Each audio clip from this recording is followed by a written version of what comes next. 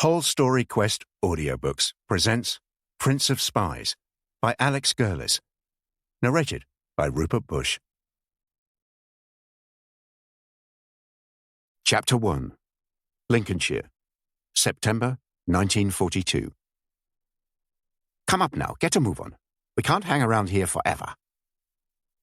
It was Hoffman, the young Oberleutnant, who'd been in charge of him with ill-disguised resentment ever since they'd left Kiel 3 long days before. For most of that time, he'd been confined to a cramped bunk area next to the captain's tiny cabin, not allowed any contact with the rest of the crew. When he was half asleep the previous night, he'd overheard a half-whispered conversation between the Oberleutnant and his captain. "We should be hunting Allied ships, Captain Leutnant, not acting like a taxi service." "Stop complaining, Hoffman. We have our orders." "I know, Captain Leutnant, but this is a waste of our time. How long do these people last in England before they're caught? 1 day? 2? That's assuming he even makes it ashore." When he finally reached the top of the conning tower, he was surprised how near to the coast the U-boat had surfaced. Dawn was still a good hour away, and there wasn't much moonlight, but nor was it cloudy, so he had a reasonable view of the land. His first ever sight of England. The blurred silhouette of a cluster of buildings, behind what looked like sand dunes, and the very faint outline of what he took to be a church spire beyond them. He was relieved. He wouldn't have to paddle the dinghy as far as he'd feared. But he was concerned the U-boat could have been spotted from this distance, and they'd be waiting for him. He was helped, more like pushed and hauled, out of the conning tower and onto the deck. The dinghy had already been launched and was held tight by a rope, his rucksack and suitcase strapped to the little wooden bench. Hoffman took him by the elbow, his tone now less hostile. Perhaps he was relieved the mission he so clearly resented was over. Or maybe he was just feeling sorry for him. How long do these people last in England? 1 day? 2? "You'll climb down this rope ladder and start paddling straight away. We can only stay on the surface for another minute or 2, and you want to be well away from us when we submerge." He nodded, well aware of his instructions. "And remember, there's a strong north to south current here. Concentrate on rowing hard to the shore, and let the current take you south. That's the village called Saltfleet over there. You remember it from your map?" He nodded again. He was beginning to feel quite sick, between the nerves and the swell. "You'll need to get a move on. With some luck, you should land where you're meant to, just north of Mablethorpe, 7 miles due south of here. The cutters for the barbed wire are in the box at the front of the dinghy. Remember, as soon as you land, release the air valves on the dinghy and push it out to sea. It should go out with the tide and sink. Good luck." Hoffman hurriedly shook his hand and guided him to the rope ladder. He hesitated, but he wasn't sure why. In his training, they impressed on him how important it was to get away from the U-boat quickly. You don't want to be dragged down by it, do you?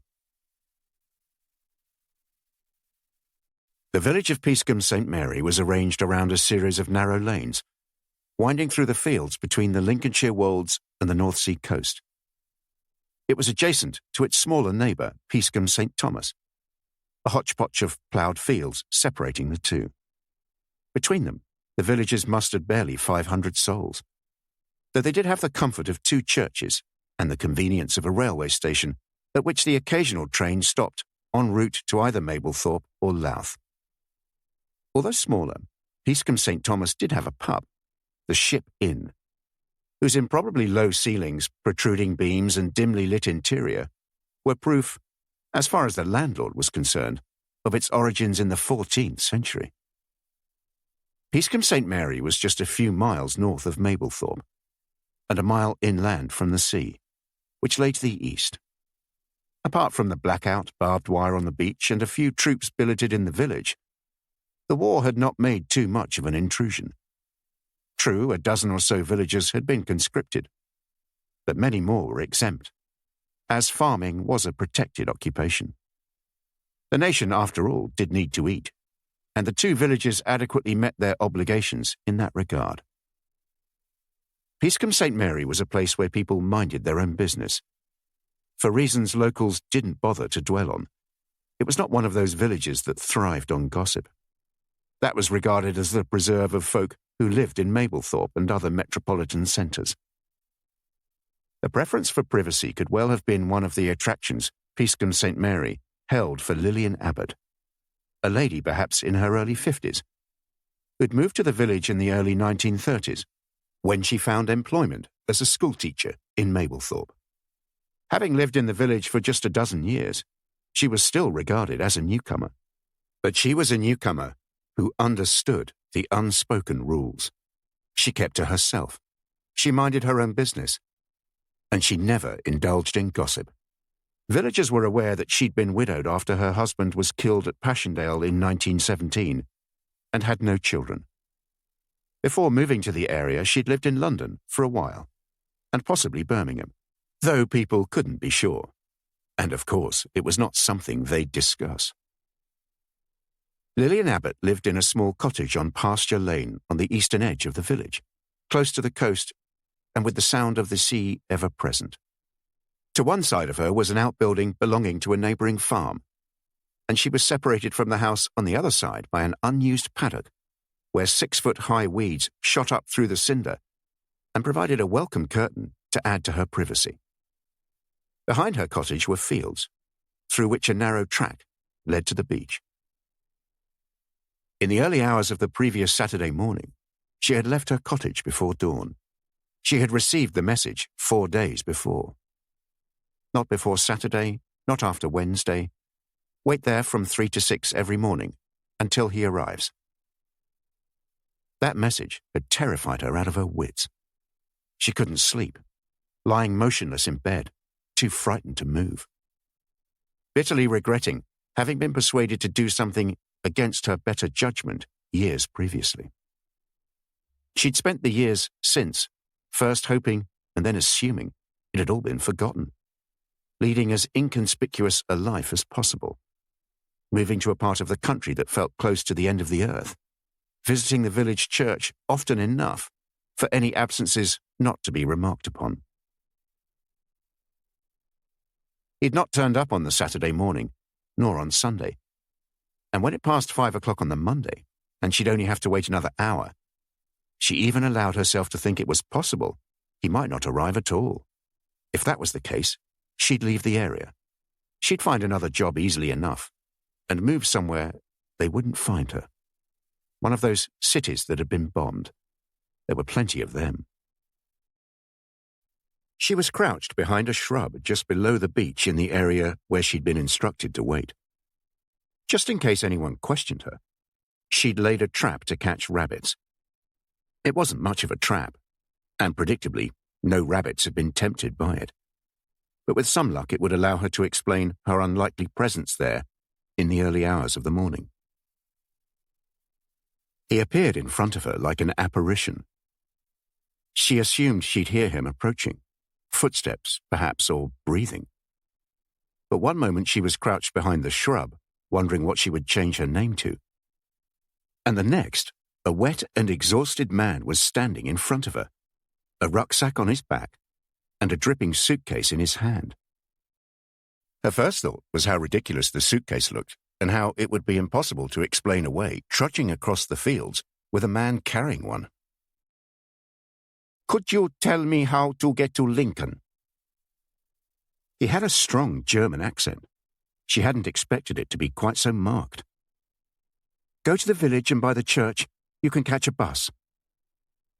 She couldn't believe how farcical this exchange sounded.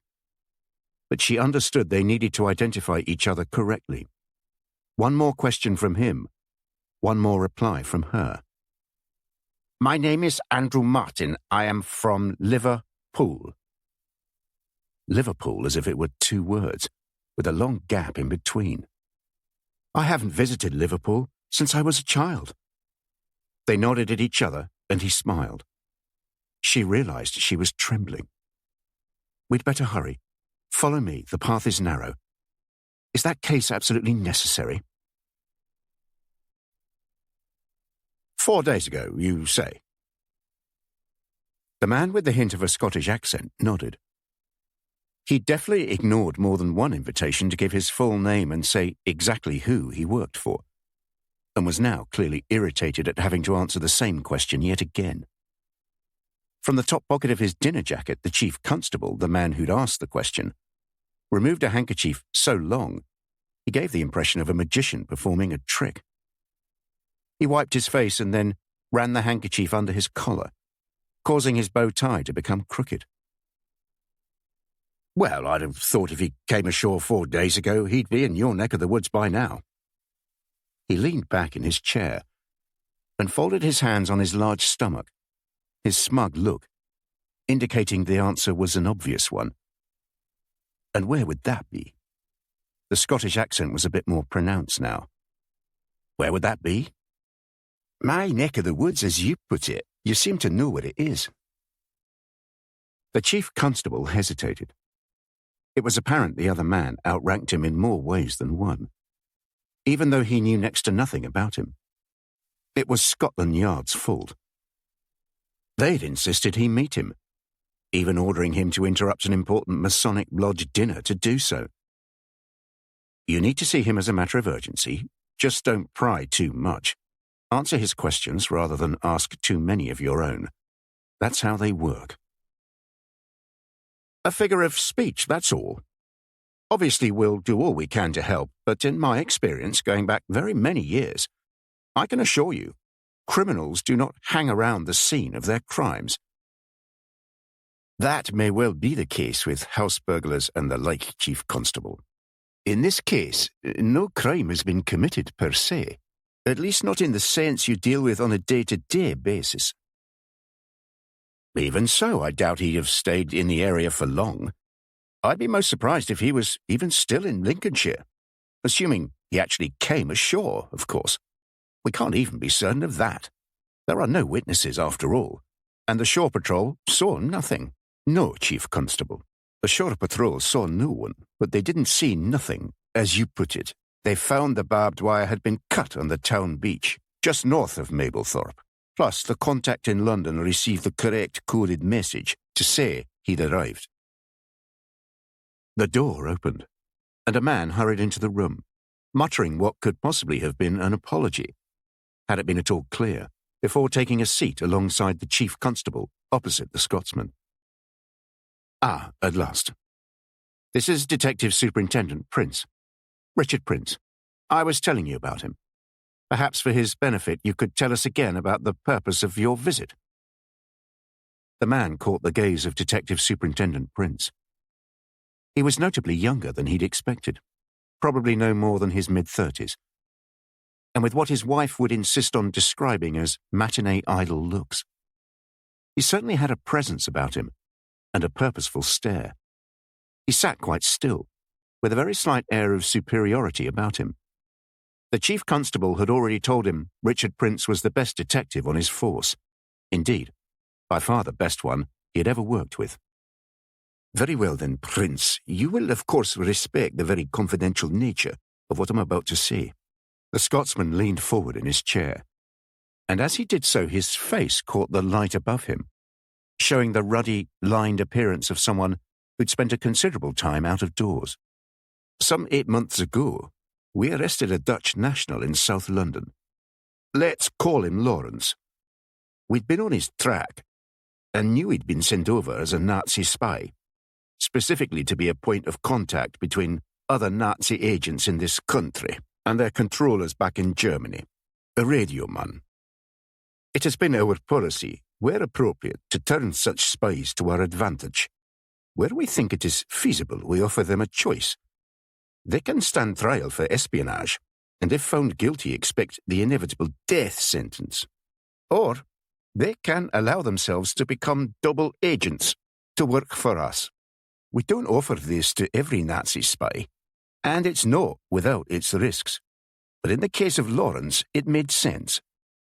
In the early part of the war, the Germans did send over quite a number of agents, but they were a pretty second-rate bunch, and we're confident we captured all of them. Since late 1940, early 1941, the number being sent over has dropped off noticeably, and in the 8 months that Lawrence has been with us, no agents have been in contact with him.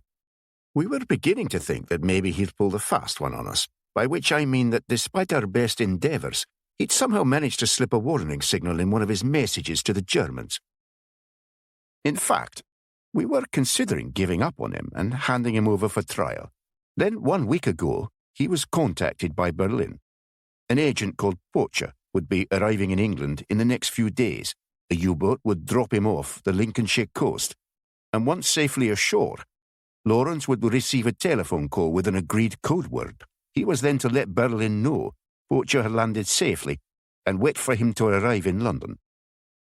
Lawrence was told Poacher would reach London within 48 hours of his initial telephone call, at which point he'd contact him and they'd meet at a pub called the Thornhill Arms. It's on the Caledonian Road, only a few minutes' walk from King's Cross, which is the main line station you'd arrive at from Lincolnshire. So that all fits. Lawrence was then to bring Poacher back to his house in Clapham, keep him there for a few days, make sure he had enough money and the right documentation, ration cards and the like, and drive him down to Portsmouth.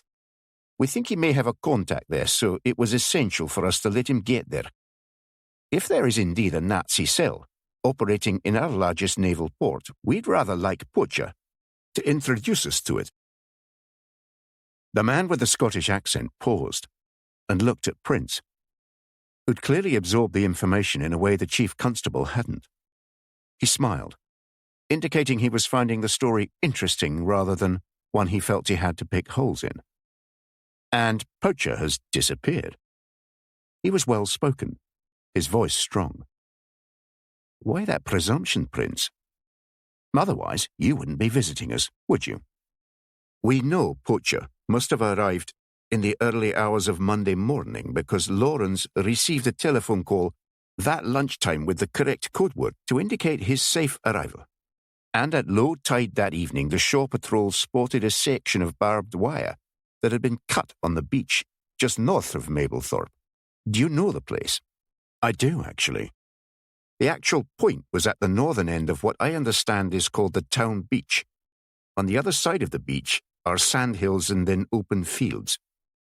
The assumption has to be that Poacher landed on the early morning low tide. The subsequent high tide then washed away his footprints and whatever he landed in. Since then, nothing. Not a whisper. He's probably miles away by now. I told our... Prince interrupted his chief constable. There's not much around there apart from fields and sand dunes, and it's very open. Nowhere for him to hide, but I don't think he'd have got far. He must have had some help. He's most likely to be in a safe house. We need to find him. Can't have a German spy wandering around, can we? Until now, we've been reluctant to do anything that would attract attention. We gave him the benefit of the doubt. Perhaps he was exhausted after coming ashore. Maybe he needed to keep his head down for longer than planned. Possibly his journey to London was not as straightforward as he'd hoped. It's even possible he was injured. Who knows? But it's Thursday now. He's been in this country for the best part of 4 days, and we want to know where the hell he is, not to put too fine a point on it. My sense is that for whatever reason, he's not got very far. He may well be too frightened to move from his safe house. But we need to be careful. We don't want word getting out that a Nazi spy is on the loose, do we? There was a long silence. From somewhere in the room, a clock ticked noisily. The only other sound was the chief constable clearing his throat. Richard Prince stood up and walked over to a large framed map, slightly askew, on the oak-panelled wall. The man with the Scottish accent joined him, the chief constable eventually moving in behind them. Prince studied the map carefully before speaking. There are 2 obvious ways out of the Mablethorpe area, by road or by rail. Even by road, it's a long way to anywhere, and I'd have thought it risky. The area's teeming with army camps and RAF stations. There are roadblocks and patrols everywhere. He'd be exposing himself for far too long going that way. You say you think the plan was to arrive in London by train? Only because it makes sense with the pub on the Caledonian Road being the rendezvous point. It would certainly be wise for him to use the rail network. There's a station at Mablethorpe, on what they call the Mablethorpe Loop. There are 4 or 5 trains a day in either direction. He could either have gone north to Louth, and from there connected to a mainline station, such as Lincoln, or, which I think more likely, gone south to Willoughby, where at least 1 train a day connects with the Cleethorpes to King's Cross service. How long's the journey? From Mablethorpe to Willoughby? Quarter of an hour. And what would security be like? Assuming his papers are in order and he didn't attempt to purchase his ticket with rush marks, he oughtn't to have had any problem. I presume they've sent over someone who speaks decent English. Likewise on the King's Cross train. We rely on the railway staff to be alert. I assume there's no description of him, nothing like that. Of course not. You'd better get to Mablethorpe tonight, Prince. Be ready to start looking for this chap first thing in the morning. Prince looked at the Chief Constable, hoping he'd say something. The Chief Constable glanced away. I'd prefer to go first thing in the morning, sir. 1 or 2 things I need to sort out first. How will I contact you? You don't need to worry about that. I'll be joining you. I need to have a word with you. Prince had left, and the Chief Constable followed the Scotsman into the corridor outside his office. The windows were draped in blackout material, and the only lighting came from a couple of weak bulbs high above, casting a yellow gloom over them. It's about Prince. I hope you don't think he was being rude just now, telling you he's not going to Mablethorpe tonight. I did wonder. There are reasons. The Chief Constable sounded awkward. 2 years ago, his wife and daughter were killed in a motor accident just outside Lincoln. She was turning out of a minor road onto the main road, and they went smack into an army lorry. Didn't stand a chance. His daughter was only 8. Tragic, of course, and for reasons I've not quite fathomed. Prince blames himself. I suppose that's what you do. Blame yourself. How dreadful. Indeed. His son, Henry, was supposed to have been on the outing with his mother and sister, but stayed at home with a nanny as he was unwell. He's a smart little chap. Prince brings him in here every so often. He was just a year old when the accident happened. Prince is absolutely devoted to him. They have a nanny and a housekeeper, but Prince is wonderful. Doing the kind of things for the boy you wouldn't imagine a father doing. He takes him for walks and even gives him baths, I'm told. He likes, if at all possible, to be there when Henry goes to bed, and when he wakes up in the morning. He's such a smart detective. I'm happy to cut him a bit of slack. I simply thought you ought to be aware, though he wouldn't expect any special treatment. If this German chappie is in that area, Prince is by far your best chance of finding him. The North Sea wind was throwing everything it could muster at the coast road, and Prince was drenched by the time he returned to the police station on Victoria Road.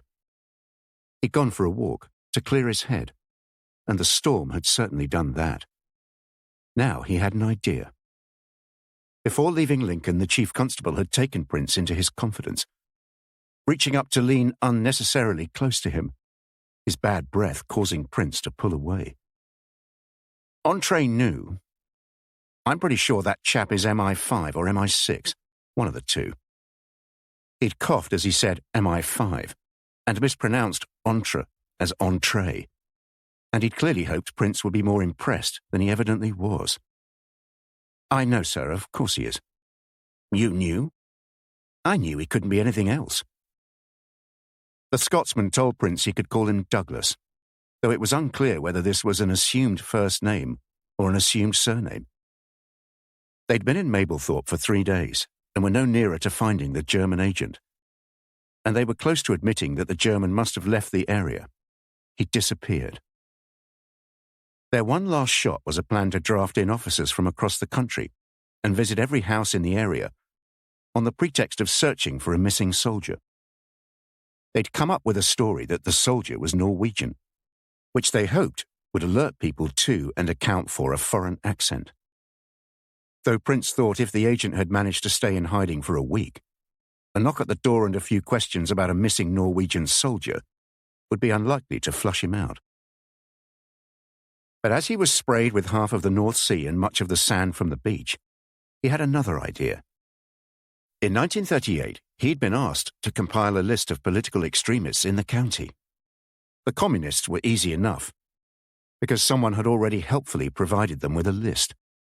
The fascists were a bit harder, even once he'd managed to persuade some skeptical senior officers that they were indeed a threat. Then, he'd had a brainwave. The British Union of Fascists had a newspaper called Action, which was posted to members every week. Prince had alerted the postal sorting offices, and within a fortnight had a detailed list of all recipients in the country. Once back in the police station, he made a call, and an hour later, Inspector Lord arrived from the divisional headquarters in Skegness.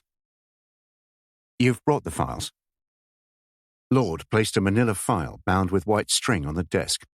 The words Fascists, 1938/9, typed on a peeling label on the front. "And this is up to date?" "It's up to date to the start of the war, sir. As you know, we started playing a different game after that, taking them more seriously. There were 33 members of the British Union of Fascists in this division by the summer of 1939. I've checked the file, and just over half of these would be what I'd describe as nominal members. People who weren't active and who just received that newspaper. Many of them had probably ceased being members years previously. Probably a dozen of them were what we'd describe as active members. 2 of those have since died. 4 no longer live in the area, and 4 of the remaining 6 have been interned on the Isle of Man. And the other 2? We keep an eye on them. They're a married couple in Skegness, but the husband had a stroke last year and the wife looks after him. So, the 20 or so what you describe as inactive members. Let me see their files. The inactive members, surely. They're the ones I'm interested in. Let me have a proper look." By Tuesday morning, Prince was confident his hunch was right. He'd been through Inspector Lord's list and narrowed it down to 3 former members of the British Union of Fascists who lived in the Mablethorpe area. 2 of them were visited that morning and were ruled out, but a schoolteacher called Lillian Abbott was more interesting. Lord had found another file on her that showed that in the early 1930s, she'd been a much more active fascist than had originally been realized. Prince sent 2 officers to her isolated cottage that morning with a brief to have a discreet look. When they returned, they reported that they were sure they'd spotted some movement inside, even though they knew the owner was at work. They followed Lillian Abbott as she cycled home later that afternoon and watched as she stopped at 2 farms. Both of the farms later confirmed she had started buying food from them in the past week. She told us she'd got 2 soldiers billeted with her. Richard Prince decided to keep a watch on the house that night and raid it first thing in the morning. That evening, he went for another walk along the seafront, a sentry allowing him through the barrier to the sea wall. It was completely deserted, and he soon found the spot they'd come to on their last family outing 2 years before. It was meant to be a pleasant day out after he'd worked for 2 weeks without a break. Grace was running in every direction, chasing seagulls, and Henry wasn't letting his father hold him. He only wanted his mother. His wife was on the verge of tears. "I simply can't cope with looking after them on my own all the time." "But you have help. It's not the same, Richard, and you know that. I can't remember the last time you had a day off, surely. But if I'd been conscripted, I wouldn't be here at all, would I? I could be on the other side of the world." He'd moved to put his arm around her, but instead she passed Henry to him. Her arms now crossed tightly as they walked along the front, a gap between them. "You know I've been feeling so miserable ever since Henry was born. You keep telling me to snap out of it. But it's really not that easy. If only you were around more. Will you at least promise me you'll try?" He was walking in the same spot now. The sudden dip in the pavement and the boarded-up cafe with the rusted ice cream sign swaying noisily in the breeze. They'd seemed to move further away from each other, and he'd failed to answer. Jane had looked across at him, angry, tears welling in her eyes. "Are you listening? I asked whether you could be around more. Surely that's not too much to ask, is it?" He could feel the tears filling his own eyes now. Why on earth had he not answered and told her he was sorry? And of course, he'd do his best to be around more. He could even have told her he loved her, and that he understood how she felt. Maybe he should have said he'd try to take a week's leave, though he had no idea as to how he could have managed that. But at least it would have cheered her up. Instead, he said nothing for quite a while, until the silence became too awkward. "You know I can't say that, darling. I can't possibly promise something I may not be able to do." She shrugged and said nothing. They walked on a bit further, gathered up the children and drove home. Try as he might, he couldn't remember whether they'd said anything to each other that evening. What he could remember was spotting her in the gloom of the front room. She was unaware of him, watching her as she poured a very large measure of whiskey, quickly followed by another. The following morning he'd left for work, even before the children woke up. And it was that afternoon when one of his colleagues had appeared alongside his desk and told him about the accident that had killed Jane and Grace. Since that day, he'd avoided Mablethorpe. He had hoped that being back there might at last give him some peace of mind. But instead it had made him feel worse. The place was haunted with ghosts who would never go away. They'd made it back to her cottage safely enough, and Lillian had sorted him out as best she could. He'd removed his wet clothes and had a bath, and she'd showed him where he was to stay when she was out. "Don't flush the toilet until I return, and under no circumstances are you to go anywhere near the windows or the door. You understand?" She made him a cup of tea and a sandwich before cycling to work.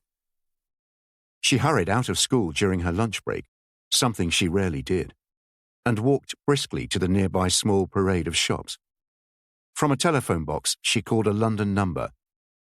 "Uncle Andrew is much better. He arrived home from hospital early this morning.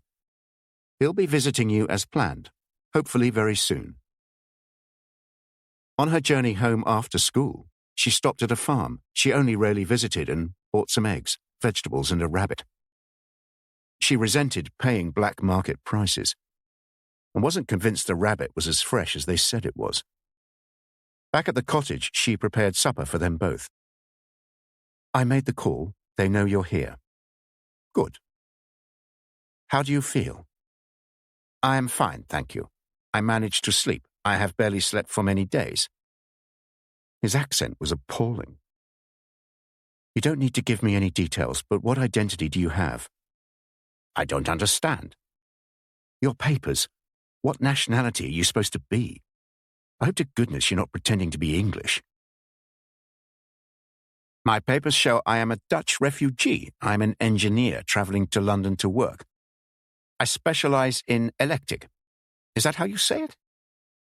"You mean electricity. I'd better write it down for you. Do you speak any Dutch?" "No. Do many people in this country speak Dutch?" She assured them they didn't. But she couldn't help thinking it was obvious he sounded decidedly German rather than Dutch. "And you will leave tomorrow?" He shrugged, as if he hadn't got round to thinking about it. Without being invited, he poured the rest of the stew she'd made onto his plate, some of the sauce dripping onto the white tablecloth. She had hoped it would last another meal. "I understood you have to be in London within 48 hours of arriving here." He shrugged again, as he reached across the table and helped himself to bread, which he then dipped into the stew. She tried hard not to show her disapproval. "There is a station in the village. A train leaves tomorrow morning at 8 o'clock. Maybe 20 minutes later it arrives at Willoughby. From there you can catch another train to London, to King's Cross." "Maybe I'll go Wednesday." He shrugged again, drinking from his glass of water while still chewing, wiping his mouth with an already heavily stained sleeve. But Wednesday came and went, and he still showed no signs of leaving. He told her he'd hurt his ankle coming ashore and wanted to wait until it healed. "It will draw attention to me." She hadn't spotted even a hint of a limp, but she thought better than to question him. "You'll have to leave by Friday. There are no trains over the weekend on that route."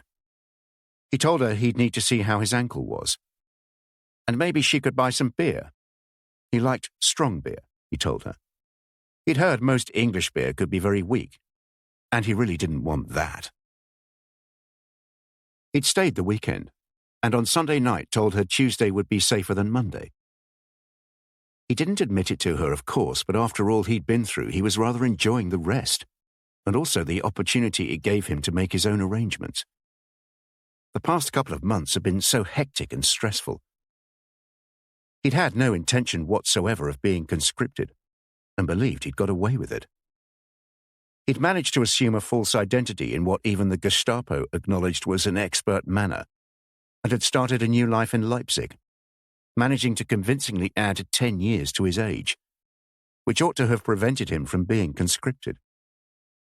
But then a night of madness, too much to drink, a woman who was difficult, but who he still shouldn't have beaten up, and then arrest, a night in the police cells, and his whole story began to unravel. Within days he was presented with a choice that wasn't much of a choice: a punishment battalion on the Eastern Front, or working for the Reich. He'd chosen the latter, and by the time he discovered to his horror what this entailed, it was too late. "You'll make a good agent. You have already demonstrated you have many of the skills we require, and you speak good English. Some of the agents we've sent over there have been less than reliable and also unlucky. We hope you'll be neither. It shouldn't be too difficult, not once you get to Portsmouth." He couldn't help thinking they were mad. Why on earth would anyone think he'd make a good spy? It was like he was reading a bad book, but he had no alternative but to go along with it. The training was exhausting, and he began to be quite fearful, regretting choosing this over the Eastern Front. By the time he boarded the U-boat, that voyage was a nightmare in itself. He determined that given half a chance, he'd avoid the journey to London and Portsmouth, and instead find a quiet life for himself in England. It couldn't be that hard. When he discovered that the German agent who'd be looking after him when he landed would be a woman, he'd hoped she'd be the kind who'd fall for his charms. But the moment he saw her, that plan went out of the window. Now he was just delaying the journey to London while he thought of something. He was even beginning to wonder what the consequences would be if something happened to the woman. Would anyone miss her? By Tuesday, Lillian Abbott couldn't ignore an unmistakable menace about the German. Despite his frequent smiles and apparently relaxed manner, she felt thoroughly intimidated. Even aside from harboring a German spy, there was also the fact of having a stranger in her house. Apart from his bath on the first morning, he never seemed to wash, so had a foul odor. And he was eating so much she was buying more than was wise on the black market. She was concerned she could be drawing attention to herself, even in an area where people apparently didn't indulge in gossip. As she was about to leave on Tuesday morning, he announced that he'd need another day at least before he could consider moving on. And as she cycled to work, the realization that he might have no intention of ever going to London began to dawn on her. That afternoon, on the way back, she stopped at Peascombe Cricket Club. It was situated between the two villages, and when she'd moved to the area, she'd attended their matches, partly because it seemed to be the right thing to do, and also because she enjoyed cricket, certainly more than attending church. Now the ground was abandoned. The low metal railings that had skirted the boundary had been uprooted and sent to aid the war effort, probably now being turned into tanks. The outfield was also serving the war effort, having become a series of vegetable patches, though inevitably there had been bitter disputes between the two villages as to who was responsible for maintaining them, and as a result, most had gone to seed. The clubhouse was boarded up, and the large roller, which required 2 men to pull it, lay rusting on what had been the batting strip. She propped her bicycle against a tree and sat on the one bench remaining on the boundary, its paint peeling. Leaning back against a barely legible plaque commemorating a member who'd once scored a century, she lit a cigarette and in the silence tried to gather her thoughts. What would be the worst that could happen if she cycled back to Mablethorpe, to the police station on Victoria Road, and told them there was a German spy staying at her house? She'd tell them she'd found him in her cottage when she'd returned home that afternoon, and of how he'd threatened her, but she'd managed to escape. Of course, they might believe her story. Who would trust a German spy posing as a Dutchman rather than a respectable English schoolteacher?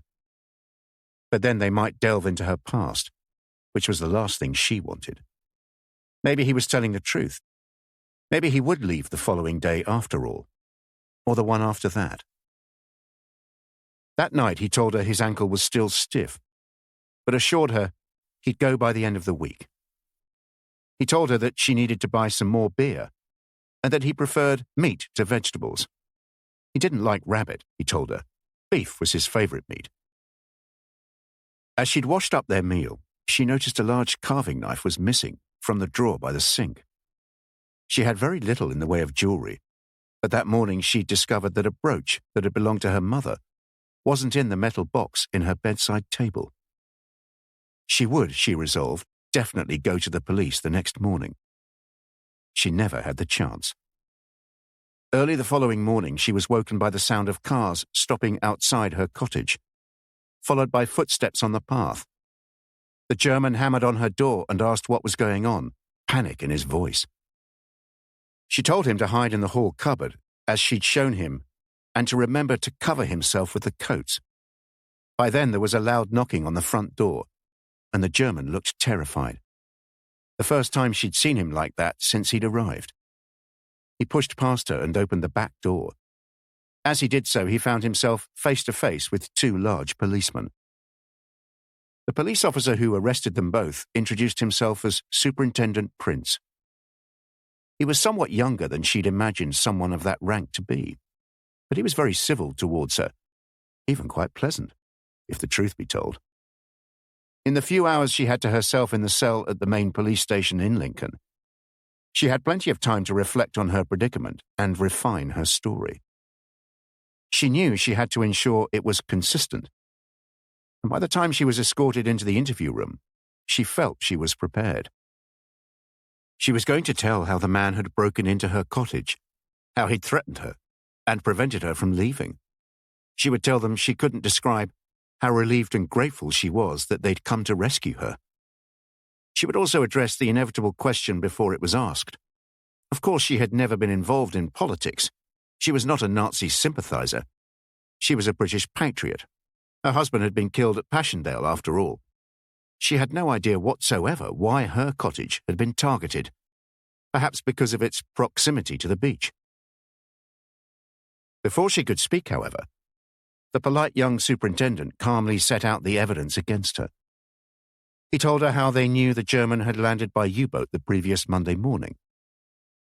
They knew a call had been made to a contact in London later that day to signify his arrival. That call had been traced to a telephone box very close to the school where she worked, and the caller had been a woman. He believed that woman to be her. The phone call, he said, checking his notes, had been made at a time when the headmistress of her school confirmed she'd left the premises. He pointed out that she'd had plenty of opportunity to go to the police, but had failed to do so, and, he told her, they knew she'd previously been involved in the British fascist movement. She tried to hold her nerve. It looked bad, but she wasn't sure if that amounted to much in the way of hard evidence against her. She felt her story still sounded feasible. She was about to recount it when Superintendent Prince held up his hand. 1 minute, please. Clearly we wish to hear your side of the story. But let me tell you this, Mrs. Abbott. If you confess now and tell us everything, I can promise you will be treated with a degree of leniency. We would consider a lesser charge than treason. He paused to let the words sink in. She felt sharp prickles of sweat and fear all over her body. Treason carries the death penalty, as I'm sure you're aware. With a lesser charge and a guilty plea, you'll be surprised at how relatively short the prison sentence could be. The word, sir. Only if you have a moment, of course. I can always come back later. The Scotsman who'd told Prince to call him Douglas was hovering uncertainly, even nervously, in the doorway of the man he'd addressed as Sir. Normally such an approach would have come through his own superior and worked its way up the organization, but he'd taken advantage of the open door. The man he'd spoken to slowly peered up from behind his desk and removed his spectacles. He was frowning, almost certainly unsure of the name of the man in the doorway. Henry, sir. I worked with you on the Belgian case. Ah, yes, of course. Come in, Henry. And do close the door behind you. We don't want the whole world wandering in, eh? Tom Gilby had a reputation for being blunt, even rude. But he was also one of the few senior people in the organization willing to make a clear decision rather than setting up a committee to answer any question asked of him. He was rumored to be distantly related to the Gin family. He'd been known to joke, somewhat bitterly, that they were the tonic branch of the family. You're aware of the German spy we caught last month in Lincolnshire? Wolfgang Schultz, awaiting the hangman's noose at Pentonville. I hear you had some trouble catching him. Henry nodded. Indeed, sir. Devil of a job. We feared we'd lost him somewhere between Lincolnshire and London. And you'll appreciate what the repercussions would have been. A German spy on the loose. I would have been one of those repercussions, Henry. Gilby had closed the folder in front of him and adopted a pose indicating that he'd become interested in what the other man had to say. We had precious little in the way of clues, sir. I went up to Lincolnshire and had to reveal our hand to the local constabulary, which we try to avoid, as you know. I shouldn't have worried. The chief constable gave me the services of a detective superintendent, a young chap called Prince, who turned out to be quite marvellous. We'd drawn a blank, but he was convinced the German hadn't got very far, and he felt someone must be hiding him. He had a hunch it would be someone with far-right sympathies, but a low profile. He had the bright idea of looking for people in the area who'd previously been members of the British Union of Fascists, and found a woman who fitted the bill perfectly. He managed to get confessions out of both of them before we could even get our hands on them. A breach of protocol, but shows he has initiative. That's an uplifting story, Henry, but I'm not sure why you've come to tell me about this chap. I think Prince is wasted in the police. He ought to be working for us. Shaw looks after recruitment. Have a word with him. Gilby opened the folder again and picked up his spectacles, a sign the meeting was over. Henry coughed. He was determined not to waste this opportunity. Denmark's one of your responsibilities, isn't it, sir? Gilby nodded. Why do you ask? I hope I'm not speaking out of turn, but I understand it may be proving troublesome. Gilby looked slightly surprised at the impertinence of Henry's question, but only fleetingly. When he spoke, he sounded pleased to be getting the matter off his chest. It's the bane of my life, if truth be told. We always thought Norway would be the difficult one in that part of the world. But Denmark is indeed proving most troublesome. He hesitated, unsure whether to carry on. Look, all this is confidential, Henry, even inside this building. You understand that, eh? Of course, sir. For one thing, the Danes can't even make up their minds whether they're actually occupied by the Germans in the same way most of the rest of Europe is. And then they think they can handle everything themselves. They seem reluctant for us to help. The SOE are more involved there than we are, but that's the problem. A fundamental failure to distinguish between resistance and intelligence. The Danes seem to think they're one and the same. Their idea of intelligence is to see it as an extension of sabotage. It doesn't feel safe sending people out there at the moment. Too many of the SOE chaps we've dropped there have been captured more or less straight away. Maybe just sheer bad luck. I don't know. But having said that, it's essential. I have my own intelligence operation in Denmark. Essential. He banged his desk with his fist. I simply can't get people to take Denmark seriously, Hendry. Mention the place around here or in Whitehall and it's dismissed as some quaint backwater where they're all terribly decent sorts who produce butter and bacon, and we really don't need to worry about it. But we do. We most certainly do. And you know why? Hendry shook his head and was about to hazard a guess when Gilby replied to his own question, sounding quite angry as he did so. I shall tell you why. Because Denmark is of considerable strategic importance. For a start, it shares a bloody land border with Germany. And more importantly, not far from that border is where we think the Germans are producing some of their so-called secret weapons. The ones Hitler is supposed to have up his sleeve, and which will win the war for him. Are you aware of these, Hendry? One hears rumours, sir. Unfortunately, we need to turn what we hear from rumours into hard intelligence. There's talk of them coming up with rockets that can be fired from the continent at targets in England. I hope I don't need to tell you how critical it is that we get on top of this. I sometimes fear I'm a lone voice. But I think if there's any truth in this rumour, then it could turn the tide of the war against us. And Denmark is crucial. Not only is it near where we believe the rockets are being developed, but it seems to be the place where what little information there is on them gravitates to. Sorry to ramble on, Hendry. What's this got to do with a policeman in Lincolnshire, anyway? Hendry opened the file and read from it. Richard Marius Prince, 34 years of age, born Nottingham.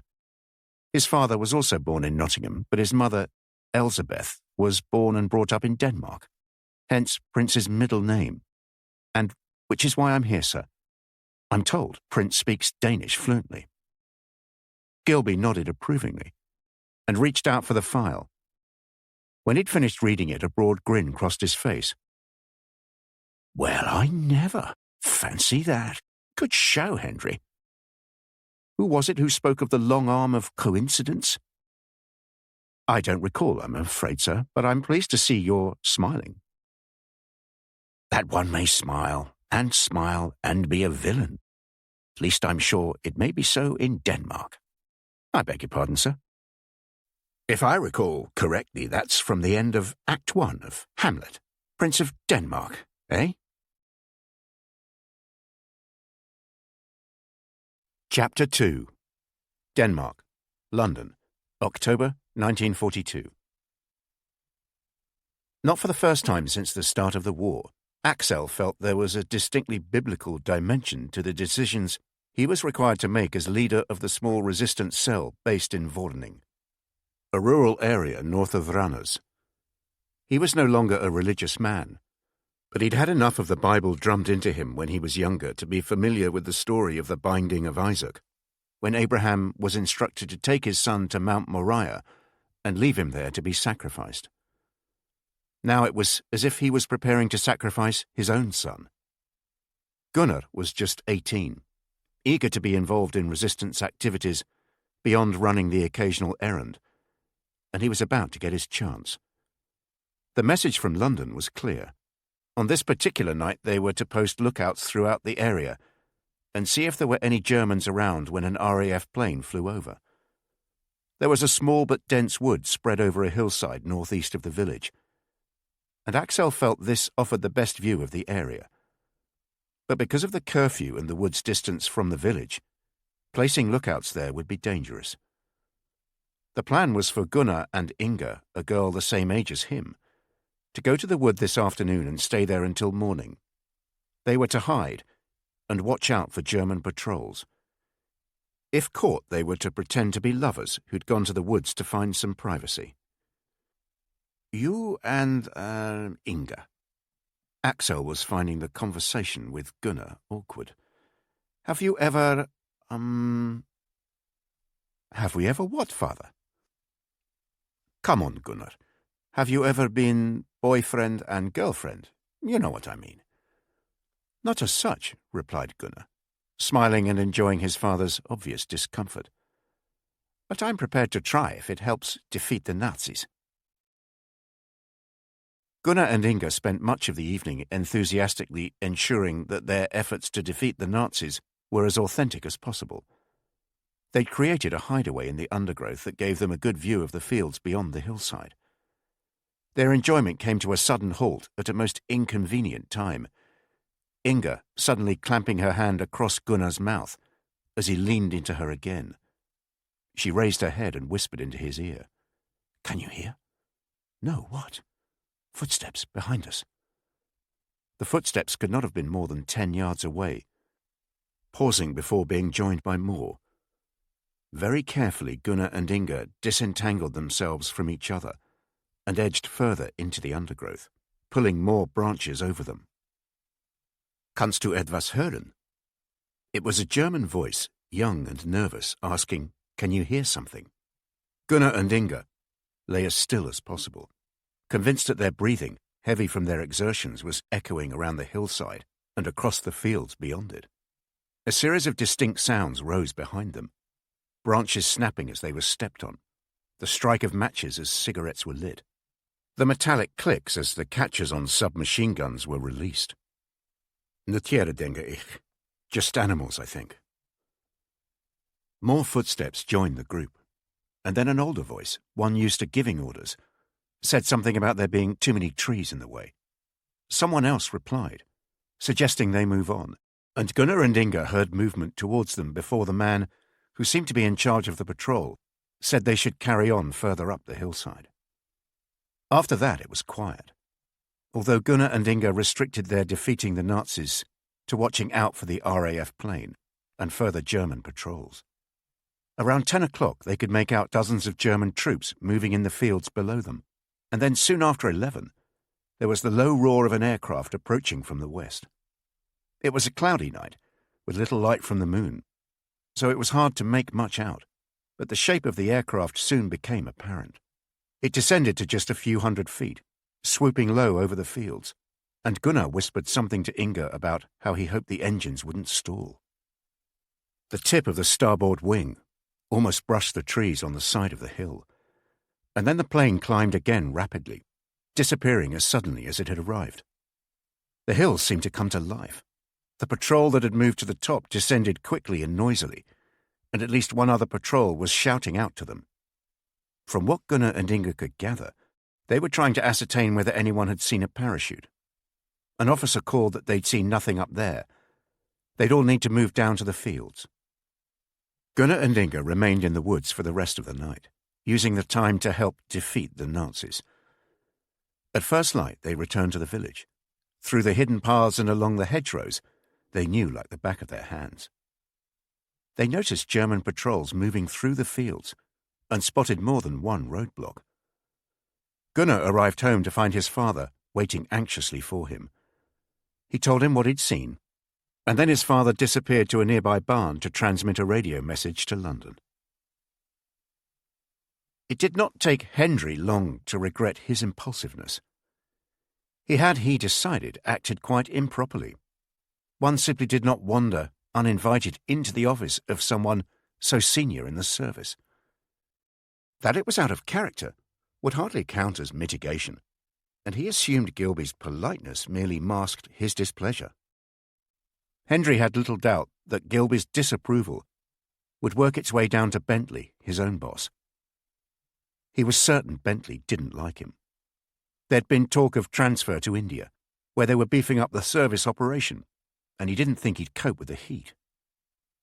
A week later, an ominous message arrived from Gilby's secretary. Please could he remain in his office after work? Mr. Gilby would like to speak with him.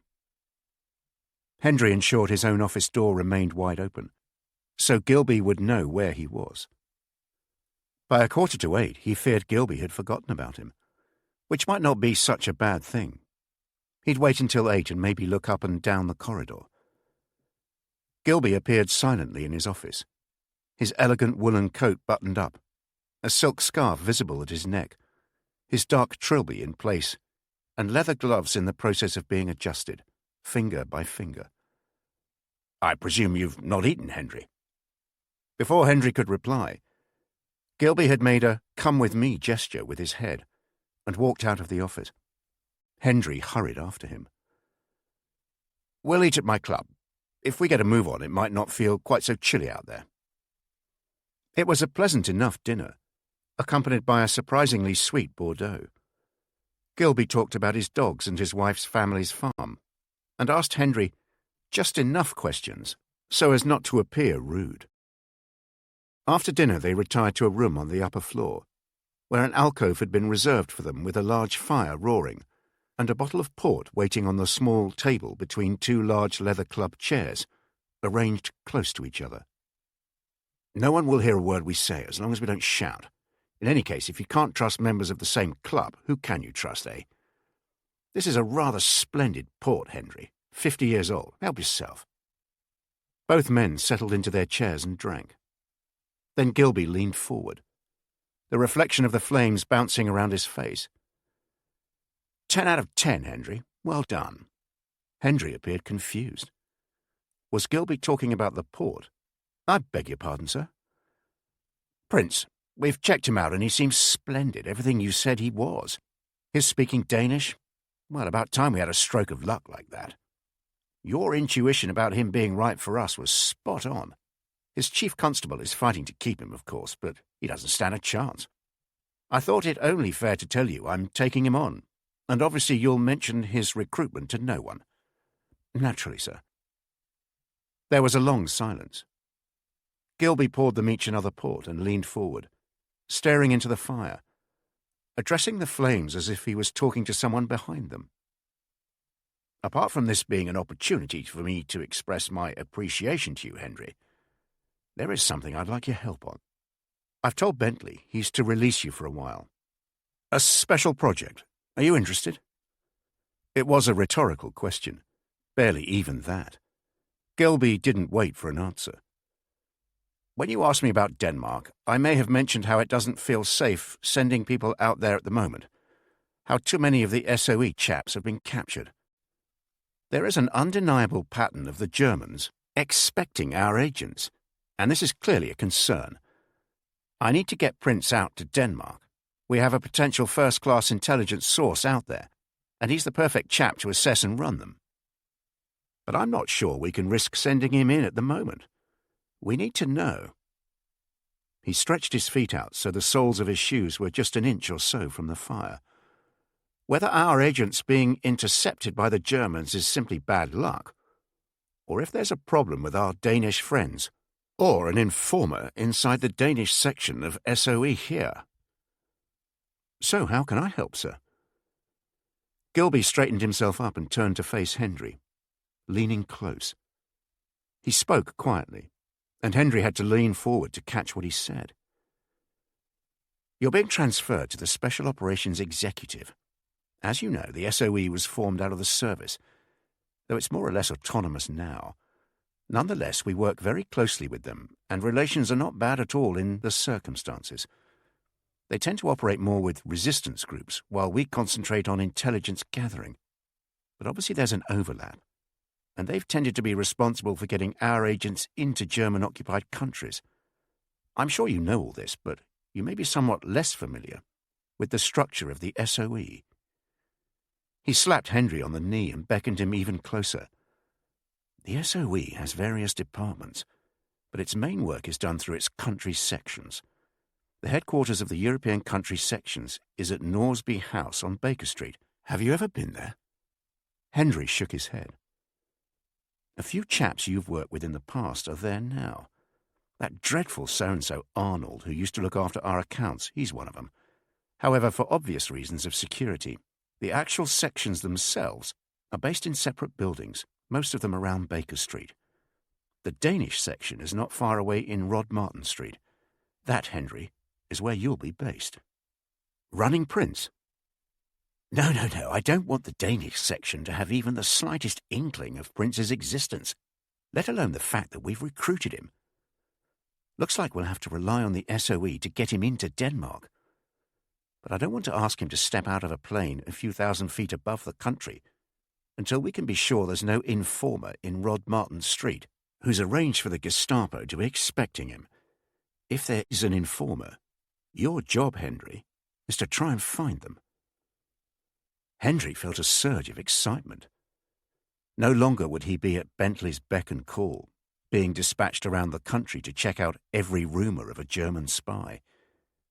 He'd been personally selected for this mission by Gilby himself. "Won't it be a problem, me not speaking Danish, sir?" "Not at all. Half the people there don't speak a word of it. And I'm told the place has plenty of young Danish ladies who do translating and such like." Gilby winked at him. "And what's my story? There must be a reason why I'm transferring from the service to the SOE." Gilby hesitated, looked down at the floor and then up at Hendry. "You'll be going there under something of a cloud, I'm afraid. You'll need to adopt the persona of a rather embittered former employee of the service." 2 days later, Hendry met his new boss at Norsby House. Lieutenant Colonel Robert Webster ran the SOE Danish section. He had, Gilby assured him, fought in most of the major battles on the Western Front, and there was no question as to his loyalty. "He's the only one we've confided in about you. He's been very worried himself about the possibility of there being a German agent in his section. Not terribly happy that we're coming in to sort out his mess. But he knows that's the way it is. But even he doesn't know about Prince." Webster was well into his 60s, possibly even pushing early 70s, and was one of a legion of senior military and intelligence officers who'd been pulled out of retirement to help in the war effort. He had the slightly irritable air of someone who'd been woken early from an afternoon nap. "Gilby's told me everything, Hendry. No need to repeat it all." He ran his hands through silver-grey hair, slightly longer than most men of his age would wear it, then looked at Hendry as if, despite telling him not to repeat it, that was nonetheless what he should do. "My brief is to poke around, sir, as Gilby no doubt told you. I'm good at being discreet, just observing from the sidelines. It may well be that you're just having an awful run of bad luck with the agents you're dropping in. But if there is someone passing on information to the enemy, I would hope I could spot them." "So I understand. You'll start at Rob Martin Street on Monday. I'm putting you with Llewellyn Tyndall. He's our logistics man. There's not much going on in the section he doesn't know about. It's up to him to ensure everything's sorted out for our operations. Awkward character at times, bit of bad luck in France during the Great War, but damn good at his job." In the 3 days before he started at Rod Martin Street, there was a weekend in between. Hendry had drawn a mental picture of Llewellyn Tyndall. Welsh, obviously. No doubt short and with a loud voice. Probably a socialist of the Methodist variety. He might try to convert Hendry to socialism or Methodism, or even both. He turned out to be nothing of the sort. He was tall, with an almost aristocratic bearing, slightly stooped, and he walked awkwardly, as if he were in pain. He spoke with a cut-glass English accent. The words he used sparingly, so carefully selected and enunciated, they sounded affected. Lieutenant Colonel Webster had taken Hendry into Tyndall's office on the Monday morning and left him there after the briefest of introductions. Tyndall said nothing, nodding his head more in resignation than greeting, and pointed to a small desk opposite his own. "Miss Poulsen is my Danish secretary. She comes in late and stays late. She sits there." He tapped a large pane of frosted glass behind him, on the other side of which was a narrow outer office that Hendry had entered through. "There are some files for you. Read yourself in. It really isn't terribly complicated here. There's a briefing document on Denmark there too. You'll need to look at that. Just remember that Danes are a variant of Germans, and you won't go far wrong." For an hour, Hendry sat awkwardly, the only sound being the turning of pages, the slight groans made by Tyndall every time he moved, and a constant clearing of his throat. Every 10 minutes or so, he got up and took a few paces around the room, before carefully lowering himself back into his chair. "My mother-in-law was Welsh," Hendry said eventually. It was an attempt to break the silence, but as Tyndall slowly looked up at him, as if he were mad, he immediately regretted saying it. "Really?" said Tyndall. I have no Welsh blood in me, thank Christ. Never even been to the bloody country. Avoided it like the plague. My parents spent their honeymoon there, a week in Aberystwyth. Some years later, when drink had taken a premature but permanent hold on her, my mother confided in me that it had been the worst week of her life. She said it was as if my father were raping her. Can you imagine her telling me that? She never allowed him in her bed after Aberystwyth. His revenge was to name me Llewellyn when I arrived 9 months after the honeymoon. Not even a middle name she could use as an alternative. So trying to establish a Welsh connection between us is probably not wise. But tell me, Hendry, what did you do to queer your pitch at Broadway? Must have been something to be demoted for this forsaken outpost. Hendry remembered Gilby's instructions. Obviously don't own up to having done anything wrong as such. That would be too suspicious. They'll wonder why you've not been booted out altogether. More a clash of personalities than anything else. 6 of one and half a dozen of the other. In a row with Bentley and he pulled rank, hence you having to move on. You felt you weren't treated with enough respect. I'll square the story with Bentley in case anyone ever asks him. Perhaps there was a row, raised voices. Well, said Hendry, allowing a long pause, hoping to signal a reluctance to discuss the matter. I'm not sure this is a demotion as such. My section head and I didn't quite see eye to eye, and I regret to say a discussion intended to clear the air rather got out of control. Obviously I apologized, but it was difficult to stay on after that. No hand in the till, then? Good Lord, no. Hendry had little trouble sounding genuinely aggrieved, even angry.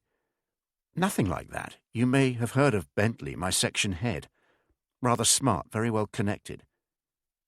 His wife's the youngest daughter of an earl who owns half of Worcestershire. He was at Balliol and is a lawyer. No real record in the service. Didn't even fight in the Great War. Treated me rather like a dog's body at times, and I'm afraid I let my frustration build up. But you know, here I am, a new start and all that. Tyndall stood up slowly, wincing as he did so.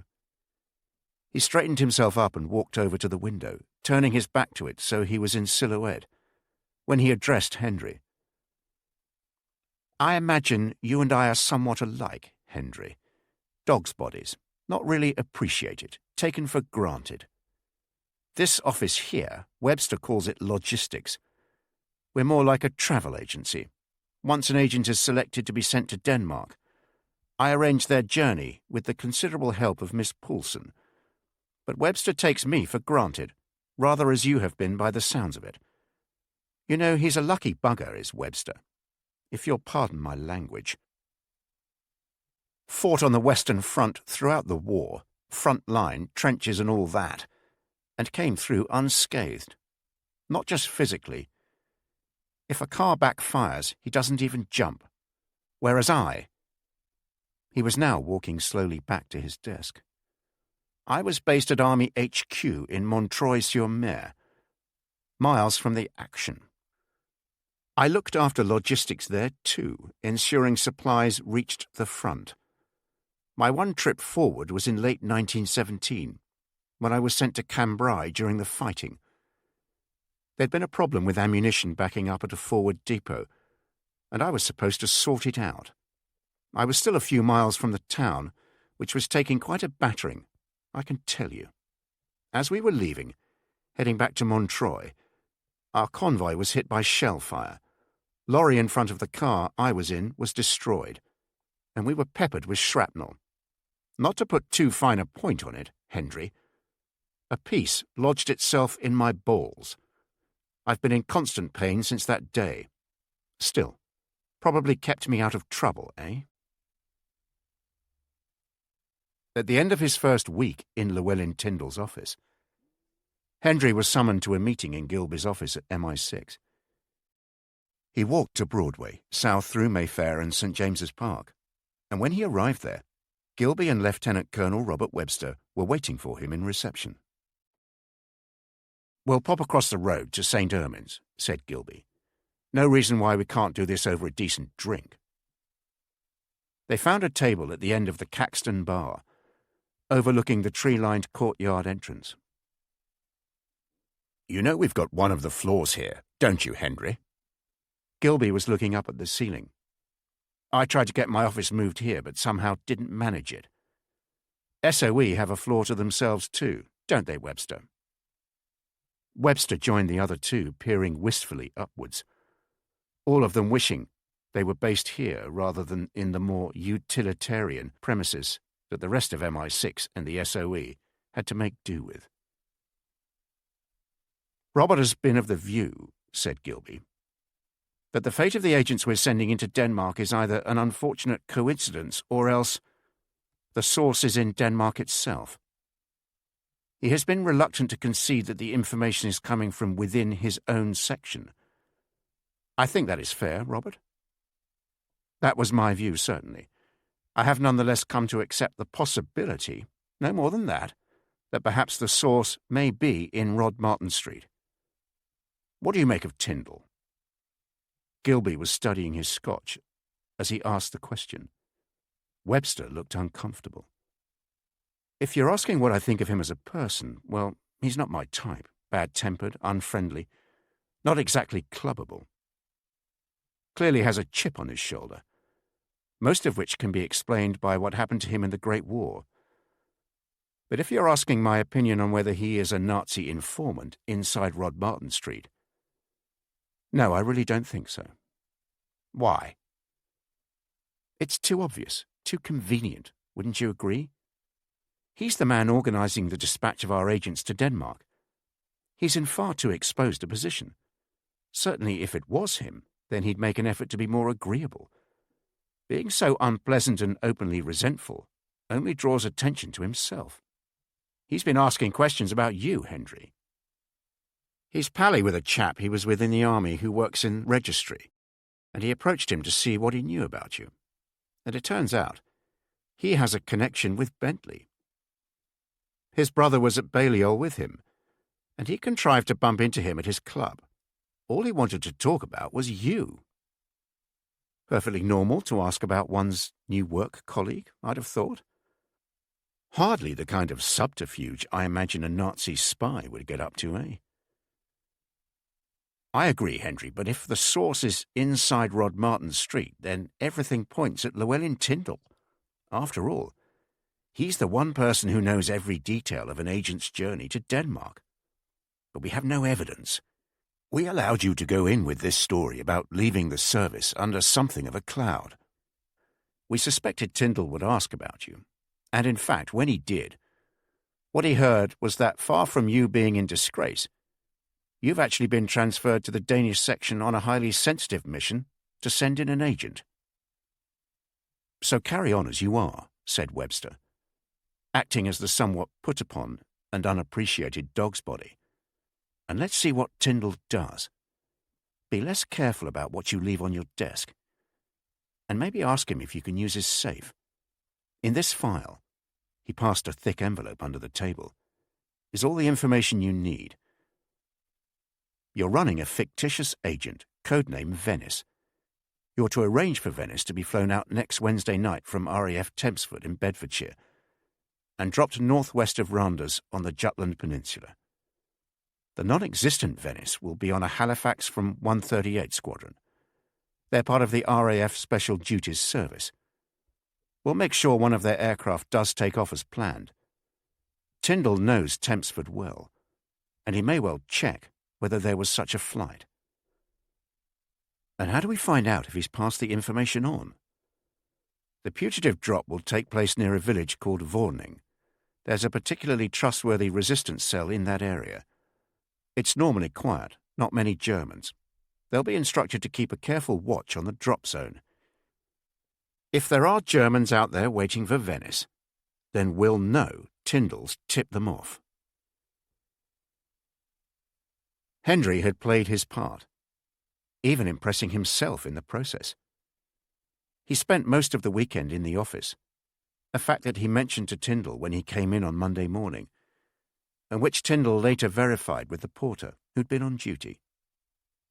He affected an air of preoccupation and even worry, dropping the Venice file, swearing profusely, then concealing it under a pile of papers. When he went out for lunch, he asked Tyndall whether he'd mind if he kept something in his safe. On Wednesday morning, he ensured his rail ticket to Bedford was visible on his desk. And when he left at lunchtime and Tyndall asked him where he was going, he replied, "King's Cross," before hurrying out of the office. He spent the night at RAF Tempsford, watching the Halifax take off at 9 o'clock, and was in the control tower when it landed after its 1,000-mile return trip, just before 2:30. Minutes later, the station commander, Group Captain Hanson, escorted him to the crew room, where the young flight lieutenant, who'd been in charge of the mission, described it rather in the way he might talk about a Sunday afternoon drive in his new sports car. Smooth enough flight out, kept to 12,000 feet over the North Sea, speed averaging a decent 270, bit of flack over German Bight, but I'm not sure we were the target. Crossed the Danish coast at Tiburon, if that's how you pronounce it, and then headed east-southeast towards the drop zone, descended to 5,000 over the lake northwest of the target zone, and then followed normal protocol for dropping an agent. Swift descent to 600 feet, held that in a loop for as long as the engine could bear it, then pulled the hell out of the throttle and up to 20,000 by the time we were over the North Sea again. Spotted a couple of German night fighters just off the Frisian front, but we soon told them to fuck off. Language, please, Green, we have a guest. The pilot looked towards Hendry as if it were the first time he'd seen him. Hendry noticed that despite the young pilot's apparent insouciance, there was a noticeable twitch on one of his eyelids, and he was constantly clasping and unclasping his hands. "Sorry, sir, where was I? Just off the Frisian front, I believe, some German night fighters with whom you didn't see eye to eye." "Ah, yes, stepped on the accelerator after that. Little bit of a headwind off the Norfolk coast, and here we are." "And I don't suppose you saw anything on the ground?" The flight lieutenant glanced at the group captain. Both men looked surprised. "No, sir. We'd chosen a night with a small moon and plenty of cloud, as you know. Wouldn't do for the Germans to have a clear view of no one jumping out of the Halifax, if you see what I mean. But by that same token, hard for us to see anything on the ground." Hendry was driven straight from RAF Tempsford to MI6's headquarters in Broadway. By the time he arrived in Gilby's office, he realized he'd been awake for more than 24 hours. He was on his third cup of coffee when Webster came in just after 6, looking like a man who'd had a brush with death. "Are you all right, Webster?" Gilby sounded genuinely concerned. "Do you mind if I smoke, Tom? As you're aware, I'd arranged for the message from the Randers group to be received by the Norwegian section, so no chance of Tyndall getting the slightest inkling of it. I say, is there a coffee going?" He sipped his coffee, alternating with drawing on his cigarette. As he did so, he removed a sheet of paper from his briefcase. "The message is from the Randers group. It was transmitted at 5 o'clock this morning, our time. Somewhat later than I'd have expected, but I think you'll see why. Once it had been decoded, I came straight here. We've changed the times to UK time. It reads, bird appeared over nest at approximately 11:12 last night. Descended to usual height for normal period of time. Ground-to-air visibility poor. Area teeming with German troops, possibly in excess of 200, including at least one SS detachment. Roadblocks throughout the area, and house-to-house searches carried out in Vorning and surrounding area. Gestapo officers from Copenhagen believed to be involved. Regret unable to transmit before now for reasons of safety and security. Free Denmark." Gilby held out his hand and Webster passed the sheet to him. "Could anyone else in your section have known about this, Webster?" "Not that I'm aware of, sir. Henry will know better. I didn't discuss it with anyone else, and the Venice file stayed in the office I share with Tyndall. Seems a bit harsh to judge him on circumstantial evidence, though, doesn't it?" "It's more than circumstantial, Henry. It's conclusive," said Gilby. "The only person other than the three of us who knew about the fictitious agent being dropped in the Randers area last night was Llewellyn Tyndall. In any case, we've been keeping an eye on him. I've had a team of watchers on him since Monday." "First I've heard of that, Tom. Dig anything up?" "Nothing on Monday. He went straight to his flat in Marylebone. It's in a mansion block on Welbeck Street. On Tuesday he went to his club and then took a cab back to his flat. Incidentally, we searched his flat on Tuesday and there was nothing suspicious there, though frankly I'd have been most surprised if there were. Last night he left his office and walked to Baker Street, then took a taxi to Piccadilly Circus. From there he walked to St. Martin's Lane. Though according to Treslake, who led the watchers, he didn't go there directly. He went down to Haymarket into Trafalgar Square, all the way round it, then up Charing Cross Road before cutting across. Treslake said he was using a fairly standard technique to avoid being followed. Quite good, but obviously not good enough. He walked slowly down St. Martin's Lane, and then hung around the corner with St. Martin's Court, as if he were waiting for someone. After about 10 minutes he walked a bit further along, and then into Cecil Court, where he was spotted with a young man. They stopped in a doorway, talked for a while, and then Treslake said he was convinced Tyndall handed the young man a slip of paper. They walked together back into Charing Cross Road, where they split up pretty quick. "How many watchers were there at this stage?" Hendry asked. 3, I think. Tyndall boarded a number 53 bus and stayed on it as far as Wigmore Street, from where he walked back to his flat. Treslake and one of the other watchers managed to get onto the bus. As for the other chap, he jumped on another bus and just vanished into the night. He must be good. My watchers aren't used to their targets disappearing into thin air. We're not MI5, as you know full well. So when Tyndall comes into the office, we take him aside and ask him a few questions, eh, Tom? Seems like he has quite a lot to answer. I don't think we have the luxury of waiting for him to turn up to work. About an hour after he entered his block of flats, Treslake was about to call me to see whether they should stay there, when they spotted the same young chap Tyndall had met off St. Martin's Lane. He appeared out of nowhere and hurried into the block. Treslake called in reinforcements, and they've been able to watch the building very carefully. As far as we know, he's still there. Gilby walked over to a cupboard behind his desk. He unlocked it and took out a pistol. "We better get a move on. A car's waiting for us." Given the speed at which everything happened, Hendry was surprised how clearly he was later to recall the events of the following hour. They arrived in Welbeck Street to find that Treslake had a team of 6 watchers and 4 armed police officers. "Tyndall's flat is on the 3rd floor, sir. I've placed 2 men on the landing above and 1 on the landing below. The rear of the flat opens onto a deep courtyard between this block and the one behind it. I've got 1 man in there. There's no question both men are in the flat. We can either wait until they come out or go in.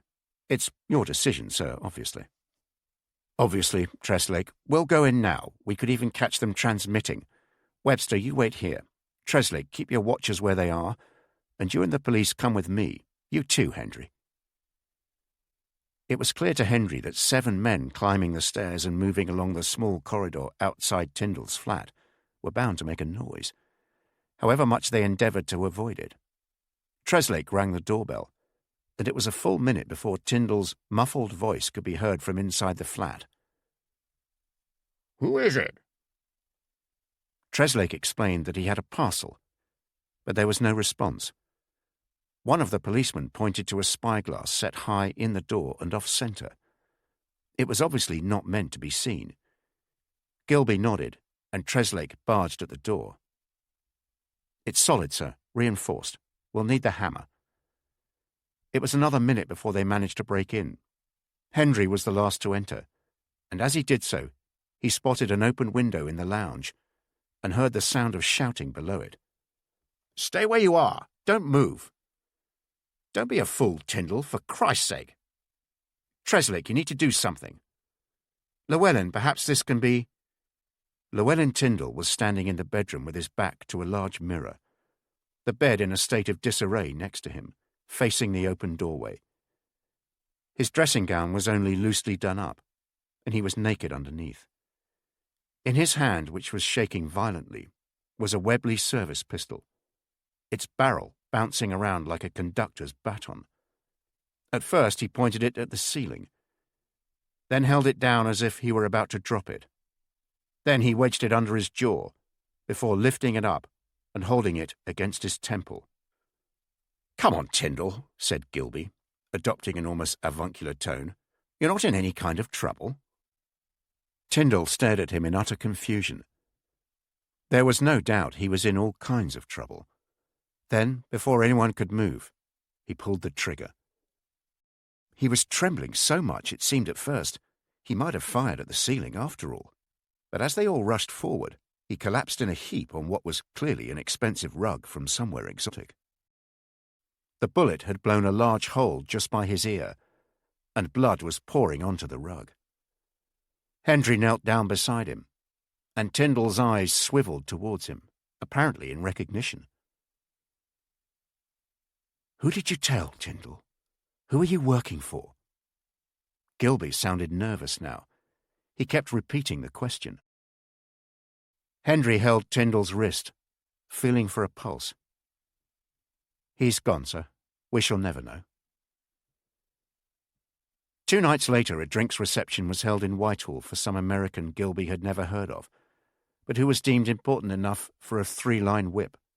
All invitees would attend, with the Prime Minister's name used as bait. These Whitehall receptions were like poisoned chalices in more ways than one, a reminder of how hard it was to know who to trust, and an often tiresome exercise in who to avoid. Tonight was a case in point. Gilby had found an agreeably dark corner where he had a good view of the gathering, and which was also on the route the waiters took from the bar back into the room. He'd seen off some American general with more stars on his shoulder than he imagined was legal, when Lord Swalcliffe appeared in front of him. "What's this I hear, Gilby?"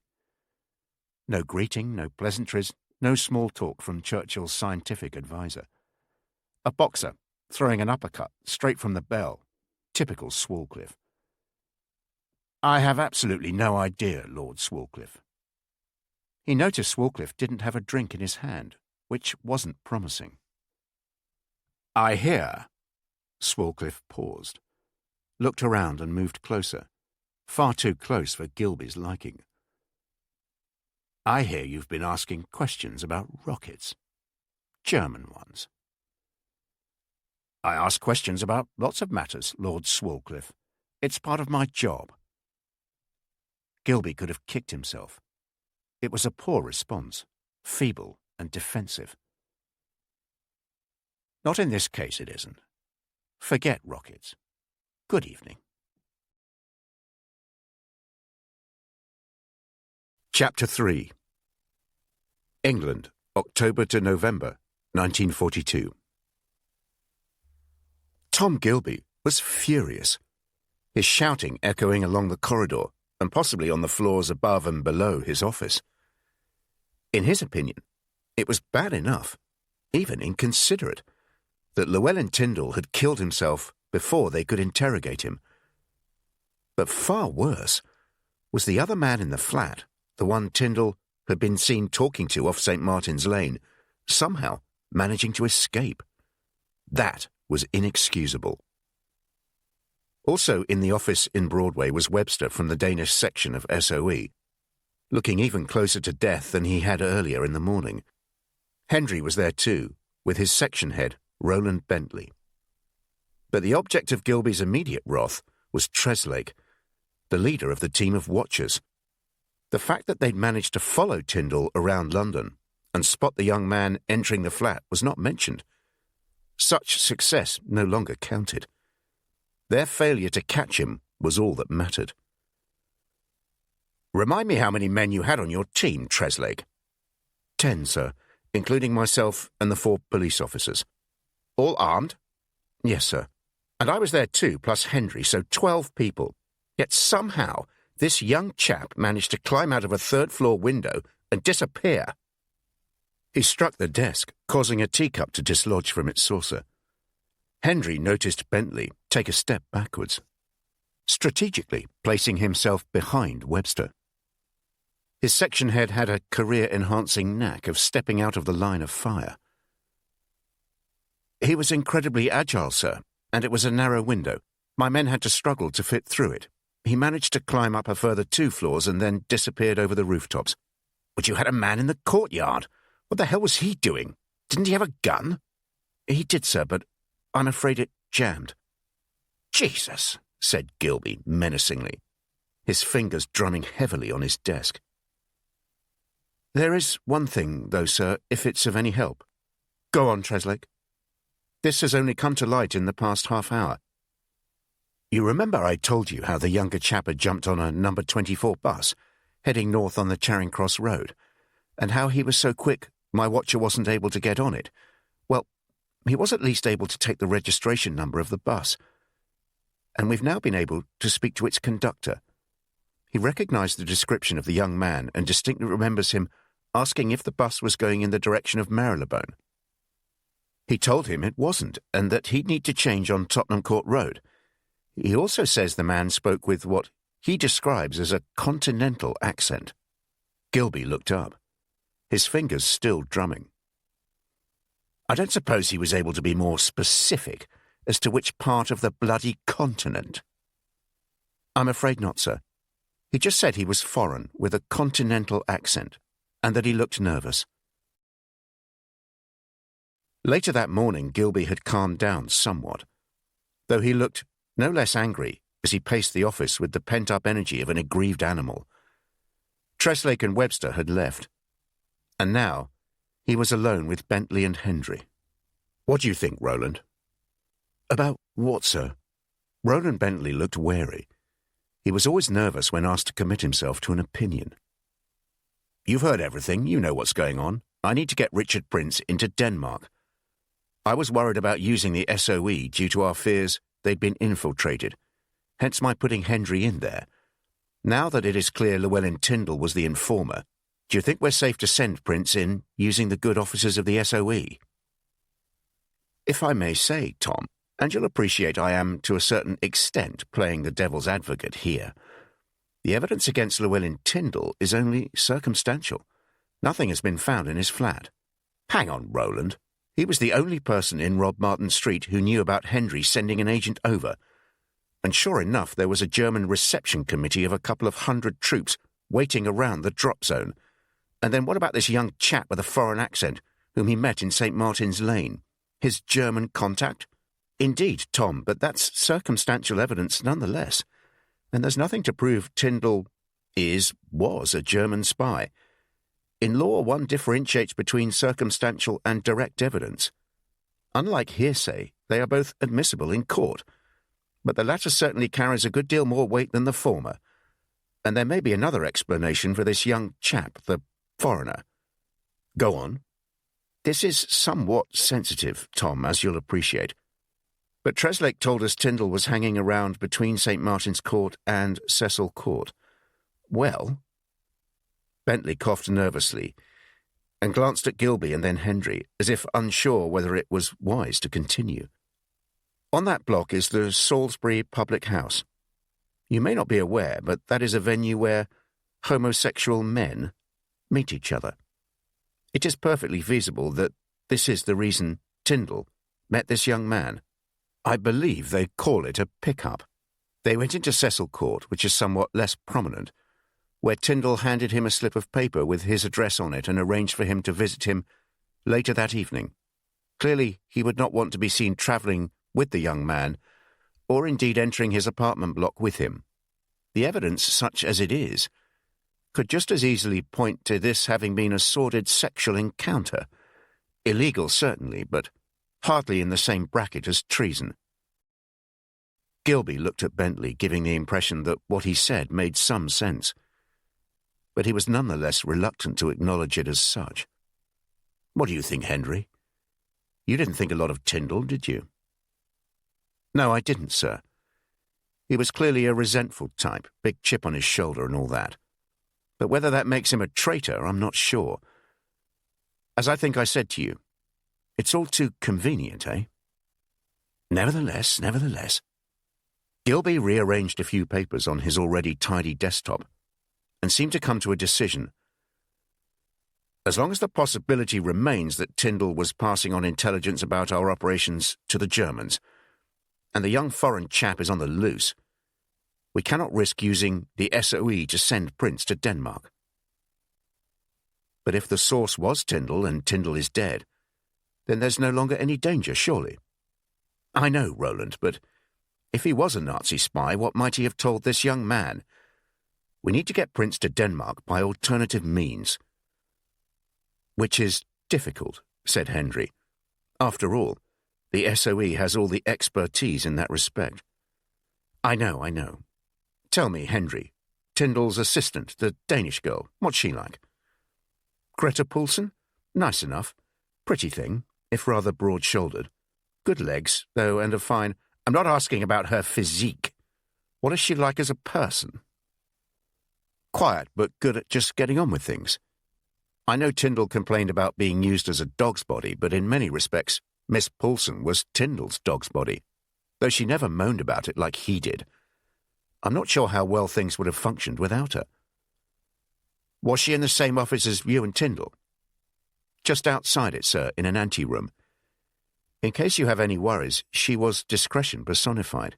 She always knocked before coming in, and either Tyndall or I would lock the office when we left. Now, I'm not concerned in that respect. She came through her security clearance with flying colours. I'd already checked that out. The thing is, we need her expertise, but we need to get her away from Rob Martin Street. I propose we second her to us while we prepare Prince for his mission. Gilby called in a favour or two. He couldn't risk Webster knowing he wanted to use Greta Poulsen to help prepare Prince.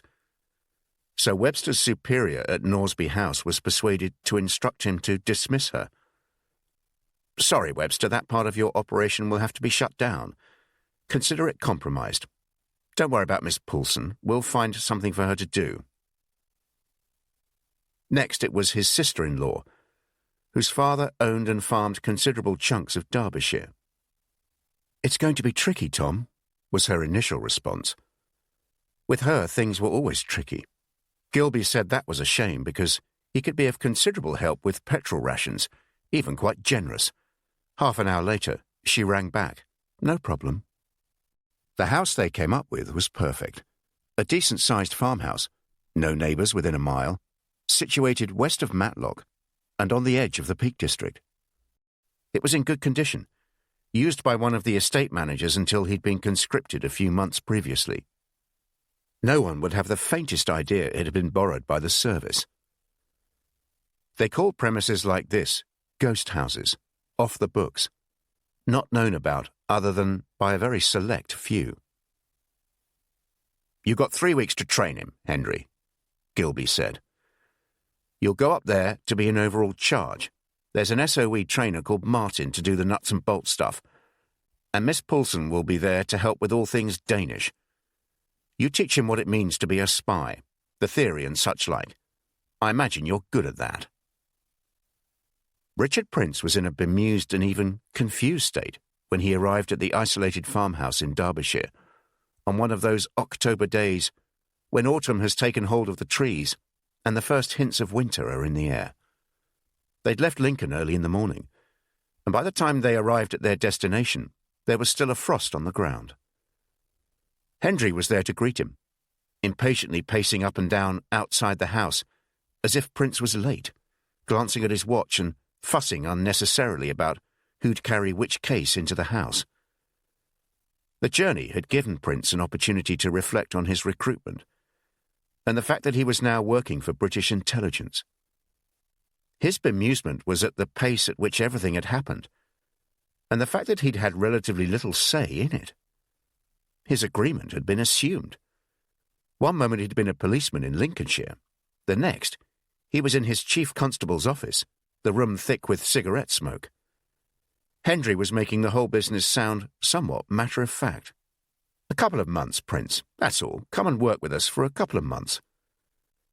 The chief constable had been sitting behind his desk, his face red and his demeanour that of a man who'd clearly lost an argument. I've said 2 months must mean 2 months, Prince. Don't you worry. If I could afford to lose my best detective, I'd have allowed you to join up in 1939, as you wanted to, but Mr. Henry is insistent." Prince had turned to Henry, whose demeanour was the opposite of the chief constable's. A man who clearly won an argument. Henry shifted his chair away from the angry gaze of the chief constable. "Look on it as a matter of duty, Prince. Clearly we cannot force you to work for us. But for what we have in mind, you're undoubtedly the best person." And while he could have conceivably said no at that point, he knew he'd have regretted doing so. Every time he saw a soldier or an airman, he felt a pang of conscience, a sense that he wasn't playing his part in the war. He knew that but for Henry, he'd have joined up long ago. 2 months, you say, sir? More or less, yes. I mean, clearly we won't be counting days as such, but... The chief constable made a snorting sound. Prince took a deep breath. "Well, I suppose so, yes." Henry had stood up rather too fast and walked over to him and clasped his hand with both of his own. "Welcome on board, Prince. Perhaps you and I can find somewhere to have a chat." In other circumstances, Richard Prince would have described the 3 weeks near Matlock as being rather pleasant. The house was very comfortable. A couple employed by the service were there to look after the place and cook the meals, and the countryside was stunning. A man called Martin gave him firearms and self-defense training, along with sessions on communications. Henry's job, apart from fussing around and worrying about security, was to brief him on the mission and initiate him, as he put it, in the ways of an agent on a clandestine operation. A Danish woman called Greta was there from time to time too. Her job was to help construct his new identity and ensure he was familiar with all things Danish. Prince and Greta Poulsen became close during her visits to Derbyshire. He wasn't able to tell her anything about himself, and she only knew him as Thomas. Henry was the only person there aware of his true identity. But she was friendly, in contrast to Martin's businesslike approach and Henry's fussing around. They went for long walks in the countryside, and after a couple of days she would link her arm through his. Soon after that she took to kissing him on the cheek when they met, and when they parted. Prince hadn't anticipated how much this friendship would mean to him, and he even came close to telling her about his circumstances. He thought about it as they walked down the lanes and across the fields. Of course he wouldn't give his name or any other details, but he could hint at a recent tragedy involving his wife, and maybe even refer to a child. He'd avoid saying it was a son. It might help explain a certain reticence she'd have been bound to have spotted in him. He didn't want her to think of him as being rude. But then he remembered how Henry had warned him to tell no one anything. All you need is one person you trust to let slip to someone else they trust a seemingly innocent detail, and they tell another person, who they also trust. And the next thing you know, you're in a damp basement having to explain yourself to the Gestapo, which is not something any amount of training can really prepare you for. In fact, they had tried to prepare him for such an eventuality. They'd brought up a couple of MI5 interrogators, with whom he spent an unpleasant few hours in a barn, and then a Danish army officer had come to interrogate him in Danish. He was roughed up a bit, then blindfolded and forced to stand in the dark with his hands and feet bound for what felt like hours. The consensus was that he had handled these mock interrogations very well. He was unflappable, managed to think before he answered without any undue hesitation, demonstrated a degree of physical bravery, and had quickly mastered his backstory, the legend as they insisted on calling it. "You're jolly good," Henry told him when the interrogation training ended, as if he was surprised. "However, you need to understand that unfortunately that doesn't count for an awful lot once the Gestapo get their hands on you. The most important thing is to use this training to stop yourself falling into their hands. Don't be cocky. They'll smell that a mile off. That and fear." Greta Poulsen was spending more time in Derbyshire now, though every few days she'd return to London where she was helping with preparing his documentation. Important you feel comfortable speaking Danish, Henry told him. I always have done, sir. The language came naturally to me, and I always spoke it with my mother. Even so, you'll have to speak it under pressure when you're there. Take advantage of Miss Poulsen being around, but do be careful about how much you let on. Remember, Mr. Gilby and I are the only people who know all the details of your mission. The last 3 days at the farmhouse moved at a frantic pace. Greta returned to Derbyshire on Sunday, and she seemed to have caught the solemn mood. For 2 hours she sat in a room with Prince and Henry as they went through everything that had been prepared for him. The clothes with Danish labels, the Danish toiletries, the odds and ends and scraps of paper to go in his pockets and wallet. And here's your identity, Thomas. You're Jesper Holm. In this envelope is your identity card, your legitimationsskort. In that name, along with various other documents. And here, she handed him a file, is Jesper Holm's story. Prince opened the file, but Henry put his hand on top of it. Later. You'll need to read this, absorb all the information, and commit it to memory. Remember, your life depends on it. It's not just a matter of memorizing the information. You must absolutely believe it and live it. By the time you leave here, you need to be Jesper Holm. Greta's done a splendid job. It's a first-class identity, and absolutely rock solid. When they finished, Prince went for a walk in the paddock alongside the farmhouse. He was leaning against a fence when Greta joined him. She stood apart from him, gazing into the distance. Are you ready for your mission, Jesper? You have to get used to being called that. Not yet, but I imagine I will be once I've read up on him. Do you go this week? He shrugged. I really don't know, Greta. I'm sorry. I shouldn't be asking you these questions. She glanced at him and then away again. They didn't speak as they walked back to the house. The following morning, Tom Gilby arrived along with a young Royal Navy officer he introduced as Jack Shaw. I gather things have gone rather well. I hope so, sir. Nervous?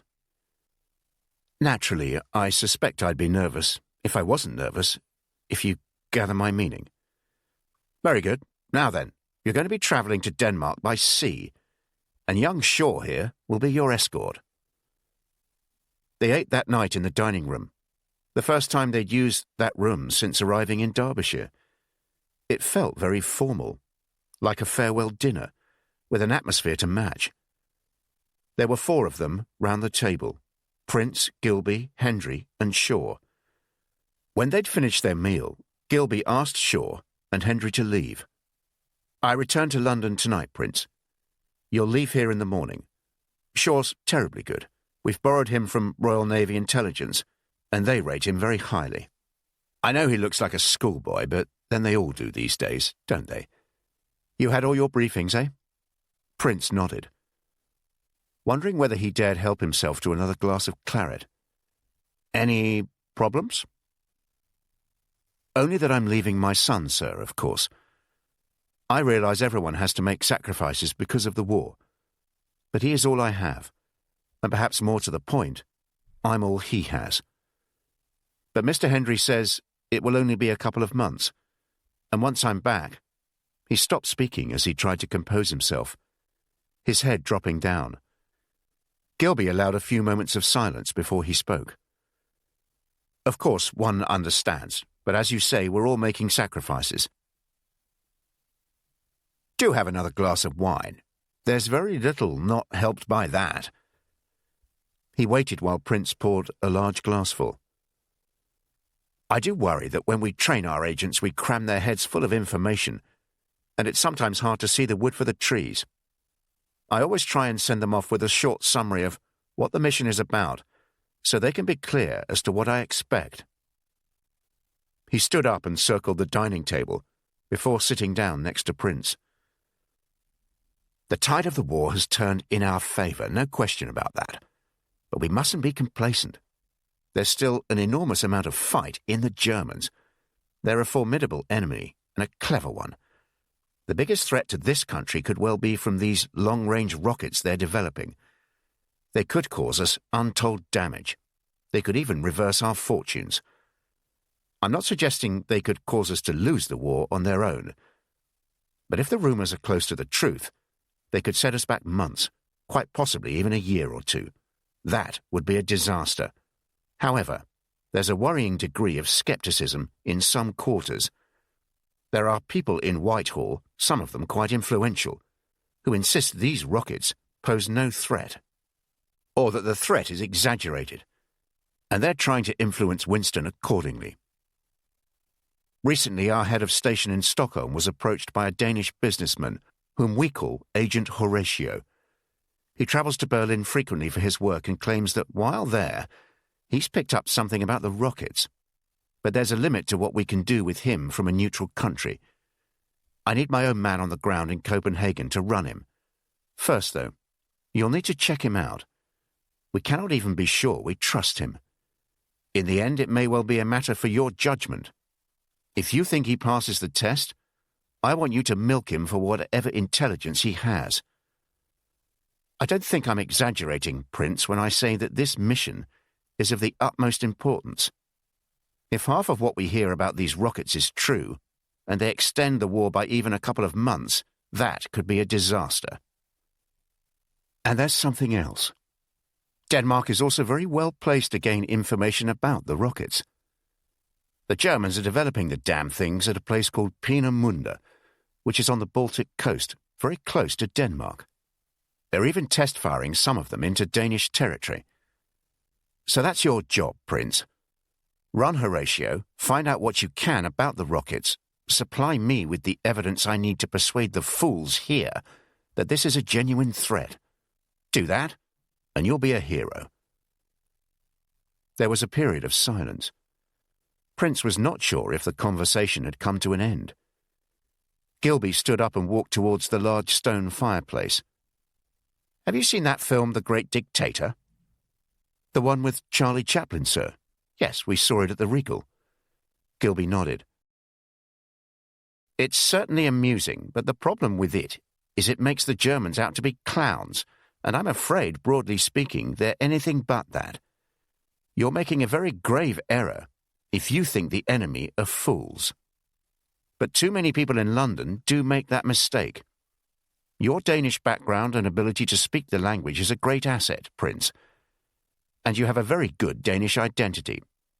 But I don't want you to feel that it makes you safe, if you get my drift. Always be alert. Never be complacent. The Gestapo see through most cover stories sooner or later. Main thing is to avoid falling into their hands. There was another period of silence. Gilby sat down again and both men concentrated on their wine glasses. Gilby started to speak a couple of times but paused, giving Prince the impression he was unsure of what he was about to say. One final thing, he said eventually. As you may have gathered, I'm somewhat sceptical about the Danes. I think we've been lulled into a false sense of security, what with them being so friendly and so hostile to the Germans. Be very careful who you trust. Hendris briefed you about Agent Osric. At least Osric is reliable. He leaned back in his chair, studying Prince very carefully, running his finger round the rim of his wineglass. I'm going to be frank with you, Prince. There is something I've been in two minds about telling you. Prince was startled. This sounded ominous. When we started, I wasn't sure how you'd turn out. Nothing personal, you understand. It's how I approach all new agents. It's one thing getting top marks in training and quite another cutting it in the field. Very hard to predict. Until you send an agent into enemy territory, you simply have no idea how they'll perform. However, Gilby sat up at this point and leaned closer. So close, Prince could smell the wine on his breath. One does get an instinct for the quality of a person. I like to describe agents I know I can trust implicitly as cum laude. That's Latin for with very great distinction, You're a cum laude agent, Prince. Thank you, sir. No need to show me gratitude. We're not in some bloody Oxford college.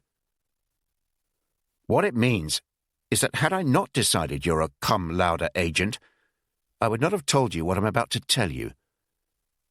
We have a further source in Copenhagen, one so highly placed and so important to us that you're only to approach him in the most extreme of circumstances. If Agent Osric is unable to help you, and if your life is in danger, not if you've run out of milk. Do you understand this? Yes, sir. Just 3 people in this country know about this source, including myself. If he's compromised, it would be a disaster for this country. His code name is Browning. Under no circumstances are you to approach him directly. Now, you'll need to concentrate, Prince. I'm about to tell you how to contact him. Chapter 4. The North Sea, November 1942. When Prince came down for breakfast at 7:30, Jack Shaw was already at the table, looking slightly nervous and smiling, as if genuinely pleased to see him. His hands shook slightly as he poured his own tea and a cup for Prince. We'll leave here at 9, maybe a shade earlier if the driver gets here before then. So we sail today. I'm afraid I'm only permitted to advise you of our arrangements one stage at a time, sir. In any case, you'll not be going straight to the port. Mr. Gilby has arranged a stop on our journey. They left the house near Matlock just before 9 and headed east. Throughout the journey, Shaw was continually glancing around, peering in the wing mirror, trying to see through the back window, and instructing the driver to let any car coming up behind them overtake. On at least 4 occasions he told him to pull into a lay-by, and they waited there in silence, apart from the driver drumming his fingers on the steering wheel. They drove south of Mansfield and crossed the Great North Road near Newark before joining the road to Highcombe, heading north towards Lincoln. Prince could feel his heart beating fast. He now had an inkling of where they could be going. Instead of going to his own home, however, they turned northeast when they entered Lincoln, soon pulling into the driveway of a house off the Lindham Road. Shaw turned round, addressing Prince in his public school accent, no longer nervous.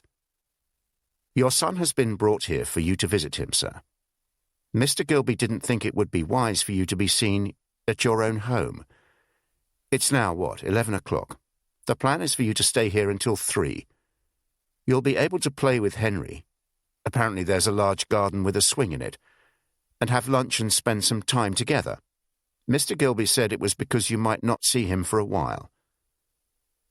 There was a pause, as Shaw's final words hung heavy in the car.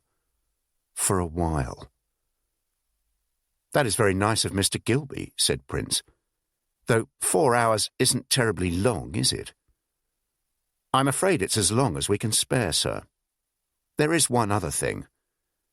Mr. Gilby said to remind you you're not to utter a word about where you're going and what you're up to. For Christ's sake, Shaw, Henry's 3 years old. If you seriously think I'm going to discuss my mission with him. By the end of the visit, Prince wondered if it wouldn't have been better if it hadn't taken place at all. Henry had been thrilled to see him, and for the first hour it had been fine. They'd played in the garden, kicked a football around, and played with a large black cat that gave the impression they were in its territory and should respect that. Then it had started raining, so they came inside, where there was less to distract them, and sat in a slightly formal lounge with a couple of jigsaws that were far too difficult for Henry. Shaw was in the kitchen, but popped in every so often to ask if everything was all right. Prince's sister-in-law was also there, and she hovered nearby. Evelyn, perhaps if you could let Henry and me have a few minutes on our own. Lunch will be ready soon. Well, a few minutes before lunch then, eh? He'd never got on particularly well with his wife's sister, who since Jane's death had appeared put out that she'd not been asked to be more involved in Henry's life. It was as if she felt she ought to replace her sister as Henry's mother, something Prince wasn't keen on. However, when he was recruited by Gilby, he felt he had no alternative but to ask her to help out. After all, Gilby had assured him it would only be for a few weeks. She'd had to make do with a brief explanation about a project to do with port security. Since they'd arrived in Lincoln, he'd been thinking about how he'd broach the subject of his absence with Henry. "Daddy's going to work for a few days. When I come back, we'll go somewhere very special. Where would you like to go?" "Can we go and see Mummy and Grace?" He didn't know how to respond. Henry had been just a year old when his mother and sister were killed. He had no memory of them, and Prince felt it was best left that way. He'd tell him when he was older. He guessed Evelyn must have been talking about them. There was a bag with some books in it, and Henry thrust one in his hands for him to read. It was the story of a little bear whose father goes to find food and gets lost in a forest. The little bear appeared to spend all his time looking out of the window for his father to return. He couldn't have chosen a worse book.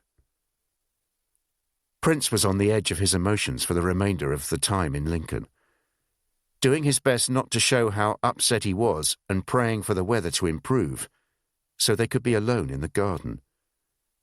At 2:30, Shaw came into the lounge, tapped his wristwatch and told him there was half an hour to go. 5 minutes later, the rain stopped and the sun broke through.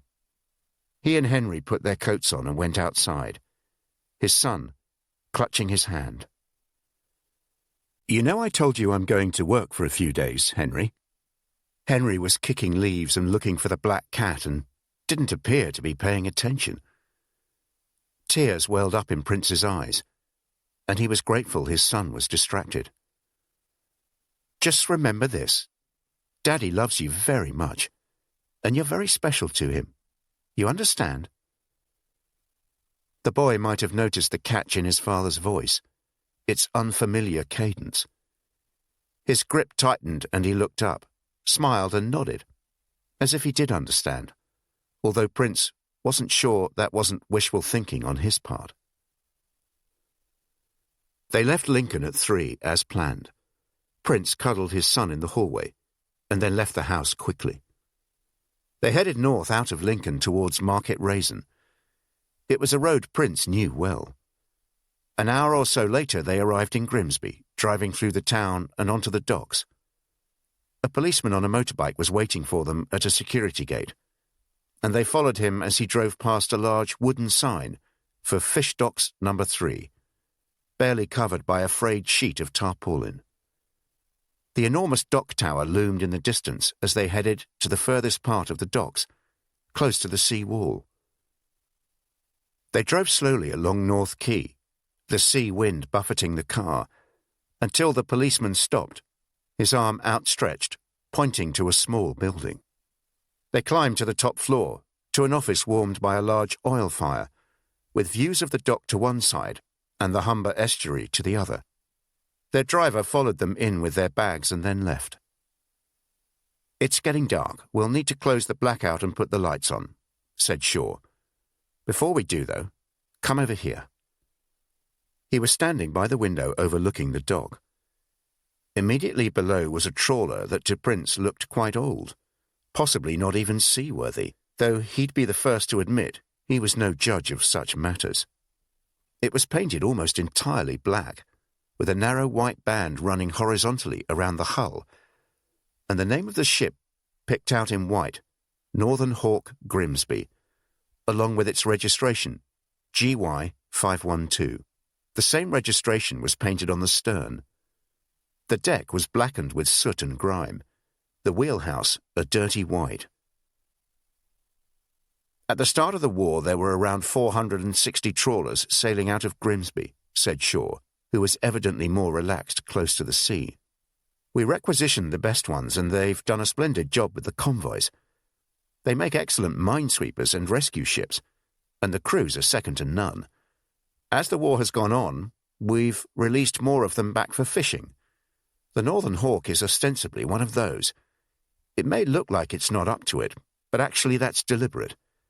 If it looks like a rust bucket, the Germans are less likely to be interested in it. In fact, it has a brand new engine and is in tip-top condition.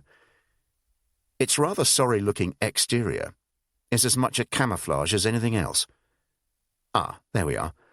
You see those two men coming down the gangplank? Prince could make out two figures dressed in black. That's the skipper, Bert Trent, and his first mate, Sid Oliver. They both have top-level security clearance, but obviously don't know what you'll be up to in Denmark. They only know you as Tom. It goes without saying that you don't breathe a word about your mission while on board. In a moment, I'll give Bert the coordinates for the rendezvous point with the Danish trawler. That's as much as he needs to know. But he's absolutely reliable. And this isn't the first time he's undertaken something like this for us. Here they are. The two men who entered the office were both quite short and built like boxers, their weather-beaten faces making it impossible to pinpoint their ages. They moved in the somewhat deliberate way sailors do on land, each smoking a pipe and looking at Prince with a mixture of suspicion and curiosity, studying him without saying a word. Shaw did the introductions, and both men crossed the room to shake hands in a rather formal manner. Then he passed Trent an envelope. The skipper put his pipe down while he opened it, read its contents carefully, then handed it to his first mate. Shaw indicated that they should both join him at a table covered in charts. For a while, Trent didn't say a word as he held a large ruler over the charts and made calculations with a pencil. Then he muttered something to Sid Oliver, who shook his head and pointed to another part of the chart. Trent looked up. "It's very close to Denmark, Jack, very close. They realise that, I presume? That's the coordinates we've been given, Bert. We can't change them now. I think it must be because they don't want to risk the other ship having to come out too far."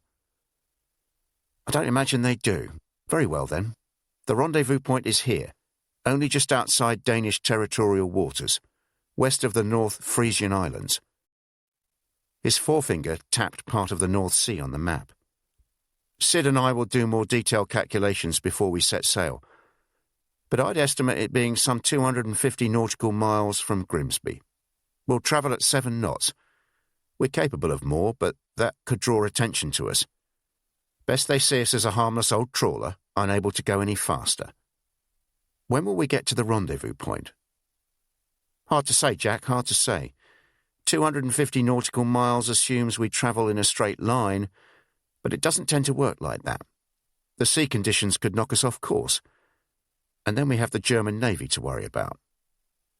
He paused, bouncing his pencil on the chart. "Today's what, Tuesday? And my estimate is a minimum of 35 hours once we leave Grimsby. But according to these instructions, the rendezvous should be between midnight Thursday and 2 in the morning Friday. I don't want to get into the area too early. It could arouse suspicion." "What do you reckon, then?" Sid Oliver spoke. "High tide's at about 8:15 tonight. I think we should delay our departure to midnight, rather than going in a straight line through Humber and German Bight. They're shipping areas, Tom, here and here. I think we should head north up through Humber into Dogger, and from there down to German Bight. Bert's right. We don't want to arrive too early." "I hope you don't mind me asking, but..." Prince hesitated, aware that he sounded awkward. "Aren't we sitting ducks for the Germans? U-boats and all that?" "You're right to mention that. The danger is from U-boats heading out to the Arctic or returning from it. Their two main bases are here, Trondheim in Norway, and here, Kiel, on the Baltic. Fortunately, their routes should keep them north of us. The U-boats, based in Hamburg, here, tend not to bother with a lone trawler these days. They worry about exposing themselves, giving away their position, and it's not worth it for an old rust bucket like us. It's not unknown for trawlers to be used as decoys to tempt U-boats to the surface and then attack them. But that's no guarantee of our safety." They set sail a few minutes before midnight, the Northern Hawk slipping silently and unseen through the dock gates into the Humber estuary. The world around them pitch black, with only an occasional distant flickering light to remind them They were not alone in it. Shaw and Prince shared a tiny cabin next to the skipper's, just below the wheelhouse. They remained there the rest of that night and throughout the following day, when the Northern Hawk moved into Dogger and cast its nets. "It's important they keep up the pretense of being a working trawler," Shaw explained. "And if we leave the cabin, we'll just get in the way." When night fell on Wednesday, they ate in the trawler's galley, and then Bert Trent asked Prince if he'd like to join him in the wheelhouse. For a while, neither man said anything. The sea was calm and the same colour as the sky. Impossible to tell where one ended and the other began. The gentle swell gave the impression that they were in the middle of an enormous shifting field, with the suggestion of hills rising far in the distance. "First time at sea, Tom?" "I guess it is, really, yes." More silence. The skipper peered through the window to his right and then checked his dials. "We're making good progress. We're above Dogger Bank, you know. Wonderful fishing ground. They say that thousands of years ago this was all land connecting Britain to the continent, all the way from Lincolnshire to Jutland. You wouldn't have needed us then, would you?" "Mind you." Another long pause. It seemed as if the skipper had lost his train of thought. "If we were still connected by land, the war would have been over long before now. Maybe it would never have started. Who knows? Were you in the convoys, Bert?" The other man nodded. "And were they as bad as they say?" "Worse. Far worse. We've lost dozens and dozens of men." "You must have known some of them." The skipper nodded, staring hard ahead of him, his hands gripping the wheel. "My brother and brother-in-law." "I'm sorry, Bert." Another long spell of silence. When Trent spoke again, his voice was barely audible above the hum of the engine and the crashing of the waves against the trawler. "And my son." Prince stepped to the rear of the wheelhouse. The thought of his own son overwhelmed him. He could feel the tears welling in his eyes, and all the time the Northern Hawk was taking him further away from Henry. Late on Thursday afternoon, the Northern Hawk changed course and headed south from Dogger into German Bight, closer now to Denmark. The wind was against them, and they'd increased their speed to 8 knots. But the first mate thought he might have seen a periscope in the distance, and there was certainly a ship on the horizon. So they dropped their speed and cast their nets for an hour, in case anyone was watching. At 11 o'clock that night, Shaw called Prince into the cabin. "A final check," he said. They went through the rucksack Prince would be carrying to make sure there was nothing that could link him with Britain, and then his papers to confirm they were all in order. Then Shaw quizzed him on the details of his new identity, where Jesper Holm was born, his date of birth. Finally, Prince prepared for the rendezvous, wrapping his rucksack in an oilskin and putting on a life jacket. "Wait here," said Shaw. "It could be any time now." He left the cabin and went to the wheelhouse. There was the noise of activity on deck, and Prince could sense the trawler's speed being cut. More activity in the wheelhouse. From what he could tell, Shaw was now in charge. "That's them. It's the right signal," he heard the young Royal Navy officer shout. A few minutes later there was a knock on the cabin door, and Sid Oliver popped his head round it. "Come on, Tom. It's time now." He looked behind him and quickly thrust a small flask into Prince's hands. "Rum. Drink that, and everything will be fine." When Prince reached the deck, Jack Shaw was coming down from the wheelhouse. He led him to where the deckhands were hanging tires over the side of the trawler. Out of the darkness, a shape loomed into view. As it came closer, he could see it was a Danish trawler, Lena, Esbjerg. The skippers of the two trawlers took 5 minutes to maneuver the boats alongside each other. The tires ensured they came together smoothly, and then ropes were lashed at the bow and stern, held in place by deckhands on either vessel. "You've got everything?" A wind had picked up and Shaw was shouting to be heard above it. Prince said he had. And with that, he was helped over the side of the Northern Hawk and then more or less hauled onto the wet deck of the Lena. Even before he clambered to his feet, the two trawlers had separated, and the Northern Hawk was pulling fast away from the Danish boat. One of the Danish crew pointed to an open hatch. "Down there, quick!" They arrived in Esbjerg a few hours later on the high tide. Prince was uncomfortable from being kept in the hold throughout the journey, and he reeked of fish. He was grateful for the rum Sid Oliver had given him. He waited below deck while the fish was unloaded. A period of silence followed, and he wondered if they'd forgotten about him. Then one of the crew came down, opened a door, and led him into the engine room. Another pointed to a small hatch. "Go in there. Just a few minutes. Not a sound." It was the shape and size of a coffin, the air limited and suffused with the smell of diesel and fish. Prince could hear people walking past and talking. He could make out that they were speaking Danish, although not what they were saying. He could also have sworn he heard some German. Half an hour later, the hatch door opened. "Out you come." It was a man in his 60s, distinguished-looking, with an irritated air about him. "I trust you had a successful trip. What fish did you catch?" What fish did you catch? Prince knew he was safe. This was Niels, his contact in Esbjerg. "Only haddock, I'm afraid." "Don't worry. Haddock is more plentiful than cod at this time of the year." Prince felt relieved. Niels looked at him expectantly, his eyebrows raised. "Carry on." "Oh yes, and no place either." "Good," said Niels, "but you mustn't hesitate like that. Your safety and ours depends on it. You need to be more fluent. Anyway, welcome to Denmark. I'm Niels." Were some Germans here before? They were, yes. A routine search, apparently. Do they search every trawler coming in? Sometimes. Still, they found nothing. "We'll take you to your safe house soon. Let me see your identity documents, please." Prince passed over his Jesper Holm identity card and the other papers. Niels studied them carefully. "This is the only identity you have?" Prince nodded. Niels shook his head. "I'm not happy with this.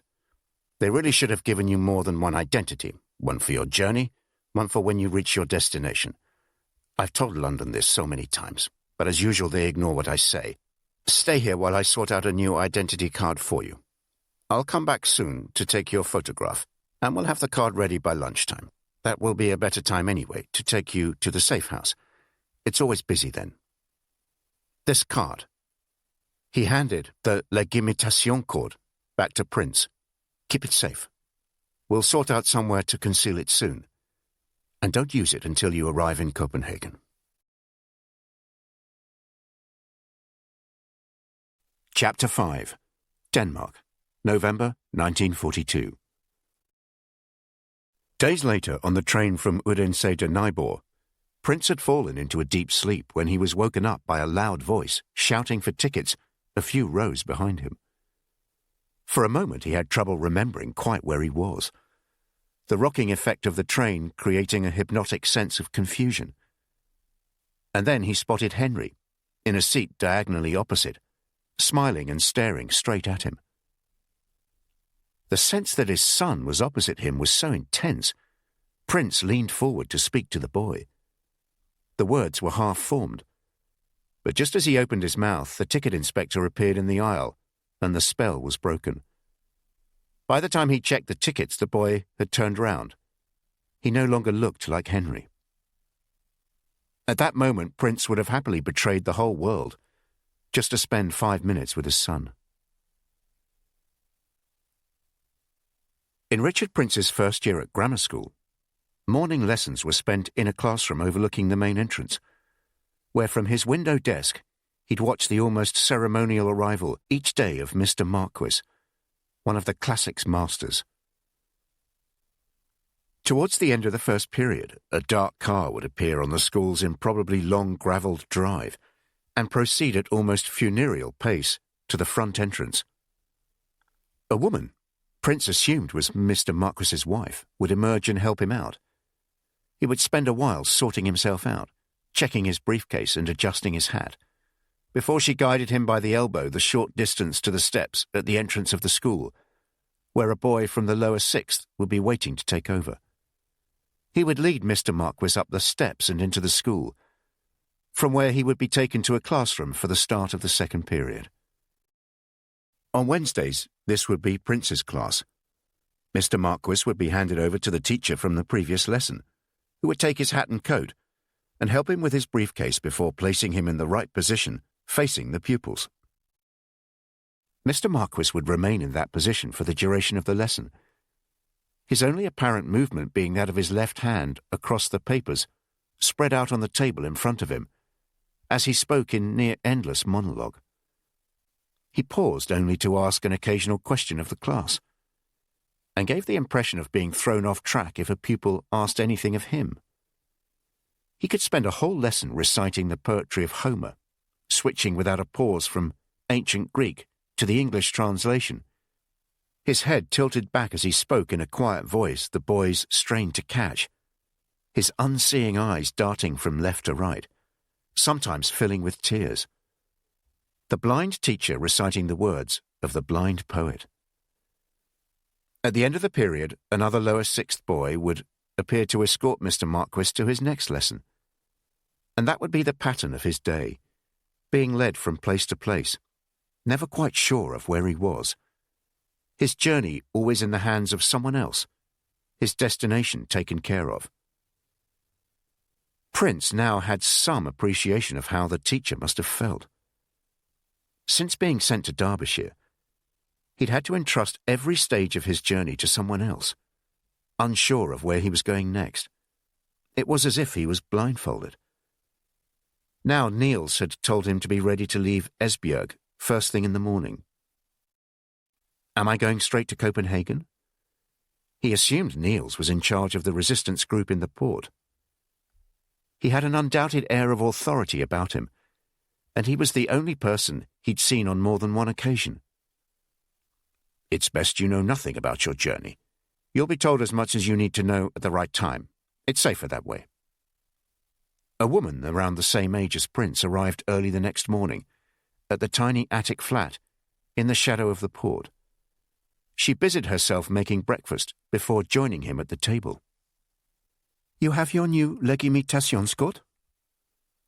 Prince nodded and handed the card to her. I'm Hans Olsen, a sales representative from Aarhus. Do I look like a Hans Olsen from Aarhus? Well, you certainly look like a sales representative.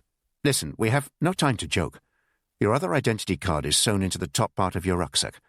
When you get to Copenhagen, switch to that one and destroy the Olsen identity. Understand? He assured her he did. Here are your tickets. I'll travel with you on the train for the first part of your journey, as far as the ferry port. When the ferry docks, there'll be buses waiting. Take the one to Odense. When you arrive there, head towards the train station. It's only a short walk. Remember what Niels has told you. Act normally. Don't keep turning round and walk at an even pace. Assuming you're not being followed, a man will approach you and ask if St. Canut's Cathedral is worth visiting. You are to reply that it dates back to the 11th century. Then you will accompany him. If you suspect anything, apologize and say it is your first time in Odense. And what will happen if he thinks I've been followed? Then he won't approach you. They took the second train of the day from Esbjerg to Lunderskov, and from there it was a short bus journey to the small port, where the ferry to Funen was already waiting to cross Kolding Fjord. Prince's legitimationskort was checked twice on the journey, once on the train by a Danish policeman, who passed it on to a German plainclothes officer. The second time at the port when he was just one of 3 men in the queue asked to show their cards. The atmosphere in Odense felt considerably more menacing than that in Esbjerg or elsewhere on the journey. The station forecourt was swarming with German troops, and there was a palpable air of tension as soldiers pushed through a crowd that was noticeably reluctant to give them clear passage. The Danes were not exactly impeding the Germans, but nor were they making things easy for them, and there was much pushing and shoving. As the passengers from Prince's train joined the melee, matters seemed to get worse. Some of the younger German soldiers were beginning to look edgy. A woman in her 50s shouted to one of them in German that they were to show manners. "Remember where you are." Before he realized it, Prince found himself in the midst of a group of Germans. He'd been too distracted by what was going on around him and hadn't been watching where he was going. An officer stopped him by placing his palm against his shoulder. "Pass." Prince produced it. The officer barely looked at it. "Search him." A young soldier frisked him, pulling a packet of cigarettes out of a jacket pocket. Always carry a packet of cigarettes. Decent ones, mind. Ideally, 2 packets, in fact. They're a great way of relieving tension in difficult moments. Prince could feel his throat tightening. The officer had the cigarettes now, and clearly didn't want to let go of them. "Take them, please." As soon as he said it, he wondered if he'd gone too far, like he was obviously trying to curry favor. He was unsure whether to carry on, so he paused. "What the hell are you waiting for? Your king to turn up on horseback?" The other soldiers laughed obediently, and Prince thought it best to smile.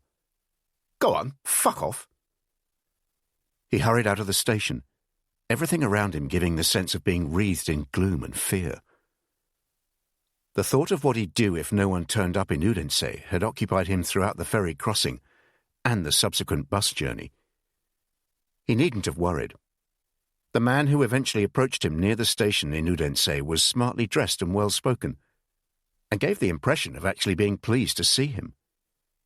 He told Prince to call him Marius, and took him to a restaurant in the lee of the cathedral, where most of the diners were German officers.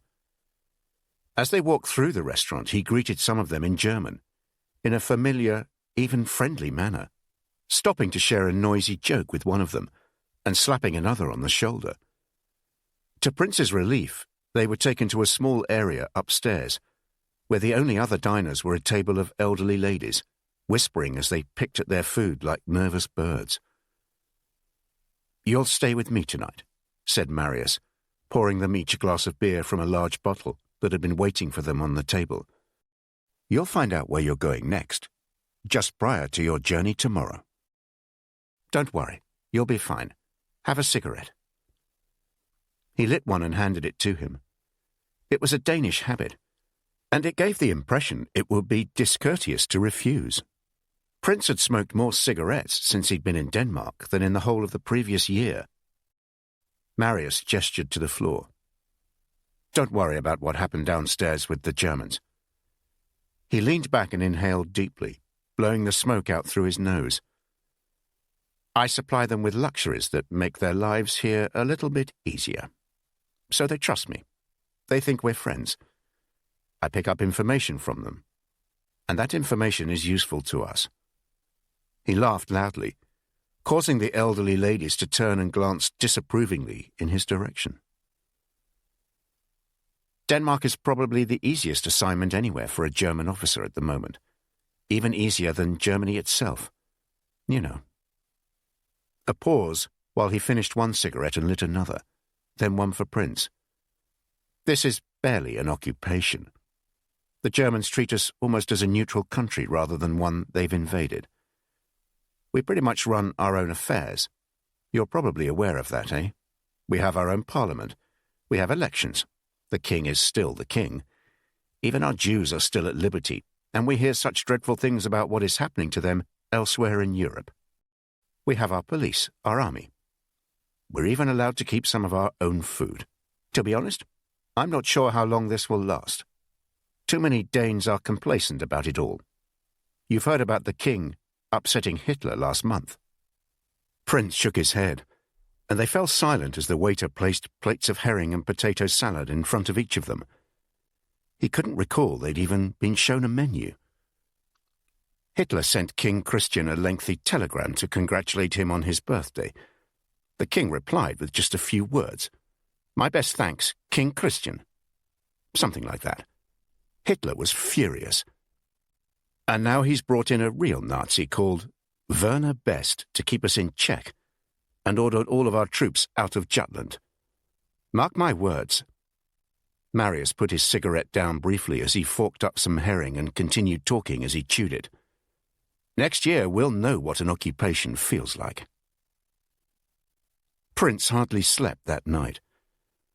Marius was so friendly that in the early hours he decided, for no logical reason, that he'd actually been too friendly, and this was suspicious. As a consequence, he lay awake most of the night, listening for every sound, convincing himself the Gestapo was about to hammer on the door. The following morning, Marius told him they were about to leave for the train station. "Here's your ticket. You're going to Nybor. The train departs in 20 minutes. I'll walk to the station, and you follow me. When we're on the main concourse, I'll go to another platform. You'll be travelling on your own. You won't see me again. When you arrive in Nybor, a woman will be waiting by the news kiosk in front of the station. She'll be wearing a long dark red coat and a dark beret. Don't speak with her or acknowledge her at any point. Only approach the kiosk if her handbag is in her right hand. Understand? At the kiosk, ask for a copy of the Berlingske newspaper and some chocolate so she will know who you are." Christ, this sounds like something out of one of those detective novels I used to read at university in preference to Old Norse. Did you read those kinds of books? Prince shrugged. He thought it better to avoid the subject of detectives. "Where were we? Ah, yes, then you follow her. She'll take a bus to the port. Don't follow her once you're there. She'll go into a cafe. You'll buy a ticket for the ferry to Zealand. And then? If someone calling themselves Egon approaches you, do what they say. No more questions, please. Everything is being taken care of for you." The train had barely pulled out of Odense station before Prince dozed off, and it was when he was woken up by the ticket inspector that he imagined Henry was opposite him. That short encounter quite unsettled him.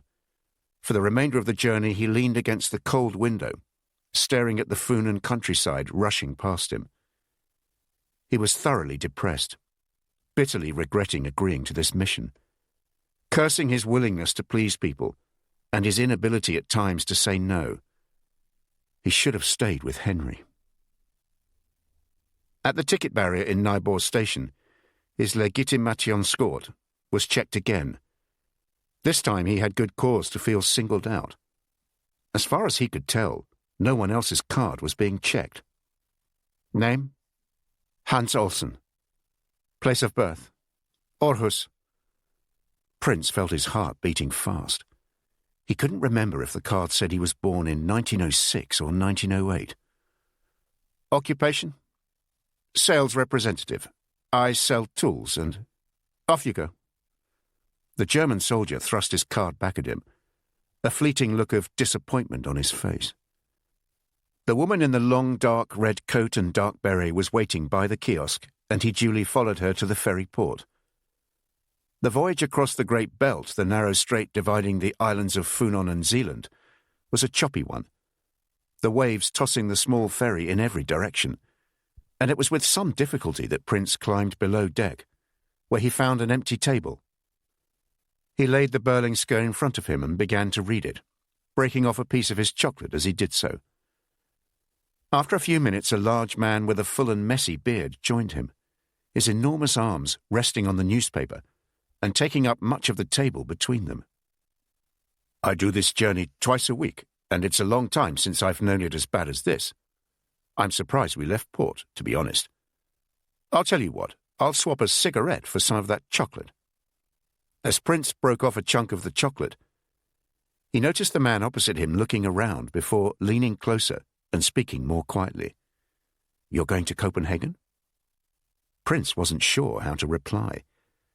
He assumed he was going to Copenhagen, but he was no longer the master of his own destiny, and he didn't know if he could volunteer that information.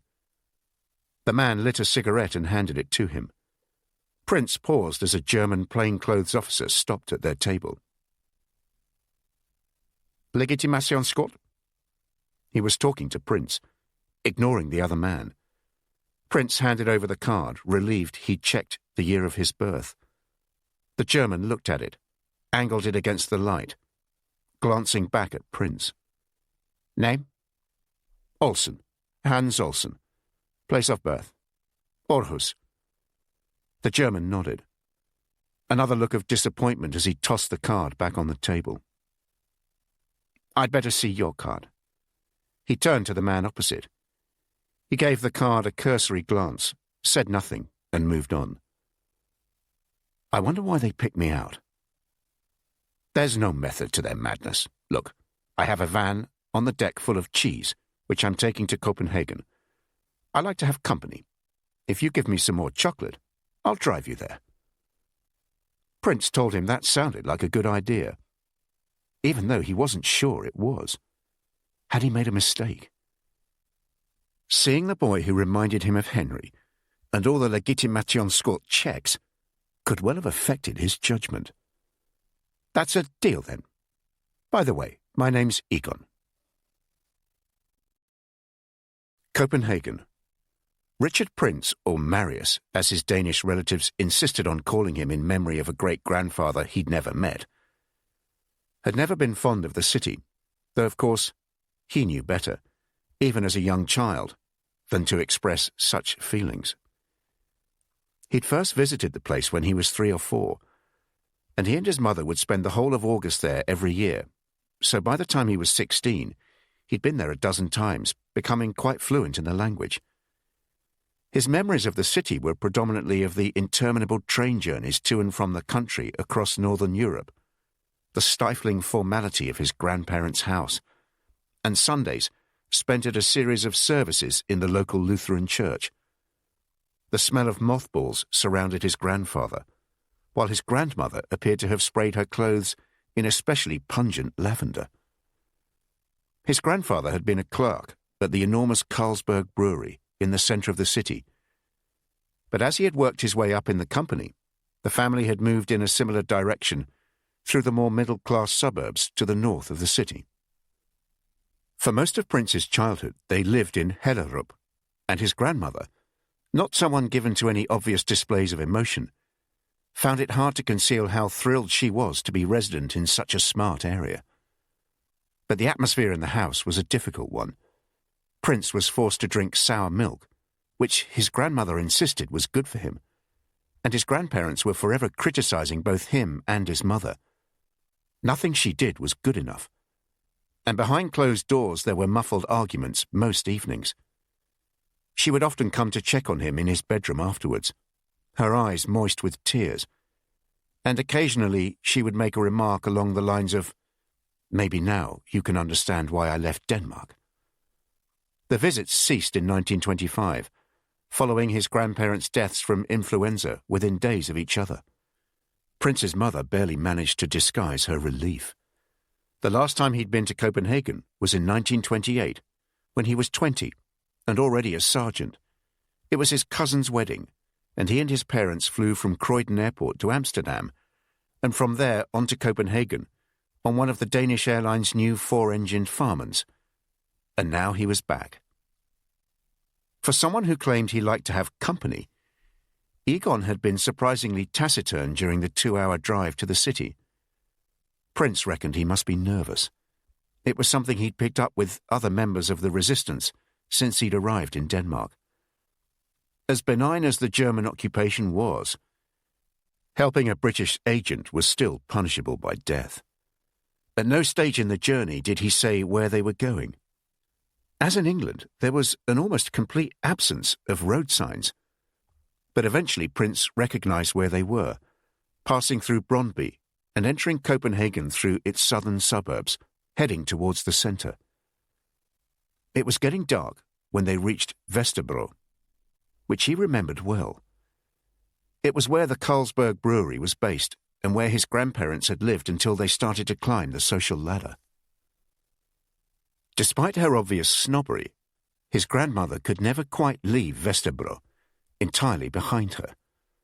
Although it was a working-class area with factories and tiny cottages, it was the place she knew best, and, he sensed, the area where she felt most comfortable, where she didn't need to put on airs and graces. Most Saturdays they would take him to the Inhaverparken, if he was well behaved, and sat still as they listened to whatever was being performed on the bandstand. Not only would he then be allowed to visit the play area, but he would also be bought an ice cream. Egon drove past Inhaverparken and on to Karstengard. They were now in the north of Vesterbro, and he was clearly having difficulty finding his way around. Prince was worried they were driving too slowly. Nothing looked more suspicious than a vehicle crawling along, pausing too long at junctions. As they passed the street where Prince's great-aunt had lived, and then the school his grandmother had gone to, and which she always made a point of showing him, he was tempted to ask Egon what he was looking for, but thought better of it. He was, he remembered, the blind man being shepherded by others. Egon let out a sudden and triumphant "Ah!" and turned the van sharply into a narrow entrance, driving into the centre of a neat courtyard, surrounded by identical white-painted apartment blocks, each 8 stories high, with heavy wooden doors. From under his seat, he removed a small package and handed it to Prince. "These are your keys. The big one opens the main door to the block there, Block D. You're to go to the top floor, to apartment 30. Understand? If there is a newspaper tucked under the door of the apartment, under no circumstances enter it. Leave the building immediately. But if there's nothing under the door, use the smaller key here to enter. Lock the door when you're inside, but don't bolt it. That is important. Understand?" Prince said he understood. But Egon, whose nervousness was now all too obvious, made him repeat his instructions. "You go in now. I have to leave." He had restarted the engine and reached over to open Prince's door. Prince hesitated. He wanted to ask Egon what he should do if there was a newspaper under the door. It was all very well being told to leave the building immediately, but where should he go? It was clear that Egon wasn't going to hang around to give him a lift anywhere. "Please, you need to go in, now." "When the trawler docks in Esbjerg, you will be in the hands of a Danish resistance cell we trust implicitly. Do as they say, don't ask questions. When the time is right, they will get you to Copenhagen. When you arrive there, that resistance cell will have no more to do with you. They will have done their job. From that moment, you become Agent Loyalties. Once you're there, you wait. Don't be impatient. Agent Osric will find you. You may have to wait a week in the place you're taken to, maybe even longer. Agent Osric will identify themselves with the quote, and you will respond with yours. I'm sure you won't have forgotten them." The apartment block was silent, as if abandoned. Prince stood for a while trying to get a sense of the building. As he climbed the stairs, he began to hear some muffled signs of life behind the apartment doors. A baby crying in one, a piano being played in another, voices on a radio. There were 4 apartments on each floor, but the top floor had a sloping ceiling and just 2 doors. There was no newspaper under the door of number 30. He let himself in and locked it from the inside. You may have to wait a week in the place you're taken to, maybe even longer.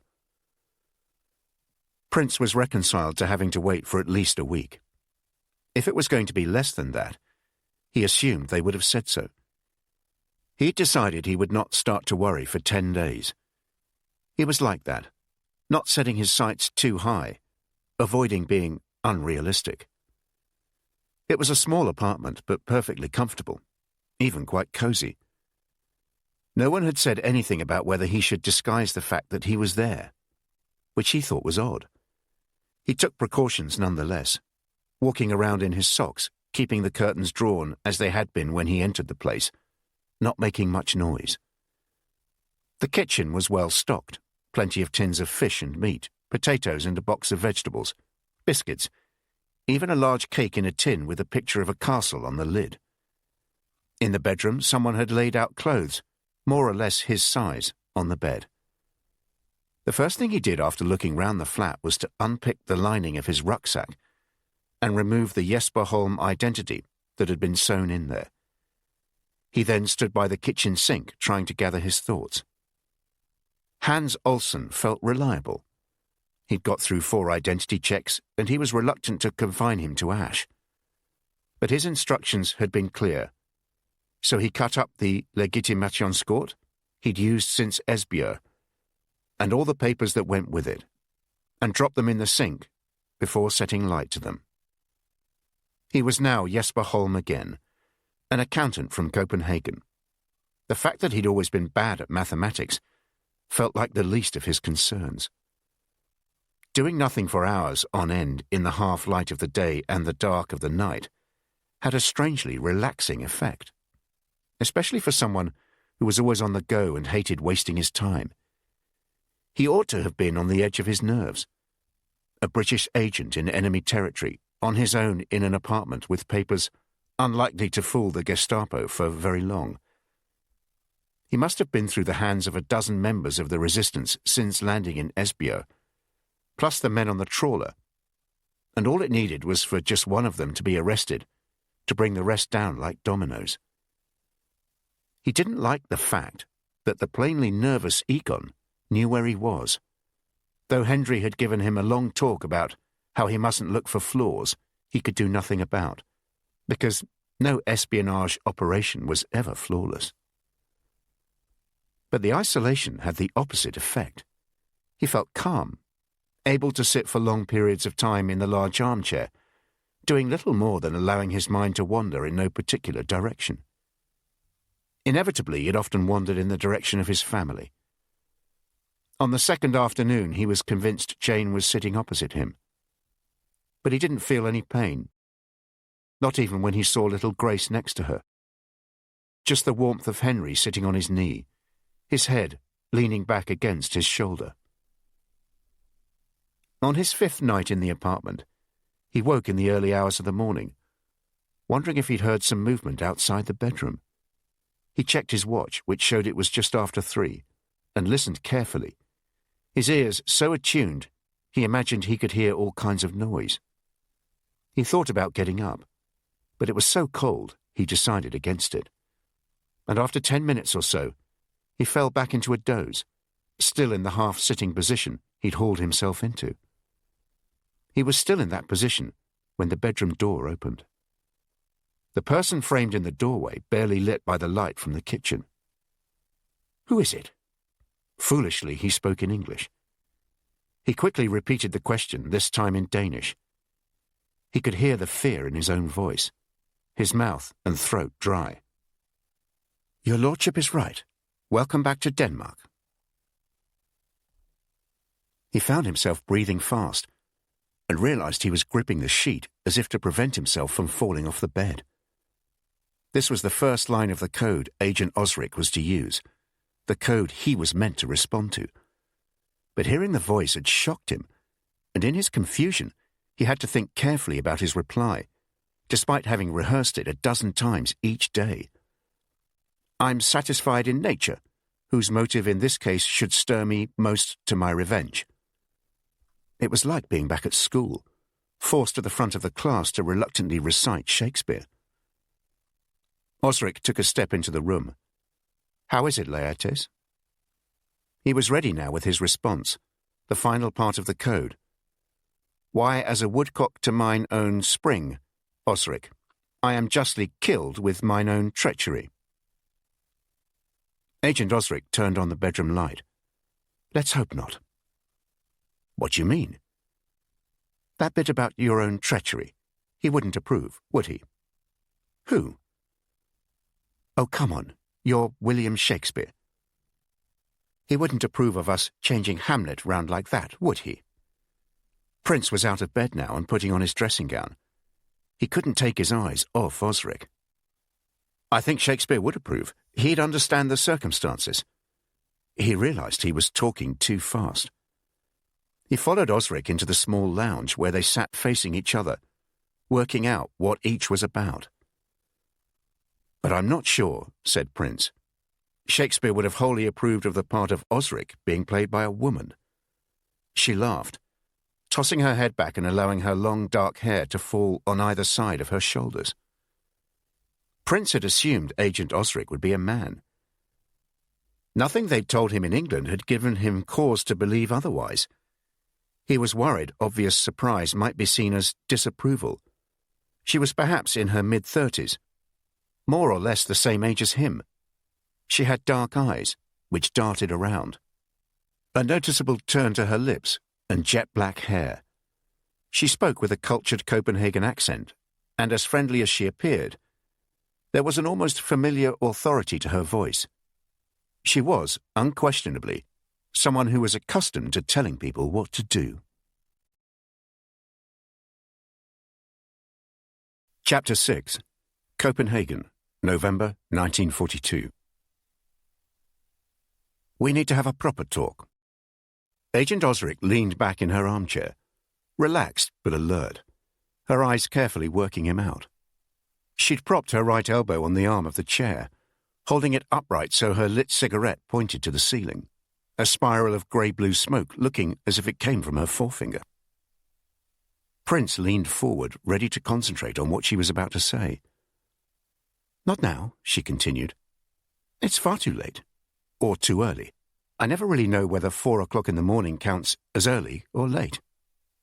She looked at Prince as if she half expected him to decide for her. "But there's a curfew, isn't there? How could you get here during the curfew?" Prince hesitated, worried he might be sounding anxious. "We'll talk about all these things in the morning, or at least later in the morning. I need to get some sleep before then. I've been up since 6 o'clock. That's getting on 24 hours. "How come?" "Work." "What do you do?" "Later. We'll talk all about that later. There are 2 things I want to say before I get some sleep. Firstly, this is the last time we speak in English. It's too risky, and I'm told your Danish is excellent.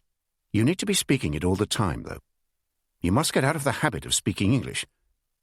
Understand? Forster." Prince nodded and said he understood. What was the second thing she wanted to mention? "How about you sleep on that couch and I take the bed?" When Richard Prince had joined the police as an enthusiastic 18-year-old, he spent the first few months after his initial training on the beat. He didn't last long walking the streets of Lincoln. Early on, his superiors spotted him as a very bright grammar school boy who could easily have gone to university and clearly was destined for greater things. Before he'd completed his first year in the police, he was already a detective. Life on the beat, as brief as it was, had a preordained quality to it. Pinned on the inside of his bedroom door in his lodging house was his rota. He knew weeks in advance whether on any given day he'd be on a shift starting at 6 in the morning, 2 in the afternoon, or 10 at night. And when he arrived to start his shift at the police station in Church Lane, in the lee of the cathedral, the large board by the duty sergeant's desk informed him which beat he'd be allocated to: West Common, South Commons, Castle and Cathedral, Station and St. Mark's, Canwick, Washington, or one of half a dozen others. And then there were the carefully drawn maps of each beat he'd tuck inside his notebook, showing a suggested route, which streets to pay special attention to, and the pubs to keep an eye on. As his career progressed, he was pleased he'd moved on from the regimented life of being told where to go and when to go there. But in recent years, he'd had more mixed views. Perhaps having your life carefully mapped out weeks in advance was not such a bad thing. Being moved around Lincoln like a piece on a chessboard had its attractions. Now, he felt like a chess piece in Copenhagen. He was woken at 7:30 by the noise of running water in the kitchen and crockery being moved around. He hauled himself up from the sofa and caught a glimpse of Agent Osric wrapped just in a large towel. Moments later she came into the lounge, still draped in the towel, her hair wet, a lit cigarette sticking out of her mouth, and a tray in her hands, which she placed on the small table by his sofa. "This coffee isn't bad. It's about as good as you'll get in Denmark these days. Drink it while I get dressed. Then we can talk." When she returned, she was dressed, but her hair was still damp. She ran her fingers through it as she relaxed in the armchair, her legs casually folded under her. She lit another cigarette, then paused briefly to drink her coffee in one go, all the while watching him and sizing him up in a manner that felt familiar, but which he couldn't quite put his finger on. She didn't say a word, and when she'd finished her cigarette, she dropped the stub into the remains of her coffee and lit yet another. Only then did she speak. You show me yours, and I'll show you mine. This was followed by a quick smile. I beg your pardon? Don't look so shocked. It's a saying, though maybe it doesn't have the same meaning in English. It's a childish way of saying, you tell me about yourself, and I'll tell you about myself. Are we allowed to do that? She shifted in the armchair and waved her hand in front of her in a dismissive manner. Look, we're going to be working very closely together. Do you imagine we'll be going around Copenhagen with you addressing me as Agent Osric? You don't think that could sound suspicious? I suppose you're right. So what do I call you? She unfurled her legs and straightened herself up, leaning closer to him. She examined the end of her half-finished cigarette and placed it on the saucer of her coffee cup.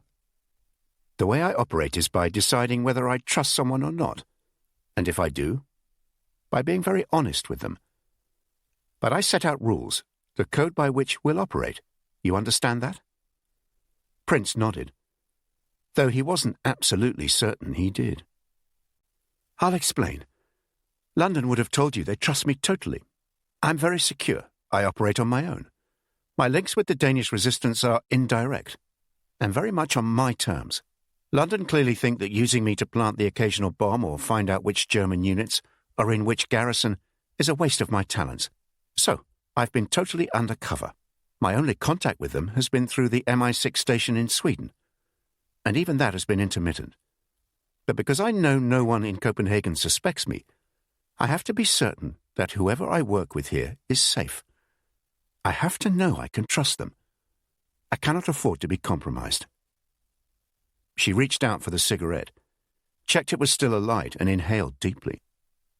I've watched this apartment ever since you arrived. Indeed, I was even keeping my eyes on you when you got here. If you'd been followed, or if you were a traitor, believe me, I'd have known. So, now I'll be open with you. Come. She stood up and beckoned him to follow her into the kitchen. She went over to the sink and turned on the taps. Perhaps an unnecessary precaution, but who knows? This is the only time I will tell you my real name. You are never to use it. That should be obvious.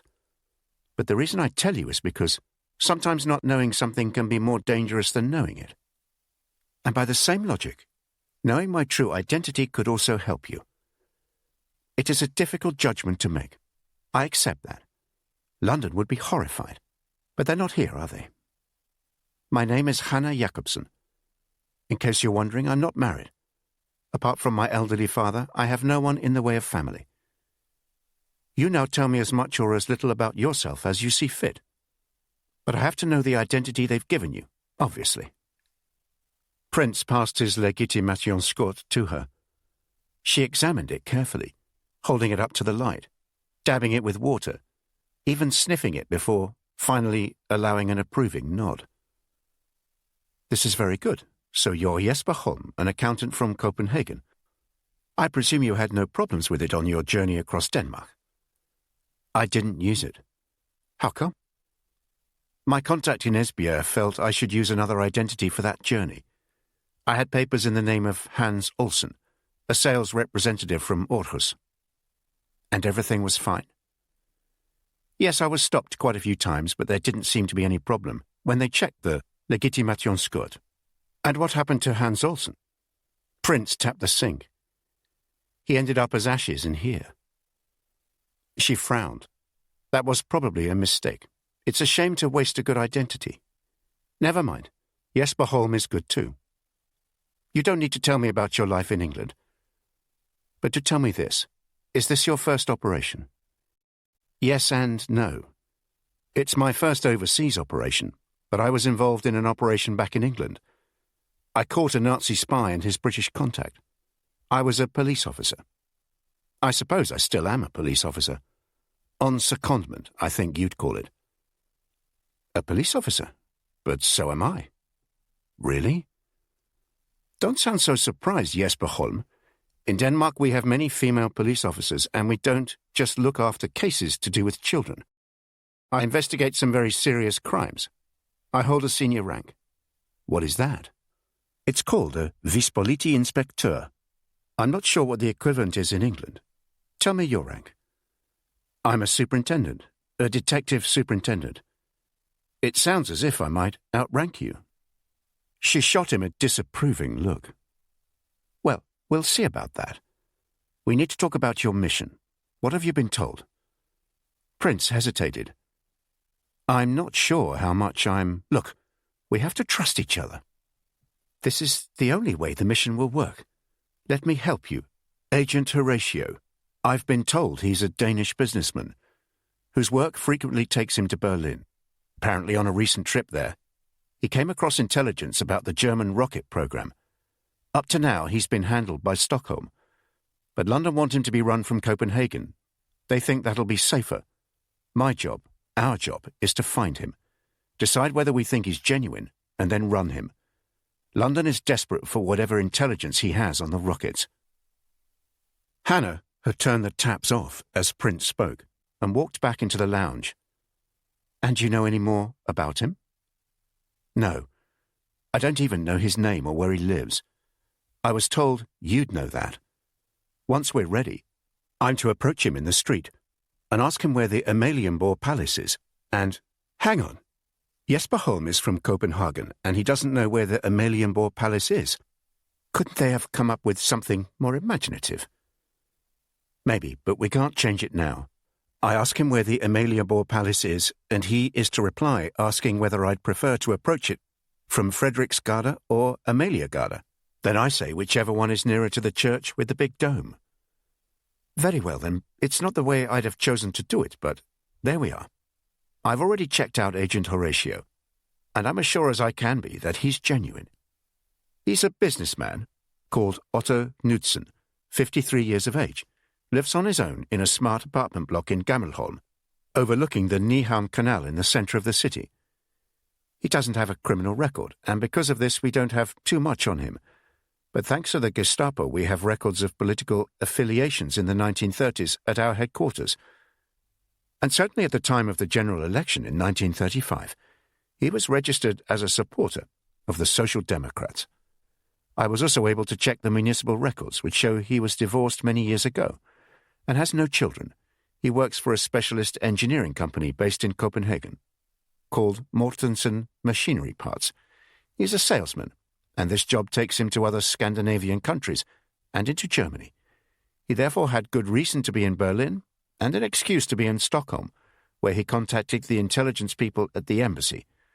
Stockholm gave us the dates he told them. He was last in Berlin, the trip where he claims to have found out about the rockets.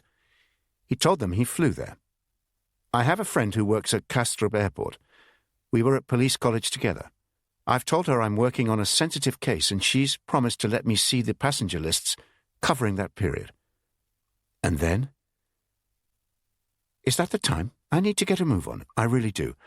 I need to be in the office at 8:30. If it turns out Otto Knudsen did fly to and from Berlin when he says he did, I have one more check to make on him.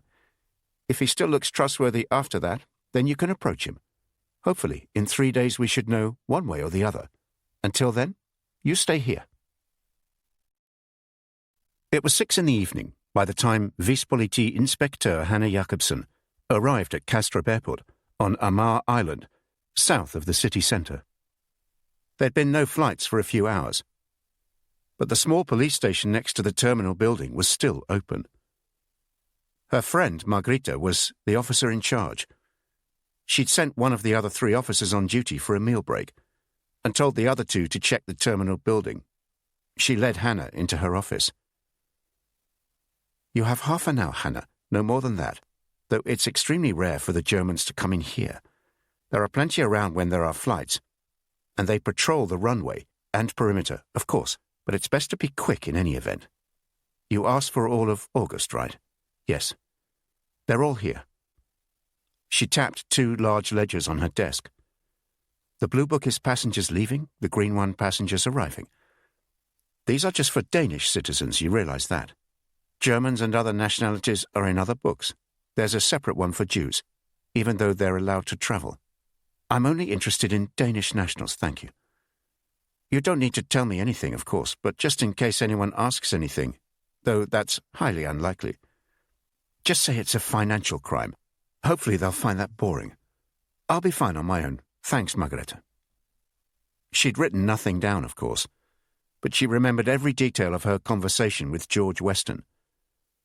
Weston was the MI6 head of station in neutral Sweden, who'd inherited Hannah when MI6 hurriedly shut down its operation in Copenhagen at the start of the war.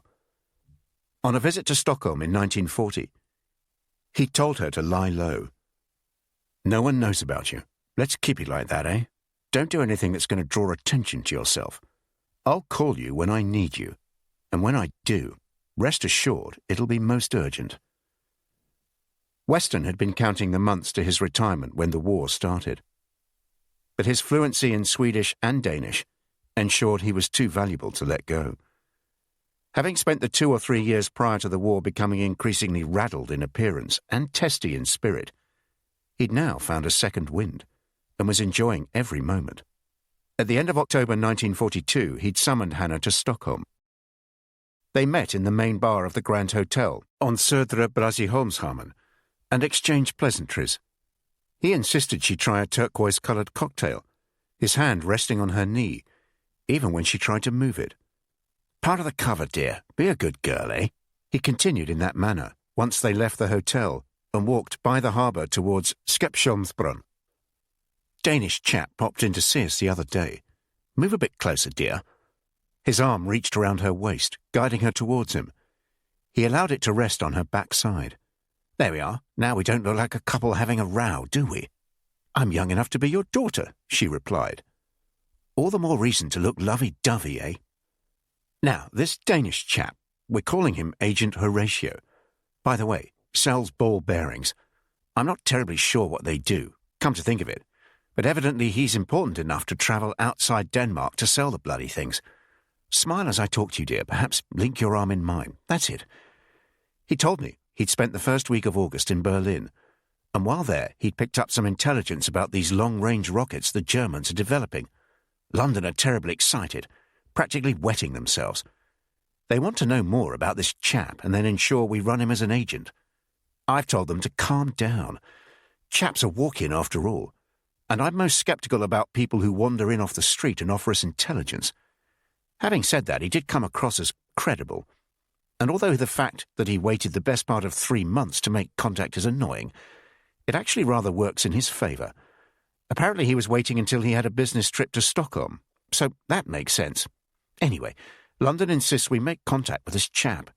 First thing you need to do is check out his story. Best to start with his visit to Germany in August. What do you mean? She asked. Check he actually made it. I'm not certain of the dates, but he did say 4 nights in the Reich is as much as anyone can manage. So it's a reasonable supposition that he flew out on Monday the 3rd, returning on the 7th. You'll find an envelope in your handbag, dear. In it are Horatio's details. You'll obviously destroy it once you've committed them to memory. And there's one other thing. He had paused and looked around. Assuming Horatio turns out to be who he says he is, London plan to send out an agent. They think running Horatio will be a full-time operation. Too much for you to cope with along with your job. Your role will be to look after this agent. Should be rather splendid for you to have some company. Now she checked the blue ledger for the names of all passengers on the daily 10 Deutsche Lufthansa direct to Berlin. Otto Knudsen's name wasn't there on Monday the 3rd, or indeed any other day that week. She checked the previous week, but he wasn't there either. She turned to the green ledger for returning Danish citizens and checked the 1805 flight from Berlin. No sign of Knudsen. It looked as if his story was about to fall apart. They should have asked her to check him out before sending Agent Laertes over. Reluctantly, she called her colleague into the office. I'm sorry to involve you, Margarita, but the person I'm looking for was supposed to be on direct Deutsche Lufthansa flights to and from Berlin, but I can't find his name anywhere. Margarita leaned across, flicking the pages of the ledger. Here, there is another direct Deutsche Lufthansa flight, but it shows as the Oslo service. It leaves Oslo at 14:55, lands here at 16:44, then takes off again for Berlin at 17:25, landing there at, here, 19:25. Same with the return. It leaves Berlin at 8:40 in the morning, lands here 2 hours later and 40 minutes after that flies on to Oslo. A lot of people prefer this flight. And sure enough, on Monday, 3rd August, an Otto Knudsen was on the Oslo-Copenhagen flight to Berlin, returning from the German capital that Friday on the Copenhagen-Oslo flight. Even more helpfully, the ledger also contained his Legitimationskort number. Now she'd established that Knudsen's journey to Berlin was indeed as he'd described it. There was, as she told the Englishman, just one more check she needed to make. Knudsen lived in an apartment in one of the elegant 6-story painted houses on the Nyhavn Canal. The building was on the south side of the canal, on the block between Heibergsgil and the Nyhavnbron Bridge. It wasn't difficult for her to gain access to Knudsen's top-floor apartment. It took her just a minute to pick the lock, and she allowed herself 10 minutes to look around. She wasn't searching for anything in particular, but she developed a good sense for whether something wasn't right. For a start, there were no obvious signs that this was where a German sympathizer might live. The bookshelf contained no right-wing literature. There was nothing on his desk that appeared suspicious. The apartment was clearly that of an affluent man, well kept and clean, with good furniture. She checked the drawers in the bedroom. A few letters and papers, nothing unexpected. There were 3 large paintings in the lounge, modern interpretations of boats on the canal. Her 10 minutes were up. Her gut feeling was still that Knudsen was who he'd said he was. Nothing she'd seen in his home disabused her of that. Agent Laertes could now approach him. She returned to the apartment off Karstengale around 8 in the evening, entering it so silently, as always, that he was aware of her presence only when she appeared in the lounge. There were few pleasantries. She only wanted to know everything was in order. She was concerned with security, any strange noises outside the apartment, that kind of thing. Then it was down to business. From what I can tell, Agent Horatio is genuine, although, of course, that can't be guaranteed. I've watched him the last 2 mornings, and he appears to have a routine. The time he leaves his apartment, the route he takes to his office, the cafe he stops at on the way for breakfast. You'll bump into him on that route. I've identified the best place to do it. I'll explain. Prince could feel his heart beating fast. It was a feeling of fear mixed with a growing excitement. It also meant he'd be able to leave an apartment he'd been confined to for too long. The walls had begun to close in on him. When will I be bumping into him? Tomorrow morning. From the north bank of the Nyhavn Canal, he watched Otto Knudsen leave his building on the south bank. Everything was precisely as Hannah had described it. Knudsen, a tall, smartly dressed man in a dark Trilby-style hat, with a wide brim and a long, light brown raincoat, left the building a shade after 8 o'clock. He turned left and walked briskly along the canal past the junction with Heibergsgil and towards Kongsnyuto, a large square where Prince recalled having lunch with his grandparents in another life. Agent Horatio will enter the square and turn right. He'll then turn left and go into one of the cafes on the north side. If you follow him, you'll be able to see where he goes. Try and approach him as he goes into the cafe. If it doesn't feel right, wait until he leaves it. Prince fell into step with the other man. As they approached Kongsnyuto, Knudsen quickened his step.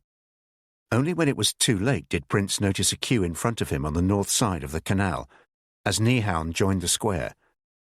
It was a German checkpoint. He had no alternative but to stay in the queue, gathering his thoughts as he did so. He realized he now wouldn't be able to pick up Knudsen before he entered the cafe. Hopefully he'd be able to spot which one he was in and approach after he'd left it. He tried to remain calm. He was confident he knew every aspect of his Jesper Holm identity. After all, he'd had plenty of time in the apartment to study it over and over again. And he remembered what he'd been told in Matlock. Checkpoints are a routine in occupied Europe. Unfortunately, they're part of everyday life. The most important thing to remember about a checkpoint is not to panic. Do not, under any circumstances, try and leave the queue. They watch out for people doing precisely that. So he waited his turn, agreeing with the old man next to him that it was indeed warm for the time of year. and smiling perhaps a shade too pleasantly at the German sentry who hurried them along. The soldier appeared to be suffering from a heavy cold, wiping his dripping nose with the sleeve of his greatcoat. He looked at Prince's identity card, then at Prince himself, and once more at the card. Name? Jesper Holm. He wondered whether to add Sir, but decided against it. Let me have a look. A short German wearing civilian clothes moved forward. One of a group of 3 observing the checkpoint. Gestapo. The soldier handed him the Legitimation skirt, and he studied it carefully, then looked at Prince, appearing to go onto his tiptoes to get a better view. He turned round and said something to his colleagues, and before Prince could fully grasp what was going on, his arms had been grabbed from either side, and he was being hauled away. He must have pulled against them, because a fist punched him hard in the ribs, and he doubled up. By the time someone spat in his ear that he was under arrest, he'd already gathered that might well be the case. Chapter 7. Copenhagen, November 1942. He had been blindfolded and bundled into the back of a car, so had no idea where they were going. His only impression of the vehicle was the tan-coloured seats he'd glimpsed under the blindfold, and the aroma of leather and stale tobacco. There was a man on either side of him, and another in the front alongside the driver.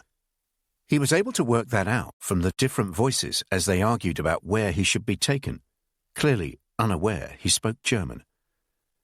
I'm telling you, we take him to our headquarters in Kammenskill. There's no question about him. This is so clearly a case for the Gestapo. This name has been on our watch list. But the protocol is that all Danish citizens have to be processed by the local police first. You know that as well as I do, Klaus. The last thing we want is another row with these precious Danes. But according to our information, he's probably not Danish. Let's go straight to the Kampenskill, and then deal with the bloody Danes. We're far too sensitive about their feelings as it is. Look, let's go to the main police headquarters on Polytal and get him processed as a priority, and then we can have him back at our place within an hour. Having that conversation in front of him had been their first mistake. The first of a number the Gestapo made that day. The second was throwing him in a cell with someone else in it, a boy around 18 years of age, with a mop of blonde hair and a large bruise under one eye that he wore like a badge of honor. He told Prince he'd been arrested for throwing an apple core at a German armored car. Prince told him he had no idea why he'd been arrested. A misunderstanding over his Legitimation skirt, perhaps. He wasn't even sure where he was. This is the main police headquarters on Polytal. At least they've brought you here. If they offer you an all-expenses stay at the Gestapo place on Kampenskill, turn them down. The boy came and sat next to him on his bench and spoke quietly in a conspiratorial manner. Do you have anything to worry about? I'm not sure what you mean. I mean, you say they arrested you over your Legitimation skirt. Was that at a checkpoint? Yes. And did they arrest anyone else? Not as far as I could tell. And your identity? Do you have anything to be concerned about it? I mean, is it genuine? At Matlock, they told him to be careful of plants, seemingly sympathetic people, who'd appear to be your friend, on the same side, and who'd lure you into revealing too much. With his innocent looks and obvious pride in his bruise, the boy didn't look like a plant, but Prince knew he couldn't risk it. Of course it's genuine. Why wouldn't it be?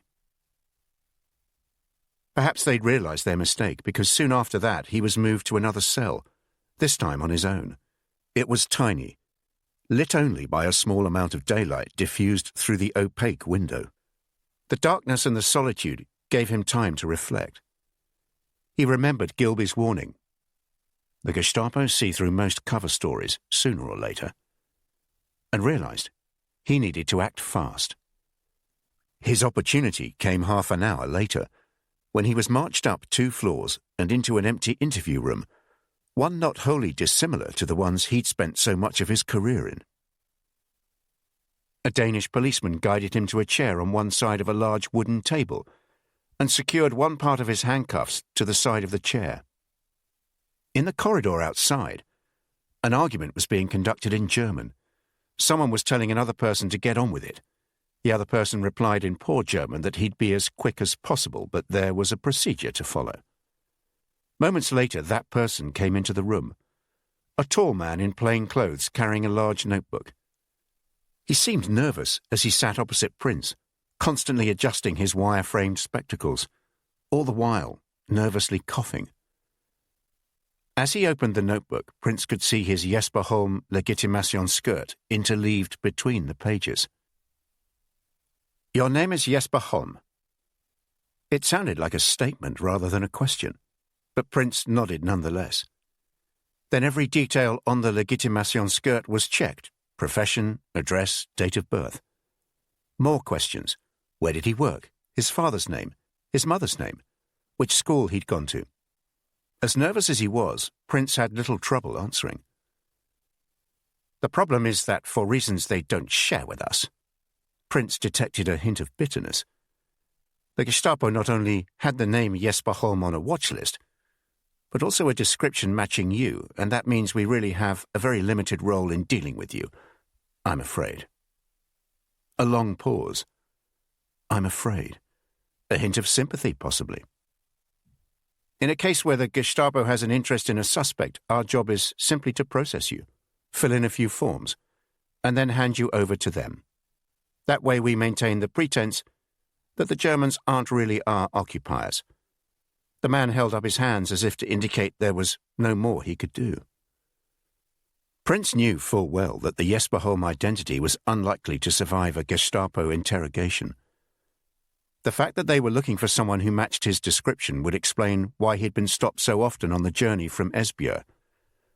Fortunately, the man they'd stopped then was Hans Olsen rather than the Jesper Holm they were looking for. "I'm sorry."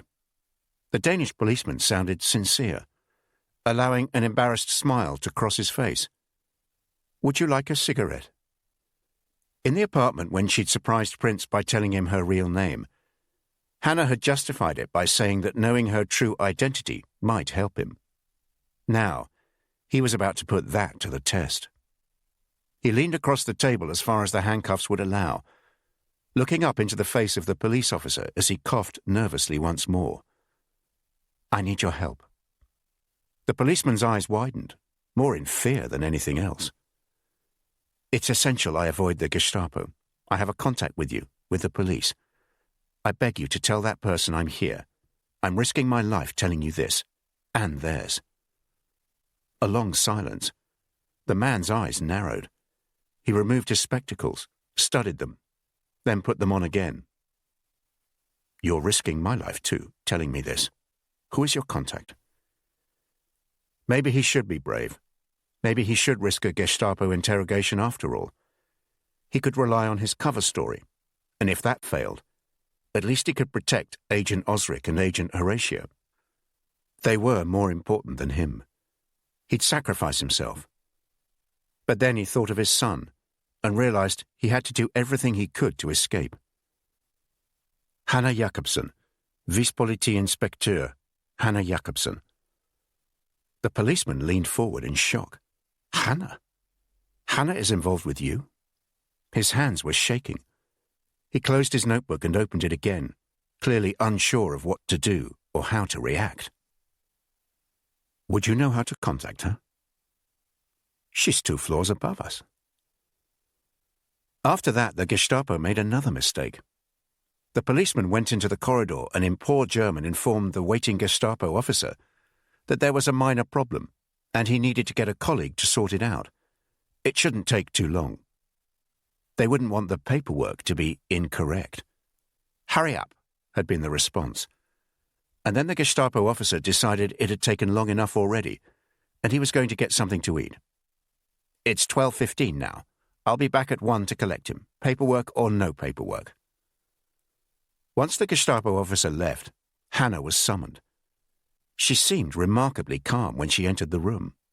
Certainly she shot Prince a disapproving look, but it was more like a parental look of disappointment rather than one of anger. "Give me a minute, please, Jens," she said to her colleague. Once the policeman had left, she sat opposite Prince, So, what happened? He explained. And it couldn't have been Agent Horatio informing them. I can't possibly see how. He'd have had no idea I was following him from the other side of the canal, and the checkpoint was a random one. The queue was already quite long when I joined it. She nodded. Nonetheless, it seems the name Jesper Holm was on a watch list, and you match a description they had. You must have been betrayed. We have to get you out of here. She chewed a nail and looked at her watch. We have half an hour at the most. Let's see what we can do. I can't tell you how fortunate it is Jens was questioning you. He's a friend and I trust him. I can't say that of everyone here. He was left on his own for 5 minutes, still handcuffed to the chair.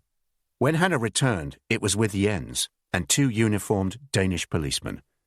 The handcuffs were released, and Hannah explained the plan. Go with these 2 officers. They'll drop you somewhere safe. You know where to return to. Once there, stay put. Wait until I come, which may not be today. Understand? He was hurried down to the basement and into the back of an unmarked van. The van drove around for an hour, then it stopped. The rear doors opened, and he was told to get out quick. Without so much as a goodbye, he was on his own, by the entrance to Enhaleparken. 10 minutes later, he was in the apartment off Carstensgale. Only when he locked the door and sank into the armchair did he appreciate the state he was in. Drenched in sweat, his heart beating fast, mouth dry, and alternating feelings of dizziness and nausea. He was about to get up for some water when a wave of emotion hit him in a way he hadn't experienced, not even when told of Jane and Grace's deaths. This was not so much shock, more profound fear and sadness. He thought of Henry and whether he'd ever see him again. He realized how close he'd come to falling into the hands of the Gestapo. The fact that he had apparently been betrayed only added to the emotion. And for a full hour, he sat in the armchair and, for the first time since he was a child, sobbed his heart out. At police headquarters, on Polytal, that afternoon various careers came to rapid ends. When the Gestapo officer returned from his meal break and found Prince was missing, Jens was summoned. He explained with an admirable degree of plausibility how there had clearly been a misunderstanding. He had assumed that once he'd sorted the paperwork, which thankfully he had, he was to send the suspect direct to the Gestapo headquarters on Kampmannsgil. So he's there now? Yes, he must be. A delay while calls were made. There was, it transpired, no sign of the suspect on Kampmannsgil. What arrangements had been made to transfer the suspect? He'd been sent down to prisoner transport, explained Jens. Prisoner transport, it transpired, had undergone a shift change. It would take some time to check exactly what had happened to the suspect. It was possible he might have been put on a transport to Roskilde, by mistake, of course. It was around this time that the Gestapo officer, a squat man with bad skin and a distinctive Swabian accent, began to realize how much he was to blame for the suspect going missing. He knew full well he should not have left the prisoner on his own. Going for a meal break, notwithstanding his considerable hunger, was tantamount to desertion. When his senior officer arrived at the police headquarters, he took a similar view. The squat Gestapo officer with bad skin and a Swabian accent was dismissed on the spot. At one point, his senior officer pinned him against the wall. I promise you that within 24 hours you'll be on your way to the Eastern Front. See how many fucking meal breaks you get there. Jens's boss agreed that his officer had quite uncharacteristically made a serious error, albeit one arising through a misunderstanding. Jens would of course resign, and no further action would be taken against him. And all this time, Hannah Jakobsen was not involved. Her name was never mentioned, and the Gestapo had no idea who she was. They decided this was an example of typical Danish incompetence. They'd find Jesper Holm sooner or later anyway, and at least they now knew he was in Copenhagen. After all, how long could a British agent survive once his identity had been blown? Early the following evening, Hannah appeared, as silently as ever. She looked for all the world like a busy housewife returning home, a shopping bag in each hand, and even a pleasant smile to greet him. But she didn't say a word until she'd double-bolted the front door and led him into the lounge, taking her usual seat in the large armchair, tucking her legs under her and lighting a cigarette. "I cannot believe we got away with that," she said eventually, shaking her head in disbelief. There was another period of silence, during which she pulled hard on her cigarette before finishing it and lighting another one. Prince began to say something, but she held up a hand, as if stopping traffic. "Wait, let me speak. Thank Christ I told you my real name. I knew it was a risk, but if I hadn't, who knows what the Gestapo would have done to you by now, and who knows what you'd have told them. You can trust me. I wouldn't have what? Told them anything? Listen. Those bastards at Campenskill have broken the most hardened resistance fighters in a matter of hours. You cannot begin to imagine what they do to you. By now, everything could have been blown. You, me, Agent Horatio, the people who helped you in Esbjerg, and on the way here. As it is," she paused again, walked over to the window and pulled the drawn curtains aside before returning to her chair. "As it is what? As it is, the situation is bad enough. Potentially I'm compromised. Fortunately, Jens is to be trusted. He won't say anything. He's not a well man, and he wasn't far from retirement as it is, so for him to lose his job over this is a very small price to pay. He's the only one who's really aware of my connection with you." "What about the policeman who drove me back to Vesterbro?" "I didn't say we were safe, did I?" She sounded annoyed. "Jens said they're trustworthy, but who knows? In any case, it wasn't as if they dropped you here, was it? Our real worry is you. Tell me again, what happened this morning? Everything." Prince told her every detail, and she listened thoughtfully. When he had finished, she went into the kitchen, came back with a glass of water, walked round the apartment, back into the kitchen, and then came to sit down before starting her now familiar cigarette routine. "We need to get you a new identity, but the fact that they know what you look like is a concern. The only way we can do it is by changing your appearance. Your hair is quite dark, especially for a Scandinavian. We can certainly make it lighter. That should be easy enough. Have you ever grown a beard?" "No." "Any idea how long it would take you to grow one? It would need to be a proper one, though." Prince was stroking his chin, trying to assess how long it would take. "I don't know, really. My guess is at least 3 weeks, perhaps a month." "Very well, then. I'll get a message to Weston in Stockholm, and he can tell London there's been a delay. They don't need to know more than that. They'll just have to be patient. I'll speak to someone about a new legitimation skirt, but we can't actually prepare it until we get a photograph of you with lighter hair and a beard. In the meantime, you stay here. You'll just have to be patient. Would you like a cigarette?" "I would, actually, thank you." She lit one and passed it to him, noticing as she did so how his hands were trembling. "Are you all right?" "Yes, thank you." "You don't look all right." Prince looked down at the rug between them, his eyes filling with tears as he did so. He watched as a couple of them dripped onto the ornate pattern, and then wiped his eyes. "No, it's just been a terrible shock, that's all. I'm sure I'll be fine." Hannah said nothing, but she leaned forward and wiped a tear from under his eye with her thumb. Hannah's work was split between the police headquarters in Politetal and the police station in the Nörbrow district, where the unit investigating high-value robberies was based. A week after sending the message to London via Weston in Stockholm, she made one of her regular lunchtime visits to the Existens cemetery. The cemetery was a popular place to visit. Some people came to see Hans Christian Andersen's grave, and those of other notables, but most just came to enjoy the grounds with their avenues of tall trees and well-tended shrubberies. It was particularly popular at lunchtime, and so there was nothing unusual in Hannah strolling round, picking a quiet bench to eat her sandwich, or just looking for some peace and quiet amongst the graves. She made a point of going there every 2 or 3 days, though for obvious reasons she avoided having a routine. On this particular day, she entered the cemetery on WWII and strolled for 10 minutes or so before pausing for her lunch.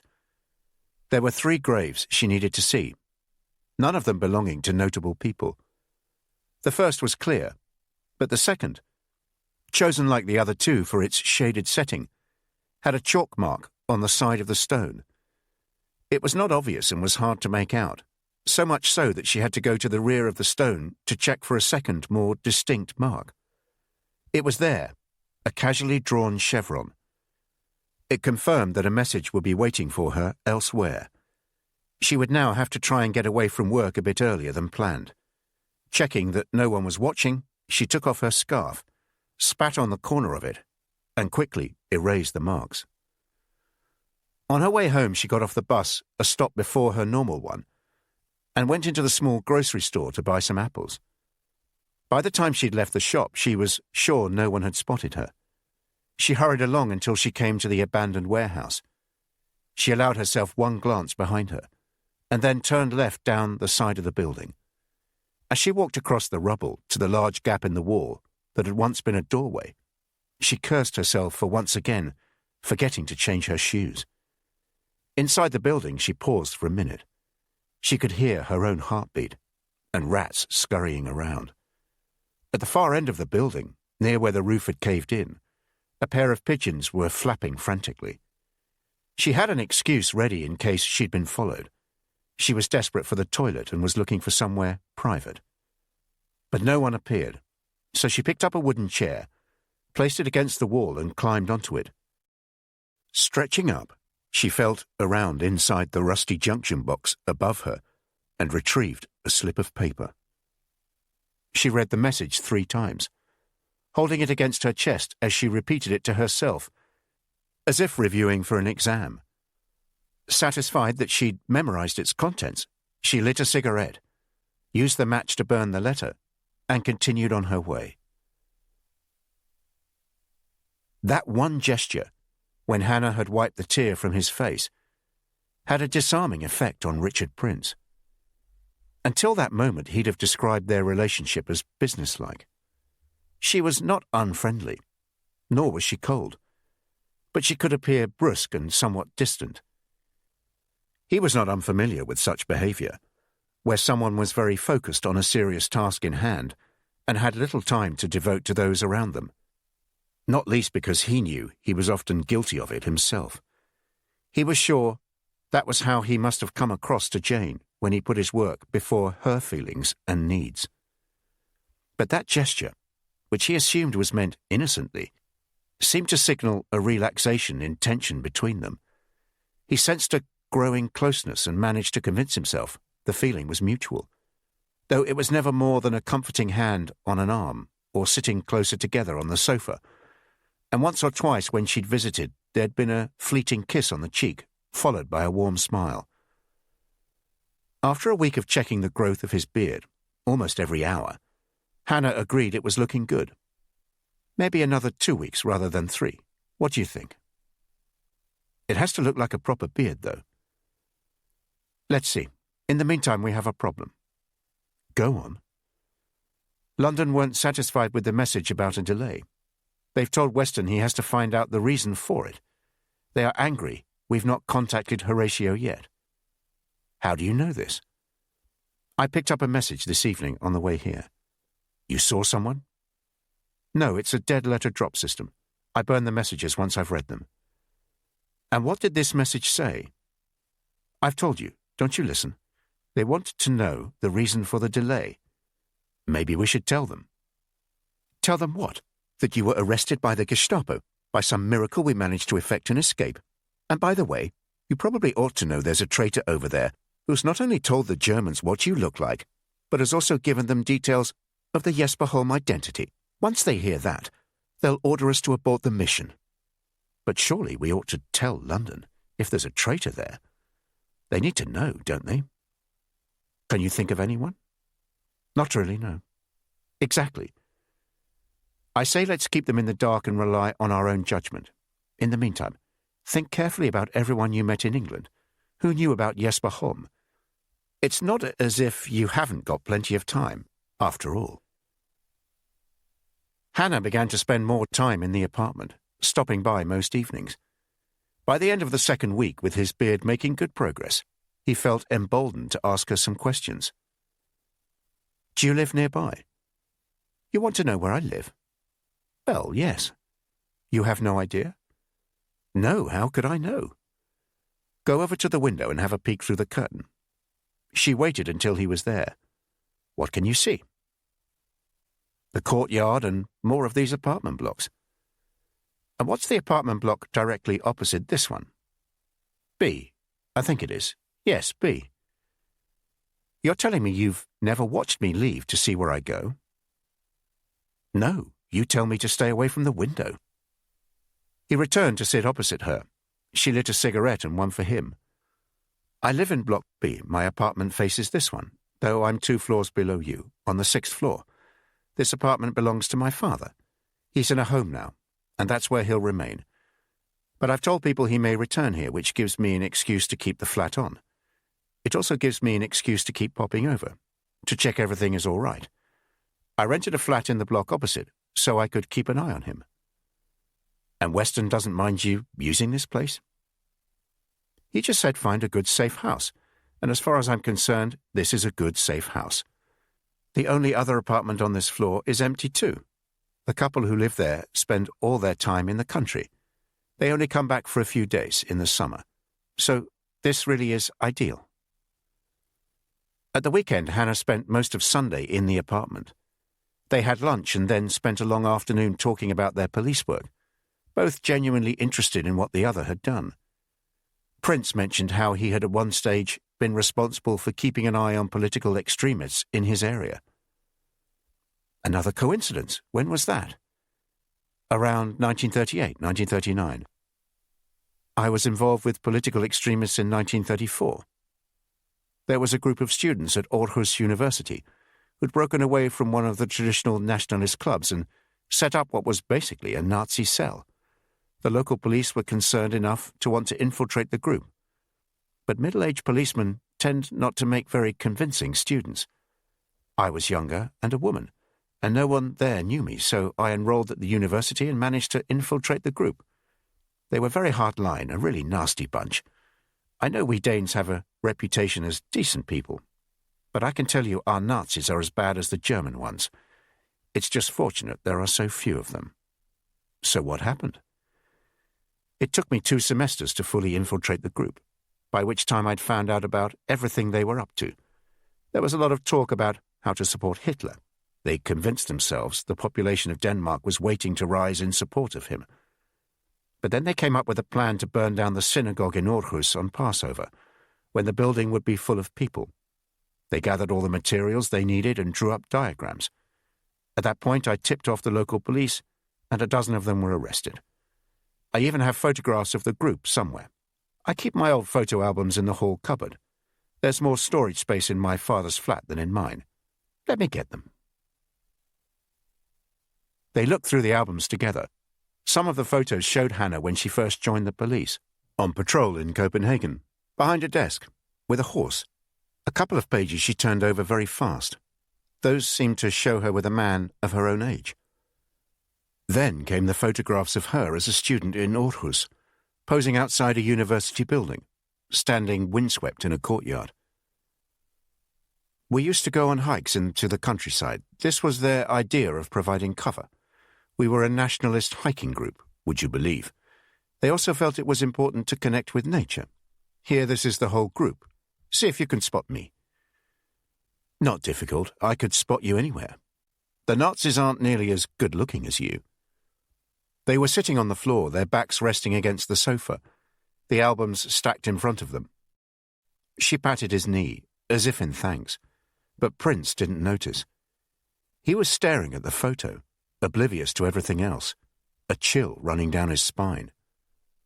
"What is it? You look like you've seen a ghost." He said nothing, turning over the page to look at more photos of the group. One in particular was very clear, taken in good light, the faces more in focus. "Who is that?" His voice sounded uneasy. "That's Greta Poulsen. She was one of the most active Nazis. In fact, she was the one who originally came up with the idea to burn down the synagogue. She served 4 or 5 years in prison. Why'd you ask? He didn't reply, instead picking up the album and taking it to the table to study it more closely. There was no question it was her. The hair, the eyes, the lips, all the same. You know, you asked me to think of someone who might have betrayed me. Hannah nodded. Well, I found them. Chapter 8. Copenhagen, November 1942. They argued long into the night, at one stage having to stop themselves when they realized they'd actually been shouting. Of course we'll have to tell London, said Prince. Greta Poulsen is clearly a Nazi spy, working at the heart of British intelligence. She helped create the Jesper Holm identity, and then betrayed me. It's unconscionable to allow her to continue to operate when we know who she is. Apart from anything else, what about other agents she might be betraying? Let's be a bit more rational. Your thinking is too ABCD. That's what I learned in my detective classes at police college. Don't think in an obvious manner, in a straight line, as one of my lecturers described it. Sometimes you should think more smartly. Didn't they teach you that at your police college? I didn't go to police college. So how did you learn to become a policeman, and especially a detective? We learned on the job. And we think the British are so clever. Look, we retrieved the Legitimationscode for Jesper Holm. The Nazis may think you still have it. It's unlikely, but as long as it is a possibility, they'll carry on looking for Jesper Holm, as well as someone matching your description. That will help protect you once you have a new identity. They'll be looking for someone else. However, if we let London know and they arrest Greta Poulsen, there's a good chance news of her arrest will get back to the Gestapo, and then they'll know Jesper Holm has disappeared. Prince didn't agree, but he could see Hannah wasn't going to concede, and she was the one who controlled communications with London. They would need to concentrate on sorting out his new identity. 10 days later, they agreed that his beard looked like a proper beard, rather than the result of not having shaved for a few days. Hannah had bought a dye, and after using it a few times, his hair was a noticeably fairer shade. She had a friend who had a photographic studio just a few blocks away. Despite Prince not having a Legitimationscode, they felt they could risk walking there. We have to take some risks. If we didn't, we wouldn't be in this game, would we? At the studio, Hannah produced a pair of spectacles, large lenses with thick black frames. Try them on. He squinted as he peered in the mirror. Don't worry, it's a very low prescription and you'll quickly get used to them. Wear them whenever you're out. It would be too risky for them to have no prescription at all. If anyone checked, they'd know something was up. They certainly change how you look. She asked the photographer if there was anything he could do to make the beard appear fuller, and he produced a lotion that, when mixed with water, had something approaching the desired effect. I know it doesn't look too good in here, but in the photograph you won't be able to tell the difference. My advice is to keep the beard a bit messy. Avoid the temptation to trim it. Like this. Whoever's looking at you will see your beard rather than your face. With that, he let out a loud laugh that echoed around the small studio. The birth of Peter Rasmussen had begun. 4 days after the photo session, they were sitting at the table in the apartment. A Legitimationscode and assorted other papers in front of them. You look like a Peter Rasmussen. I look like a man with a beard.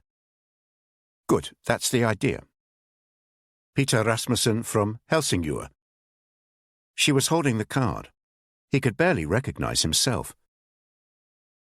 With your beard and glasses, you look rather unremarkable, even quite unattractive. And without the beard and glasses? She smiled briefly, and then pointed to the papers. Concentrate. Do you know anything about Helsingør? Isn't it a port? Correct, it's north of Copenhagen. If you were to drive there from here, it would take around an hour, possibly slightly longer. It's on the narrowest point of the Øresund, just 2 miles from the Swedish town of Helsingør. In English, it's known as Elsinore. That's what your Shakespeare called it in Hamlet.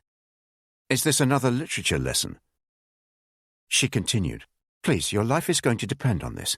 Peter Rasmussen was born on the 8th of July, 1901, making him 41 years of age. I'm 34 and people often comment that I look young for my age.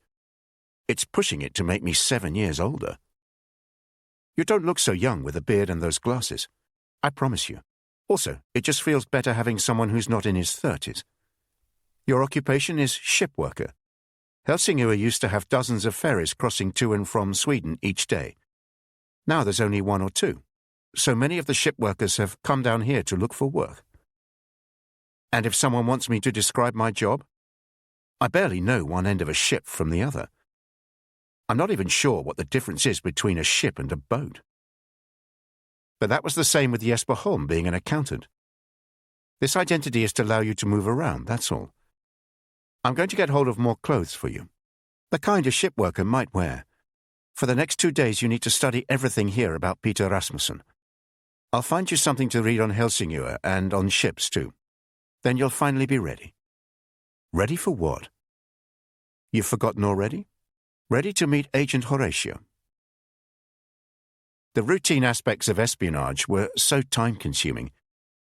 It would take her the best part of an hour and a half to deposit her message and then go to the cemetery to leave a mark to indicate that she'd made the drop.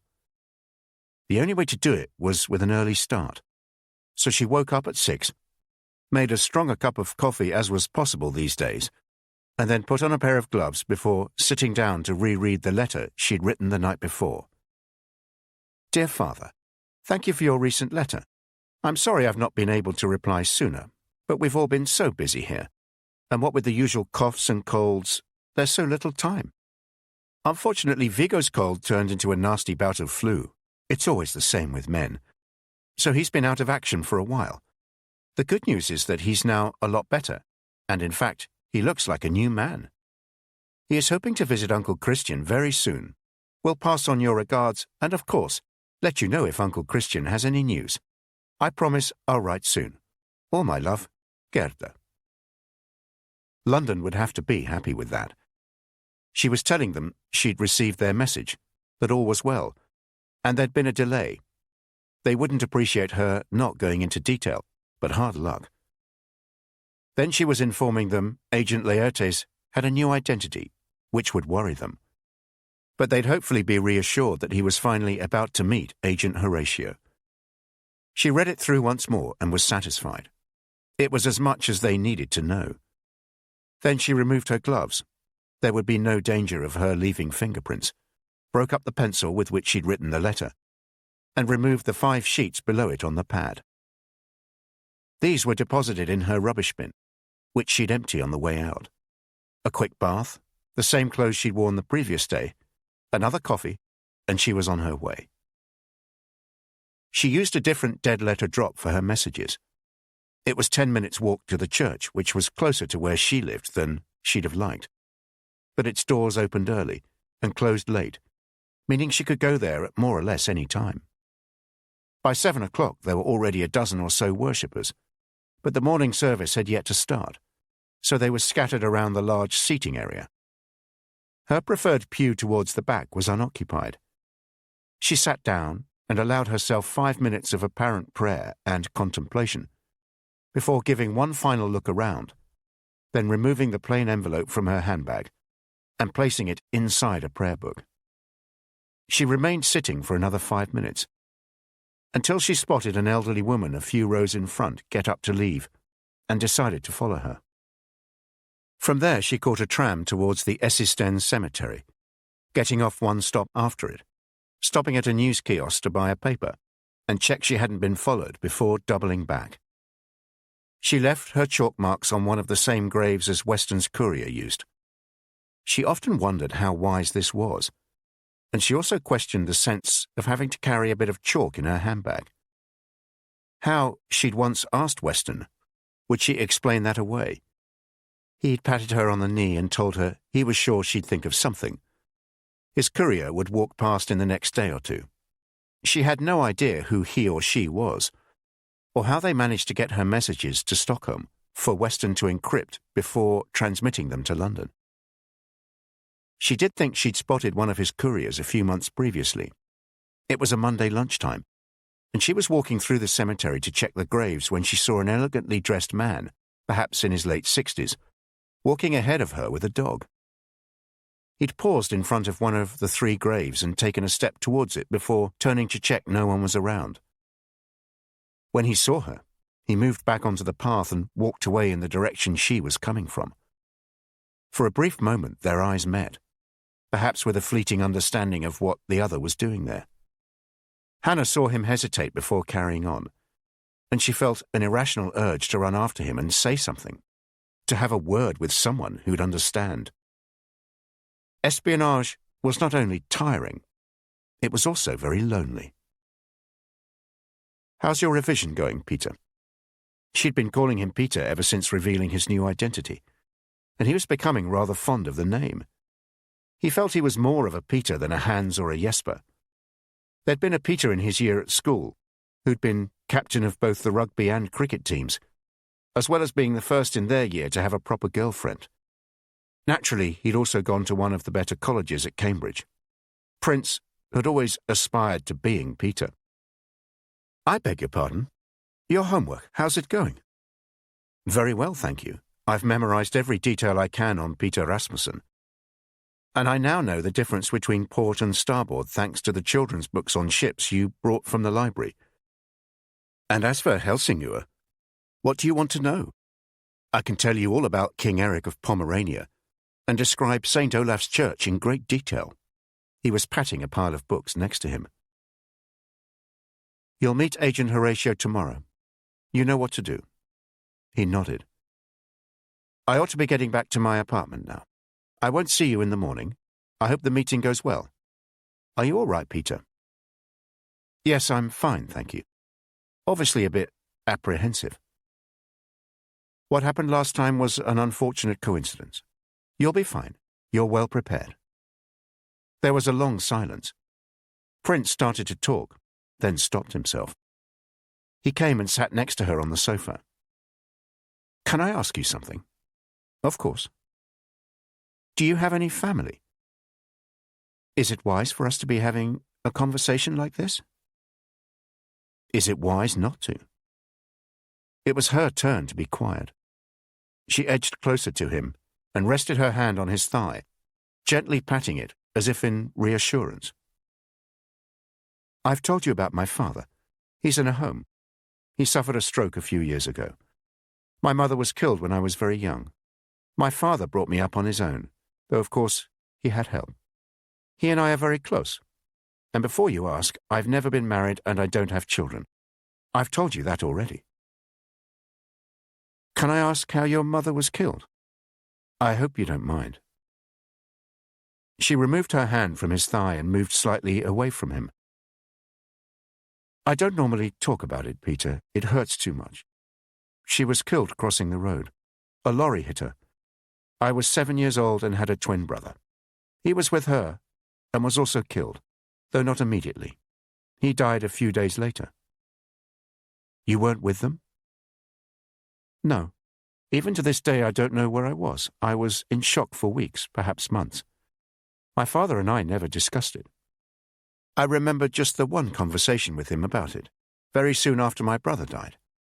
He said the only way we'd survive was by getting on with our lives and by not looking back, which is what we did.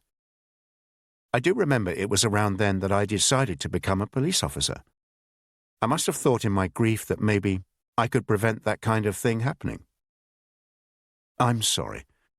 I understand how dreadful it must have been for you." "Really? But that's the thing, Peter. People say they understand, but they can't. Unless you've been through something like that, you simply have no way of understanding." She moved further away from him. She'd spoken in an admonishing tone and looked annoyed. She'd clearly felt he was being intrusive. "But you see, I have been through something just like that. My wife and daughter were killed in a car crash 2 years ago, and I have a son who wasn't with them. He's 3. So I do know how you feel."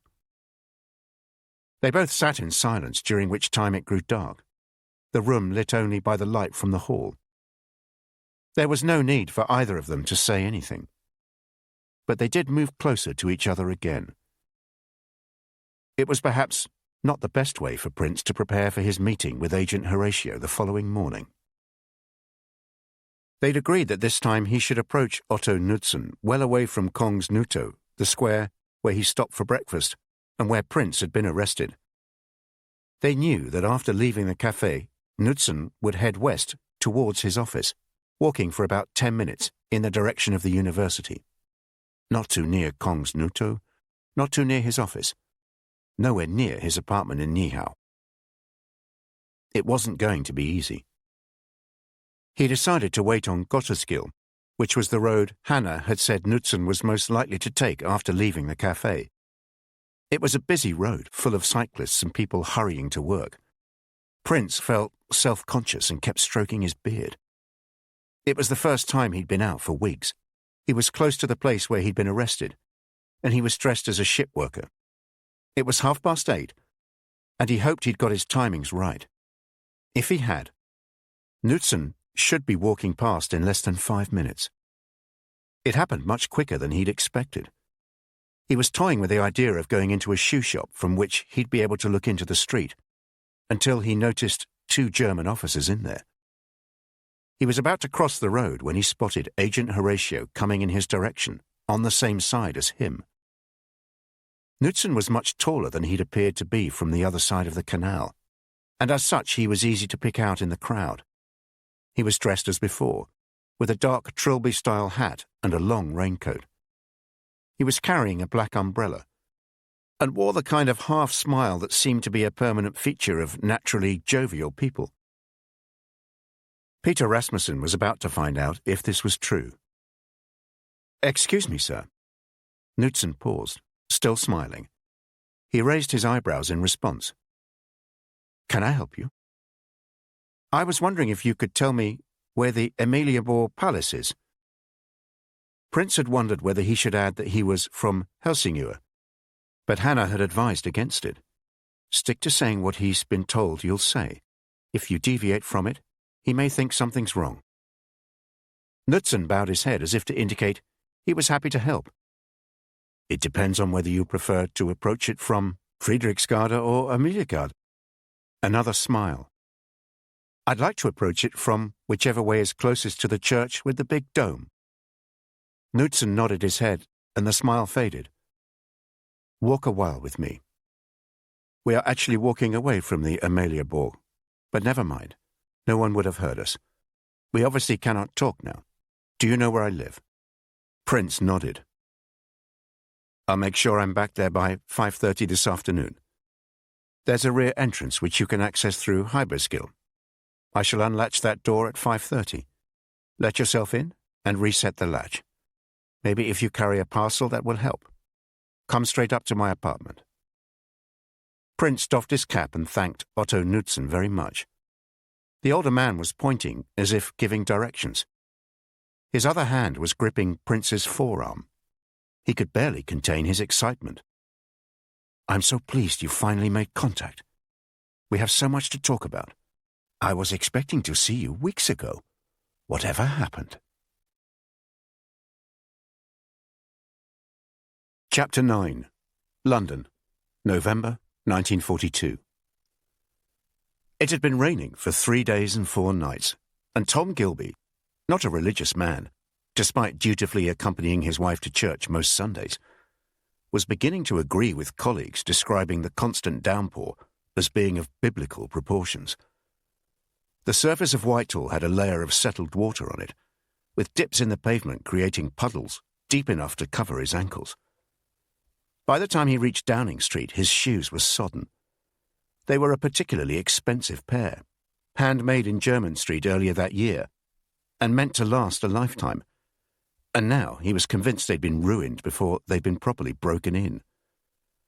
But the nature of the summons he'd received earlier that morning ensured the state of his shoes was the least of his problems. He turned right just before number 10, down the path that would take him to the rear entrance, where a policeman nodded him through. Once inside, his papers were checked, before he was escorted to Sir Rowland Pearson's office. Sir Rowland was the Downing Street intelligence chief. His role was to act as an umpire between the various intelligence and security agencies, to keep the internecine disputes and rows over who was responsible for what to manageable proportions. His office was deep inside Downing Street, looking out over an internal courtyard. "Come in, Tom. Glad you could drop by." Pearson was a man given to understatement. My office, Gilby, 11:30, had been the message. Hardly a cordial invitation to drop by. Gilby removed his coat and hat, the carpet below him dampening as he did so. When he sat on the chair opposite Pearson's desk, he could feel quite how drenched his trousers and jacket were. He was beginning to feel most uncomfortable. "This report of yours, Tom." Pearson was tapping a dark green folder on his desk. "Which report is that, Rowley?" They'd been at boarding school together, Pearson a couple of years above him. Gilby felt he could get away with Rowley, but he did omit the Poley that came after it in his school nickname. Pearson had been fat even at school. "The one on Agent what's-his-name? Here we are, Horatio." Winston appreciated the classical references, though. It amused him for almost a minute. "What about the report, Rowley?" "Thing is, Tom, it has rather set the cat amongst the pigeons, I'm afraid." Silence in the office. The only sound Gilby could hear, and he hoped it was imagined more than anything else, was that of water dripping from various parts of him. He wasn't in the mood to make matters easier for Pearson by asking why his report had set the cat amongst the pigeons. Instead, he indulged himself with a quizzical frown to indicate he wasn't sure what all the fuss could possibly be about. "Let me explain, Tom. Winston prefers clarity to confusion. He doesn't appreciate being given conflicting advice. He simply does not have time for that. Hence my role here in Downing Street. And indeed Lord Swalcliffe's." Gilby nodded. Now he knew why he'd been summoned, and after their encounter at the Whitehall reception, it was no great surprise. Lord Swalcliffe, first name Edward, surname he couldn't quite recall, but the man was originally from Luxembourg, and he seemed to remember the name had an unfortunate Germanic edge to it, was Churchill's principal scientific adviser, and seemed to have the ear of the Prime Minister, in a way few of his other confidants did. "Winston is distressed at the degree of rancour existing between the various departments, agencies, and individuals with whom we work. I realize that to an extent he encourages it. He realizes disagreement can sometimes lead to honest opinions being expressed, which he sees as being better than suppressing one's views.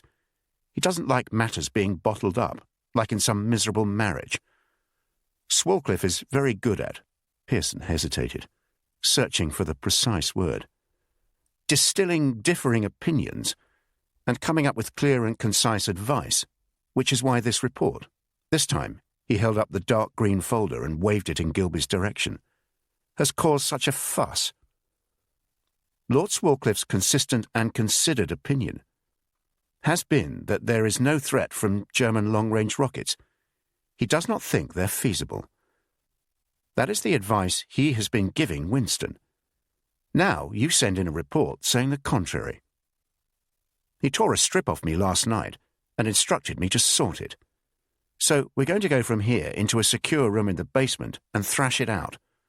Swalcliffe will be there, of course, plus Air Vice Marshal Frank Hamilton of RAF Intelligence and one of his chaps, and Long from the Ministry."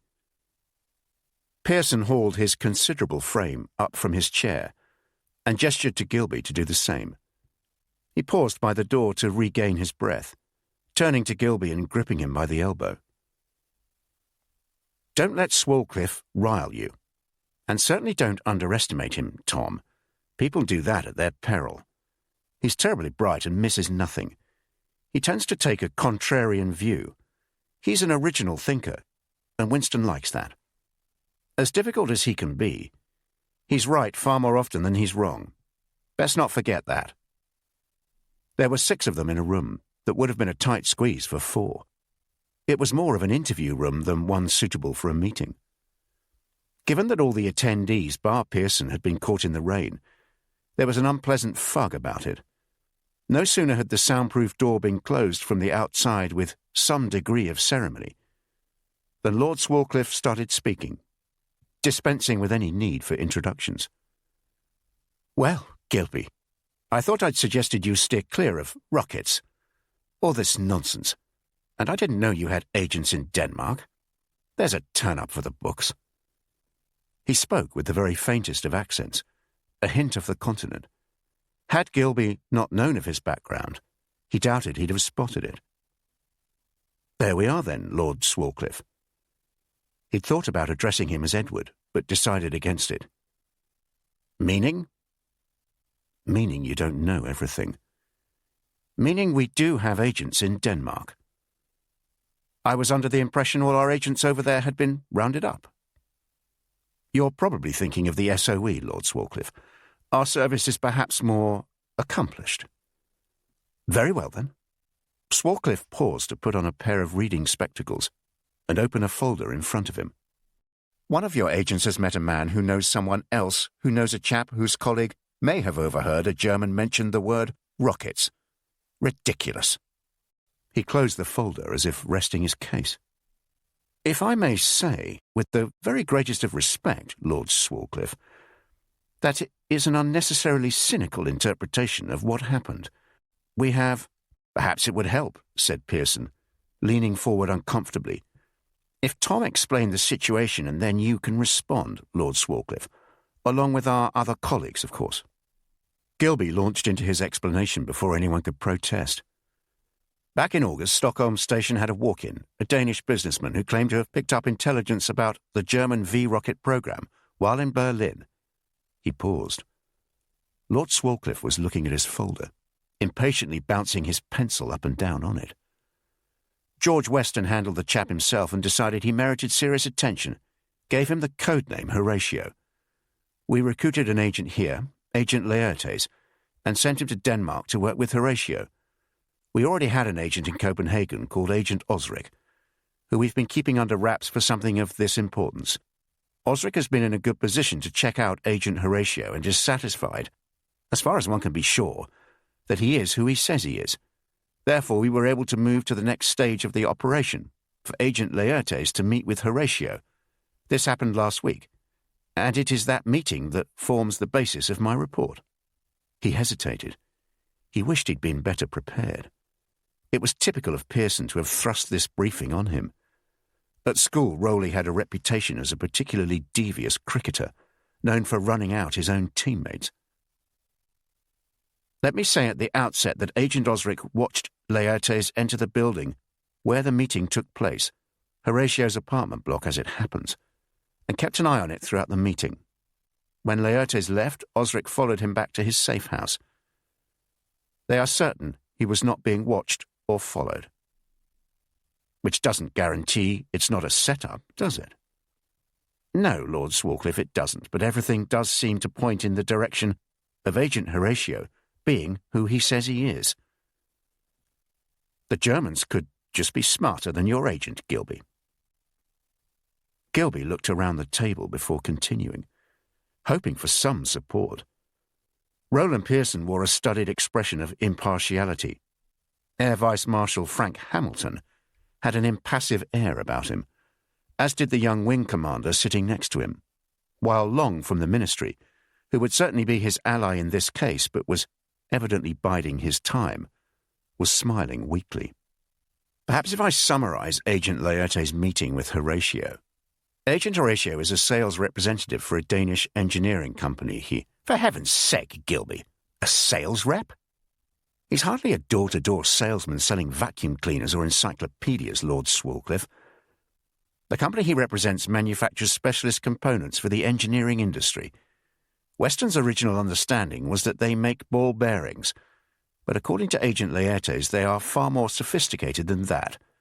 They specialize in manufacturing small parts for engines, and are particularly skilled at fabricating components that can withstand very high temperatures. Agent Horatio was on a business trip to Berlin in the first week of August to discuss an order for parts for a factory making tanks. One night his contact took him out for dinner. where they were unexpectedly joined by another guest, who turned out to be an Oberst in the Luftwaffe. You'll correct me if I'm wrong, Frank, but as I understand it, an Oberst is more or less equivalent to a group captain in the RAF. That's right, Tom. He'd be somewhat junior to me, but would outrank Tim here. The Air Vice Marshal chuckled as he patted the arm of the officer next to him. Gilby was relieved. The tension in the room appeared to have dropped by as much as 1 degree. The Oberst was introduced to Horatio as Kurt. I imagine that's not his real name, but he...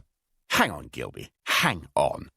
You imagine Kurt is not his real name, but somehow you're sure he's an Oberst? For heaven's sake! You've seriously been wasting Winston's valuable time with all these fanciful stories. Lord Swalcliffe slammed his pencil onto the table, causing the lead to snap. Edward, perhaps if we let Tom finish his account, then we can draw some conclusions. Wouldn't that be a more scientific approach? Swalcliffe didn't reply, and Gilby continued. According to Kurt, the Germans are actually developing 2 long-range rockets, both designed to be fired at targets in England from the continent. These rocket programs are called V1 and V2. The V apparently stands for Vergeltungswaffen, which translates as vengeance. Frank, you'll forgive me if I show technical ignorance here, but the 2 programs differ from each other quite substantially. I know you've read the report and perhaps you'd be able to explain the essential differences. But before you do, I want to mention a distinction between the 2 that we'd not appreciated. While the V1 is being developed by the Luftwaffe, the V2 is being developed by the Army. This has led to intense rivalry, which in turn is causing problems with the production of the rockets. We should seek to exploit that rivalry. Over to you, Frank. Thanks, Tom. Wing Commander Carter here is our expert on the German rocket program, so I'll ask him to explain the technical details. But I want to emphasize the importance of realizing that the 2 programs are not version 1 and version 2 of the same weapon. The intelligence you've given us, that they are being developed separately by the Luftwaffe and the Army, is most interesting, if true, of course. They also differ in terms of the technologies they use.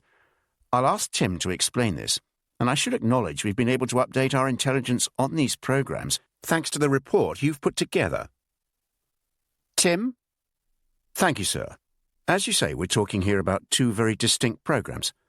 In layman's terms, the V1 is essentially a pilotless aircraft with a maximum speed of around 450 miles per hour and carries a 1-ton warhead. It has a range of just over 200 miles, so to target London and the south coast ports, it would be fired from somewhere in, say, northern France, and their trajectory and other settings would, the Germans hope, ensure it hits its target area, most likely London or the south coast ports. According to your report, the V1 carries a 1-ton warhead. The V2, on the other hand, is a very different beast. It's a rocket rather than a pilotless aircraft. One of our boffins has come up with a term to describe it: a guided missile. It's launched high into the sky, possibly as high as 70 miles. Its engine is then cut at a crucial moment by means of a radio signal from the ground, and this causes the rocket to fall onto its target. Like the V1, it carries a 1-ton warhead, and it has a similar range, around 220 miles, but it travels a great deal faster, possibly around 3,500 miles per hour.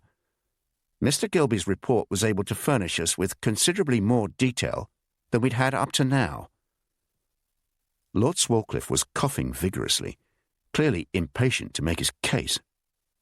"One moment, Edward," said Pearson. "I have one question. If we are to believe what we're being told, what are the implications for Britain?" "Potentially devastating," said Hamilton. "While we'd stand a reasonable chance of intercepting a V1 rocket, I doubt we get much of a shot at a V2, not going at that speed. Our Spitfires are being updated all the time, but their top speed is currently not much more than 400 miles an hour, which is a flaw, isn't it?" Lord Swalcliffe spoke with the air of a barrister, at last allowed to begin his cross-examination. "Why bother with the so-called V1? If this V2 rocket is so bloody good, they ought to be putting all their resources into that, surely.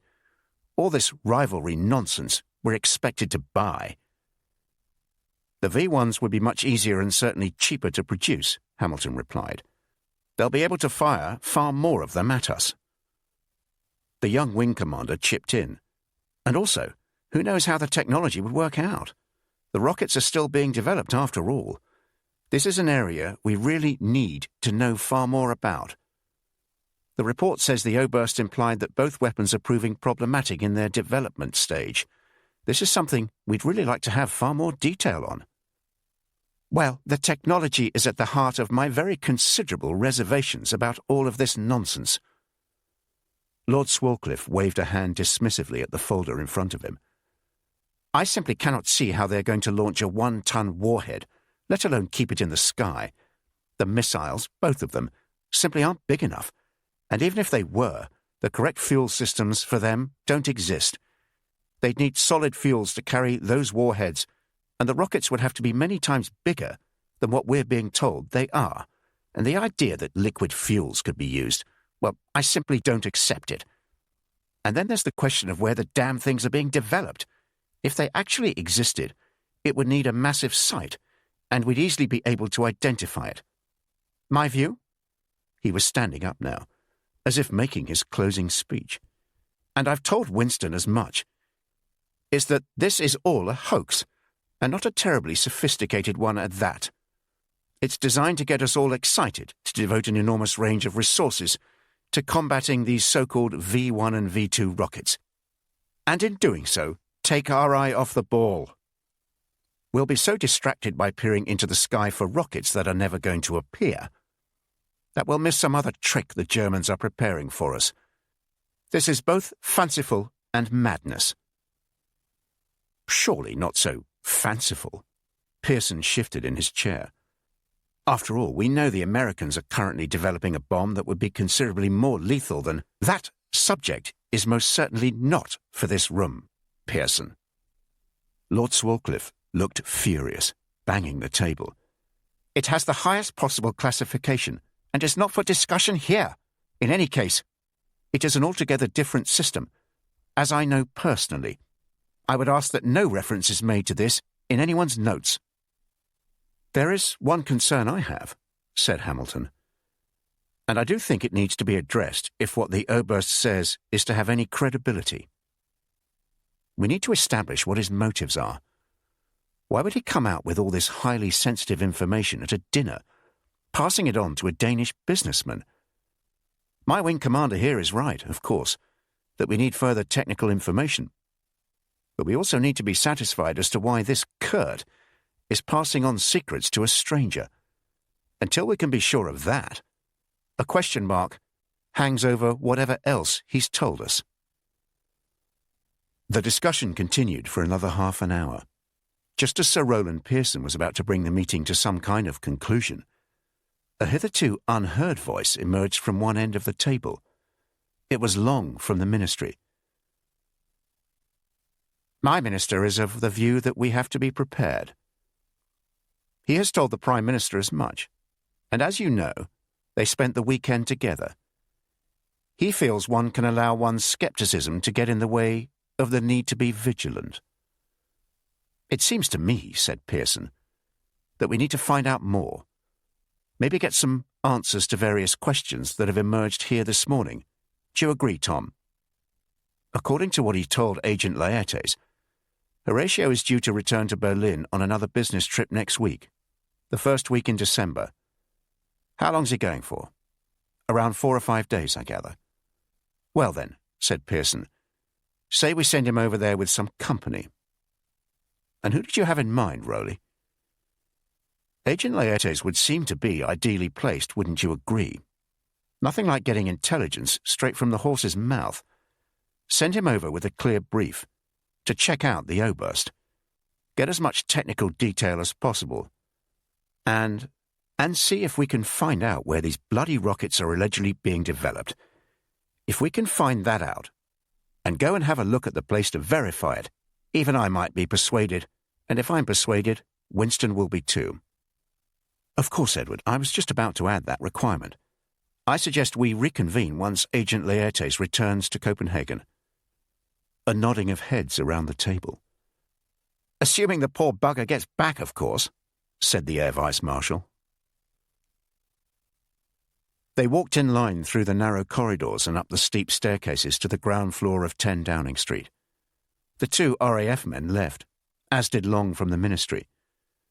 Tom Gilby was about to follow them when Lord Swalcliffe grabbed him by the elbow, causing him to stop. "Well done, Gilby. 1-0 to you. But we haven't even got to half-time yet." Gilby bowed his head in what was meant to come across as a magnanimous gesture. "One thing, though. This Agent Osric in Copenhagen, the one you describe as being well-placed. What about them? She's a woman, isn't she? How the hell? Pronouns, Gilby, pronouns. You studiously avoided using male or female pronouns when talking about Agent Osric. You did it again, just now." With that, Swalcliffe disappeared through the door, the rain now little more than a drizzle. Gilby stood there with a bemused look on his face. A chess player defeated by an ingenious move he never saw coming. Those damn foreign types who become fluent in English, eh? Rowley? They develop a precision in our language that can put them at an advantage over us native speakers. That French geography teacher at school, the one who broke Mog's nose in the staff versus pupils rugby match, what was his name? Leclerc. That's it, Leclerc. Always on about our use of the subjunctive. Pearson patted him on the shoulder. "Don't take it so personally, Tom. I told you he was clever, didn't I?" Chapter 10. Copenhagen, November to December, 1942. My dearest Gerda, the family and I were delighted to receive your letter, and we were especially thrilled to read Uncle Christian's news. It seems almost too good to be true. We're so pleased Viggo finally managed to see him. It's good to hear Uncle Christian is visiting his cousin in Jutland again. I think Viggo should accompany him on that trip. It will do him the world of good to get into the countryside, and I'm sure he has plenty of questions for his cousin. Maybe you'll write again as soon as he and Uncle Christian return from Jutland. The garden is looking terrible at the moment.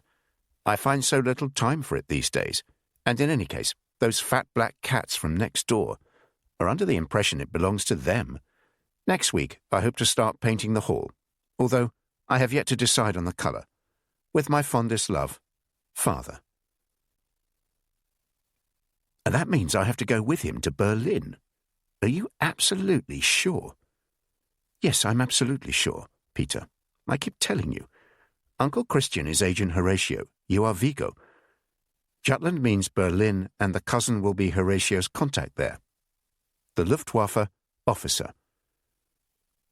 It seems almost too good to be true will be London's way of saying they want the intelligence Horatio brought back from Berlin corroborated. It doesn't mean they don't believe it, but they want to know more, which is understandable. Prince paced up and down, finding it hard to disguise his nervousness. He'd assumed his role would be confined to being Horatio's contact in Copenhagen, which was dangerous enough. It hadn't occurred to him he'd have to go to Berlin. He felt hot and sweaty, and his mood wasn't helped by Hannah looking tense and edgy herself. And what's all this about the garden and cats and painting the hall? What on earth does all that mean? Am I supposed to try and arrange tea with Hitler? It means nothing.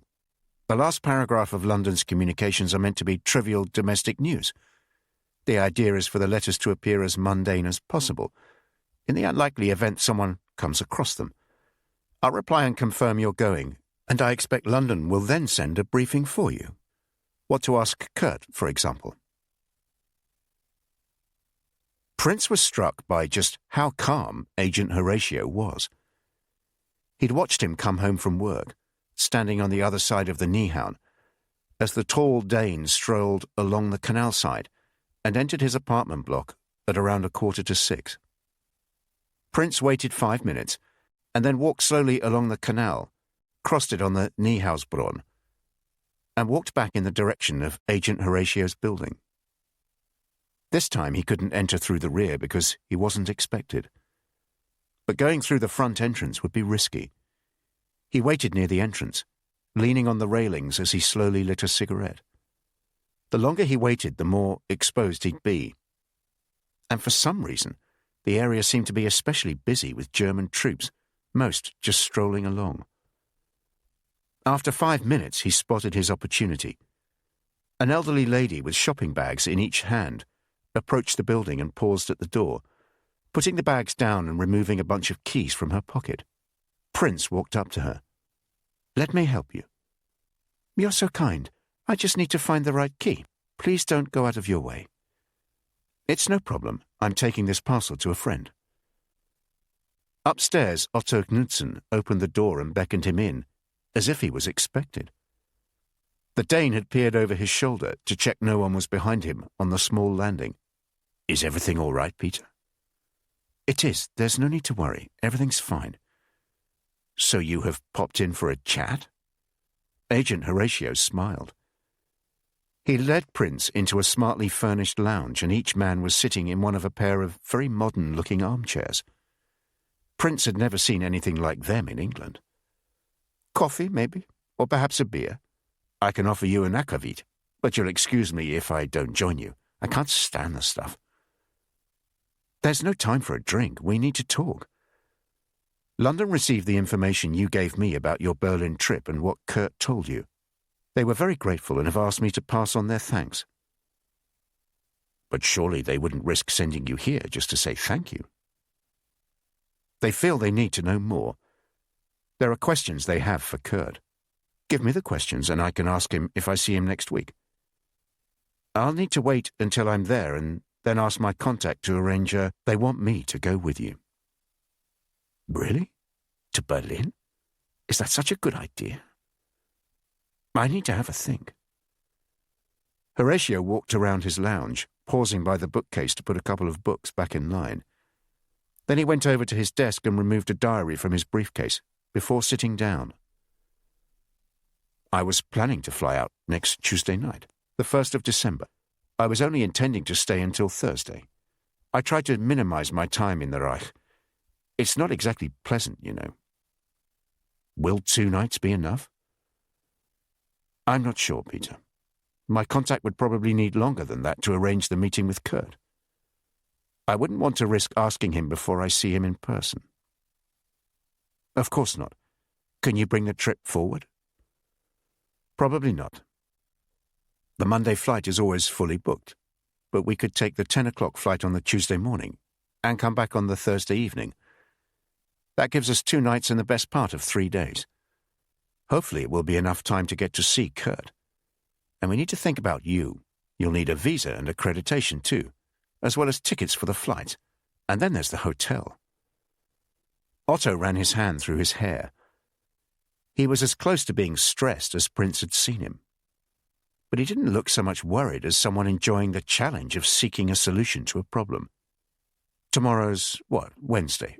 First of all, let me see if I can change my flight, and see what we can do about you. Here, let me have a look at your Legitimationsgurt." They'd arranged to meet at lunchtime on Thursday at a cafe close to where Agent Horatio worked. "Will it be safe, a public place like that?" Prince asked as he was leaving the apartment.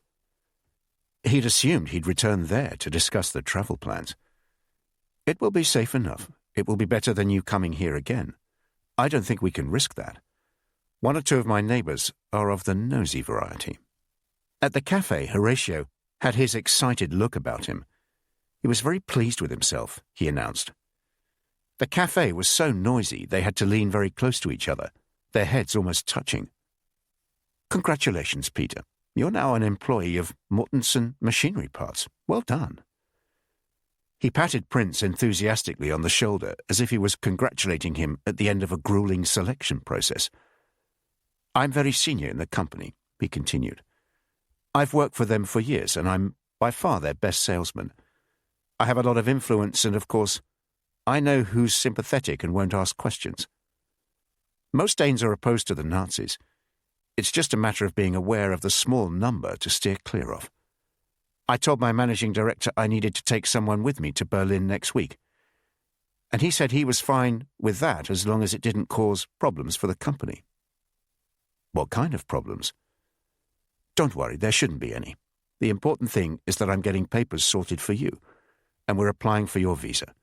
You'll be an engineer with a background in shipbuilding, which means your Legitimationscurt will be fine. The cover story is that I need your expertise with the company we're working with in Berlin. We may need you to spend more time at their factory next year. I've sent a telegram to my contact in Berlin, telling him I'm arriving on Tuesday and confirming we'll meet him the next day. I expect to have all the papers and tickets sorted by Friday. Let's meet on Saturday, say 12 noon, outside the restaurant Gruften, in the Tivoli Gardens. Hopefully, it won't be raining. The terminal building at Kastrup Airport at 9:15 on Tuesday morning, the first day of December, was a bleak place. The civilian passenger building had been closed over the weekend, and no one appeared to have bothered as yet to turn the heating back on. Deutsche Lufthansa flight number 29 to Berlin was the only flight scheduled before noon, so a building that could comfortably accommodate well over 200 passengers today held only a dozen or so. Most sat on their own, well away from anyone else. There were 2 or 3 pairs of passengers, people who obviously knew each other. One of those pairs was Otto Knudsen and Peter Rasmussen, the latter now dressed in more formal garb than the ship workers' clothes he'd been wearing before. "It's good we didn't arrive first," said Knudsen, who was not quite as calm as Prince had previously seen him. "The Gestapo look out for early arrivals. I'm not sure why. You see those 2 over there?" He indicated with a slight nod of his head 2 men strolling in front of the seating, one short and fat, the other tall and thin. Both wore long coats and wide-brimmed hats. "They're Gestapo. They're always here. They look so unhealthy." "If you were making a film about the Gestapo, you'd choose 2 people like that, wouldn't you? If you chose those 2, it would be a comedy film. Don't worry, though. They'll just be Anwärters. That's the lowest rank in the Gestapo. They're probably just here for show as much as anything else. This is what will happen next.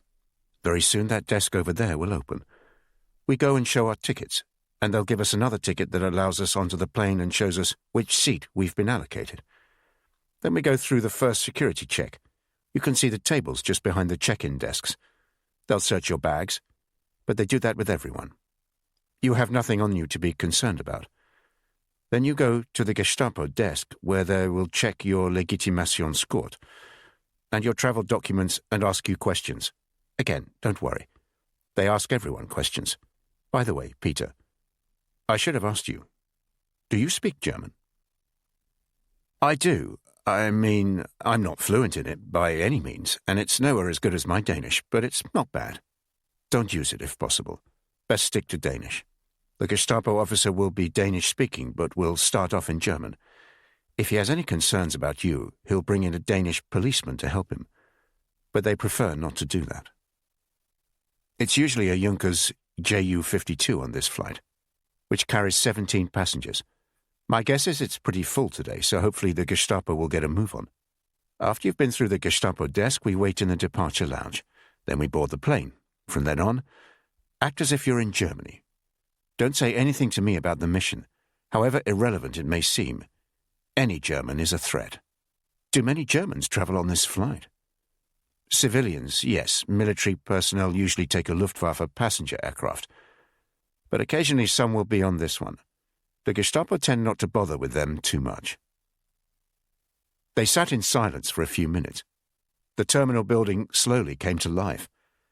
There were hints of the heating having been turned on, and 2 or 3 people in bright blue uniforms were preparing the check-in desks. "Can I ask you a question, Otto?" The Dane turned round and smiled. "As long as you don't do it too loudly." "Why do you do this? Helping us?" Knudsen raised his eyebrows and pursed his mouth, as if to help him find the right response. "I'll answer you in a very Danish way, Peter, by asking you a question. Why would I not do this? It is my duty. I'm not a political man, though I've always been a supporter of the Social Democrats. For me, like most Danes, Having the Germans occupy our country is an anathema, a terrible thing. But compared with the rest of occupied Europe, we don't suffer much. What angers me most is what the Nazis are up to elsewhere in Europe. They must be defeated, and I swore to myself that if I found I was in a position whereby I could assist the British, I would have no hesitation in doing so. I rationalized it like this.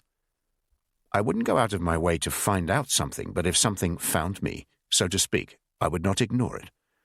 And that is what happened with Kurt, the Luftwaffe officer. He told me things I knew would be of interest to the British. And here we are. I've been divorced for many years, and I have no close family. I've lived a good life, a very comfortable one. It would not be the end of the world if it was sacrificed for a greater cause. I hope that doesn't sound too sanctimonious, but you did ask me. But your contact, how did he know to put you in touch with Kurt? That's a good question, Peter. Maybe by the time we return, we'll know the answer to it. Look, we'd better move. Not too fast, though. Let's make sure we're at the end of the queue. That way they'll be in a hurry by the time they get to us. Date of birth? The Gestapo officer was a good 2 or 3 inches taller than Prince, and appeared to be standing on a small platform behind his desk. He towered over the passengers in the queue. 8th of July, 1901. Birthplace. Given the circumstances, he didn't sound especially unpleasant. Helsingør. Occupation. I'm a ship worker. Why is a ship worker flying to Berlin? A bit more unpleasant now.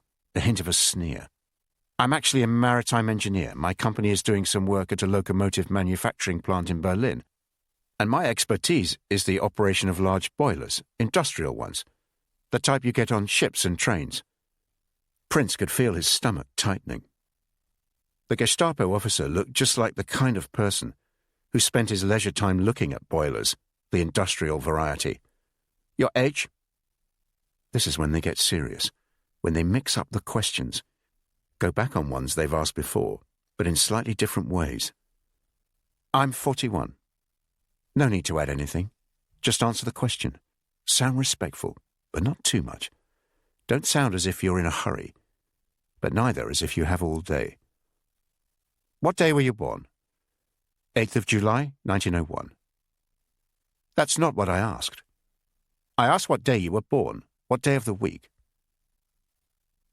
1 or 2 identity cards in occupied Europe state the day you were born, but most don't. And it's a favorite trick of the Gestapo to ask. They'll check it out. Best not to get it wrong, old chap, eh?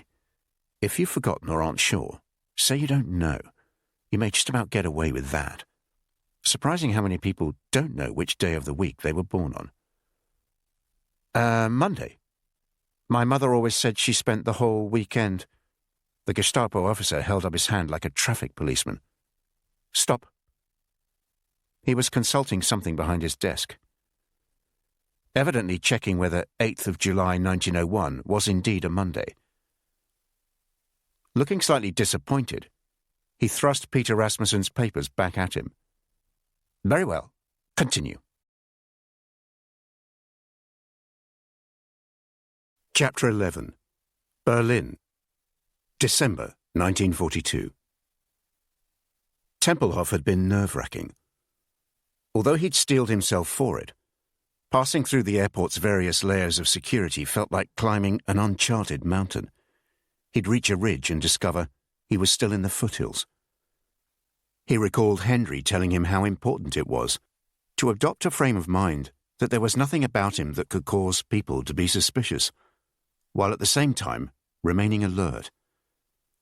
At the time, he'd thought that would be easier said than done, and so it proved. At least we're past the first hurdle, eh? The U-Bahn train was almost deserted on the short journey from the airport to Kochstrasse station, just 3 stops up from Flughafen, then a short walk to their hotel. He was quickly put in place by Agent Horatio. I've told you, be careful. Knudsen looked furious, his angry whisper just audible above the metronomic sound of the wheels on the track. He stared out of the window rather than at Prince. Keep quiet until we're somewhere safe. Believe it or not, getting into Germany is the easy part. The real danger begins once you're in the country. and when you try to leave it. Agent Horatio's instructions not to discuss anything about their mission during the flight had turned out to be academic. Despite sitting in one of the rear rows, the considerable noise from the two wing-mounted engines close to the cockpit rendered any conversation near impossible. The pilot's intercom was just about loud enough to break through the racket. Because of a strong prevailing wind, he told them they'd take off in a northerly direction and head up the Öresund, banking south once they reached 8,000 feet. This would take about 10 to 15 minutes. Then they'd climb to around 19,000 feet, crossing the German coast at Stralsund, and heading south, keeping to the east of Berlin, and flying close to a maximum speed of around 160 miles an hour. All the passengers had been handed copies of Völkischer Beobachter, the mouthpiece of the Nazi Party. Prince read a long article on the brave defense being put up in Stalingrad. Things must be going badly for the Germans in the battle. Anything less than positive in the Völkischer Beobachter usually meant bad news. An hour later, the pilot was back on the intercom. The wind was against them, he announced. They were descending to 15,000 feet and 130 miles an hour. They were unlikely to land at Tempelhof before 11:15. He was sure the passengers would all understand. His final announcement came at 11:20. Passengers may have noticed they had not landed, he said, sounding rather pleased with his little joke. They'd been told by air traffic control to fly as far south as Schoenfeld before turning north towards Berlin. Just before their final descent, a steward came round to check all the curtains were drawn over the portholes. They were not to be opened in any circumstances, he instructed them.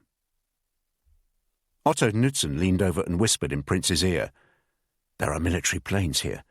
They don't want anyone to see them, especially those bringing casualties back from the east."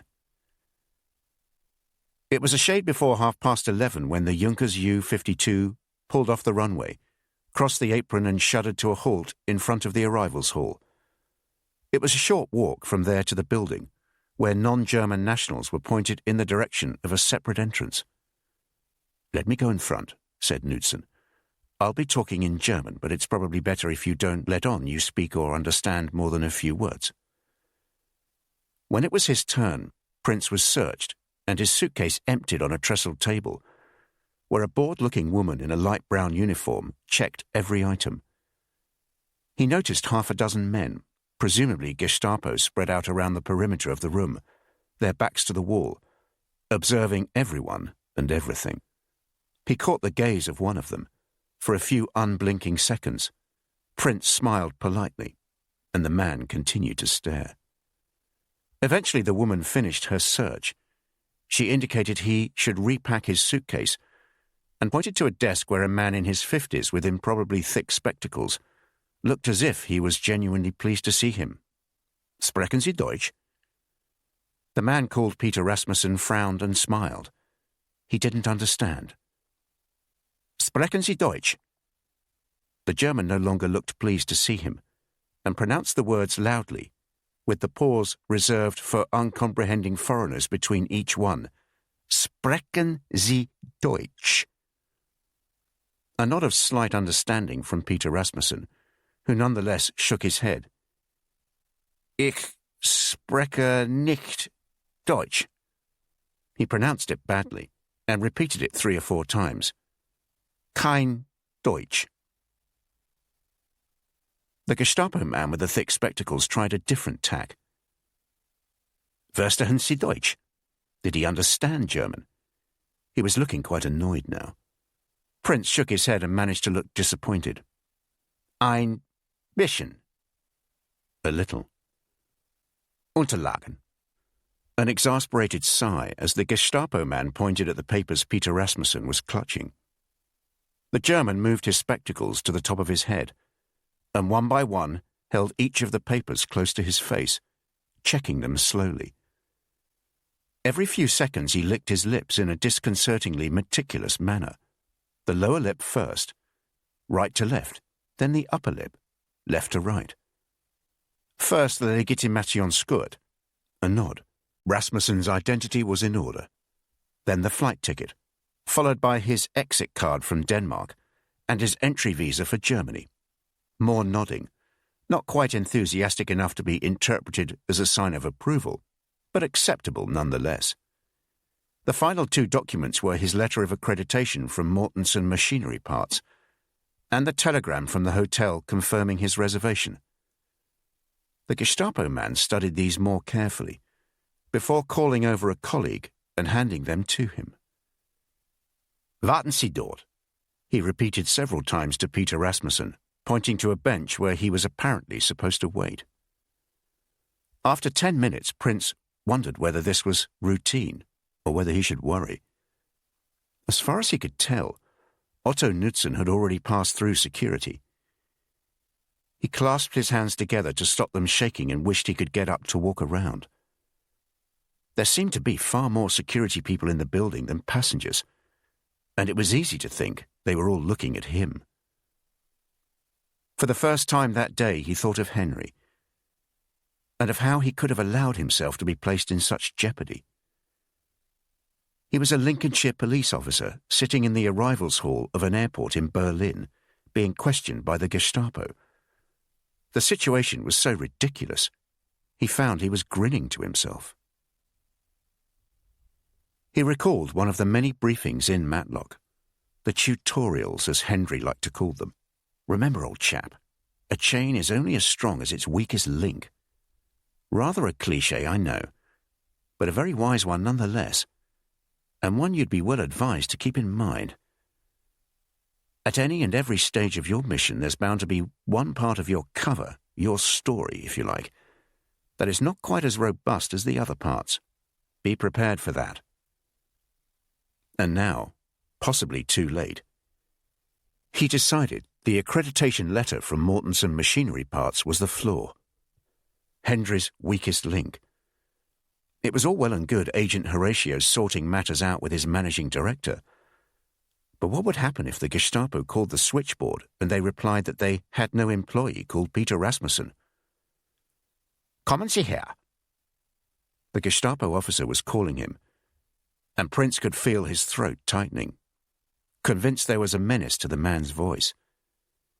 As he walked back to the desk, he noticed a couple of SS officers standing in front of the exit. He was sure they'd not been there when he last looked. But the man with the improbably thick spectacles nodded his head to indicate all was in order and handed the papers back to Peter Rasmussen. "Willkommen im Reich." Prince bowed very slightly in gratitude and muttered, "Vielen Dank," with a slightly better pronunciation than was perhaps wise. When the Gestapo officer enthusiastically shouted, "Heil Hitler!" he decided the wisest course of action was to respond likewise. They were in Kreuzberg now, and it was a 5-minute walk from the Kochstrasse U-Bahn station to Askernischer Platz. "We ought to assume we're being followed," Knudsen said. They were crossing Wilhelmstrasse, and he had his head down as he spoke. "As I said, getting into Germany is not so difficult. It's easier to break into a prison than out of one, isn't it? They will be keeping a close eye on us, certainly for the first 24 hours. They'll want to know what we're up to while we're here. There are rumors they let in people they know are here to cause trouble just to see who they meet with and what they get up to. So we'll do nothing suspicious. In fact, I'm making it easy for them to keep an eye on us." Prince glanced around him. He'd been shocked enough on the streets of Denmark at the ubiquity of the Nazi occupation. The flags, the soldiers, the weapons. But this was altogether different and considerably more sinister than Denmark.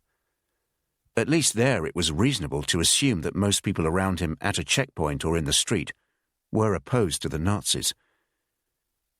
It was hard to underestimate how reassuring a slightly raised eyebrow, a frown, or a hint of a smile could be. But here, he had to assume everyone he encountered was the enemy.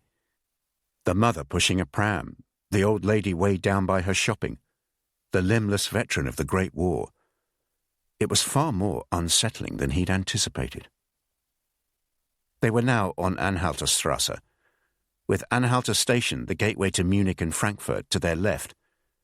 and on their right, an enormous and rather ornate building. That building on your right, please don't stare at it. Just keep looking ahead or at me. It's the headquarters of the Gestapo. This is the rear of the building. The main entrance is on Prince Albrechtstrasse. The high iron gates we're just walking past are where prisoners are driven in.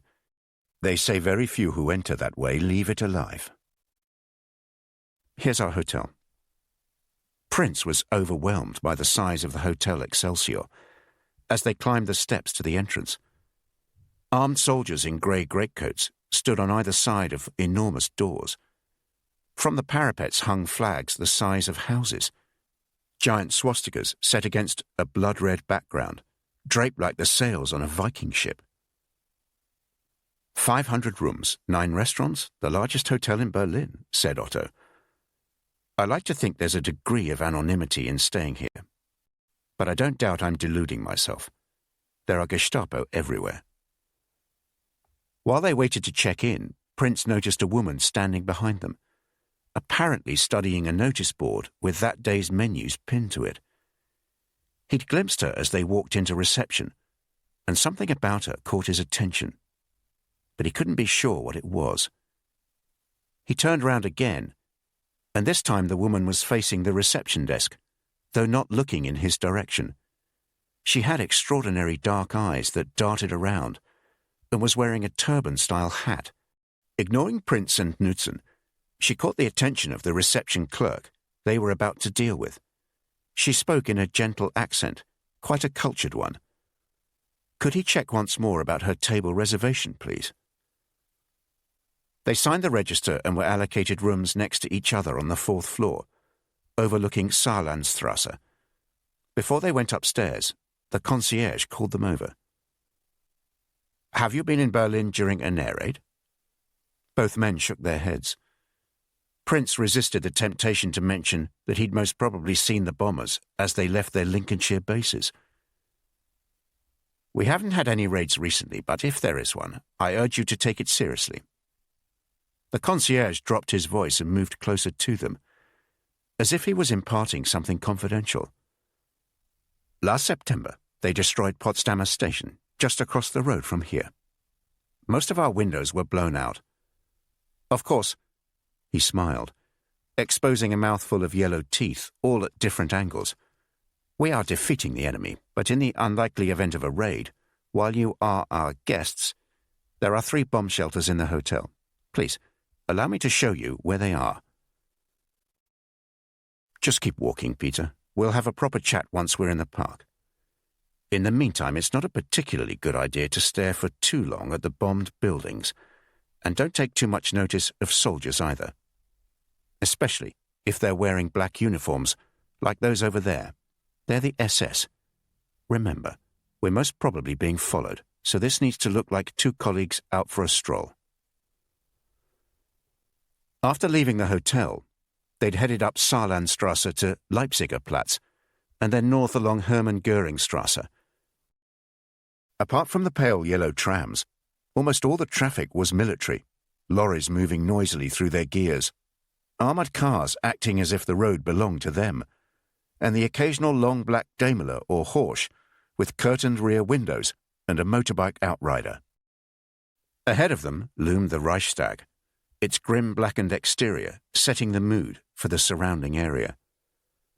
No one made eye contact, and everyone seemed to be in a hurry. It was as if every pedestrian had been permitted at an unreasonably short period of time in which to reach their destination. Prince couldn't quite place it, but there was an unfamiliar smell to the city. What's the smell? It seems unusual. I'm not sure. I always notice it too. It's got worse as the war's got on. I think it must be a combination of the air raids, the cheap coal they use, and the lack of hygiene. It can be quite overpowering at times. You know? Otto paused while 2 women walked briskly past them, as if trying to keep in step with each other. I was here just before the war started in 1939, and even then there was an odour about the city. I was told it was because the place was built on a swamp. I asked one of the Nazis who'd been made a manager at the factory about it, and he told me It was the smell of Jews. They walked on. There were over 150,000 Jews in Berlin in the early 1930s, you know. Half of them left the city, and since the war started, they've been sending the others away, 1,000 at a time, by train. Many of them from Anhalter station, near the hotel. Where are they being sent to? Keep your voice down, Peter. Here's the park. Let's go down this path. Where are they being sent to? Who knows? I never ask. I just hear things. There are terrible rumors about them being transported to special camps in the East where many of them are killed. I don't know how true it is, but it wouldn't surprise me. After all, the Nazis have always said they want to annihilate the Jews. When you ask me in Copenhagen why I'm helping the British, well, perhaps that helps answer your question. They were inside the park now, and Otto pointed to an isolated bench. Anyone following us will hate this. They'll have to keep their distance. They're not going to be able to get near us without looking ridiculous. At least we can now talk properly. The irony of that Nazi telling me the smell was due to the Jews is that the city smells even worse now that they've almost all gone. Perhaps it's the smell of Nazis. Exactly, Peter. Exactly. What's happened to all the trees? So many appear to be missing. I think some must have been destroyed in the bombing raids, but others would have been chopped down for fuel. That will really hurt the Berliners, having to cut down trees in their beloved Tiergarten. Now, let me tell you about Bruno, my contact here. Knudsen removed his hat and placed it on his knee, turning it round to find the right position. I'll tell you what, why don't we speak in German? If it's too difficult to follow, just tell me, but it will be useful for me to have an idea how fluent you are. Prince nodded and unbuttoned his raincoat, also removing his hat. Despite the time of year, it wasn't cold. Furchtwanger and Wolf was an engineering company founded in the 1890s. They were originally based in Potsdam but moved to Spandau around the turn of the century. Do you know where Spandau is? I'm afraid not. It's a suburb of Berlin, not too far from here. In fact, it's right across the Tiergarten, that way. So, Furchtwanger and Wolf, they soon became universally known as F&W, developed a very fine reputation for the quality of their work. They started off by making all kinds of engines, but after the Great War they specialized in locomotives. My company's relationship with them goes back to that time. Both Harold Furchtwanger and Fritz Wolf were Jewish, and in 1936 the company was taken from them and nationalized. Hitler's laws meant Jews weren't able to own businesses. Fritz Wolf had died in the 1920s, and his son was involved in the company. Harold Furchtwanger was still alive in 1936, though in his 80s. He was still active in the business, but after it was taken over, he went to live in Switzerland. As I understand it, the Wolf family also emigrated, possibly to Holland. I'm not sure. Most of the management at the time was sacked, and Nazi Party members put in their place. You seem to be following me, Peter. Your German must be good. I understand it well enough, much better than I speak it. Don't worry, that could be important. So, they nationalized the company and kicked out the senior managers. They even renamed it, calling it Spandau Locomotive Engineering, though I still hear people refer to it as F&W. Now, Bruno Bergmann was a very bright young engineer at F&W when Mortensen Machinery Parts started supplying them. By the time the Nazis took it over, he was director of engineering, and of course he was sacked. But nationalizing the company and getting rid of the senior managers turned out to be a disaster. The Nazi Party officials who took it over had no idea what they were doing. Their main customer was DRG, the German state railway company. Because of the need to move heavy armor by rail, they demanded more powerful locomotives, but there was no longer the expertise at F&W, and their engines kept failing. Eventually they realized they had to bring back some of the senior managers they'd sacked, and Bruno was one of them. He technically has a director of engineering above him, but he effectively runs that side of the company. Since he returned, which would have been around 2 years ago now, The locomotive engines they're building have significantly improved.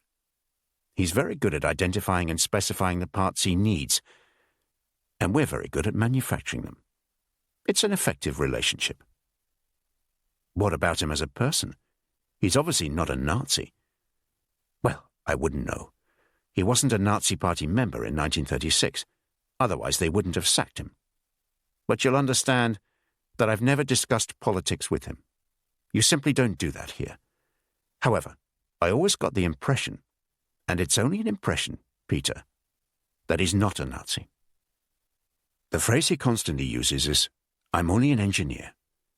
But over the past couple of years, there has been the odd remark. He may refer to food shortages or a neighbour's son missing in the East, or having to be careful when he speaks in front of the children. But you must realize, I do nothing to embarrass him.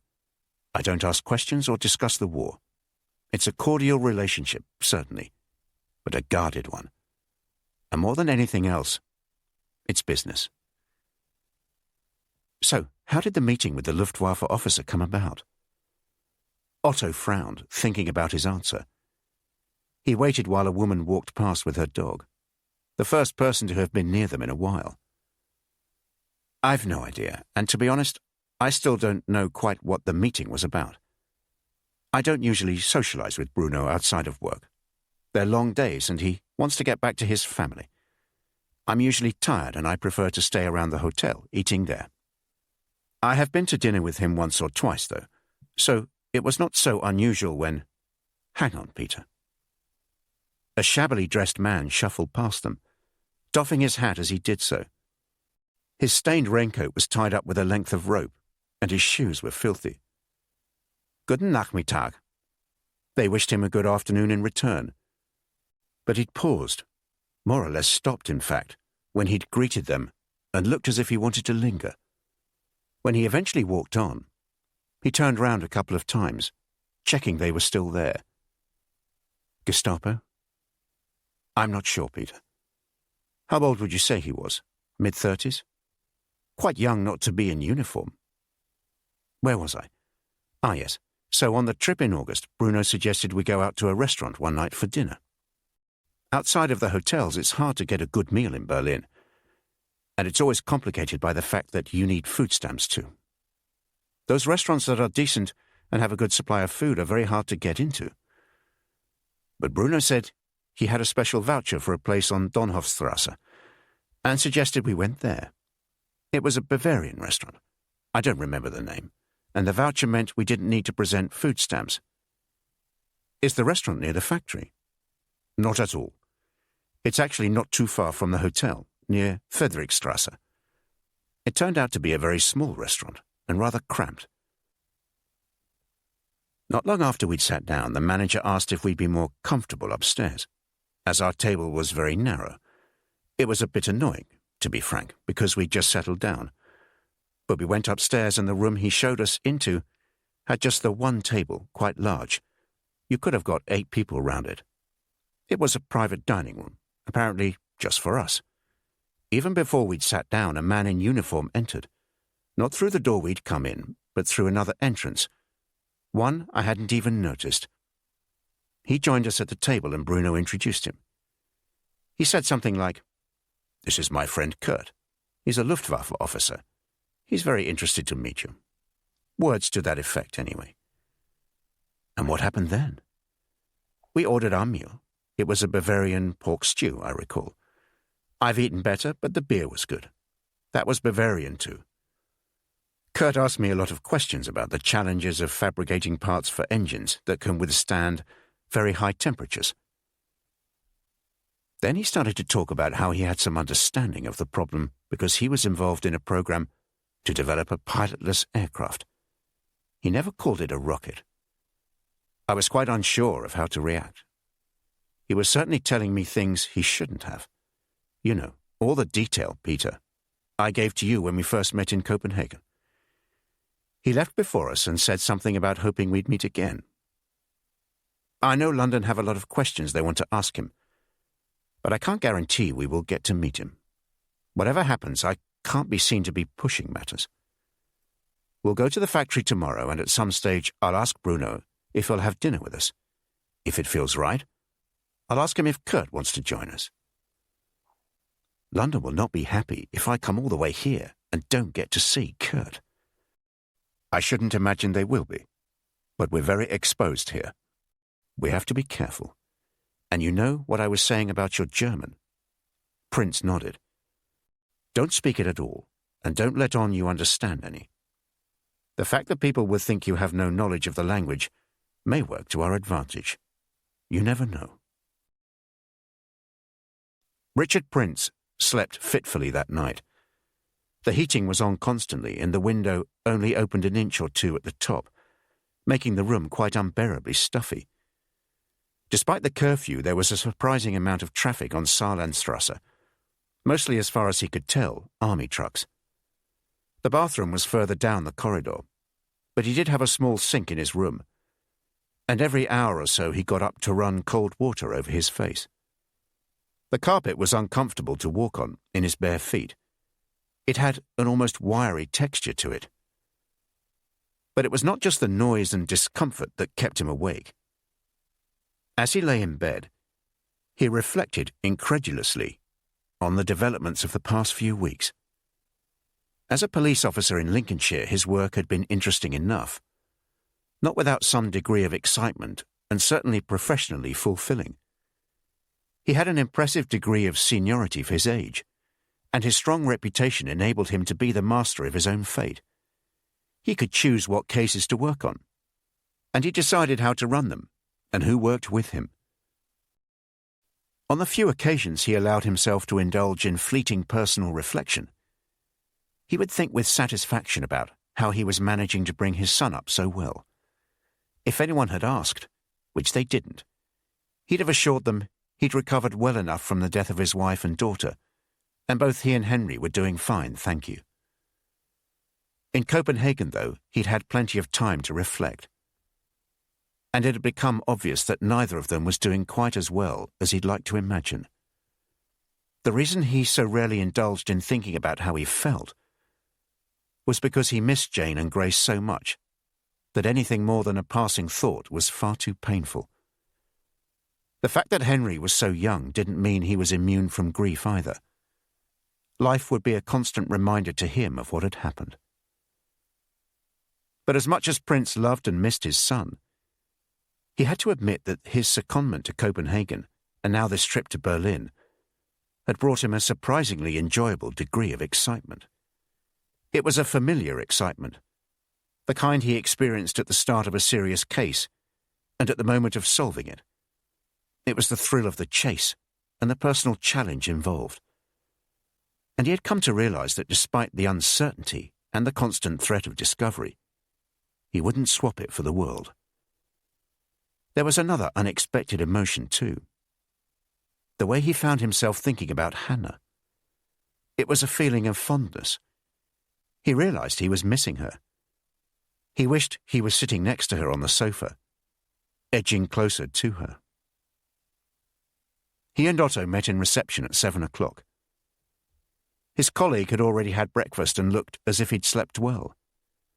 He was sitting on a chair reading Volkische Beobachter, which he folded up as soon as Prince arrived, though not before Prince spotted the words Heroes and Stalingrad on the front page. As they walked towards the entrance, a woman swept past them, her long coat brushing Prince and the scent of a powerful perfume following in her wake. As she turned to say something to a porter, he realized it was the same woman he'd seen the previous afternoon, the gentle accent, the remarkable eyes. This time she was wearing a fawn bonnet-style hat with a wide dark ribbon round it, tied into a large bow at the back. For a brief moment she glanced at Prince. It was not a look of recognition or communication, nothing like that. But she was clearly looking at him rather than his companion. Then she turned again, said something to the porter, and disappeared down the steps. Bruno Bergman had sent a car to collect them. The journey across the city took 40 minutes. They were stopped at 2 checkpoints. There was another delay when they were halted for a military convoy to pass, and Prince noticed that at least 2 roads on their route were closed due to what appeared to be bomb damage. Otto leaned over, the coffee warm on his breath. Before the war, this journey would take 20 minutes. The Spandau locomotive engineering works were vast, taking up 3 blocks in an area that seemed to be an uncomfortable mix of industrial and residential. Bruno Bergman was much as Otto had described him. Not unfriendly, but no small talk, and very much the engineer. He wore a stained light brown work coat over a shirt and tie. The first hour was taken up with a tour of the factory, with Otto translating everything from German into Danish for Prince's benefit. Then it was up an iron ladder attached to the wall onto a large gantry overlooking the main assembly plant. "What did you think of the factory, Herr Rasmussen?" Bruno asked. "Very impressive. Every bit as impressive as Otto said it would be." "You're a maritime engineer, then? I'm sure we have much to learn from our seafaring colleagues." Worried that he was about to be asked technical questions, Prince replied hurriedly, "That was some time ago, I'm afraid. Now I'm as rusty as some of the old boilers I worked on. Peter's role," said Otto reassuringly, "is more commercial. He's shadowing me on the sales side of our business so that if for some reason I'm unable to visit you, he could take my place. He's even due to start German language lessons soon. The truth is, Bruno, your drawing and specifications are so good that our draftsmen and engineers need to do little with them. You could always find a job with us." For the next few hours, Bruno brought a series of drawings to the large table in the middle of the meeting room. They were intricate diagrams of machine parts. The idea was that Otto would then estimate a price, and the following day negotiations would continue. "It's difficult to raise this, Bruno, but after my last visit, the price we had to agree on, it barely covered our costs." "Our instructions are—" Bruno paused and glanced at Prince, who'd adopted a mildly dazed look suggesting he didn't understand what they were talking about. "Your colleague, Peter, are you sure he won't understand this part of the conversation?" "Of course I'm sure. To be honest, I told them it's not much use him not speaking German, but they insisted. He has family connections with one of our directors. You know how it goes. He is bright, though, and reliable." "Very well, then. Our instructions are to impose the lowest price possible on suppliers from the occupied countries. I know that sounds blunt and unpleasant, but it is what I've been told. If it is of any comfort, I could have pushed you even harder. The bosses here think we can get everything on the cheap. I tell them that if we do that, our locomotives will break down again. It's not as if that hasn't happened before." Another hour of talks, some translated into Danish, and then Bruno suggested they go to the canteen before they visited one of the specialist workshops. "Tonight, Otto, I was going to suggest we had dinner at the same restaurant we went to in August. Would you like that?" "That would be most pleasant, Bruno. Thank you very much." "Will your friend be joining us again?" Bruno looked around before nodding. "And I presume the invitation extends to Peter?" He raised his eyebrows. An unspoken question. "Don't worry," Otto said. "He's most trustworthy. I can absolutely assure you of that." A long period of silence during which Bruno drummed the eraser end of his pencil on one of his diagrams. He had a slightly worried look about him. He shot a glance at Prince, who was staring out of the window into the main assembly plant below. An enormous hoist was travelling across the ceiling, a huge boiler suspended from it by chains, and he was following its progress, clearly fascinated. "I think I understand, Otto. That's why you brought him to Berlin, isn't it?" "Ah, here we are. Das Bayerische Haus." The restaurant was on Donhofstrasse, close to where it joined Kommandantenstrasse. It had been a 10-minute stroll from the hotel, one that would have been quite pleasant, had Otto not spent much of it glancing ominously up to the sky. "There's no moon and no clouds tonight.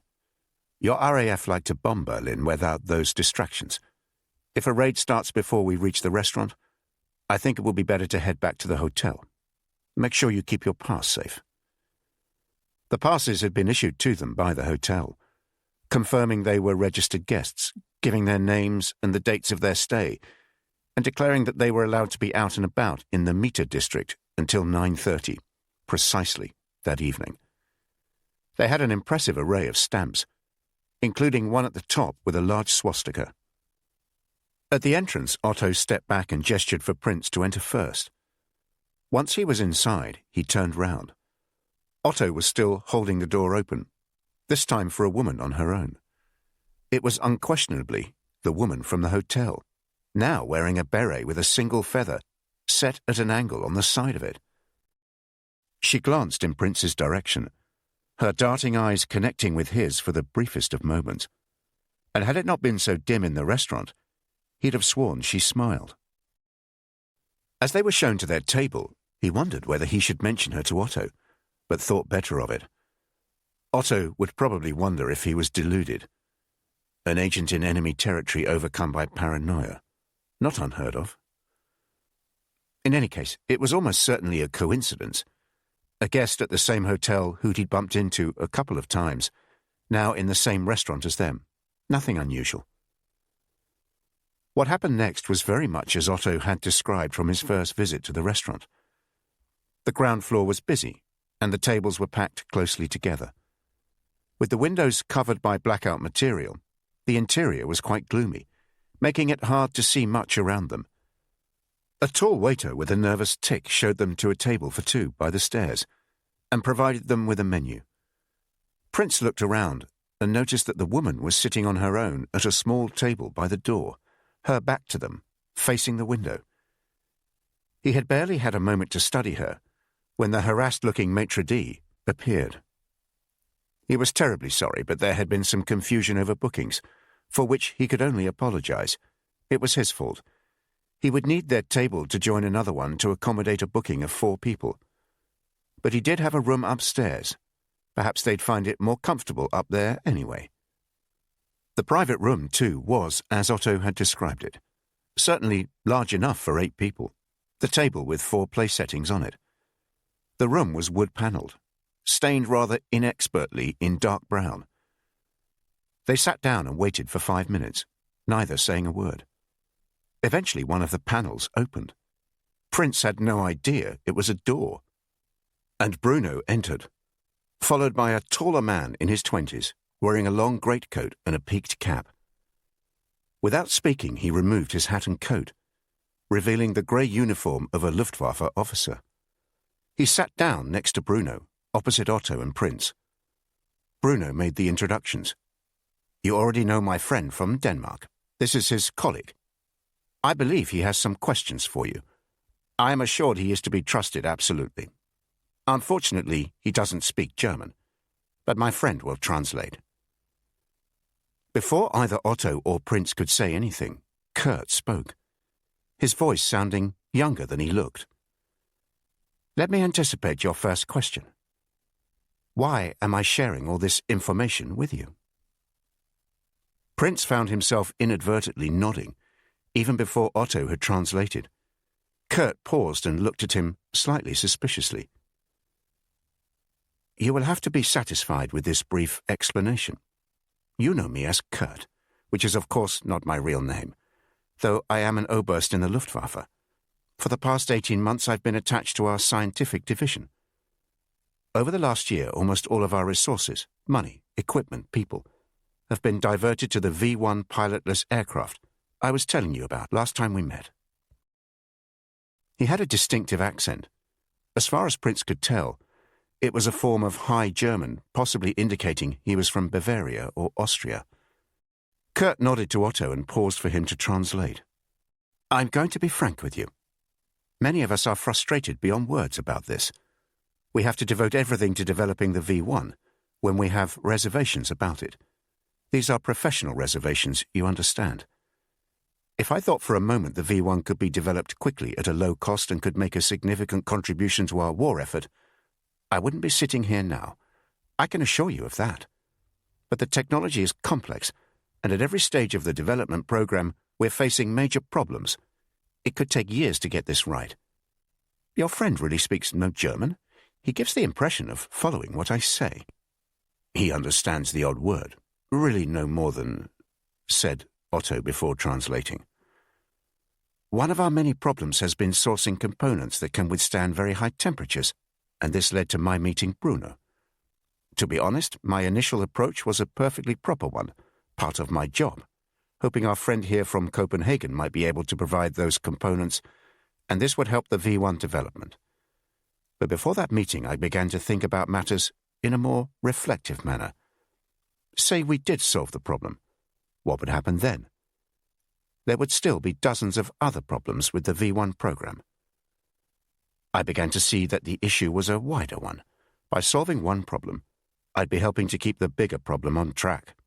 Whereas, in fact, the best service I could do for the Luftwaffe and for the German people would be to bring about the abandoning of the V1 program. It's distracting the Luftwaffe from doing its real job. Stalingrad has been a disaster. We've already lost hundreds of aircraft. And we have to send in Junker 52s and Focke-Wulf Condors to break the siege. And they're simply not up to those conditions. Throughout Europe, our planes are outperformed by the RAF. We'd stand a chance of reversing that if all our efforts weren't going into the V1 program. He waited for Otto to translate, pouring himself a beer and drinking most of it in one go. But giving us all this information, it could be seen as treason. Prince spoke in Danish. He noticed that Bruno looked shocked when it was translated, startled at what he'd found himself mixed up with. Depends on what you mean by treason.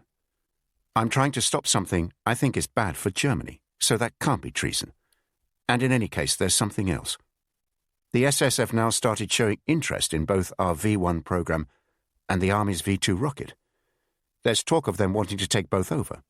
That would be an utter disaster. It would amount to the SS taking control of the Luftwaffe. I'm not a Nazi Party member, but I'm a patriotic German and a professional Luftwaffe officer. I can't sit by and do nothing while Germany's future is compromised by these crazy programs.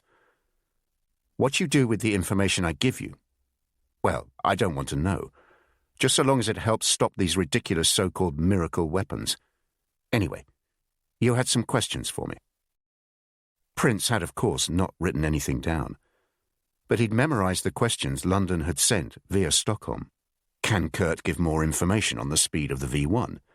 How long does it take to reach that speed? Can he give more detailed information on how any test flights have gone? Have they managed yet to launch a V1 with a 1-ton warhead? Can he say anything about the fuel systems?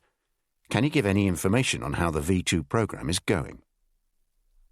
Kurt did his best to answer the questions, though Prince had the impression there was some information he was holding back. May I ask you a question? He'd lit a cigarette when he'd finished answering and was leaning back in his chair. I don't need to know who you work for. In fact, I don't want to know. But what will they do with this information I give you? Prince shrugged. I'm little more than a messenger, but I imagine they'd want to stop the programs. Bruno shifted nervously in his seat. We have possibly been here long enough. I propose we leave in no more than 5 minutes. We haven't even eaten yet. I have one last question for Kurt. Are the V1 and V2 projects being developed in different places? Kurt looked at him suspiciously and spoke to Otto. Tell me, where is he really from, this friend of yours? He's Danish. I don't believe that. I think he's working for the British. I wouldn't be surprised if he's understood every word I've said. I've seen the way his eyes follow the conversation. No one spoke.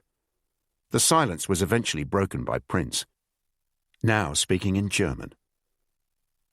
Let's be honest, eh? If you were that concerned about what happens with the information you're passing on, you wouldn't have come here tonight in the first place and answered my questions. As far as the V1 and the V2 are concerned, we may have different reasons, but we both want them stopped.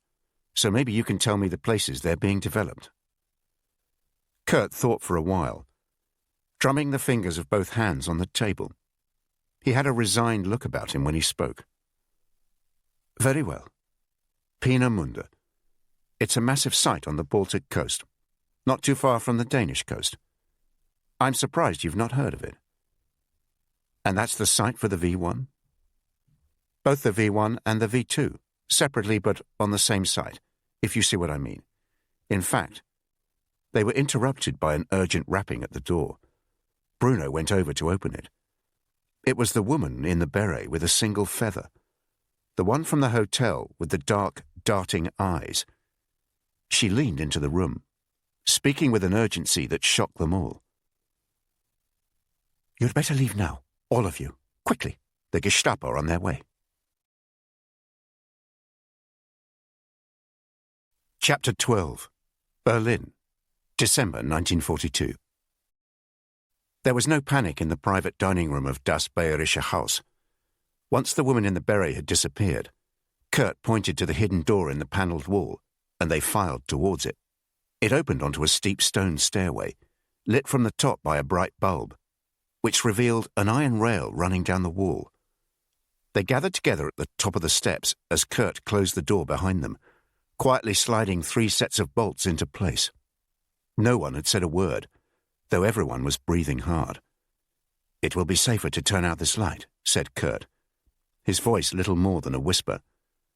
"Walk down slowly, 1 step at a time. Just make sure you don't let go of the rail. Are any of you armed?" They all shook their heads. "I've got my Mauser. I'll go first. What's that?" They listened in silence. The muffled noise seemed to be coming from the room they'd been in. "We'd better hurry. When we reach the bottom of the steps, I'll open the door. You'll find we're in a backyard. It's not the yard to the restaurant, which will be to your left, on the other side of a high brick wall. Once we're all out, I'll lock that door. You'd better give me the key, Bruno, and then we'll go our separate ways. Come on, let's move." The descent was a perilous one in the pitch dark. The steps, as well as being damp and slippery, were also of varying heights, making their progress slower than they would have liked. Behind them they could hear some kind of commotion. Kurt was at the front, Prince behind him, followed by Otto with Bruno at the rear. Kurt waited until they were all at the bottom, before sliding open the single bolt. The yard was empty, and although it was dark, it was possible to make out their surroundings. 2 large dustbins ahead of them, and the high wall Kurt had mentioned to their left, behind which was the rear entrance to the restaurant. They could hear voices coming from that yard. To their right was a tiny passageway that led to the street. They closed the door and Kurt locked it, placing the key in one of the dustbins. Somewhere in the distance they could hear shouting and a dog barking. He gathered them in a huddle and pointed to the passageway. "That opens onto Lindenstrasse," he whispered. "I'll turn left, which will take me back towards Donhofstrasse. Bruno, you turn right and then into Kommandantenstrasse. You 2 carry on down Lindenstrasse. You're at the Excelsior, correct? Or keep going until you see Kochstrasse. That will lead you back towards Askanischer Platz. We'd better hurry, now." They moved as a group down the passageway and waited behind Kurt as he peered up and down the street. At last he turned and nodded, as if to indicate all was clear. He buttoned up his greatcoat, checked his cap was at the correct angle, and put his semi-automatic pistol into his side pocket. Then, without saying a word, he stepped confidently into the street. Bruno followed a few seconds later. He looked terrified, the sweat pouring from his forehead, and his hands trembling violently as he put his hat on. "We'll be at the factory as planned tomorrow morning," Otto whispered. "We'll see you then." Bruno looked at him as if he was mad. Tomorrow morning was a country so far away, he had no expectation of ever getting anywhere near it. Otto made to move out of the passageway almost immediately after Bruno had left it, but Prince put his hand on the other man's arm to stop him. "Give it a minute." He was back in Matlock now, being trained for what they called out and about, which made it sound like a nature ramble rather than the deadly serious matter of how to operate in a town, how to avoid being followed, and what to do if you were stopped. Don't walk too fast. Don't walk too slowly. Don't keep looking behind you. Avoid doing so where possible. At a junction is the best time to look around you. Resist the temptation to stop and look in shop windows, especially at night. It can appear too obvious. If you're stopped, make sure you can explain where you've come from and where you're going. If you're with someone else, they will most likely split you up before questioning you, so make sure you have the same story. Keep your hands out of your pockets, otherwise they may think you're armed. Don't argue when you're stopped, but do appear slightly annoyed. If people are too compliant, that can look suspicious too. He had felt much of it was obvious, but they'd made him memorize it.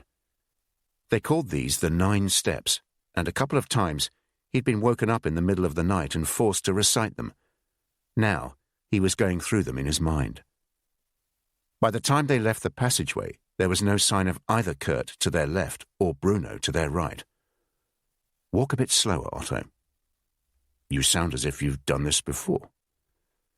A bit quicker than that, though. Just normal speed, that's it. If we're stopped, tell them we've been looking for a restaurant and walked up to Unter den Linden but decided to return to the hotel instead. Tell them we're Danish businessmen and I don't speak a word of German. Act confused as to why we've been stopped, but don't be rude. They paused at the junction with Kommandantenstrasse. As they looked up and down it, they could just make out the figure of Bruno, walking faster than Prince would have liked, though he was at least heading away from the restaurant rather than back towards it. No sooner had they crossed Kommandantenstrasse than they heard the sound of a car speeding towards them from behind and screeching to a halt. "Oh my God," said Otto. "Be calm. Remember what I told you to say." A long black Mercedes sedan had pulled alongside them, its front wheels mounting the curb in case they were disinclined to stop. 3 men, clearly Gestapo, climbed out. "Halt! Stand still and keep your hands by your sides. When I tell you, give us your papers, but do so slowly." Prince glanced at Otto. "Don't look at each other. You, move away from him. Over here. Don't you hear what I'm saying?" "My colleague does not understand or speak German, I'm afraid." "I don't care. Papers." They each handed their papers over to a different officer, who studied them for a while and then consulted the man behind them. As he moved forward, Prince realized he recognized him. It was the shabbily dressed man who'd wished them good afternoon in the Tiergarten the previous afternoon. He spoke with a sharp, working-class Berlin accent. "Where have you been?" Otto cleared his throat and shifted anxiously from foot to foot. "You can see from our papers that we are staying at the Excelsior on Askanischer Platz. We decided to see if we could find a restaurant to eat at tonight because we fancied a walk too, and the concierge kindly gave us passes. We went up Friedrichstrasse to Unter den Linden, but couldn't see anything we liked or that had a table. So we decided we may as well eat at the hotel after all. That's where we're heading now." "Why have you come this way? You have gone round in a circle. Why didn't you go down Friedrichstrasse or Wilhelmstrasse or even Jerusalemstrasse?" "You'll have to excuse us, sir, but we're guests in your city. We're not terribly familiar with it, and with it being so dark, I'm afraid we must have become disorientated." "Enough. You come over here with me." It was one of the other Gestapo men, gesturing for Prince to join him a bit further down the pavement, away from Otto. "But my colleague doesn't speak German." "Shut up, unless you fancy spending the night as our guest in Prince Albrechtstrasse. I can assure you, it's not nearly as comfortable as the Excelsior." The Gestapo man fired questions at him. "What brings you to Berlin? Who have you met with? Where exactly have you been tonight? Did you visit any restaurant on Donhofstrasse?" But Prince smiled apologetically, shaking his head. "Ich spreche nicht Deutsch. Dansk. Danish." The man who'd followed them to the Tiergarten strolled over, speaking to the other man as if Prince wasn't there. "I tell you, it's a waste of time. They're just 2 fucking Danish businessmen. The other one is well known to us. His company supplies the Reich. He's never been any trouble. We're wasting our time. Come on." But they were coming from that direction, weren't they? Donhofstrasse. It's just up there. Weren't we supposed to be looking for more than one person? Maybe. But it's obviously not one of these bastards, is it? Prince's sense of relief was short-lived. In the distance there was the sound of shouting, loud voices, one of them possibly that of the young Luftwaffe officer. It was too far away to make out the words, but they were followed by pistol shots, 4 or 5 in very quick succession, fast enough to have come from a semi-automatic. Almost immediately there was a retort of gunfire. It sounded like a machine gun and was followed by a brief scream, then more shouting and dogs barking. "Quick, we need to get up there. I told you we were wasting our time here. You two, go straight back to your hotel. Now, move." Otto and Prince walked as fast as they felt they could get away with. Just before they crossed Wilhelmstrasse, Otto turned into a shop doorway and threw up. "You need to pull yourself together, Otto. We can't afford to draw attention to ourselves. You look like a bag of nerves." "Not without good reason. We were stopped by the Gestapo, for Christ's sake." "That happens all the time in Berlin, I imagine. We must regard it as routine. The important point is they don't suspect us." "How the hell do you know that?" "Because they were talking freely in front of me, remember. They assumed I didn't understand. The one we spotted in the Tiergarten yesterday described us as 2 fucking Danish businessmen and said they were wasting their time on us. If they'd suspected us of anything, they wouldn't have let us go, would they?" "But what if they've caught Kurt or Bruno, and they've confessed? And that shooting, what was that about?" Prince moved in front of Otto, grabbing him by the shoulders. "Pull yourself together. There's nothing we can do about the others. We need to act normally. Return to the hotel, go to the factory in Spandau in the morning, and then fly back to Copenhagen in the evening as planned. If we do anything unusual, we'll just be drawing attention to ourselves." For the second night in a row, Prince hardly slept. This time it wasn't the heat or the noise, but the events of that evening that kept him awake. The meeting with Kurt had been very productive. He'd answered the questions London had passed on to him, and the information about Peenemünde felt like gold dust. If that didn't satisfy London, then nothing would. Prince thought he could be home within a week, 2 at the most, and would finally see Henry. But then the drama, the woman in the hat. He'd been right in assuming she was watching him, but it wasn't for the Gestapo. She must be on the same side as him. But who did she work for? Was she a companion of Kurt's, there to watch his back? And then he wondered about Kurt. Had he been followed to the restaurant? And how come they'd been able to escape with relative ease? Could it all be a web of deceit they'd been drawn into? He knew there was little they could do other than stick to their routine for the day, which meant being at the hotel entrance at 7:45 for the car to take them to Spandau, locomotive engineering. Otto hardly said a word in the car. He'd been more or less silent since they'd met in reception that morning. He'd clearly not slept, and the smell of vomit was still on his breath. The tension in the car mounted as they passed through Charlottenburg. Neither of them had any idea what had happened to Bruno after they'd spotted him in Kommandantenstrasse, just before they were stopped by the Gestapo. The only straw they could cling to was that they both agreed the shooting appeared to have been further away, closer to the restaurant.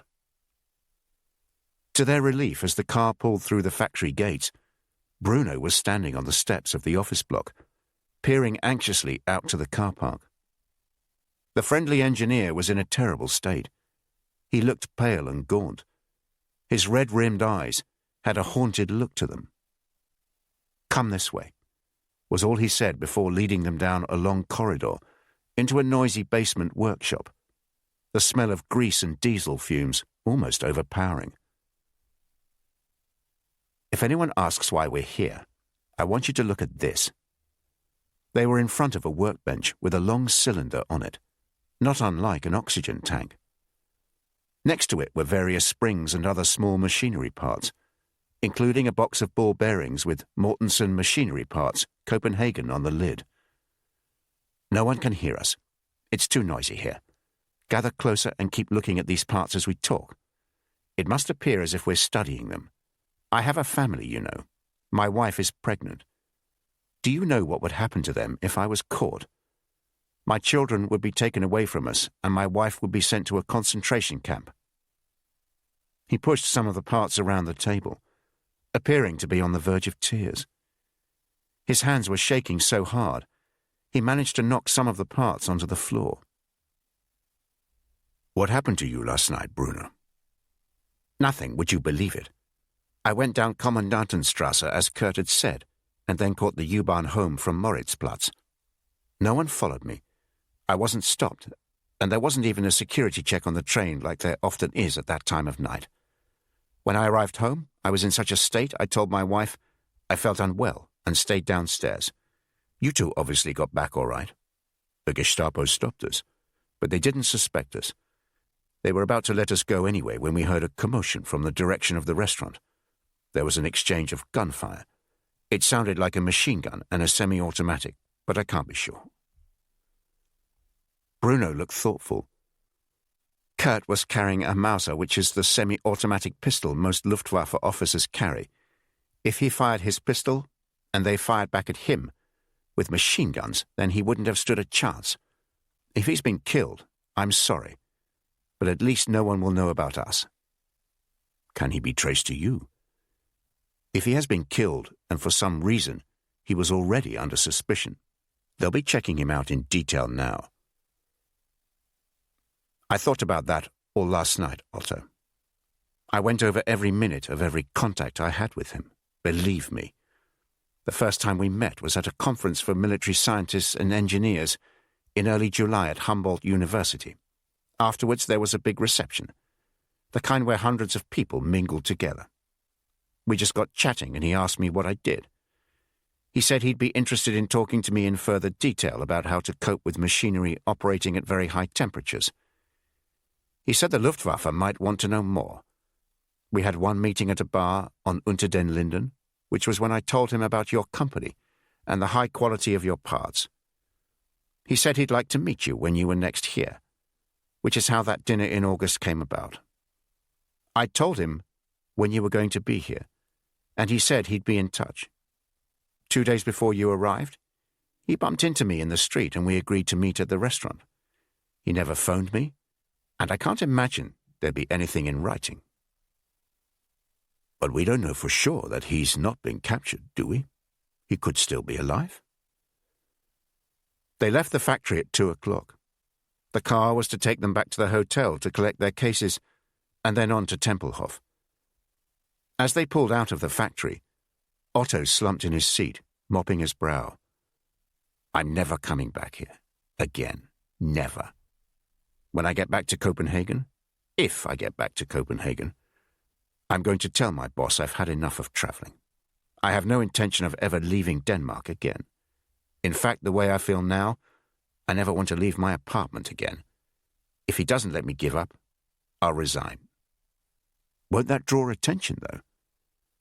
Otto turned to Prince, a slightly manic look on his face.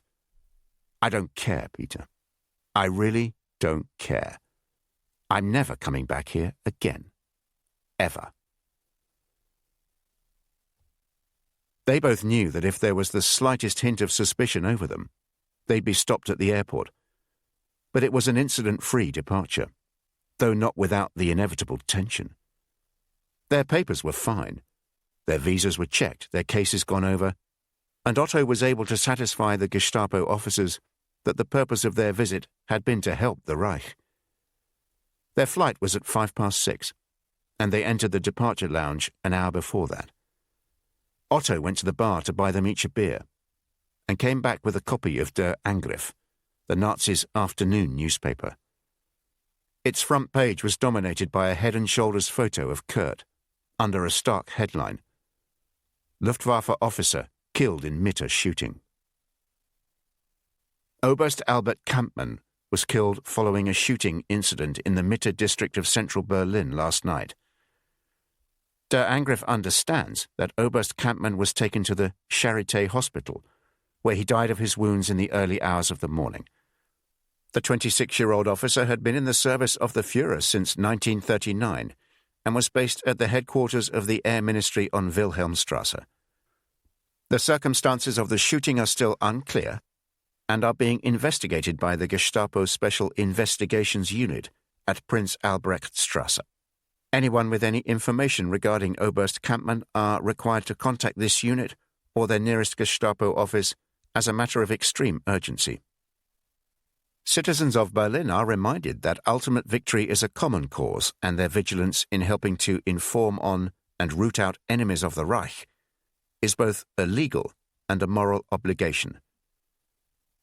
It's not very subtle, is it? That's the way the Nazis work. But it's worrying, isn't it? Prince nodded. Of course it is.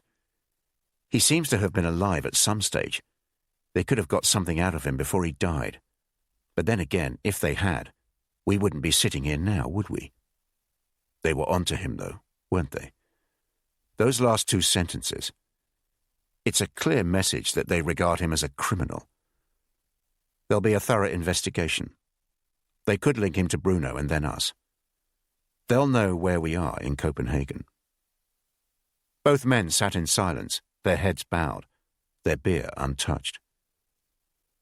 I tend to agree with what you said earlier, Otto. What was that? About never wanting to come back to this country again. Still, at least my job is done. At 6:10 they were led out of the departure lounge and along the front of the building to where their plane to Copenhagen was waiting. The group of passengers paused in front of another glass-plated lounge, waiting to be escorted across the apron to the plane. Prince looked through the window. She was standing there, this time wearing an elegant Trilby-style hat with a neat floral arrangement on one side. The jet-black eyes darted around before settling on him, and the briefest of smiles crossed her lips. As the passengers were moved on, she raised her hand as if to adjust her hat, allowing it to form a fleeting farewell wave.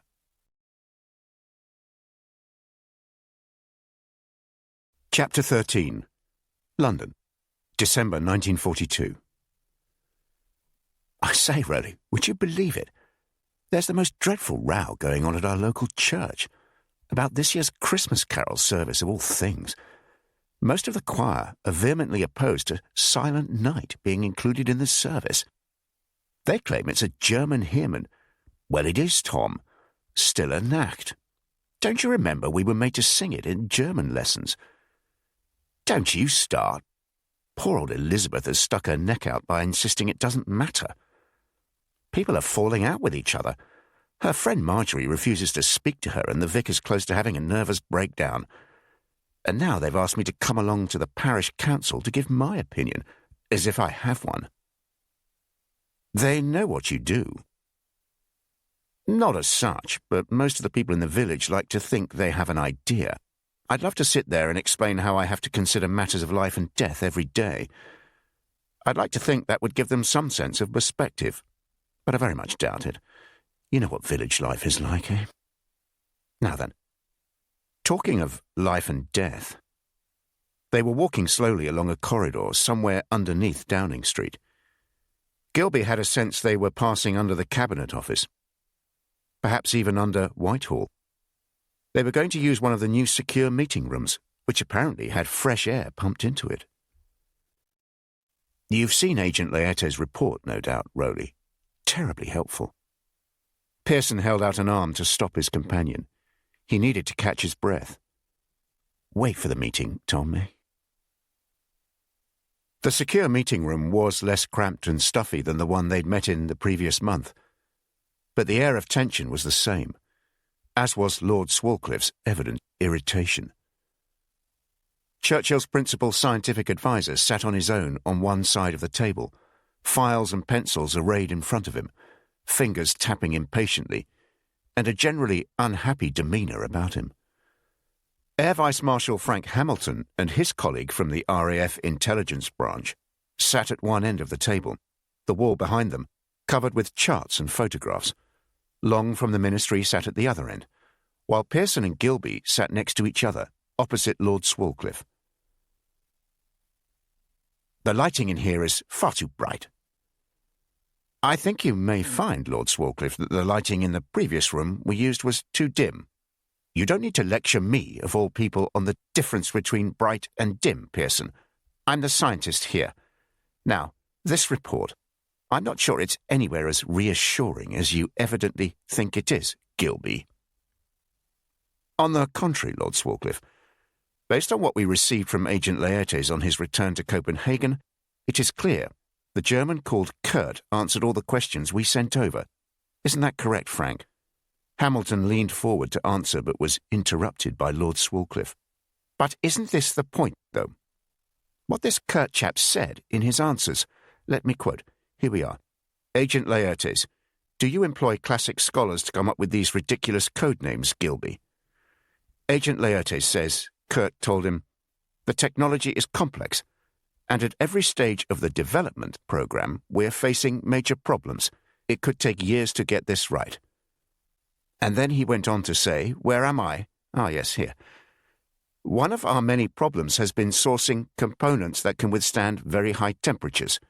Say we did solve the problem, what would happen then? There would still be dozens of other problems with the program. So, we either believe Kurt, or we don't.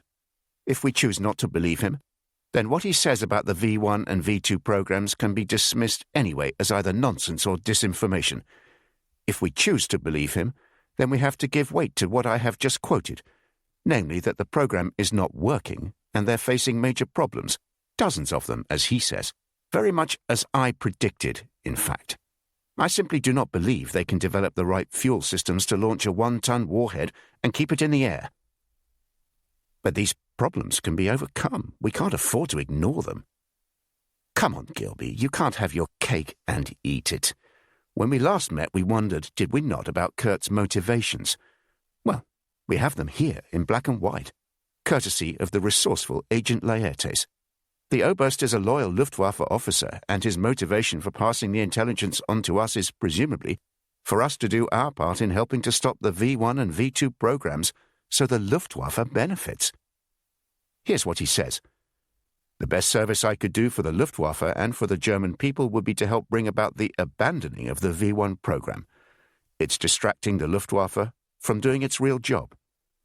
Then he goes on to say what a disaster Stalingrad is, and continues. Throughout Europe, our planes are outperformed by the RAF. We'd stand a chance of reversing that if all of our efforts weren't going into the V1 program. Lord Swarcliffe closed his file and placed it neatly on top of the others in front of him. In my opinion, Pearson, we'd be doing the country a disservice if we did anything about this. My opinion that both the V1 and the V2 are doomed to failure has been vindicated. Let the Germans carry on wasting their time and resources on the programs. Surely the last thing we want is to be complicit in bringing about their cancellation, thereby aiding the Luftwaffe. Eh, Hamilton? The Air Vice Marshal paused before replying, as if wanting to be certain Swarcliffe really had finished. I hear what you say, Lord Swarcliffe, and it is not without some merit. But on balance I'm inclined to the same view as Tom, namely that we cannot afford to ignore the V1 and V2 programs. Tim has done some analysis of the detailed answers Kurt gave to the questions we sent. The young wing commander opened a notebook. There's no question that the intelligence we've received from Kurt has added significantly to what we know about the weapons. For instance, we now know that the V1 is to be launched from a special ramp, and that it has a maximum flying time of 1 hour, after which the missile drops to Earth and its warhead explodes on impact. He was also able to provide more detail on the V2. The fuel is a mixture of liquid oxygen and alcohol, and after a minute it can reach a height of around 23 miles. It's probably more accurate than the V1, and its warhead weighs 1 ton. He spoke for another 10 minutes, and as he came to an end, he closed his notebook. Our conclusion is that there are clearly a number of problems facing the programs, but we do not think this necessarily means they're insurmountable ones. We think it is possible they can be solved, and therefore both programs represent a real threat to this country and cannot be ignored. And may I add, Hamilton stood up as he spoke, moved to the side of the maps and photographs behind him on the wall. That from our point of view, the information Kurt gave on Peenemünde being the single site where both the V1 and V2 are being developed and manufactured is of enormous importance.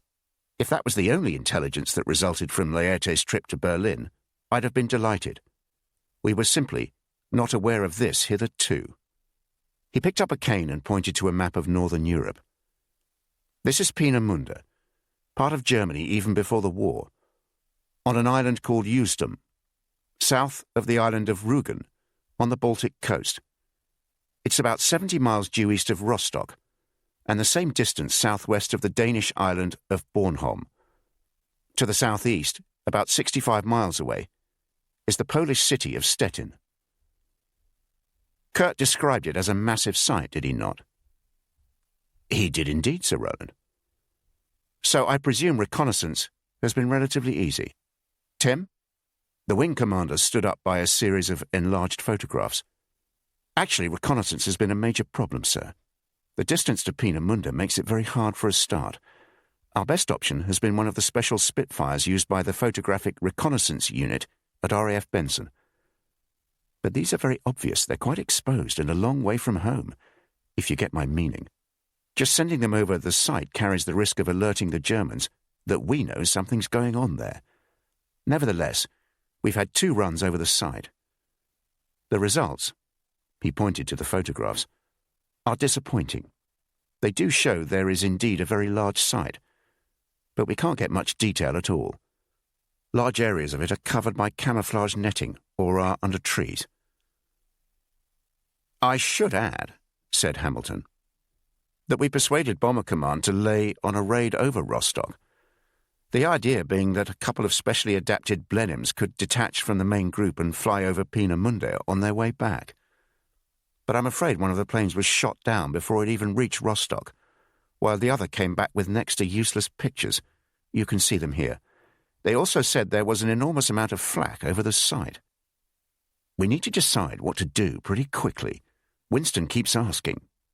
Pearson looked worried. I'm prepared to be persuaded if I can get some better intelligence about the site than those ridiculous photographs. Frankly, they look as if someone forgot to remove the lens cap. Get a decent first-hand account from the place itself, and I'll keep my head down if Winston asks. I can't say I approve, but I'll do my best not to bugger things up too much. Lord Swarcliffe smiled as if he'd intended to concede all along, and had simply been toying with the others. The meeting came to a close, its participants arising with varying degrees of ease. The only one who remained seated was Long from the Ministry. He cleared his throat loudly enough for the others to pause and take notice. If we do get decent intelligence from Peenemünde, and by that I mean a detailed layout, proper confirmation of what they're up to there, then what? Everyone looked at Pearson, who in turn pointed to Air Vice Marshal Hamilton. Then Frank will arrange for Bomber Command to raise the whole place to the ground. I suppose that counts as a victory, eh, Rowley? Not sure, Tom. Feels to me more as if we've been taken to a replay. Better than losing, I suppose. Swarcliffe puts up a decent fight. You have to hand that to him. Pearson and Gilby were in the former's office deep inside Downing Street, in the immediate aftermath of the meeting.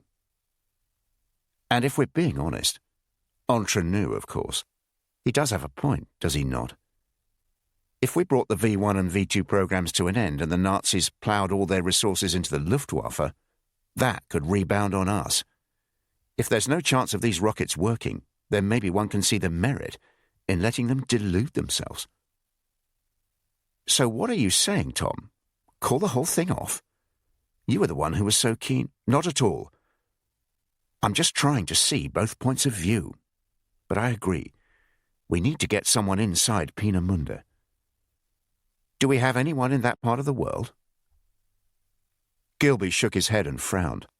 I've already asked around, SOE Polish section and various others.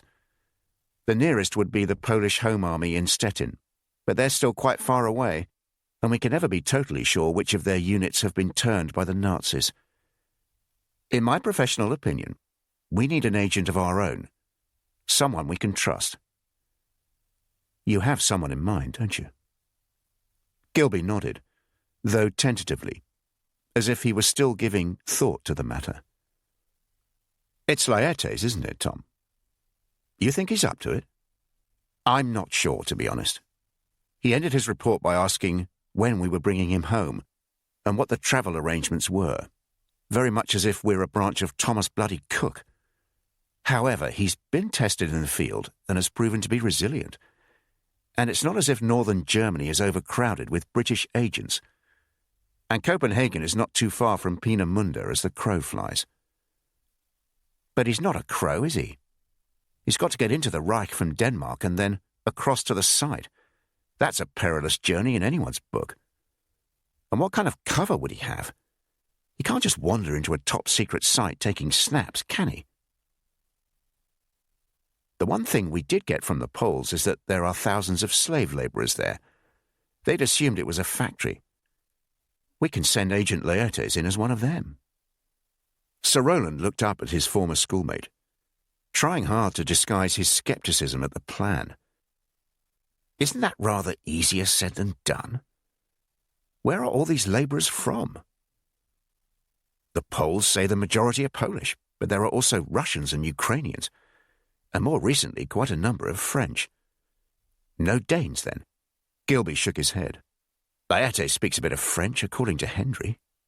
Quite the polyglot, isn't he? Remember that modern languages master at school who was reputed to speak a dozen languages? What was his name? Johnson, wasn't it? That's right. Odd fellow. Left under something of a cloud. Do you recall? It was after my time. Something to do with boys in the prep school. I think it was drink, actually. Rather a lot of it, apparently. Most of it from the headmaster's cellar. Shame we could have put him to good use in the service. So we send Laertes to Peenemünde. Can't imagine him being terribly chuffed at the idea. It's not about being chuffed, though, is it? You'll let me know how you get on, won't you? There is something I left out of my report, Rowley. Gilby proceeded to tell Pearson about Prince's escape from the restaurant and Kurt's death.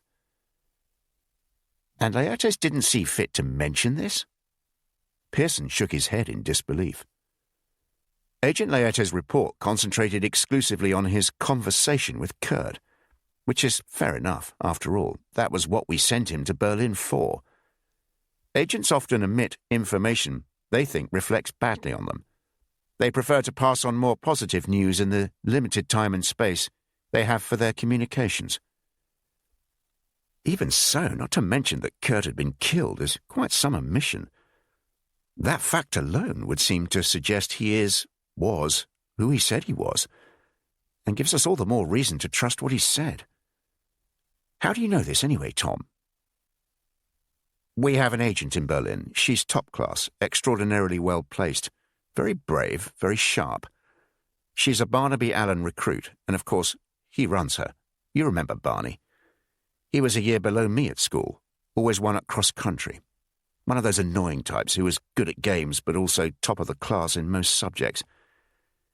Any contact with her is strictly through him, but I have to say, he's been terribly helpful.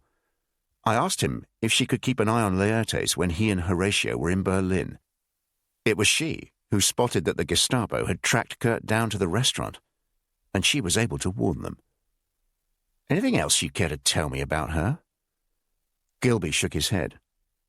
Not much, Rowley. You know how it is. There's a limit to how much I know myself. Her husband's a devout Nazi, a senior officer in the SS. That's all I've been told. Barney doesn't allow any of us to get anywhere near her, and I can't say I blame him. Do you have a name for her? Her code name for this operation is Amsel.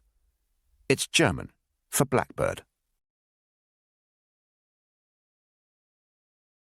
Chapter 14. Denmark. December 1942 to January 1943. Stay in here. Keep quiet, and if you need to, use that bucket. I'm sorry it's going to be so uncomfortable, but the Germans don't usually come down here. So at least it ought to be safe. You have some food? Prince nodded and patted his backpack. Remember, it will be very cold. I'd better find you a couple more blankets. He said he'd appreciate that. It was already 5 o'clock in the afternoon, and the ferry wasn't due to sail from Gedser until 9 the following morning. That meant 16 hours in a windowless storage room, no more than 3 foot by 7, with much of the room taken up by piles of life jackets and a large coil of foul-smelling rope. They were on the lowest deck, and the noise of the engine and the pumps reverberated around him. "I'll get you the blankets, and then I'll lock the door. I'll unlock it when we're in Warnemünde." "When will that be?" Peder shrugged.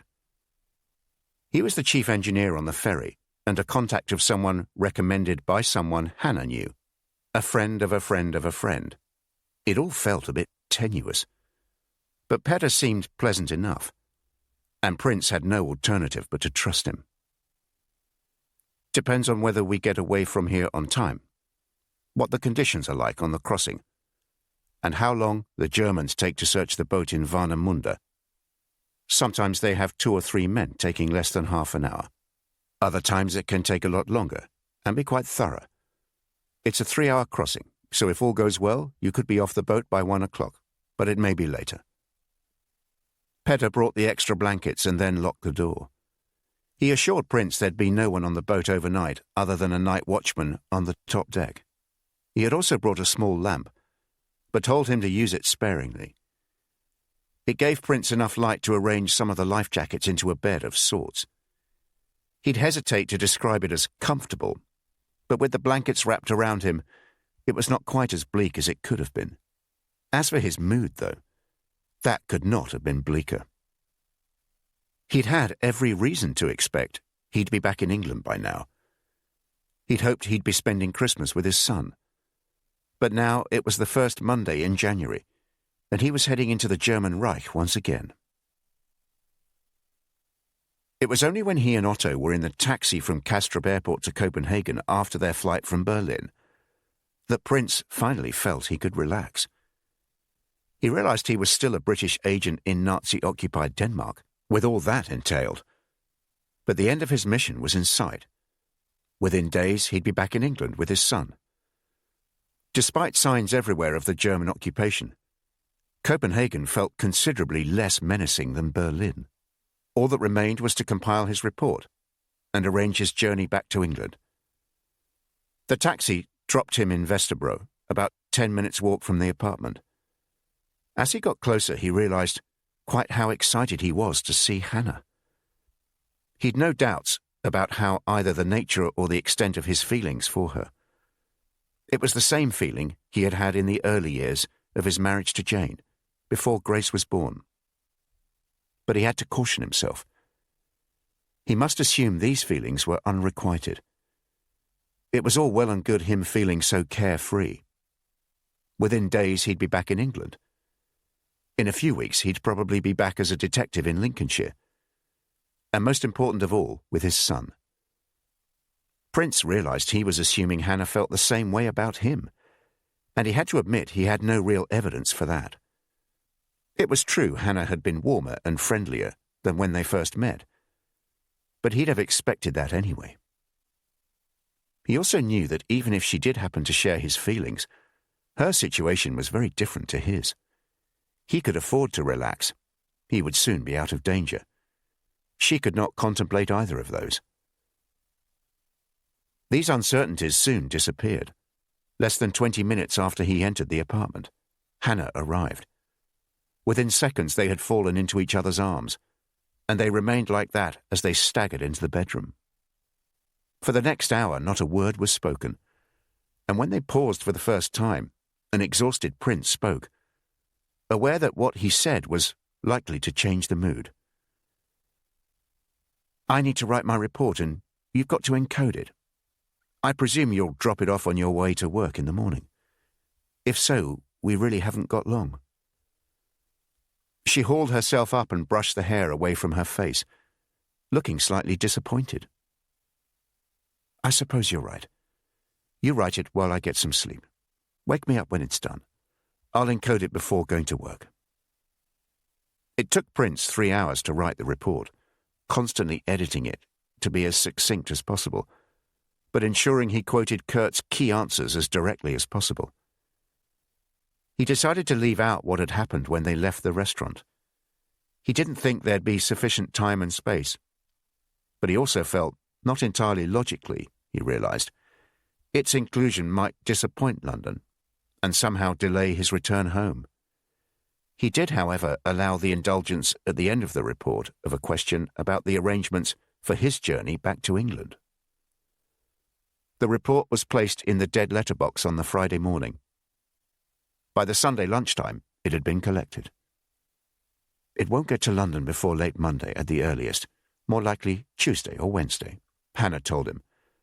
By the time they get back to us, it could be another week. You'll just have to stay here. I'm sure I can find plenty of ways to amuse you. The response from London took longer than expected, and it was the weekend before Christmas before they finally heard back. London very much appreciates Agent Laertes' report.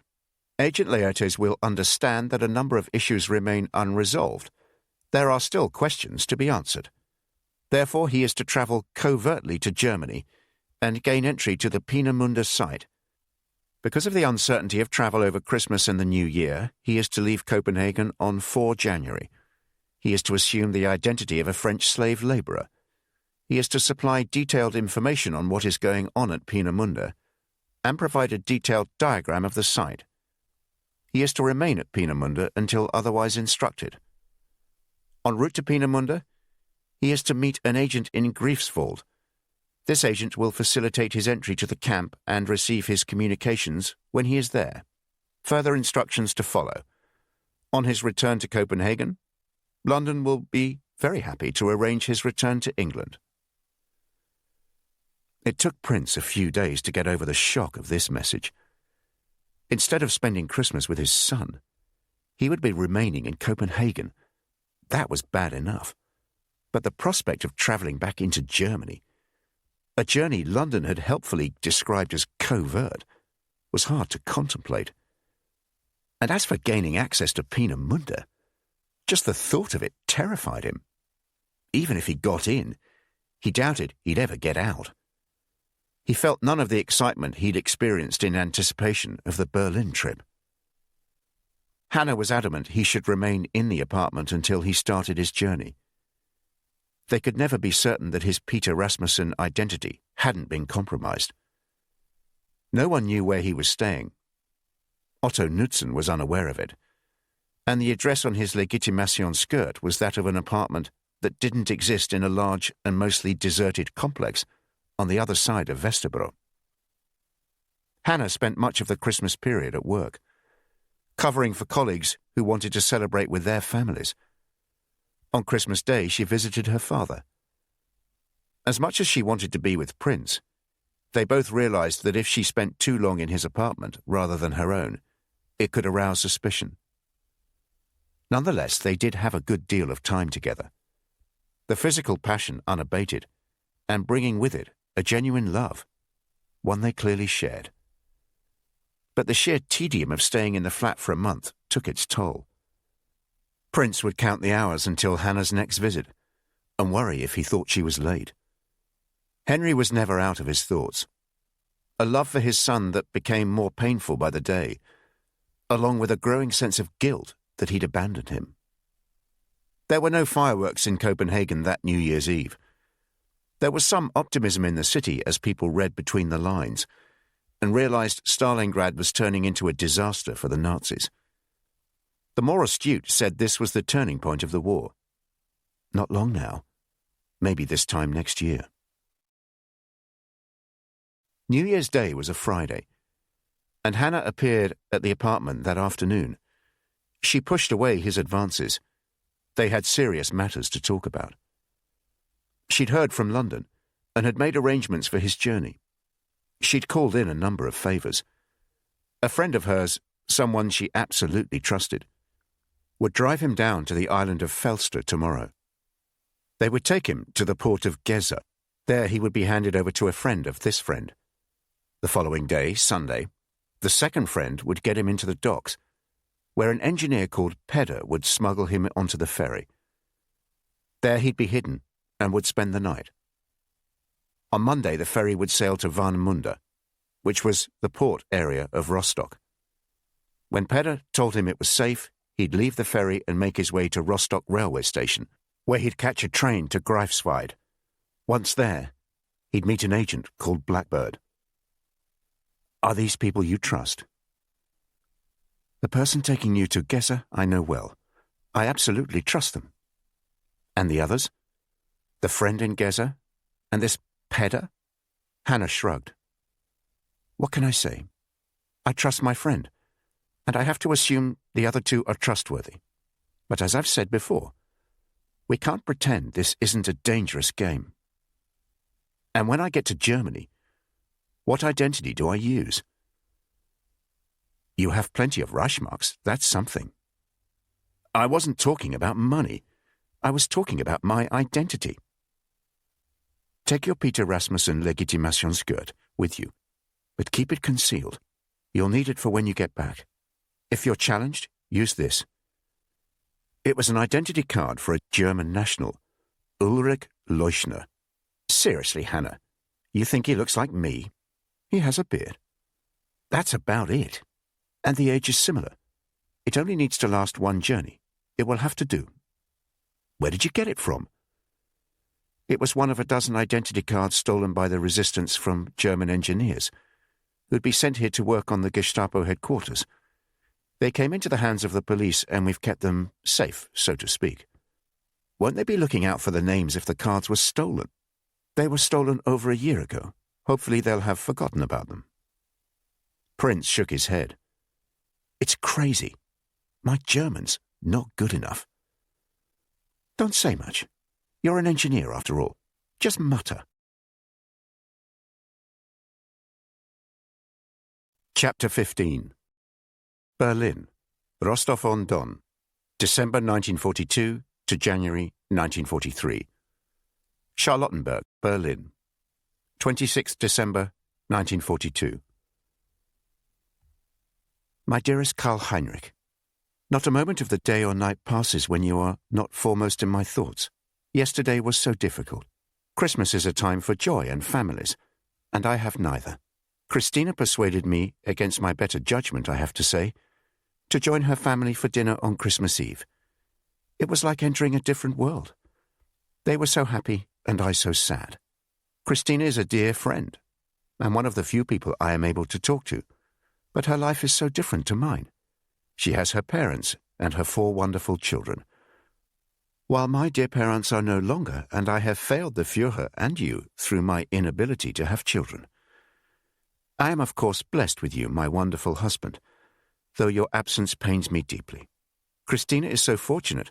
Friedrich is now based in Berlin. I don't want to sound bitter, but I didn't see any sign of his injury impairing him. For someone whose knee was apparently so badly injured, he certainly managed to dance very well. But then I was racked with guilt. Here I am in our beautiful apartment, with wonderful furniture and a full-time maid. I don't want for food, warmth, or other comforts. Being the wife of a senior SS officer brings so many privileges, for which I must be grateful. And where you are, it must be so difficult. I feel terrible about feeling sorry for myself. I understand how you will not be able to talk about your circumstances. From what I read, the situation in Stalingrad is difficult, and the weather must be dreadful. But I have no doubt whatsoever that right will prevail, and the communists will be defeated. I hope that when you finally capture the city, there will be a few communists and Jews still alive, so you can ensure justice is served upon them. Spending yesterday on my own has made me resolve to do more in the new year to help other people. Before Christmas, there was a talk at the Frauenschaft about a wonderful home the organization runs in Mecklenburg, where it takes care of the children whose parents have died in the service of the fatherland. I have decided to travel there tomorrow and spend a few weeks helping to run the home, which is in the city of Greifswald. You should still write to me at this address.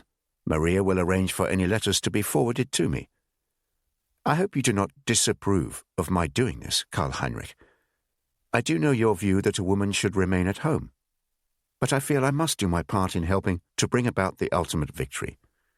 With all my fondest love, Heil Hitler, your loving wife, Sophia. Headquarters of the 6th Army, Rostov-on-Don, 8 January 1943.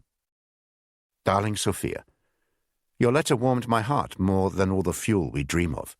You must promise me not to feel guilty about the fact that I am here on the front line and you are enjoying comforts in Berlin. That you are safe and cared for is a source of great joy to me, one of the few things that sustains me at this difficult time. I wish I was able to say otherwise, but life here is very hard, and the military situation does not improve.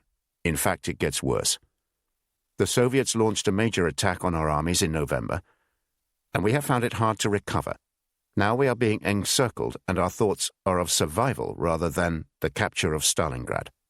If you wonder why I am able to be so frank with you, it is because I am sending this letter by hand with Conrad, whom I trust implicitly.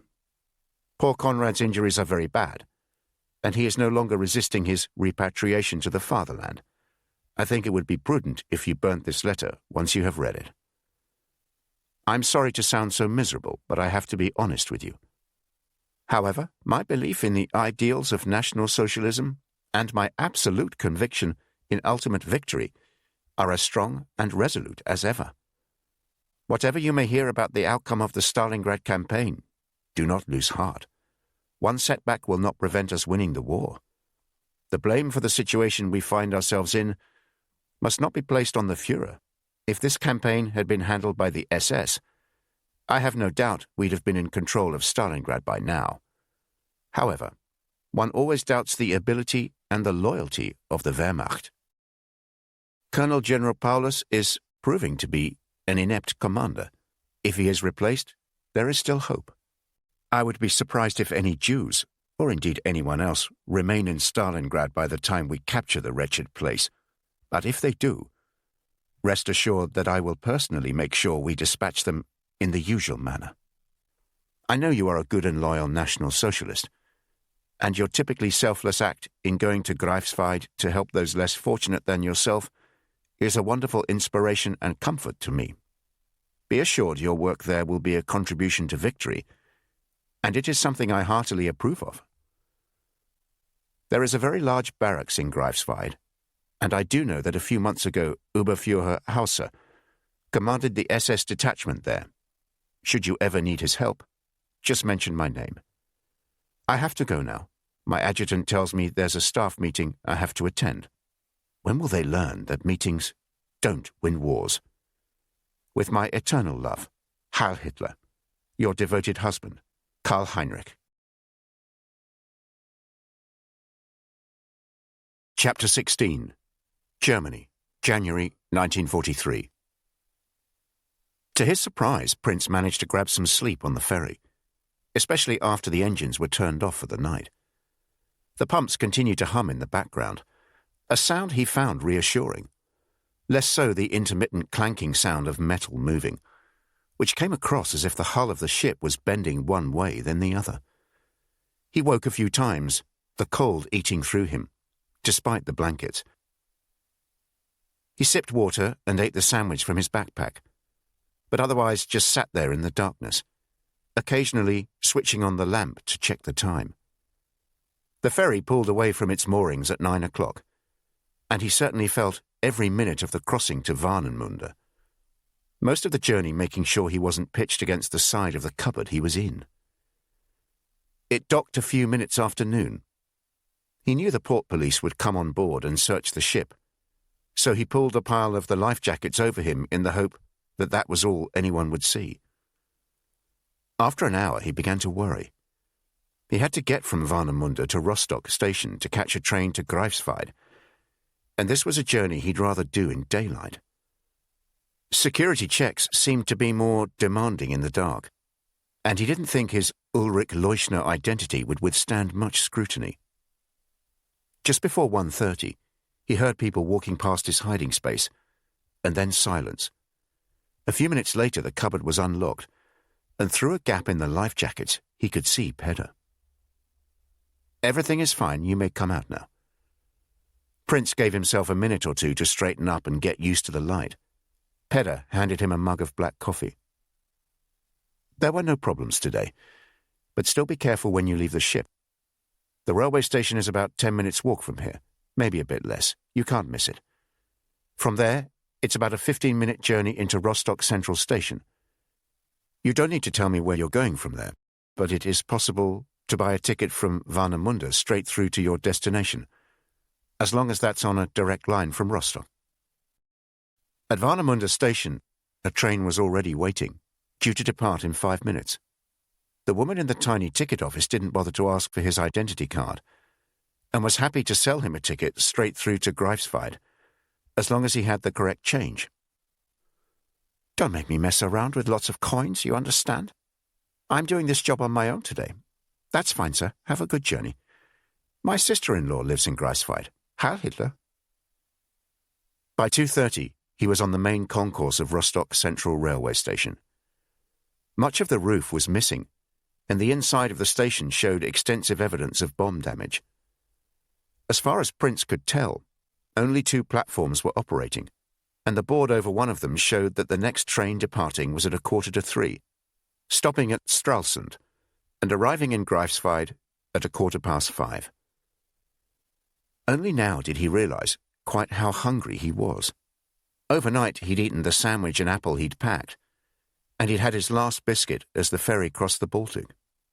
There was a station cafe which looked inviting, as long as one ignored the broken windows, but he decided not to push his luck. The sooner he boarded the train, the more likely he was to get a window seat in the centre of a carriage. In one session at Matlock, Hendry had mentioned how police on a train seemed to be more bothered with people sitting in aisle seats by the doors, since they were likely to be looking for a quick getaway. He found a seat by a window, in the centre of a carriage towards the front of the train. He was counting on any police checks starting from the guard's wagon at the back. He helped an elderly lady with her case, and listened to her talk about her son for a few minutes. She introduced herself as Frau Henlein, and told him that she was going to Greifswald too. Would he be kind enough to help with her case when they arrived? Prince assured her that of course he would, and through a bout of coughing, asked her to excuse him, but he was not feeling too good, and perhaps she'd understand if he rested for a while. Not only did she understand, she also had a perfect remedy for him. From an apparently bottomless handbag, she produced a bottle of schnapps. "It's homemade," she told him. "My mother's recipe, made with plums from my own garden. Please, have some. It will make you feel better. And you must have some of this cake, too, made with my own cherries. You look so hungry." Prince dozed off, the schnapps warming him up inside. He dreamt of Frau Henlein's garden, a veritable Garden of Eden. And somewhere in the dream he and Henry were helping the old woman to collect plums, of which there were more than they could handle. He was woken by shouting in the carriage. "Tickets, identity cards, make sure they're ready." He was still slumped in his window seat when they arrived alongside. He peered up, apparently having just woken up. There are 2 types of police checks on trains, bad and not so bad. The not so bad are the Bahnschutzpolizei, that's the railway police. Here are some pictures of their uniforms. Please have a good look. And then there's the bad, the Gestapo.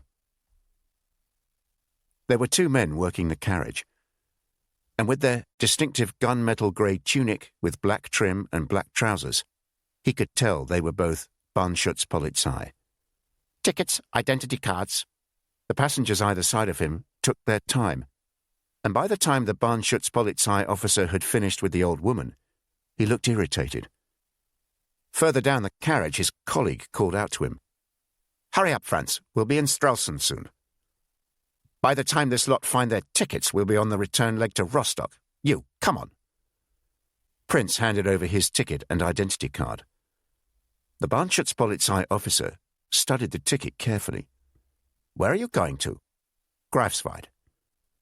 Then the identity card. The familiar and dreaded head movement, looking down at the photo on the card, and up again at his face. Up and down. Repeat. "Name?" "Ulrich Leuschner." "Speak up, man." "Ulrich Leuschner." "The purpose of your journey?" He was saved by 2 people. First by Frau Henlein, who told the Bahnschutzpolizei officer the man was unwell and he should leave him alone, and then by the officer's colleague shouting again. They really needed to get a move on. He handed the papers back to Prince and carried on. "Perhaps you would like some more schnapps?" asked Frau Henlein. "You really don't look so good." So those are my instructions? Seriously? I arrive at Greifswald and do nothing? You've not been listening, Peter. I didn't say do nothing, did I? You leave the train. Obviously. They were in the apartment in Copenhagen, and Hannah was giving him his final briefing. She'd received instructions from London. Then you walk out of the station. Blackbird will greet you soon after that. They will say, "You look so well after such a long journey." And your response is, "Go on, Peter, your response." I'm to say, "But I could do with a good meal and a proper sleep." Correct. Which is all well and good, but what is my fallback story? What do you mean? It's supposed to be rule number 1 when in enemy territory. Know where you're going, and have a story to tell in case you're stopped. If I'm stopped before I leave the station, what am I to say? With this identity, I won't last a minute. She looked at him as if she knew he was right. Hopefully it won't come to that. By the time the train arrived in Greifswald at 5:15, he'd drunk the best part of Frau Henlein's bottle of schnapps. He wouldn't say he was beyond caring, or even that his guard was down, but he was certainly more relaxed than he ought to have been in the circumstances. He insisted on carrying her cases to the ticket barrier, where he was waved through, and was introduced to her daughter. He's such a nice man, but so unwell. Greifswald station was small, just 2 platforms as far as he could make out, and a large number of troops lined up along one of them. He bid farewell to his travelling companion, more grateful for her company than she'd ever realize. Then followed the other passengers, out of the station, onto the Bahnhofstrasse.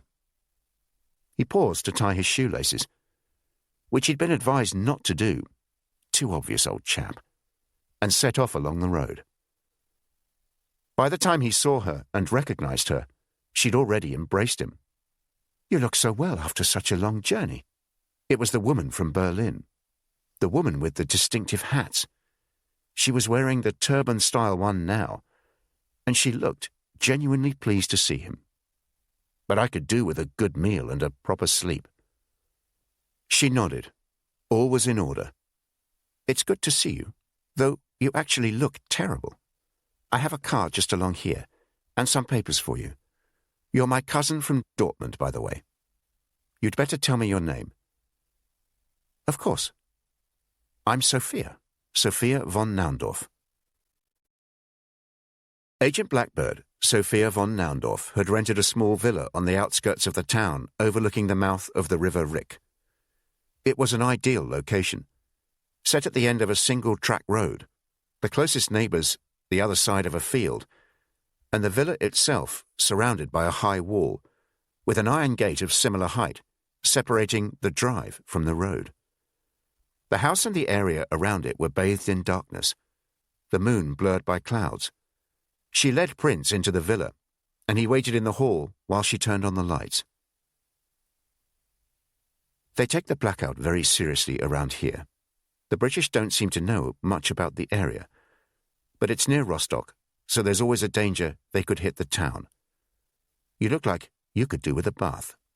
I've laid some things out for you in that bedroom. When you're ready, I'll make you a meal. Then we can talk." It was an incongruous setting for their first proper meeting. They sat opposite each other in a small but elegant dining room, the French-polished table replete with what Sophia apologetically described as a modest meal. They said nothing for the first 5 minutes. Prince ate, occasionally glancing up at Sophia. She was the kind of woman people in England would tend to refer to as refined, and was younger than he'd thought. While he'd been in the bath, she had changed into a smart dress and had put on more makeup, most noticeably dark red lipstick. She waited until he'd finished his soup before she spoke. You must have so many questions. I'm not sure how much you can tell me, and I'm certainly not sure how much I can tell you. You don't need to tell me anything. I know as much as I need to know, and I'll tell you what you need to know. Can you pass me the potato salad, please? I don't know if you like wine, but my husband got that bottle from France. Apparently it is excellent. I brought it with me from Berlin.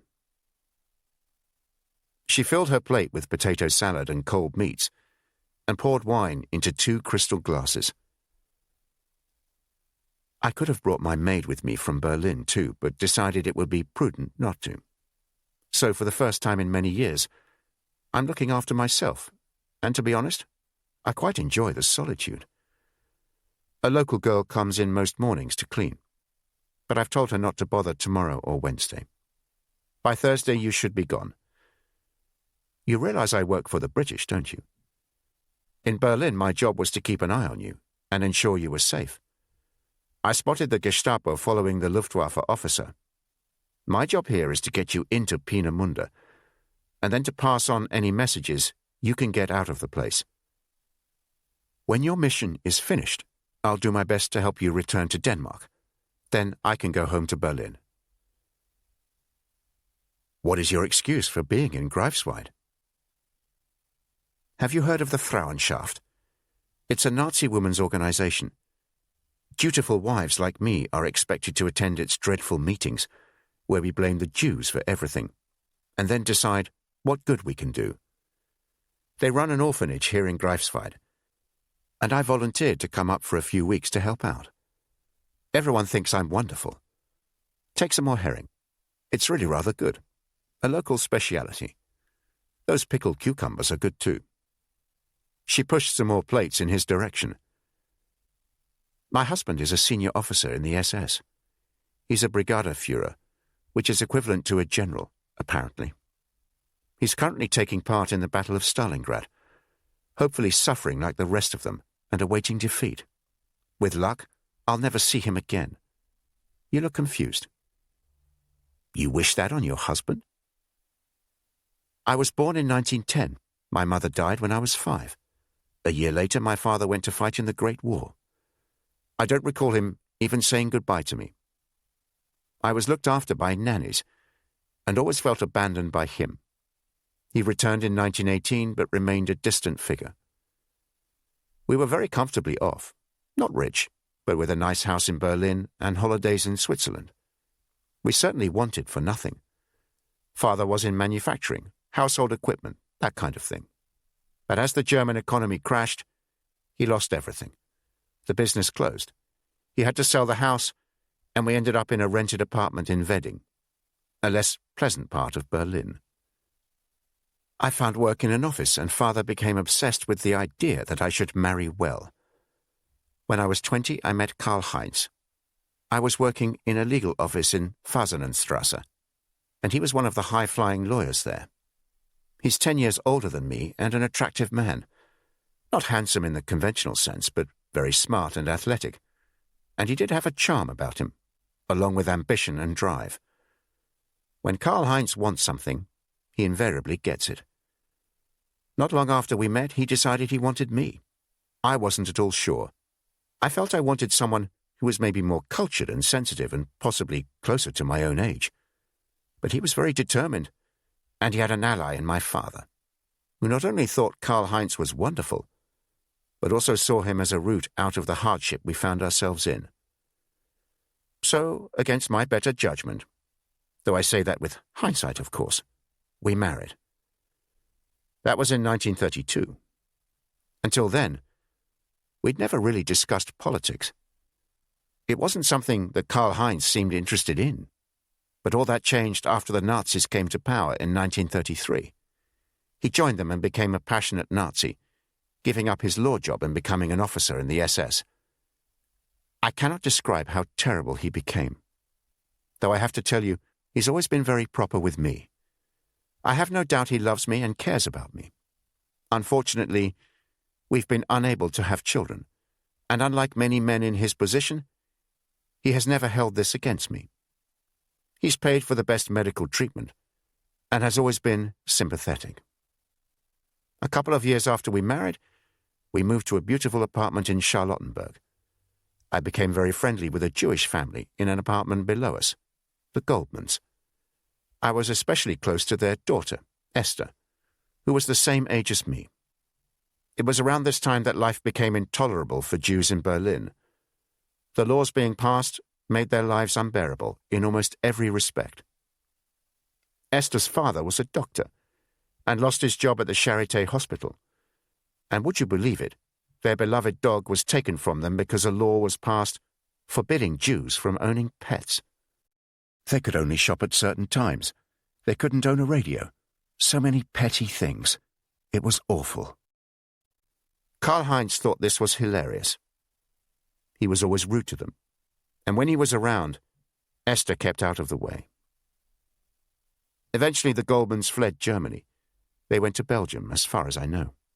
I've never heard from Esther since they left. Because they left so quickly, most of their possessions remained in their apartment. Karl-Heinz arranged to have the pick of what they owned. So our apartment is stuffed with their silverware, their dinner service, a beautiful dining table and chairs, even paintings.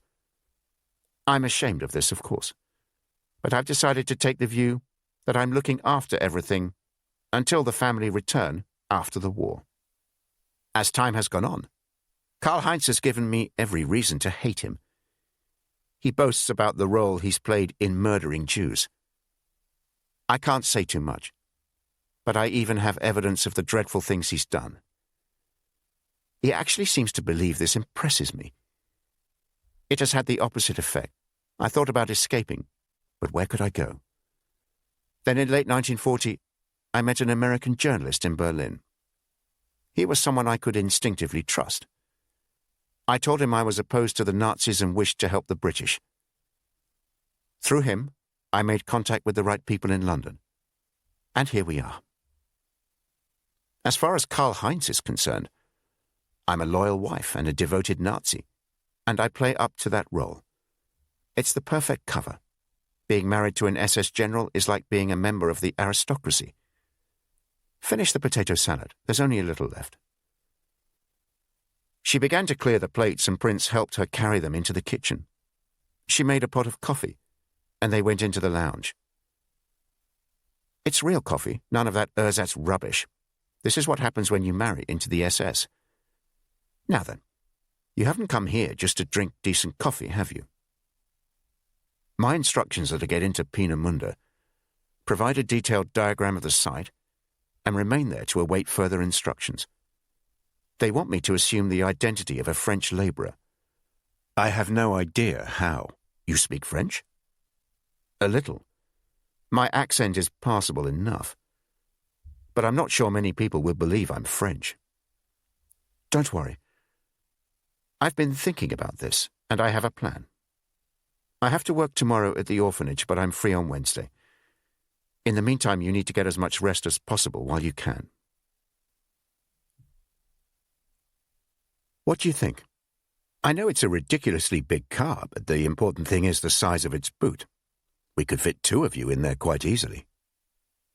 Richard Prince climbed out of the boot of the Mercedes-Benz 770, which Sophia had reversed with some difficulty into the garage alongside the villa. There was no question he would fit into the space under the boot, with room to spare. She had even placed a rug and some blankets in there to make it more comfortable. It's around 25 miles to the island. I could do it in an hour, but the roads aren't too good. And the checkpoint at Volgast, to get into Usedom Island, can take another hour to get through. This will be the 4th time I've crossed over, so hopefully they know me by now. But surely they'll search the car. Of course, but they won't think of looking in that space. And remember, I'll have various odds and ends on top of it. Before I forget, you'd better give me your identity cards, the Danish and German ones. It'll blow your cover if you're caught with them. I'll keep them safe for you, don't worry. They left at 10 o'clock on the Wednesday morning, having spent 20 minutes ensuring Prince was safely stowed in the space under the lining of the boot. It was more comfortable than he'd expected, though still claustrophobic. He knew he'd be in there for at least 2 hours, and possibly longer. An hour after leaving Greifswald, the car stopped. For the first time he could make out sounds around him, other than that of the car's considerable 8-litre engine.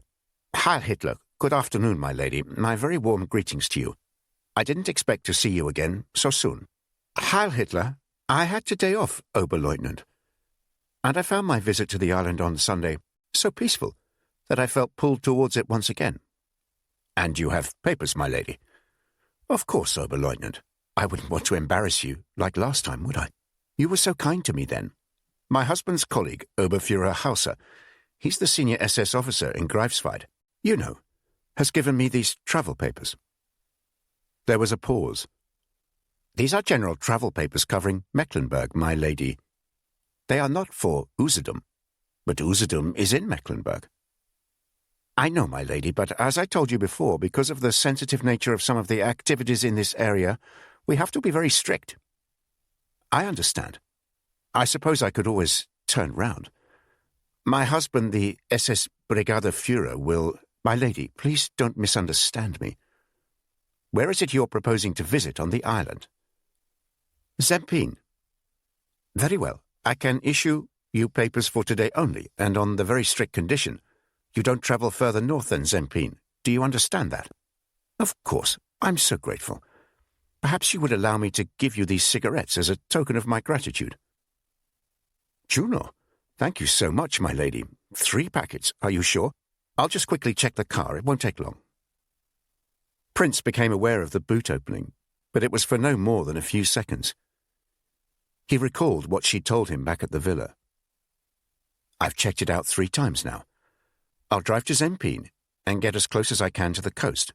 Each time I've been there, groups of foreign workers have been moving up and down the coast road. They don't seem to be guarded very closely.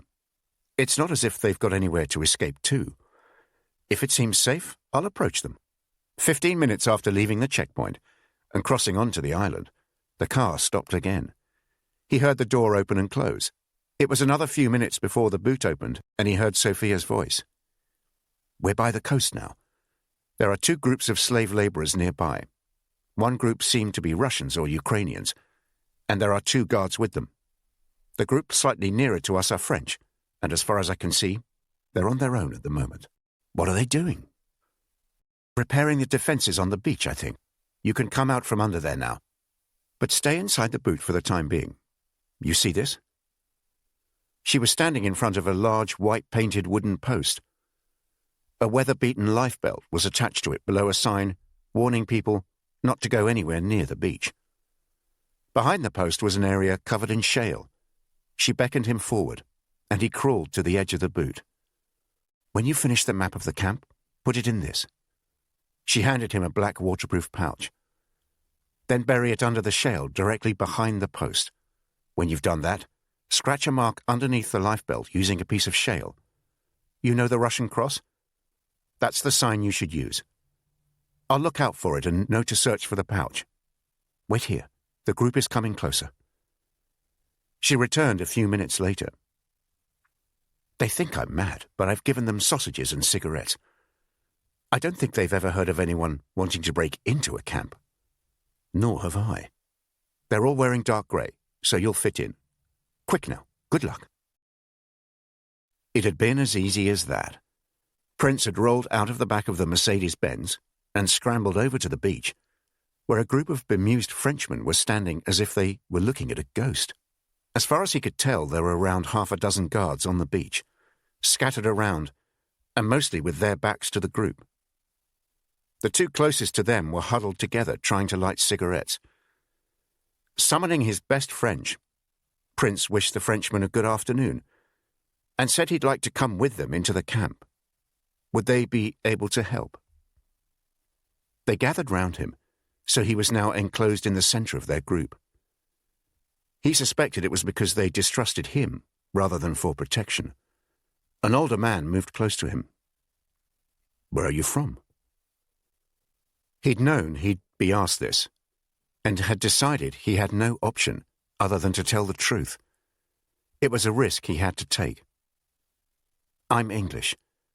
I'm here to find out about the camp." All the men looked at him through narrowed eyes. Despite the wind howling across the beach, he could hear the breathing of every one of them. and his own heartbeat. After what seemed like an eternity, the older man spoke, nodding his head approvingly as he did so. "Very well. We'll help you, Mr. Churchill. Stay in the middle of us." Then, in French, "Jean-Claude, give our friend your hat. Alain, swap jackets with him. It won't do if he walks into Peenemünde looking like Mr. Churchill, eh?" They went back to repairing the sea defences, and after a while the guards called them. They were to return to the camp. The older man walked close to Prince. He introduced himself as Emile. "You're lucky, Mr. Churchill. You can't trust all the slave labourers here, especially the Ukrainians. And I'm ashamed to say not even us French. But my little group, most of us work together in Tours. We're socialists to a man. Just look tired as you go in. They're so lazy, they only worry if there are people missing." Prince was astonished by the security around the camp. As they approached it, the ground around them was a sea of barbed wire, their route in a narrow path with the machine guns from the watchtower trained on it. Entering the camp itself was a lengthy process.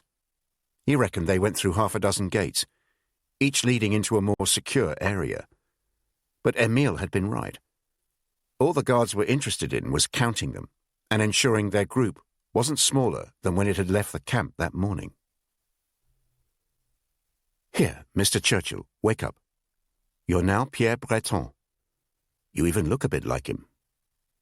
It was the early hours of the morning, and Emile was leaning over his bunk. "I knew they had a spare prisoner identity card in the next block. They got it from a prisoner who died. I had to give them 2 packets of cigarettes and my sausage. They'll make sure Pierre Breton's name is entered on the work list." So Richard Prince became Pierre Breton, a slave labourer. His first day at the camp was unusual. The others told him because that night they were given what they considered to be a better meal than they'd had for a while. It was a strange stew, watery and oily at the same time, and the most identifiable ingredients were chunks of potato, more raw than cooked. Prince thought it was one of the most disgusting meals he'd ever tasted, but the others made him eat it. "We only get something like this a couple of times a week." They were right. The rest of the time it was a mug of soup, a hunk of stale bread, and sometimes some jam. Within 2 days, Prince felt the hunger gnawing away at his body, and strange chilling sensations attacking his limbs. Food became his main obsession, so much so that he had to force himself to concentrate on what he was there for, to find out as much as he could about Peenemünde, and especially its layout. The French group was regarded as one of the most useful as far as the Germans were concerned. Most of them were mechanics or electricians, and they knew how to play the system. They cooperated with the Germans just enough to ensure their work was usually less physically onerous than that of other slave labourers. That wasn't to say the Germans trusted them. They had an inherent dislike for the French. But they also regarded them as being intellectually smarter than the Russians and the Ukrainians, and more able than the Poles. It was rare for a group to work in the same area for more than a day at a time. "Don't ask me why," said Emile. "Maybe it's something to do with minimizing the chances of sabotage, or it could be because they don't want people to gather too much detailed information about what's going on here." It was common knowledge in the camp that this was where the V1 and V2 rockets were being developed and manufactured. The slave labourers talked about them openly. "The Germans know there's only one way we'll leave this camp alive." "What's that, Emile?" They were in their hut after what passed as the evening meal and the final roll call. It was bitterly cold, the wind whistling through gaps in the wood, a single layer of which was all that stood between them and the Baltic. "If they win the war, which they think they will do with these rockets, if they don't win, they'll kill us." The other men nodded in a matter-of-fact manner. "Even if they do win the war," said Alain, "we'll be dead by then. How much longer do you think we can survive in these conditions?" Prince asked a few more questions while they were gathered together. He needed to get on with his map of the camp. Where did they think the power station was and the main rocket test fire area? They all joined in with their advice. He was now building up a good picture of the layout. We are helping to sign our own death warrant.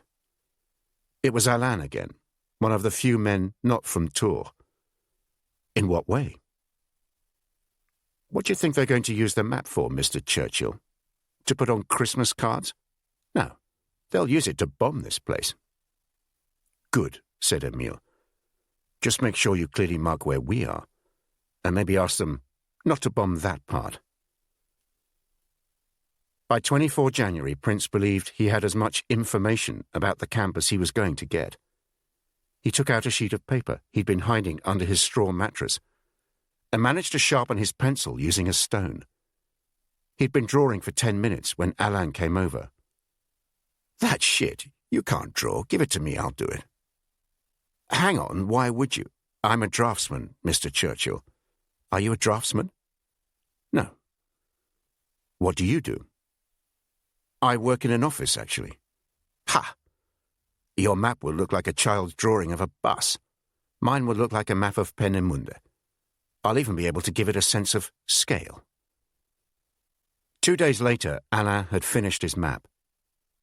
To Prince, it looked like a masterpiece, accurate and clear. The northern tip of Usedom, where Peenemünde was located, was shaped like a thick cucumber. Alain had drawn the airfield in its northwestern corner, with the power station below it on the banks of the River Pena. Just inland from there was the liquid oxygen plant, and then on the northeastern tip of the island the main rocket test firing area. Below that, on the Baltic coast, was the experimental works, just above the V2 production works. South of the V2 production area and closer to the Baltic coast was the housing estate and the army barracks. Make sure you mark them properly, Emile instructed Alain. We want as many of those bastards killed as possible. At the southern end of the camp, less than 2 miles from Zempine, was Trassenheide, the camp where the foreign slave labourers were housed, the camp where they were now. When it was complete, they all gathered round to admire it. Emile pointed to Trassenheide. If your RAF bomb us, Mr. Churchill, I'll kill you.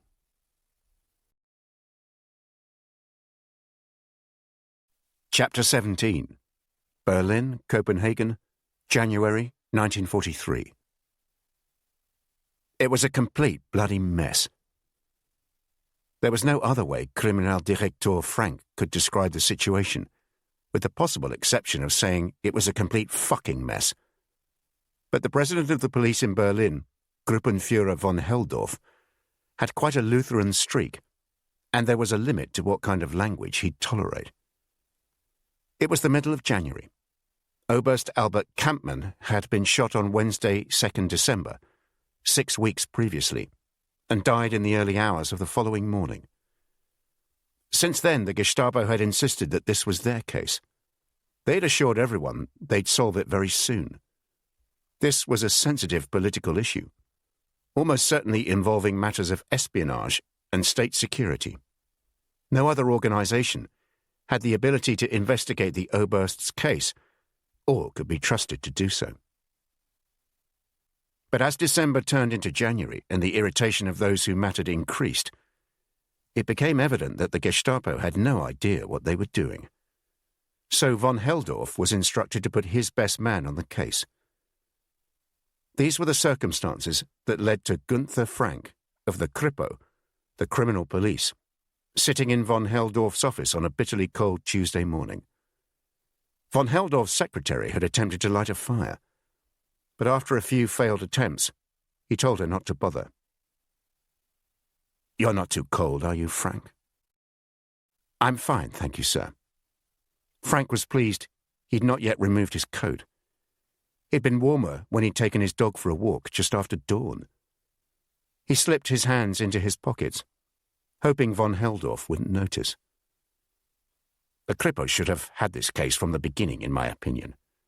"I agree, sir." "You'd have solved it by now." "One would hope so, sir." "This is the file." Getting it from them was like prizing sweets from a spoilt child. Go away and study it. Then get on with the case. How long do you think you'll need? 3, 4 days? To read the file, sir? No, Frank, to solve the case. It had already been dark for 5 hours when Frank finally finished reading the file marked Oberst Albert Kampmann. The only light in his office came from the angle-poised lamp illuminating his desk, and the glowing end of what must have been his 30th cigarette of the day. He closed the file and looked at his notebook. He read through what he'd written, then turned to a fresh page and started writing again. Just a few salient points, the most important ones. This was his method, to make notes as he went along, edit them, refine them, and extract no more than a dozen key facts or questions to work through. It was a system that rarely failed. But he had a nagging feeling in his stomach that this case might prove to be the exception. It was indeed a bloody mess. Sometime in November, incredibly they hadn't even made a note of the date, the Gestapo had received an anonymous tip-off that an Oberst in the Luftwaffe's scientific division based in the Air Ministry on Wilhelmstrasse was passing on secrets to the enemy. First name either Alfred or Albert. They soon established that there was only one Oberst in that division, with the first name Alfred or Albert. Even the Gestapo could manage that, Oberst Albert Kampmann. Their incompetence did not stop there. They failed to contact the security division of the Luftwaffe. They didn't speak with anyone at the Air Ministry, not even any of their own people there. They simply put a tail on Kampmann, and according to the notebooks of the half-dozen or so idiots responsible for following him, they somehow managed to lose him for a crucial few minutes here, a few minutes there. Not that their notes suggested the Oberst was up to anything. He lived in the officers' quarters at the Luftwaffe base, next to Tempelhof, from where he travelled to work before 7:30 most mornings, returning some 12 hours later. Outside of work, he swam 2 or 3 times a week, mostly front crawl, or drank with colleagues in a bar near the Air Ministry. He was not a member of the Nazi Party, and like so many Luftwaffe officers, was not known to be political. His family were from Augsburg, and contact with them appeared to be limited to a letter each way once a month. The language in them polite and formal, the subject matter inconsequential. On the evening of Wednesday, 2nd December, Oberst Albert Kampmann was followed after leaving work on Wilhelmstrasse. He didn't go into one of his regular bars, nor did he catch a tram or the U-Bahn back to the airbase. Indeed, he took a particularly circuitous route, one that aroused the suspicions of even the Gestapo, north on Wilhelmstrasse to Unter den Linden, up and down Unter den Linden before picking up his pace quite considerably and hurrying down Friedrichstrasse, where they lost him for a few minutes, before eventually picking him up, turning left into Leipziger Strasse. He was followed across Jerusalemstrasse into Donhofstrasse, where he disappeared again. They looked everywhere for him. The notebooks weren't terribly explicit. But from as far as Frank could ascertain, it was a good 10 minutes before they decided to look in a restaurant on Donhofstrasse called Das Bayerische Haus. One of the Gestapo officers had noted, "We have reason to believe this could be a Bavarian restaurant." They couldn't see him downstairs, but a waiter told them there was a group of men in the private dining room upstairs. When they went up there, the room was empty. Unbelievably, though Kriminaldirektor Frank could actually believe it, it took them another 5 minutes to work out that there was a door concealed in the panelling, behind which was a staircase leading to the yard of a neighbouring building. They searched the area, and through what Frank reckoned was probably luck more than anything else, came across Oberst Kampmann further down Donhofstrasse. They challenged him to stop. He refused and opened fire with his Mauser semi-automatic, hitting one of the Gestapo officers in the leg. 2 of them returned fire with their submachine guns, and Kampmann was mortally wounded. He was taken to the Charité hospital, but never regained consciousness. Idiots on every count, not least for using submachine guns.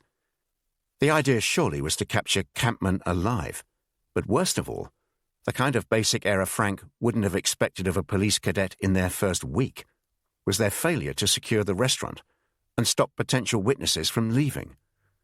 The catalogue of errors continued. The Gestapo left it a day before they examined Campman's quarters at the Luftwaffe base, and a further day before they asked permission to search his office. They had floundered around like this until Christmas, seemed to do nothing for a week, and when they resumed their investigation in the new year, it was to no effect. And now, Kriminaldirektor Gunther Frank had to pick up the pieces. The following morning he called in the Gestapo case officer, a shabbily dressed man called Manfred Lange, with filthy shoes and a dirty raincoat that he kept on throughout their meeting. Frank realized Lange was out of his depth. As far as he could tell, he was really no more than a Gestapo watcher, someone whose job was to follow people. He'd no doubt been over-promoted as a result of being a particularly zealous Nazi. But Frank knew he needed to be careful. Whenever there was a conflict between a state body like the Kripo and the Nazi Party, the party always won. If he put a foot wrong, he'd be in trouble. So no one thought to keep all the other diners in the restaurant so they could be questioned. Of course we did. As he spoke, Lange revealed a mouthful of misshapen teeth, all of them an unpleasant shade of dark yellow. But you have none of their details. By the time we returned to the restaurant after the shooting, they'd all gone. How long did you leave it? Half an hour. What about the manager, this Hoffman? He's a good party member, a loyal, and maybe so. But was he able to give you any helpful information? The Gestapo man shook his head, aware that he wasn't coming out of this well. The only other person in the restaurant whose details we have is the waiter, a man called Hinkler. I can spell Hinkler, thank you. Following an unpromising start, Hans Hinkler turned out to be very helpful indeed. A tall, stooped man with a nervous tic and a distrusting air about him. He was monosyllabic for about 5 minutes, until Frank gave him a cigarette, told him to take off his coat and called him Hans. He wasn't in trouble, he said, and the Kripo was most certainly not to be confused with the Gestapo, if he could see what he meant. Are you in the party, Hans? No, sir, but Don't worry, Hans. Nor am I. So perhaps we can be honest with each other, eh? Hans Hinkler smoked most of his cigarette, staring at the Kripo officer as he did so, as if weighing up whether to trust him. That evening my boss, Herr Hoffmann, told me 2 Scandinavian gentlemen would be coming in. May I trouble you for another cigarette? He used the pause to think of what to say next. He said I was to place them at a small table by the stairs and give them a menu. Then I was to inform him that they had arrived. I wasn't to do any more than that. To be honest, I wouldn't have thought any more of it, but for the fact that Herr Hoffmann told me, if all went well, he'd give me a bonus that evening. That was unusual, to say the least, because he's tight with his money. Carry on, Hans. So, that was what happened. The 2 men came in. I seated them, and then Herr Hoffmann came over and said something to them about needing the table, but there was a room upstairs where perhaps they'd be more comfortable. And they went up. After perhaps, I'm really not sure, maybe a bit over half an hour, I noticed a woman who'd been sitting by the window rush up the stairs. She came down a minute later and then hurried out, leaving payment for her meal on the table. Moments after she left, 3 or 4 men burst into the restaurant shouting, Gestapo, looked around and then ran upstairs. There was a commotion. One of them came down and ran out, and there was shouting and everything. All the customers left the restaurant as this was going on. There were probably around a dozen of them, and no one likes to hang around when the Gestapo are getting busy. Herr Hoffmann seemed to be very nervous. He told me to lock the doors and tidy up. Soon after that we heard shooting further down Donhofstrasse, but we didn't look out. About 30 minutes later, the Gestapo came in and took our details. They asked us if either of us knew the names of the people upstairs, and we said no. That was it. When they left, Herr Hoffmann gave me a very generous bonus and said I mustn't say a word about what happened. But I'm sure he knew something. He must have known they were coming in. Just a few more questions, Hans. You mentioned the woman who rushed upstairs and then left the restaurant. Yes, sir. Do you know who she was? No, sir. I'd not seen her there before. Can you describe her? Not really. A very elegant lady, spoke with a good Berlin accent. Anything else? Ah, yes. Hinkler looked pleased with himself. He'd obviously thought of something helpful. She wore a hat with a feather in it. Rudolf Hoffmann struck Gunther Frank as a typical Bavarian. The accent, of course, and well-built, with a certain sense of arrogance, which he reckoned would not last too long. I told the Gestapo I have no idea who these men were. It was busy downstairs, so I moved them to the dining room upstairs. That's all there is to it. If anyone else broke in using the back staircase, I know nothing about that. I never used that door myself. The interrogation continued, Frank probing the other man with a series of questions, all very similar, all intended to expose inconsistencies. After an hour, he told Hoffmann he was to wait in another room, and they'd resume later. Do I have to stay? What do you mean, Hoffmann? Well, am I under arrest? If not, you can't keep me here. If it helps your sense of propriety, Herr Hoffmann, I can certainly arrest you. He left the Bavarian waiting in a cell for 4 hours. By the time he returned, Hoffmann was a different man. The arrogance had gone. Now he was frightened. The problem is, Herr Hoffmann, I'm not sure I believe you. In what way, sir? It was the first time he'd shown such deference. Hans Hinkler made it very clear you'd told him to seat the 2 men downstairs. I think you knew full well what would happen. Saying the restaurant was busy was a ruse to get them upstairs.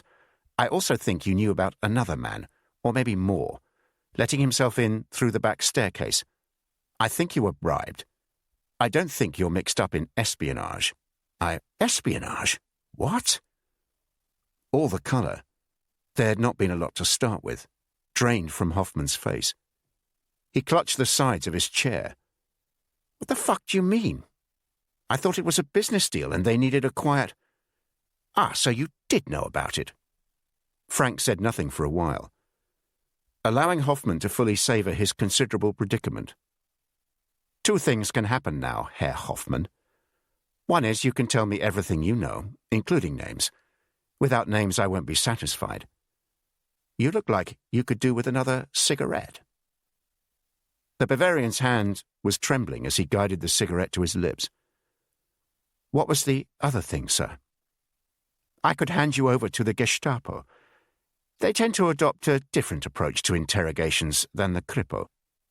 You could describe it as a more physical one. Hoffmann needed no persuasion. One of the men was called Bruno, he told Kriminaldirektor Frank. He was a fairly regular diner at Das Bayerische Haus. In fact, he'd held a dinner there for his 40th birthday, and used the private dining room, which was how he was aware of it. Hoffmann remembered showing him the room and pointing out the door concealed in the panelling, and the staircase down to the yard. In August, Bruno had come to him with a favour to ask. Could he use that room for a meeting? And would Herr Hoffmann mind leaving the door from the yard and the one in the panelling unlocked? He'd thought no more of it. Bruno was most generous. And when he'd asked him again in early December for the same favour, he was happy to oblige. He'd had absolutely no idea he was doing anything wrong, and he... Do you know his surname? Whose surname? You've been doing so well, Hoffmann. Please, don't spoil it now. Bruno's surname. Bergman, sir. Bruno Bergman. And if it's of any help, I even know where he works. You have done very well, Kriminaldirektor Frank. Your work is as thorough as I have come to expect. You will certainly receive a commendation for this. But it is not complete, sir. I need to arrest this Bruno Bergman. Gruppenführer von Helldorf avoided looking at him, and shifted uncomfortably behind his large desk, moving a bottle of ink from one side of it to the other, and carefully straightening his blotting pad. "I'm afraid your role in this investigation has come to an end, Gunther. My instructions are that the Gestapo will handle matters from now on. I am told that, as they began this investigation, they should be allowed to complete it." Manfred Lange wasted no time. Within minutes of Gruppenführer von Heldorf passing on Bruno Bergmann's name, he headed for Spandau Locomotive Engineering, along with a dozen of his men. He didn't want to leave anything to chance. He sent another team to Bergmann's house to search it and arrest his wife. Within an hour, Lange was proud he'd been so quick. They were back at 8 Prince Albrechtstrasse. Normal practice was to beat the suspect up and then leave him in a dark cell for a couple of hours. Received wisdom was that after that they were much easier to interrogate. But Lange was impatient. He didn't want the patronizing bastard from the Kripo getting any credit whatsoever. He ordered his men to take Bergmann down to the lower basement. "You know where I mean, and you know what to do." When he arrived there a few minutes later, Bruno Bergmann was strapped to a rack on the wall. His arms and legs splayed and pulled hard, so he formed an X shape. His arms supported his body weight, and Lange knew it was only a matter of time before his shoulders dislocated. A spotlight had been trained on his face. He looked as terrified as Lange had hoped he would. Lange pulled up a chair in front of him and lit a cigarette, a feeling of excitement and power sweeping through him. For as long as he could manage it, he said nothing. The only sound was that of Bergmann whimpering. After a while, he nodded to one of the two men standing on either side of him. He was enormous, a former heavyweight boxer. He stepped forward and took up a classic southpaw stance, right foot slightly forward of the left, right hand up in a defensive position. Then he swayed forward, and with his left hand punched Bergmann so hard in the stomach, Lange was worried he might have killed him with one blow. "Leave him now," he instructed. "Bergmann, let me inform you of two things. We have your wife and children in custody.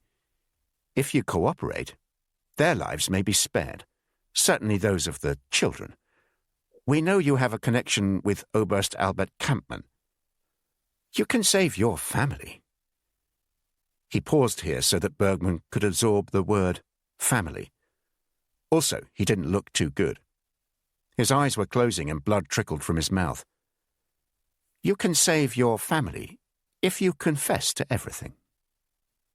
Which Bergmann did, telling Lange how he'd met Kampmann, whom he knew as Kurt, at a conference when he'd inquired about a series of technical issues. All along he told Lange he thought he was helping the Reich. That was his only motivation.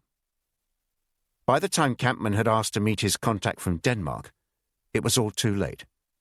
He bitterly regretted that. "Who is this contact from Denmark?" Bergmann hesitated, but the boxer moved forward again. "Otto Knudsen from Mortensen Machinery Parts, sir. We do an awful lot of work with them. They're based in Copenhagen." Lange was smiling now, and Bergmann had obviously noticed and decided that this was a good sign. If he was cooperative, he was bound to be spared. "If it's any help, sir, he stays at the Hotel Excelsior on Askanischer Platz, and on his last visit he was accompanied by another man from Copenhagen called Peter Rasmussen, whom I did not like one bit." Lange was delighted at how successful his interrogation had been. There was no question but that this would be looked on favourably by his superiors. He ordered Bergmann to be cut down and taken to one of the dungeons. He'd need to remain alive until the trial. "That will be in a couple of weeks," he told one of his colleagues. "It shouldn't last more than a day." Manfred Lange had rather hoped he'd be allowed to go to Copenhagen to arrest this Otto Knudsen. He'd never been to Denmark, and he fancied a trip there. He'd heard wonderful stories about Scandinavian women, and he was sure his Gestapo colleagues in Copenhagen would happily accommodate him in that respect. blonde and very young would be his request. He was also sure he'd be treated with a good deal of respect. He'd get to fly on a plane for the first time, and would probably be picked up in a Porsche, put up at the best hotel in the city, and no doubt have an opportunity to impart his wisdom and advice to an appreciative local Gestapo, honoured by a visit from one of their colleagues from Berlin. Maybe he'd end up with a posting to somewhere agreeable. To his disappointment, Langer remained in Germany. He had to pass on all the details of Otto Knudsen and Peter Rasmussen to the Gestapo in Copenhagen. At least he'd have the fun of dealing with them once they'd been sent back to Berlin. In the Gestapo headquarters on Kampmannsgil in Copenhagen, there was some concern. When a job came from Berlin, it had top priority. They didn't like to get it wrong. Otto Knudsen was no problem. They quickly identified where he lived on Nyhavn. But Peter Rasmussen was an altogether different matter. They could find no trace of him. They had his legitimation skirt details from his travel documents. But the address in Vesterbro turned out to be a false one. They decided that the best way to find him was to keep an eye on Otto Knudsen, which they did for 2 days, following him to and from work, even searching his flat while he was out. By then the pressure from Berlin was becoming intolerable, and there was even talk of sending a team to take over from them. So they decided to give it one last chance in the hope that they'd also net Rasmussen. The plan was to follow Knudsen on his way to work one morning. If Rasmussen didn't approach him en route, they'd arrest him at his office. It was a wet Wednesday morning when Otto Knudsen entered the head office of Mortensen Machinery Parts and climbed to the top floor and along the corridor towards his office. As he did so, he saw his managing director coming towards him. As they drew close, his colleague, whom Otto thought looked quite unwell, muttered, "I'm so sorry, Otto," and then hurried on. Before he could react, he spotted 2 men following in his boss's wake. They were unmistakably Gestapo. When he turned round, there was no sign of his colleague, but 2 more Gestapo were now behind him. Otto's shock was so profound, he was aware of little for the next hour or so. He was taken to the Gestapo headquarters on Kampmannsgil and interrogated. They told him he was being sent to Berlin to be dealt with. But in the meantime he was to tell them all he knew about Peter Rasmussen. He said he didn't know a Peter Rasmussen, but when they insisted he must do because he'd travelled to Berlin with him the previous month, he knew the game was up. He could feel tears welling in his eyes. It had been a good life, not as fulfilled in some ways as he'd hoped, but it had been interesting, and he'd been comfortable and had enjoyed good health, which now felt somewhat ironic. But since meeting the Englishman, he'd feared it could end like this, and he'd resolved what to do. He was prepared. "I'll tell you everything. It's all down to Rasmussen. I know where he is." They all nodded, evidently pleased that it had been so easy. "Perhaps if I could use the toilet first." He was searched, but they seemed to be looking for weapons. Nonetheless, he didn't have long. One of them stood just outside the cubicle, the door open. From inside his collar, he removed the pill he'd obtained just before the trip to Berlin. His pharmacist friend told him he'd supplied dozens of them. "The Nazis are good for the poison industry. This will take up to 20 seconds to work, Otto, and I'm afraid it won't be a very pleasant 20 seconds. Whatever you do, make sure you swallow it quickly. Don't keep it in your mouth, or they could pull it out. Once you've swallowed it, you'll have passed the point of no return. Hurry up!" He couldn't wait any longer. He didn't regret helping the Allies, but then again, he slipped the pill into his mouth. It felt much larger than he'd imagined, and he had to cough to gather enough saliva to swallow it. He heard shouting. Maybe they suspected something. But by the time someone grabbed him by the shoulder, his body had begun to tighten from the inside, and a dizziness swept over him, followed by darkness. And then it was too late. It was a sign of failure for the Gestapo to seek the help of the Danish police.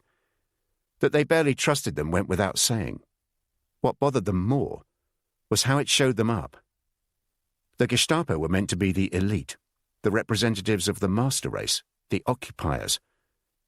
Asking for assistance was not part of the image they sought to encourage.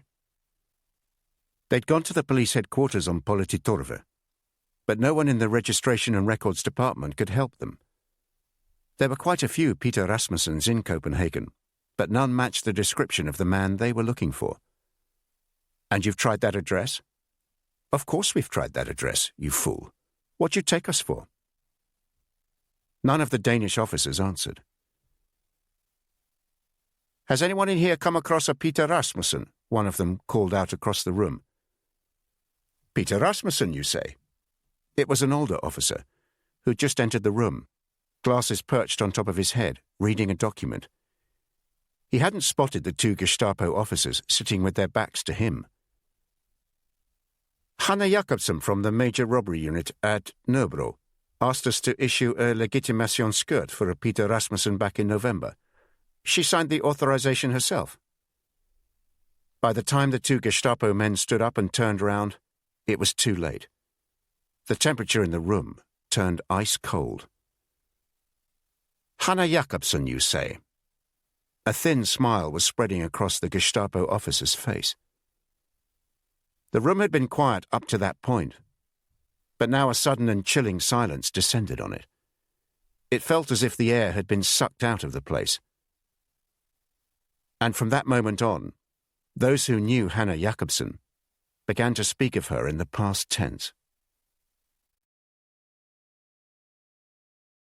Chapter 18. London, Peenemünde, February 1943. "Remarkable, Tom. Absolutely remarkable." "What is, Rowley?" "Oh, do come on, Tom. This Agent Blackbird saves Agent Laerte's life in Berlin, keeps the whole mission on track, and now manages to get him inside Peenemünde. I call that remarkable." Tom Gilby remained impassive. "And brave." "Goes without saying. And you totally trust them?" Tom Gilby nodded. They were sitting in the meeting room deep under Downing Street, waiting for the others to arrive. Sir Rowland Pearson had suggested he and Tom Gilby meet a bit earlier. "Make sure we're singing from the same hymn sheet, Tom. You know the score. And is there anything else you can tell me about this Agent Blackbird?" "Come on, Rowley, you understand how this works. The fewer people who know, the better, and in any case, she's Barney Allen's agent, I told you. I'm not in a position to divulge anything about Agent Blackbird, and frankly, I'm surprised you—" "Naturally, one understands that, Tom. But of course, I only ask in case Winston asks, and if—" "In my experience, Rowley, Winston rarely does ask. He's got a very good appreciation of how intelligence works. They'll be here any time now, remember, and I don't want this meeting to end without a commitment to bombing the bloody place. Don't let Swalcliffe talk you out of it, Rowley. You're supposed to have Winston's ear just as much as he does." The meeting had the feel of a family gathering with tensions bubbling just beneath the surface. The participants obliged to meet.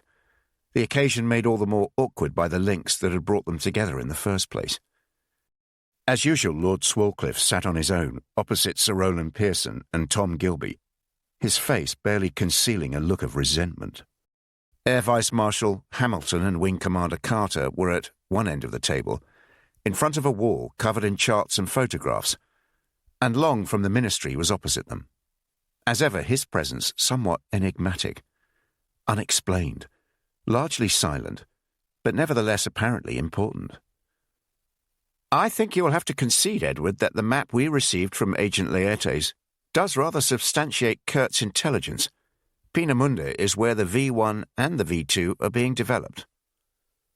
Lord Swalcliffe huffed and puffed and shifted around in his chair, clearly unhappy at the suggestion that he might concede anything. "None of this so-called intelligence proves these bloody things can fly, though, does it?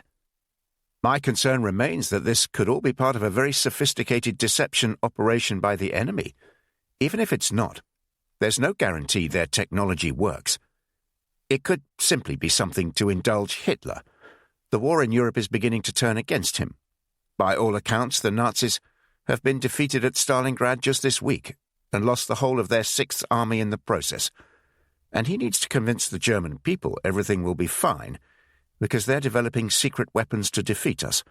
If we go ahead and bomb Peenemünde and turn the site into rubble, as I dare say you're going to propose, we'll be shooting ourselves in the foot. I say let them carry on with this nonsense. If we bomb some common sense into them, it will rebound on us. Mark my words. The Luftwaffe will end up as the main beneficiaries. What do you chaps make of it? Frank? Air Vice Marshal Hamilton stood up, positioning himself between two large charts. There can be no doubt that the map we received from Agent Laertes is consistent with what we were able to ascertain from our aerial reconnaissance photographs. It's terribly good, by the way. Quite the professional touch to it. As we said before, our photographs were poor quality. With the help of the map, they now make considerably more sense. The intelligence from your agent not only corroborates what we knew about Peenemünde, but actually adds significantly to it. For instance, we've been able to identify what the different structures and locations are. We now know that this, here, is the power plant. We had no idea that this was the experimental works, and here, at the southern end, this complex of buildings is actually where the slave labourers live. Had we not known that, we might well have destroyed it. So, put together, his cane tapped the blow-up of the map and a panel of photographs. We now have a pretty damn good idea of what will be below our boys when we come to bomb the place. If that is what this meeting decides. Of course, Lord Swarcliffe. Tim, why don't you take us through some of the plans we have for a possible bombing mission? The young wing commander moved one of the large charts to the centre of the wall and removed a cover sheet to reveal a map of Northern Europe, including the United Kingdom. We've discussed this in detail with Bomber Command, and this is essentially their plan, based on our reconnaissance and the intelligence from Agent Laertes. Hang on. You say this is Bomber Command's plan. Is Arthur aware of it? Yes, Lord Swarcliffe, said Hamilton. Not only is Air Marshal Harris aware of it, but he's personally approved it. I was with him at a meeting of the air staff yesterday, and he... Arthur is committed to the campaign of bombing German cities, Hamilton. He and I and Winston all see eye to eye on this. That is our priority. Operations like this are a distraction from what we see as the primary purpose of Bomber Command. But surely, Lord Swarcliffe, being committed to a campaign of bombing German cities does not preclude us from also having select strategic bombing operations like this one. Carry on, Tim. This is the plan. The aircraft take off at different times from bases along the east coast. They fly in small groups in an east-northeast direction over the North Sea. There will be 3 separate attack waves. Each will rendezvous at an agreed point over German Bight, off the west coast of Denmark, round about here. They will then fly in a southeasterly direction across Denmark, over the islands of Jutland, Funen and Lolland. Some may also fly over Falster here. They will avoid going anywhere near the island of Zealand. As you know, that is where Copenhagen is, and it's therefore much more heavily defended. Once they've cleared Lolland, approximately here, they'll be over the Baltic. They'll keep north of Rostock and Stralsund and head for the island of Rügen. Let me turn to this map. You can see the area in more detail here. They'll aim for a point in the northeast of Rügen over Cape Arcona. From there, they'll head due south to Peenemünde, which is approximately 35 miles from this point. This map here is based on the one supplied by Agent Laertes, and also on our own reconnaissance. It shows the various targets within the Peenemünde site. The plan is for the first wave to be over Peenemünde at midnight. Their role will be primarily as pathfinders, to drop the markers in the correct positions, to enable the second and third waves to hit their allocated targets with more accuracy. That first wave will mainly comprise Halifax and Stirling bombers. The second wave is due over the site at 20 minutes past midnight, by which time the first wave will have cleared the area. The second wave will mainly be Lancasters, and their targets will hopefully have been nicely lit up for them by the Pathfinders. 20 minutes later, at 20 to 1, the third wave comes in. More Lancasters and Halifaxes. They should be out of there before 1 o'clock. If we turn to this chart, gentlemen, you can see their route away from the site. They'll all drop their bombs while heading south. And when they finish, they'll turn west-northwest and head back towards the North Sea on a route just south of the one they flew in on. This is to ensure that each wave of aircraft avoids hitting an incoming wave. It's a more perilous route because it takes them closer to Rostock, which is very well defended. And also, of course, because by then the Luftwaffe will know what we're up to and will be out looking for the returning aircraft. Won't they be all over us by the time the second wave passes over Denmark? Possibly, Sir Roland.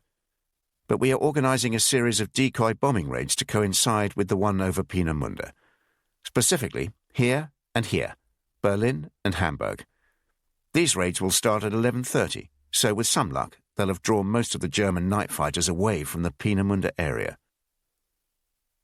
When will the raid take place?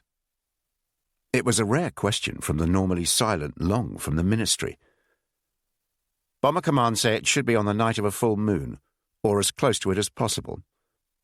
The next full moon over that area is around the 20th of February, and for various operational reasons, they feel Thursday the 18th would be the best day. So, 2 weeks today, eh? Indeed, Sir Roland. The young wing commander sat down as Air Vice Marshal Hamilton stood up again. The objectives of this operation are threefold. To destroy as many of the identified structures as possible, to cause maximum loss of life in the area where we believe the Germans are, most importantly, their scientists, and to avoid hitting the slave labour accommodation at Trassenheide. Well, that's vital, obviously, said Sir Roland. Can't have Tom's agent blown up by his own side, can we? Though presumably we'll be pulling him out of the area well before Bomber Command go in. There was a sudden silence in the room, then gentle coughing, as people looked around to see who was going to speak first.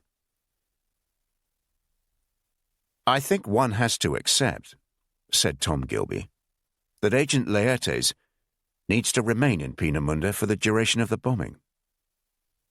The reason being, added Hamilton, that we need someone on the ground to evaluate the damage and tell us how accurate our bombing was. Post-operation aerial photo reconnaissance will give us some indication, but that won't be anything as valuable as an eyewitness. Once Agent Laertes has done that, we can pull him out. Agent Blackbird will help him back to Denmark, and then we can bring him home. Assuming, said Lord Swalcliffe, Arthur's chaps haven't blown him up. What's this Agent Laertes really like, Tom? He's already proven to be pretty resourceful, I'd say, Rowley. He's operated in Denmark and Berlin and managed to get into Peenemünde. They were in Pearson's office after the meeting, the bombing raid now approved, and a bottle of sherry on the desk. Once the bombs start falling, that'll be the real test, eh? So far, he's been in danger, but he's had plausible enough cover stories. Once the place is destroyed, he'll be completely exposed. Assuming he survives, that is. What was the name of that chap in the year above me at school? Big bully, captain of his house. You remember, he had 3 surnames. Furno something or other. That's right, filthy rich. What was it his father owned? Northamptonshire, I believe, Rowley. Ah, was it? Well, I'm told he went to pieces on the Western Front. Never in much danger, managed to get himself a sinecure behind the lines, but was close to them one day when a shell exploded nearby. Wept like a baby, apparently. Had to be sent back to England. Hasn't dared show his face at old boys' events since. Now for him, that shell was what truly tested him. Let's hope your chap is made of stronger stuff. How about we open the sherry? I'll pass, Rowley, but there is something I want to make you aware of, that I thought it better not to raise at the meeting. For Winston's ears? Only if he asks. Pour me a sherry first, if you don't mind, Tom. Sounds as if I'm going to need it. Gilby reached for the bottle. We heard from Weston yesterday. Remind me, Tom, so many bloody names. George Weston, our head of station in Stockholm. He runs Agent Osric, and is the go-between between her and us. Of course, carry on and make it a large one. He thinks something's gone wrong in Copenhagen. He hasn't heard from Agent Osric for over a fortnight, and his messages aren't being collected. He sent another courier in at the weekend to retrieve the messages. Didn't want to risk anything. It's most uncharacteristic of Osric. No warning signs at any of the dead letter boxes. Nothing. As far as he can tell, she's disappeared. He fears she's been arrested by the Gestapo. The chap's only a courier. George doesn't feel he's up to looking into it further. Oh dear. Perhaps a splash more sherry, Tom. Are you sure you won't join me? Maybe a small one then, Rowley. I'm afraid it gets worse. George has copies of Politiken sent over to Stockholm. It's one of the more reliable Danish papers. They carried a brief obituary last Thursday for Otto Knudsen, Agent Horatio. According to Politiken, he died in police custody. There was silence in the room as Pearson sipped his sherry, his hands trembling slightly as he did so. I don't know, Tom. Sometimes I worry we take these agents too much for granted, asking them to do things we know could result in their deaths. The poor woman. One shudders to think what has happened to her. It was a Saturday in the middle of February before Prince, now Pierre Breton, managed to get on a work detail to the beach near Zempine, where his dead letter box was. There were 3 groups of prisoners that day, Ukrainians, Poles and French, and the latter just had the one guard, who as soon as they arrived went to join his comrades for a cigarette. Prince had come to realize that because there was so much security around the camp and on the island, the guards felt able to relax a bit in some of the areas where the men were put to work. It wasn't as if they could escape anywhere. When he had the chance, he hurried to the white-painted wooden post, with the lifebelt attached to it. The short walk was up a steep incline, and he quickly found himself out of breath. He was constantly shocked at how easily exhausted he was now, sapped of energy, his body persistently cold, often wet and desperate for food. He used his boot to loosen the shale, and sure enough, there was a black, waterproof pouch. He slipped it down the front of his trousers. He would read the contents later. He lay on his bunk that night, staring up at the rotting board above him and unable to sleep. He'd read Sophia's message a dozen times, memorized it and destroyed it. Now he was going over what it said again and again in his mind. It was hardly ambiguous. Be prepared for visit 16 to 20 February.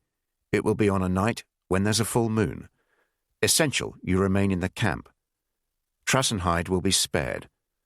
Afterwards you will gather as much information as possible on impact of visit. Regard this as a priority and an instruction. When this task complete, you may leave the camp. I will be where I dropped you every Sunday, Tuesday and Friday, starting 48 hours after the raid between 2 and 4 p.m. Meet me there. There was little to reassure him in the message, not least its lack of subtlety. Peenemünde was to be bombed, which came as no surprise. But he'd somehow assumed he'd be given ample warning and would be able to escape before the raid. That Trassenheide was to be spared was of little consolation. Even if it was, gathering intelligence on what damage had been done was going to be perilous in the extreme. And Sophia's escape plan sounded more fanciful than anything else. He wondered whether to mention anything to Emile, but realized it was too risky. Although he'd grown close to the group of French workers in his hut, and they knew what he was up to, he couldn't be sure he'd trust them enough once they became aware of the raid. The 16th was a Tuesday, and it didn't look like a full moon, so he decided to remain in the hut that night. But on Wednesday the moon certainly seemed rounder and brighter. He feigned a bad stomach that evening, which was feasible enough given the pitiful food they received. All the prisoners in the hut next to theirs had a type of dysentery, and they'd been told that some of the Russians further up the camp had died from malnutrition. He kept his work clothes on and stayed in the toilet block behind their hut all night. He did the same thing the following night, and it was then the raid happened. Many of Prince's childhood Sundays had been spent on long, bracing walks across fields that went on forever in the Lincolnshire countryside. Apart from the mud, the silence and the vast skies, his enduring memory was of enormous murmurations of starlings flocking above them, twisting and turning in an intricately choreographed display. They'd bumped into a farmer one day who, like them, was watching the display with awe. "Now then, lad, how many birds do you think there are up there? 1,000? 2,000? The farmer shook his head and bent down to let him into a secret no one else should hear. "Over 100,000. There's more starlings above us now than there are people in the whole of Lincoln." That was his abiding thought once the raid began. The bombers like a flock of starlings, dark shapes merging as one mass, twisting and turning in the moonlit sky, menacing and fascinating at the same time. The first planes appeared from the north just after midnight. Once the alarm sounded, he left the toilet block and ran into the woods, where he climbed a tree to get a better view. He had no idea how many planes there were, but it must have been hundreds. At first, there hardly seemed to be any bombs, but the area to the north of them was illuminated by hundreds of lights. The second wave of bombers came around 20 past midnight. This time the target was further to the north, possibly the V2 works. As soon as this attack finished, a third wave appeared, bombing targets even further north, maybe the experimental area. The anti-aircraft fire was in full operation now, and Prince spotted at least a dozen aircraft being hit. Now the Trassenheide camp itself seemed to be the target, and he was terrified that stray bombs could land in the woods, so he jumped down from the tree and ran into the fields beyond, making sure not to get too close to the barbed wire perimeter. As far as he could tell, the camp was ablaze. The RAF bombers had been flying low, and as the final wave left, they seemed to descend before their final turn out towards the west, giving him a much clearer view. They appeared to be mostly Lancasters, and he was overcome by emotion. They'd have flown here from the bases in Lincolnshire he knew so well: Scampton, Wickenby, Woodhall Spa, and Binbrook. Just the year before, there'd been the 1,000 bomber raids over Germany, and the planes had gathered in the skies above Lincolnshire before forming and heading out across the sea. They'd made so much noise that Henry had woken up, and father and son had stood in front of the blackout curtains watching them, Henry trying to count them. Would Henry have been watching these aircraft as they'd left their bases earlier that evening? Would he see these same planes when they returned in a few hours' time? And would he still try to count them? His memory of the next 12 hours was a mixture of brutal clarity and blurred confusion. His main problem, as he looked back on it, was to recreate in his mind the correct sequence of events. He remembered running from the woods towards the perimeter wire fence, and then hearing a guard shout, and running back to the huts. His own hut had taken a direct hit, as had the ones on either side of it. All three were so well ablaze it was impossible that anyone in them could have survived. A hut housing Ukrainians had also been hit, but there were some survivors there, all badly burnt. For a while, those labourers who had escaped the fires were corralled in their own area by a small number of very nervous guards, but they were then marshalled into groups to go into the main part of the camp to help fight the blazes. Prince tried to make a note of where they were and what damage he could see, but it was near impossible to make much out in the darkness and the confusion. They'd spend a few minutes fighting one fire before being hurried to another, then waiting to be given another task. They spent several hours carrying bodies to a makeshift morgue near the airfield, and as dawn broke, the extent of the damage began to become apparent. It was hard to know what kind of detail London wanted. The majority of buildings did appear to have been hit, but only a few had been completely destroyed.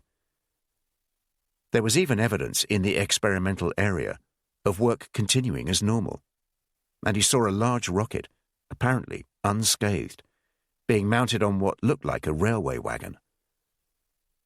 Later that morning, he was allocated to a small work detail in the main barracks area, where the Germans lived. One housing block had taken a direct hit, and 2 others were damaged. But the destruction was not as extensive as he'd hoped. As they were helping to clear a roadway, a young SS officer came over to them. His face was ghostly white, and he was trembling as he lit a cigarette. Prince smiled and held the match for him. He was amazed when the officer offered him one. "Where are you from?" He sounded grateful to have someone to pass a few moments with. "France, sir." The officer nodded, as if to confirm that he'd heard of France. "Which part?" "Lyon, sir." "My cousin is based there. You speak good German." Prince couldn't quite believe how uncharacteristically placid the SS officer was. This was the perfect opportunity to find out what he knew. "How many people were killed last night, sir?" The German shrugged. "How the hell would I know? Hundreds, certainly." He nodded in the direction of the destroyed housing block. "All of them in there for a start." "Were there soldiers or scientists in there?" Now the officer looked a bit more suspicious. "Why are you asking?" "I was just wondering. The airfield looked intact, but the V2 works seemed to have taken a few direct hits." He'd misjudged the situation. The officer was no longer placid. "Why the hell are you asking all these questions?" "I know why he's asking all these questions." Prince turned round to see who'd spoken. It was another French prisoner, one from a hut a little way away from theirs. They were a group from Blois, who Emile insisted were not to be trusted. Pétainistes.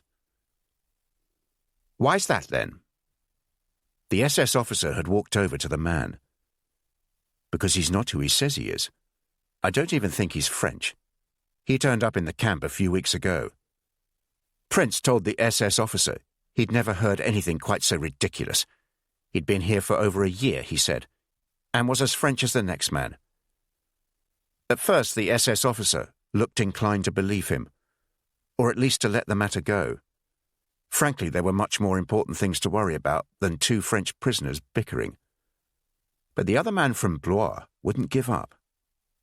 "Go on then, find out if he's French. I'm telling you, he was smuggled into the camp a few weeks ago." The others in his hut were all communists. Dead communists now, the best kind. "I bet he's got something to do with this bombing." A more senior SS officer walked over and asked what the hell was going on. "Can't you see there's work to be done?" "Yes, sir, but one of the prisoners says this man isn't French and was smuggled into the camp a few weeks ago."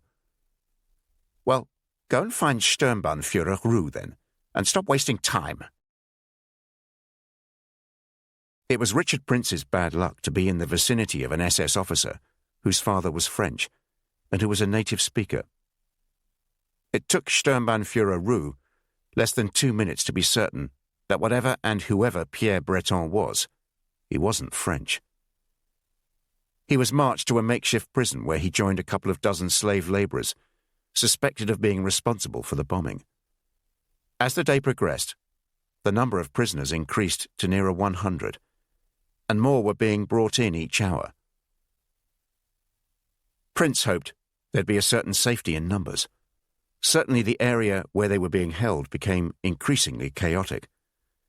And when he was finally questioned by an SS officer, it was a hurried investigation. He stuck to his story. "I'm Pierre Breton, from Lyon. I've been here over a year. My French is poor because I spent much of my life in Italy. He didn't know whether they'd believe him, but he didn't get the impression they thought he was an enemy agent or a saboteur. Not yet, anyway. He was thrown back into a cell, and it was another 12 hours before he was hauled out of it along with a dozen others.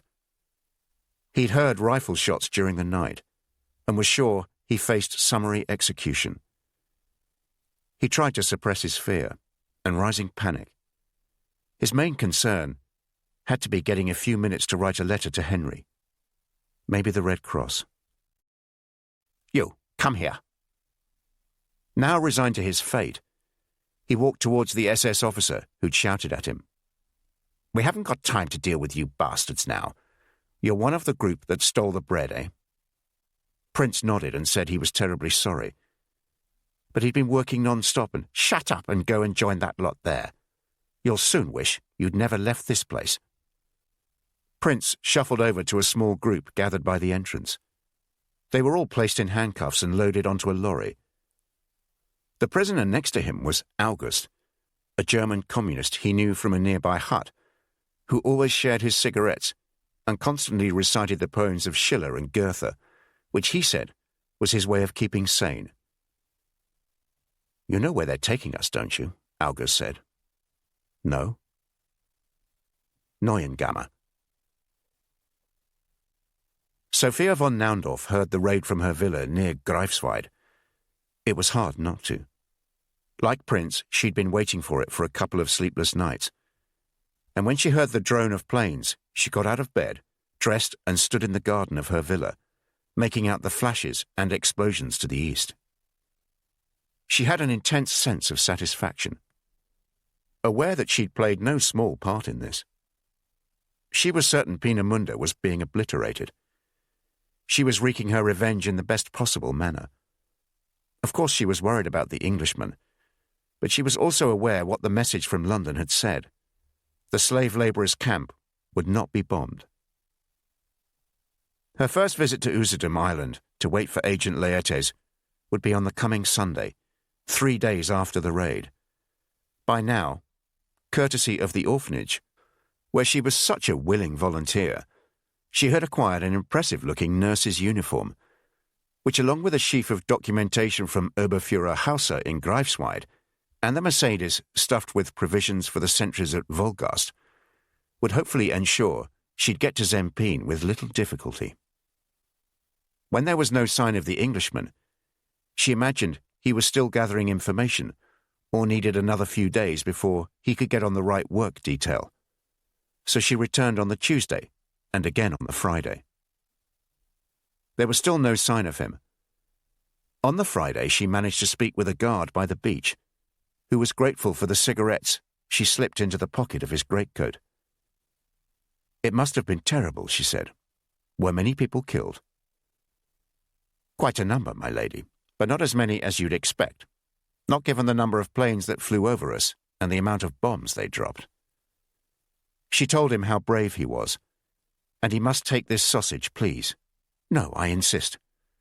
Was it mostly good Germans killed or slave labourers?" "A surprising number of slave labourers, my lady. Hundreds of them, actually. You'd have thought they'd have avoided that area, but maybe the RAF aren't as smart as the Luftwaffe. Ah, well." But still she didn't give up. She returned the next Sunday and the following Tuesday and Friday. On Friday, she was questioned by a Gestapo officer at the checkpoint. He was respectful enough, but quite twitchy and not entirely trusting of her answers. It was now more than 2 weeks after the raid.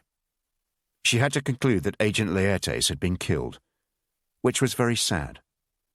But now she had to think of herself. Her visits to Usedom appeared to be arousing suspicion. She must return to Berlin. Back in Greifswald, she explained to the orphanage that she had received distressing news about her husband and was going home. She used the weekend to pack up the villa and prevail upon Oberfuhrer Hauser to allow her enough fuel to get back to Berlin. On Sunday night, she retrieved the Englishman's Danish and German identity cards from their hiding place and burnt them. She left Greifswald at first light on the Monday and was in Berlin that afternoon. A letter from Karl Heinrich had arrived that morning and was waiting on the beautifully polished hall table with ivory inlays that he'd stolen from the Goldmans. She managed to send a detailed message to London. The raid appeared to have had limited success. Many slave labourers had been killed. She feared the Englishman was one of them. They were not to expect to hear from her for a long while. On Tuesday morning, she went to visit Conrad, her husband's closest friend and fellow SS Brigadeführer. He'd been sent back from Stalingrad because of his injuries and was now working at SS headquarters. We must regard no news as good news, Sophia. Karl Heinrich is so smart. I'm sure if anyone can get out of there, it's him. You mark my words.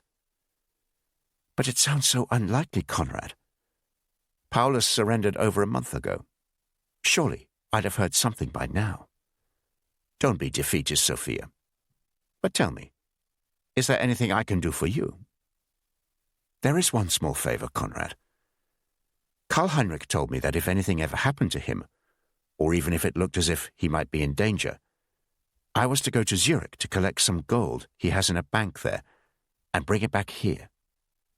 I think I should do that now, but I'll need papers to allow me to leave the Reich and get into Switzerland. That's not a small favor, Sophia. He also said what a good friend you've been, so loyal and trustworthy. There is a lot of gold, Conrad. He got it from Jews before he sent them on their holidays in the East. I know he would wish you to have some of it, as a small token of his respect for you. The SS Brigadeführer told her that he needed a few days to work on this, perhaps by Friday. She said Thursday would be better, as then she'd be able to take the train on the Friday.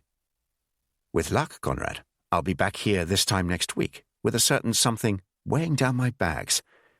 If it is possible also to have papers to show I'm on state business, for the SS perhaps, that would be so helpful. He told her to come back on Thursday, and she returned to the apartment in Charlottenburg. She had so much to do and so little time in which to do it. She knew it would arouse suspicion if she took more than one suitcase, and it was hard to know what to leave behind.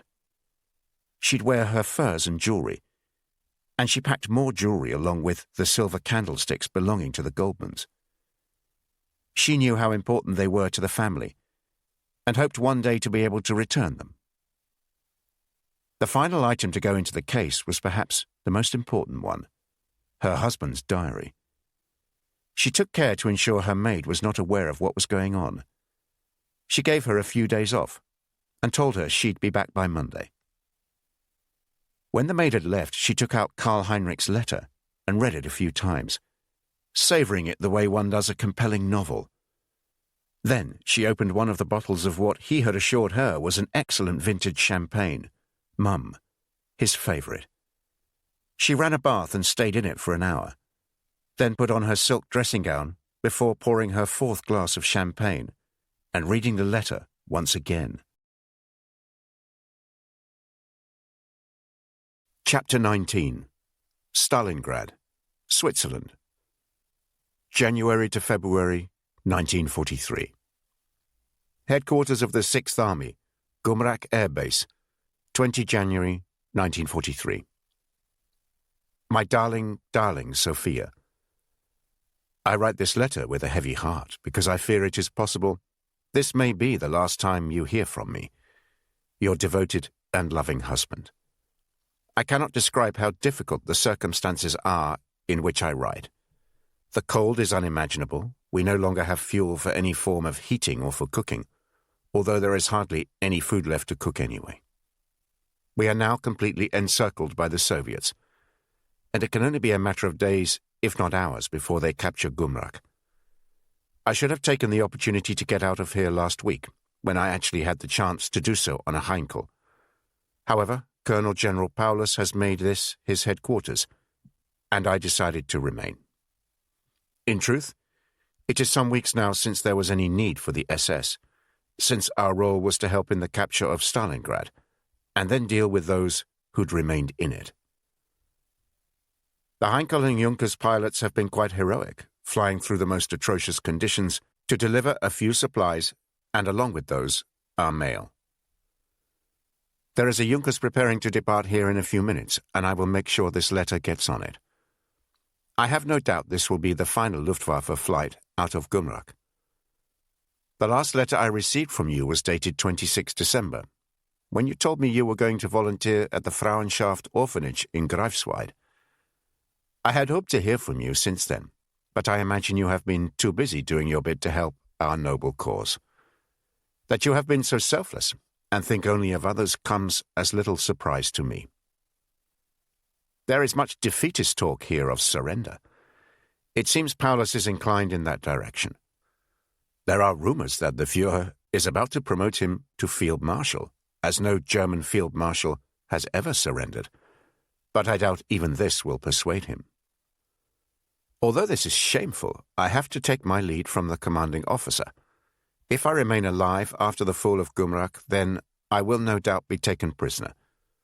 The rumors are that the Soviets treat German prisoners properly, but that does not apply to the SS. I have therefore obtained a Wehrmacht uniform and have given myself a junior rank. Imagine, your husband has demoted himself. At least this should ensure I survive, albeit in captivity. Please continue to write to me, and hopefully your letters will reach me through the usual channels. Ensure you use my new identity, Oberleutnant Karl Naundorf. There is so much I could say to you about my love for you, and how you have been a loyal wife and a proud National Socialist. However, I have to hurry. I can see the Junkers is getting ready to leave, and I must ensure this letter gets on board. Until we meet again, have utter faith in ultimate victory. With my eternal love, Heil Hitler, your devoted husband, Karl Heinrich. Bern, Switzerland, 23rd March, 1943. Dear Karl Heinrich, I have so much to say, I hardly know where to begin. I think perhaps the best thing to do would be for me to recount everything in the order it happened. However, first, I need to acknowledge that if you are reading this letter, then I hope you will already be aware of the part I have played in whatever fate awaits you. A fate you fully deserve. I should also acknowledge that to an extent, I am to blame for the predicament I have found myself in. When you gave up being a lawyer and joined the SS, I should have left you, or at the very least, objected. When you started to espouse the most appalling views, I should have divorced you. When you treated the Goldmans so dreadfully, I should have done something about it. That I didn't is a source of considerable regret and shame. Then the war started, and you were in your element. When you started boasting of your part in the massacres of Jews and others, I decided I'd had enough. But by then, it was very difficult for me to do much about it. I had no means of my own, and divorcing an SS officer would have had serious consequences for me. I was ashamed of myself for doing nothing. And then in late 1940, two things happened. The first was when you were in Poland. Not long after you'd been home on leave. I was getting ready for bed one night when I heard the maid scream. I went into the corridor to see what was happening, and she was in a real state. She'd seen a mouse in her room. She'd chased it out, and it had gone under the door of your study. We went to look for it, and saw something dart under the desk. We managed to move the desk and pulled away the carpet to reveal the floorboards, one of which had a hole in it large enough to get 2 fingers in. I did this and was surprised at how easily I could pull the board up. I spotted a package wrapped in cloth, hidden beneath it, and realized it could be important, but told the maid I couldn't see anything and we'd better put everything back. The following day, when she was out shopping, I took the package out. You know, of course, what was in it. the details of a Swiss bank account in your name, held at Bank Loy, on Paradeplatz in Zurich. The other item was a diary you had kept from August 1939 to October 1940. Over the next few days, I read every word of that diary. The events you wrote about, the casual way you recorded them, the detailed descriptions. They were so shocking I could only manage a few pages at a time. But when I finished reading, I determined I would do something with that diary. If nothing else, it was proof that you had committed terrible and unforgivable crimes against innocent civilians. I decided I must use it to help ensure you were held to account for these crimes. Of course, there was always the possibility that when you were home on leave, you could remove the diary. So I decided to copy every word of it, to transcribe all of its contents. We'll come back to the diary soon. But just think, Karl Heinrich, you were undone by a mouse. I mentioned 2 events in late 1940. The second one, and you'll understand if I'm somewhat vague here, was that I met a person from a neutral country who had links with Allied intelligence. To cut a long story short, I became an Allied agent. Again, I do not propose to go into detail, but I want you to know I've been an active and effective agent for them. I have done what I can to undermine the Nazis. My trip to Greifswald, of which you were so proud, was simply to provide me with cover to assist the Allies in their spying on the nearby Peenemünde rocket base. The base was destroyed in February, and I'd like to think I played no small part in that. But after that happened, I decided that now was the time to leave Germany. I'd been an agent for over 2 years, and I felt my luck could run out soon. So, I returned to Berlin, and with the help of your dear friend Conrad, I was able to obtain papers to allow me to travel to Switzerland. I told him it was to collect gold you had there and bring it back, promising him his cut. His greed ensured I received an excellent set of papers. I took the train to Zurich, where, thanks to your paperwork and the fact that I was able to prove I was your wife, I was able to access your account. It is now empty, Karl Heinrich, and I have used the funds to open an account of my own that will ensure I never want for money. I used some of it to pay for a new identity as a Swiss citizen. It was expensive, but the identity is excellent. No one will ever be able to link me with Sophia von Naundorf. From Zurich, I traveled to Geneva, which is where the International Red Cross is based. You see, the diary was still under the floorboards when it was time for me to leave Berlin. So I was able to take the original with me, as well as the copy I made. My idea was to hand the diary over to them, along with this letter for you. As I understood, they delivered letters for prisoners. But this did not work out. The Red Cross could not have been less interested.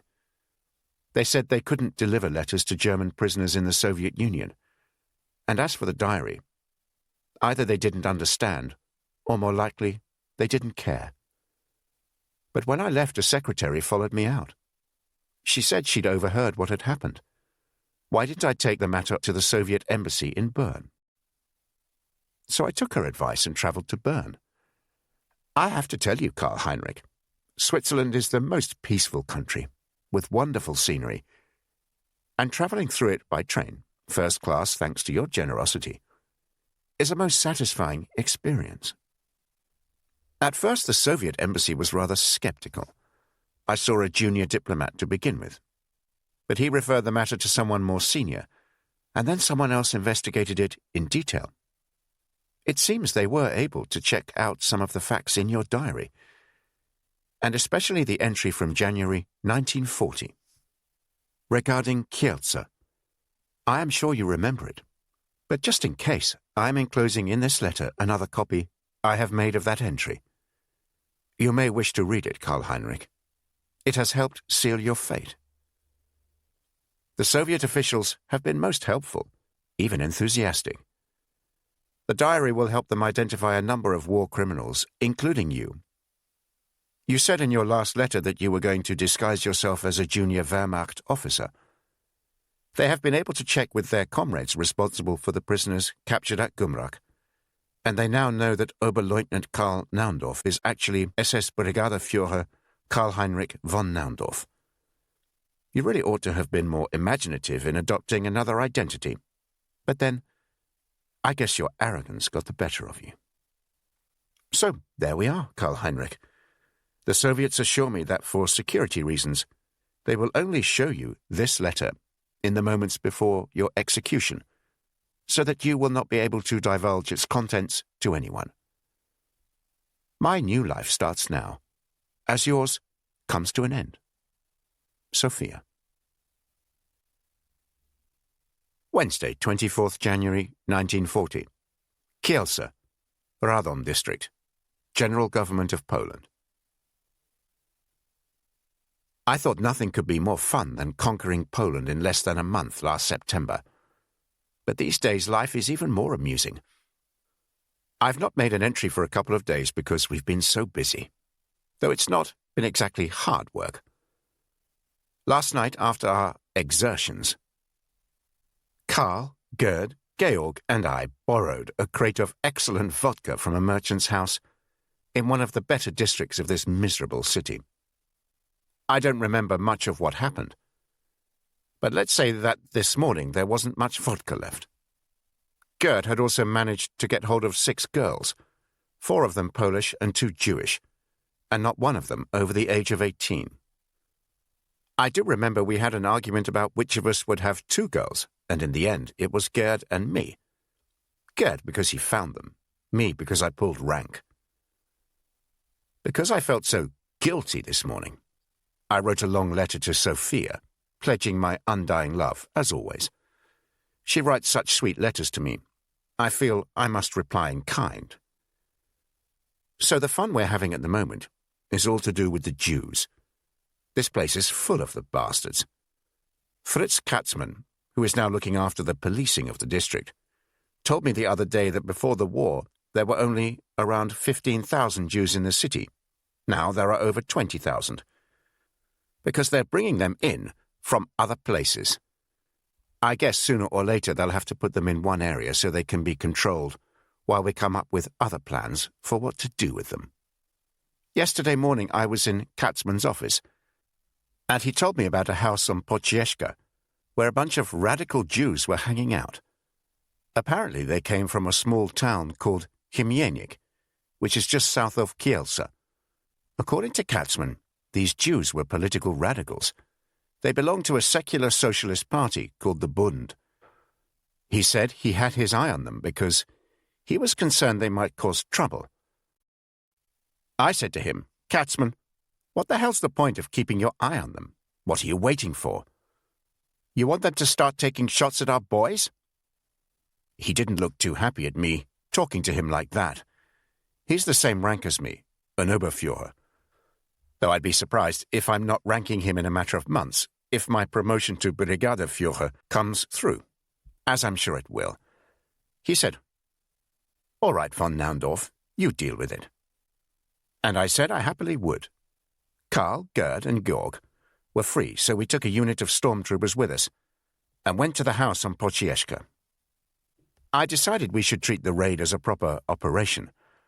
After all, we didn't know if these people were armed. I commanded a unit going through the front of the house, while Georg looked after the rear. Gerd and Karl took their men into the houses either side, because these Jews have been known to use the roof spaces as escape routes. But there was no trouble. There were about a dozen of them, all in their late teens or early 20s, split equally between men and women. All sitting in the kitchen having some kind of meeting. There wasn't a weapon to be seen. They were obviously shocked when we burst in, but one of them, would you believe, had the cheek to ask us if we had permission to enter the house. Like that.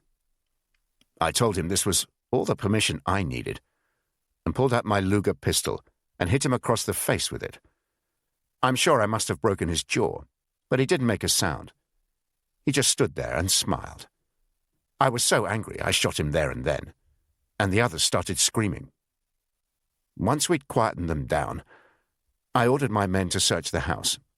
One of the women stepped forward and said there was no one else there and they'd happily come to the police station. This seemed odd to me, to say the least. Until we'd shot the young man, they'd had a rather defiant air about them. And now they were volunteering to come along to the station. I reckoned it was because I'd ordered a search of the house. So then I said I wanted an extra thorough search to be carried out.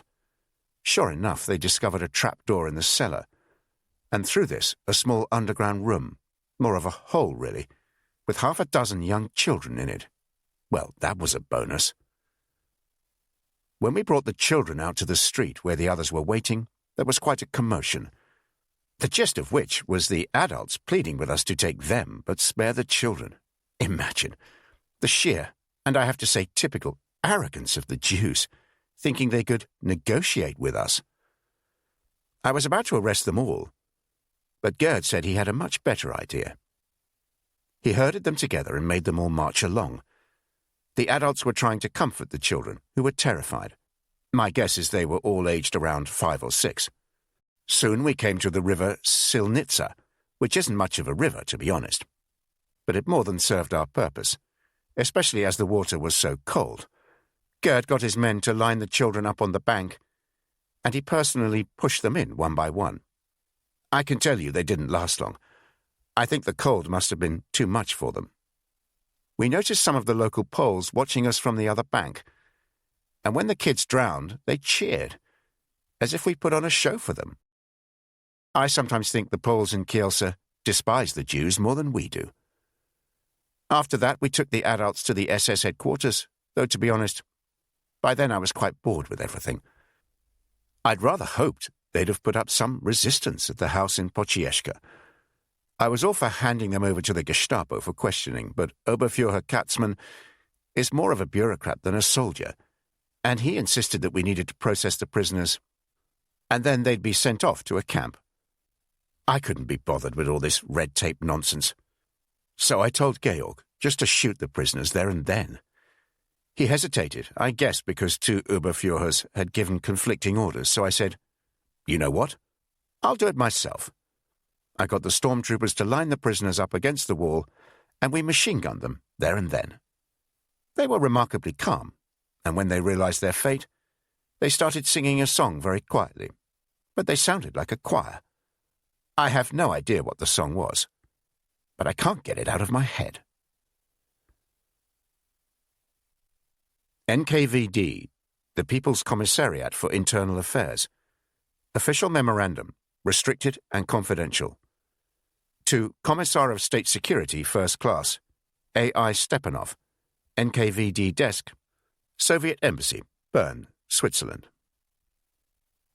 From Commissar of State Security, Third Class, Semyon Mikhailovich Chernyakhovsky, NKVD Office, Bekatovka Prisoner of War Camp, Stalingrad Oblast. Date, 29 March 1943. Subject, SS Brigadier Führer Karl Heinrich von Naundorf. Konrad Stepanov, further to your communication dated 23rd March, your report was forwarded to my office. The majority of Germans taken prisoner following the glorious victory in the Battle of Stalingrad are being held in either the Dubovka or Bekatovka prisoner of war camps. All of the Germans who were found alive at Gumrak Air Base, liberated 21 March, have been brought here to Bekatovka. Upon receiving your report, we were able to establish that a Wehrmacht Oberleutnant by the name of Karl Naundorf was indeed captive at this camp. He was subjected to intense interrogation by my officers. At first he rigorously denied he was SS Brigadier Führer by the name of Karl Heinrich von Naundorf. However, we were soon able to establish that this prisoner was indeed a member of the SS, when upon examination we discovered the SS tattoo in his left armpit. Other German prisoners also identified him as an SS officer. When confronted with the detail of your report, and specifically the allegations of his crimes against the civilian population in Nazi-occupied Poland, he refused to comment. The case was passed to me for review. I decided there was clear evidence of SS Brigadier Führer Karl Heinrich von Naundorf having committed war crimes, and I ordered his execution. The execution took place at 0600 this morning. As per your request, immediately prior to his execution, the prisoner was shown the letter from his wife dated 23rd March, along with the section of his diary relating to Kielce. He read some of the letter, but refused to read any more. So the remainder of the letter and the diary extract were read to him by a German-speaking comrade. I can report that I have never seen a prisoner, either a German soldier or a Soviet citizen, so angry and distressed. Even though he was handcuffed, he nevertheless had to be restrained. His fury continued unabated until the moment of his execution, so much so that he had to be strapped to a chair and carried to the gallows like that. As a result, death by hanging was not instantaneous. The added weight of the chair and his struggle meant the rope snapped and the prisoner was writhing on the ground in considerable agony until he expired some 10 minutes later. Upon my instructions, he was not shown the mercy of a bullet to dispatch him. Chapter 20. Neuengamme, Lübeck, April 1943. The journey to Neuengamme had taken all day, with a running commentary provided by August, the German communist, who'd somehow been aware of their destination when they'd left Peenemünde. They drove through Mecklenburg and into Saxony, dropping south before Hamburg, driving through the plains north of the mighty Elbe, and eventually following the path of a smaller river towards an enormous complex surrounded by barbed wire and searchlights that pierced through the low cloud and mist. "We're lucky," said August, chewing on the stub of a cigarette he'd found on the floor of the lorry. "It doesn't feel like we're particularly lucky." Prince spoke German with August. His companion had been a modern languages teacher in Berlin, English and French. Prince was aware that August knew he wasn't French, and may have even guessed he was British. But he didn't risk hinting at it. "Look, Pierre, they suspect all of us in here of being involved in that air raid in some way or another. My psychoanalyst friends, assuming any of them are still alive, which I doubt, would say they're being paranoid. The air raid threw them into a panic, and they're being uncharacteristically irrational about it. They're looking for anyone and everyone to blame for it. But we should take some comfort that they allowed us to leave Peenemünde. If they'd wanted to finish us off, they could have done it there and then. And if they'd wanted to torture us, there are plenty of other camps they could have sent us to, even those terrible ones in Poland you hear all the dreadful rumors about. Neuengamme is bad enough, but they put the prisoners here to work. There are factories all over the area. If we keep our heads down, and are very lucky, we may survive a few months, and who knows what will happen then. The war may well be over." August the Marxist, forever the optimist. They'd ended up in one of the sub-camps of Neuengamme. This one on the banks of the Dover Elbe River. It was a collection of badly built huts in a large and exposed field of mud, arranged around a parade ground where the prisoners assembled at the beginning and end of each day for a head count. Nearby was a large brickworks to where they were marched at 7 o'clock every morning, returning 10 hours later if they were lucky. On occasions they were so busy they were kept there all night, allowed a few hours' sleep on the filthy floor. There was a good sign, according to the ever-optimistic August. Prince replied he was struggling to see it. "The foreman is from Bremen. My grandmother was from Bremen." "And that makes it a good sign?" "No. It means I can speak his dialect, and he sometimes tells me things. He told me the authorities are increasingly desperate for bricks. The Allied bombing raids are having a devastating impact. Hamburg has been really badly hit, as have all the other ports in this area, plus the Ruhr cities and Berlin, of course.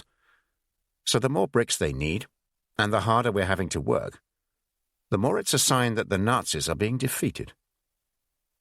There were other benefits to having to work through the night at the brickworks. The enormous kilns meant it was warm inside, in contrast to the icy conditions in the camp huts. And they received slightly better food. In the camp, their main meal of the day was brought to their hut in a large pot. After the evening roll call, and heated up on a gas stove. It was a gruel-like concoction, made mostly from vegetable peel, with the occasional chunk of rotten meat thrown in. It wasn't unknown for them to find bits of animal carcass floating in it, sometimes with fur still attached to the skin. But if they had their main meal in the factory, the foreman would make sure they each had a piece of bread with it, which was occasionally not stale. Sometimes they'd give them raw potatoes, and when the guards weren't looking, they'd bake the potatoes on the kilns. Prince couldn't recall ever eating anything more delicious.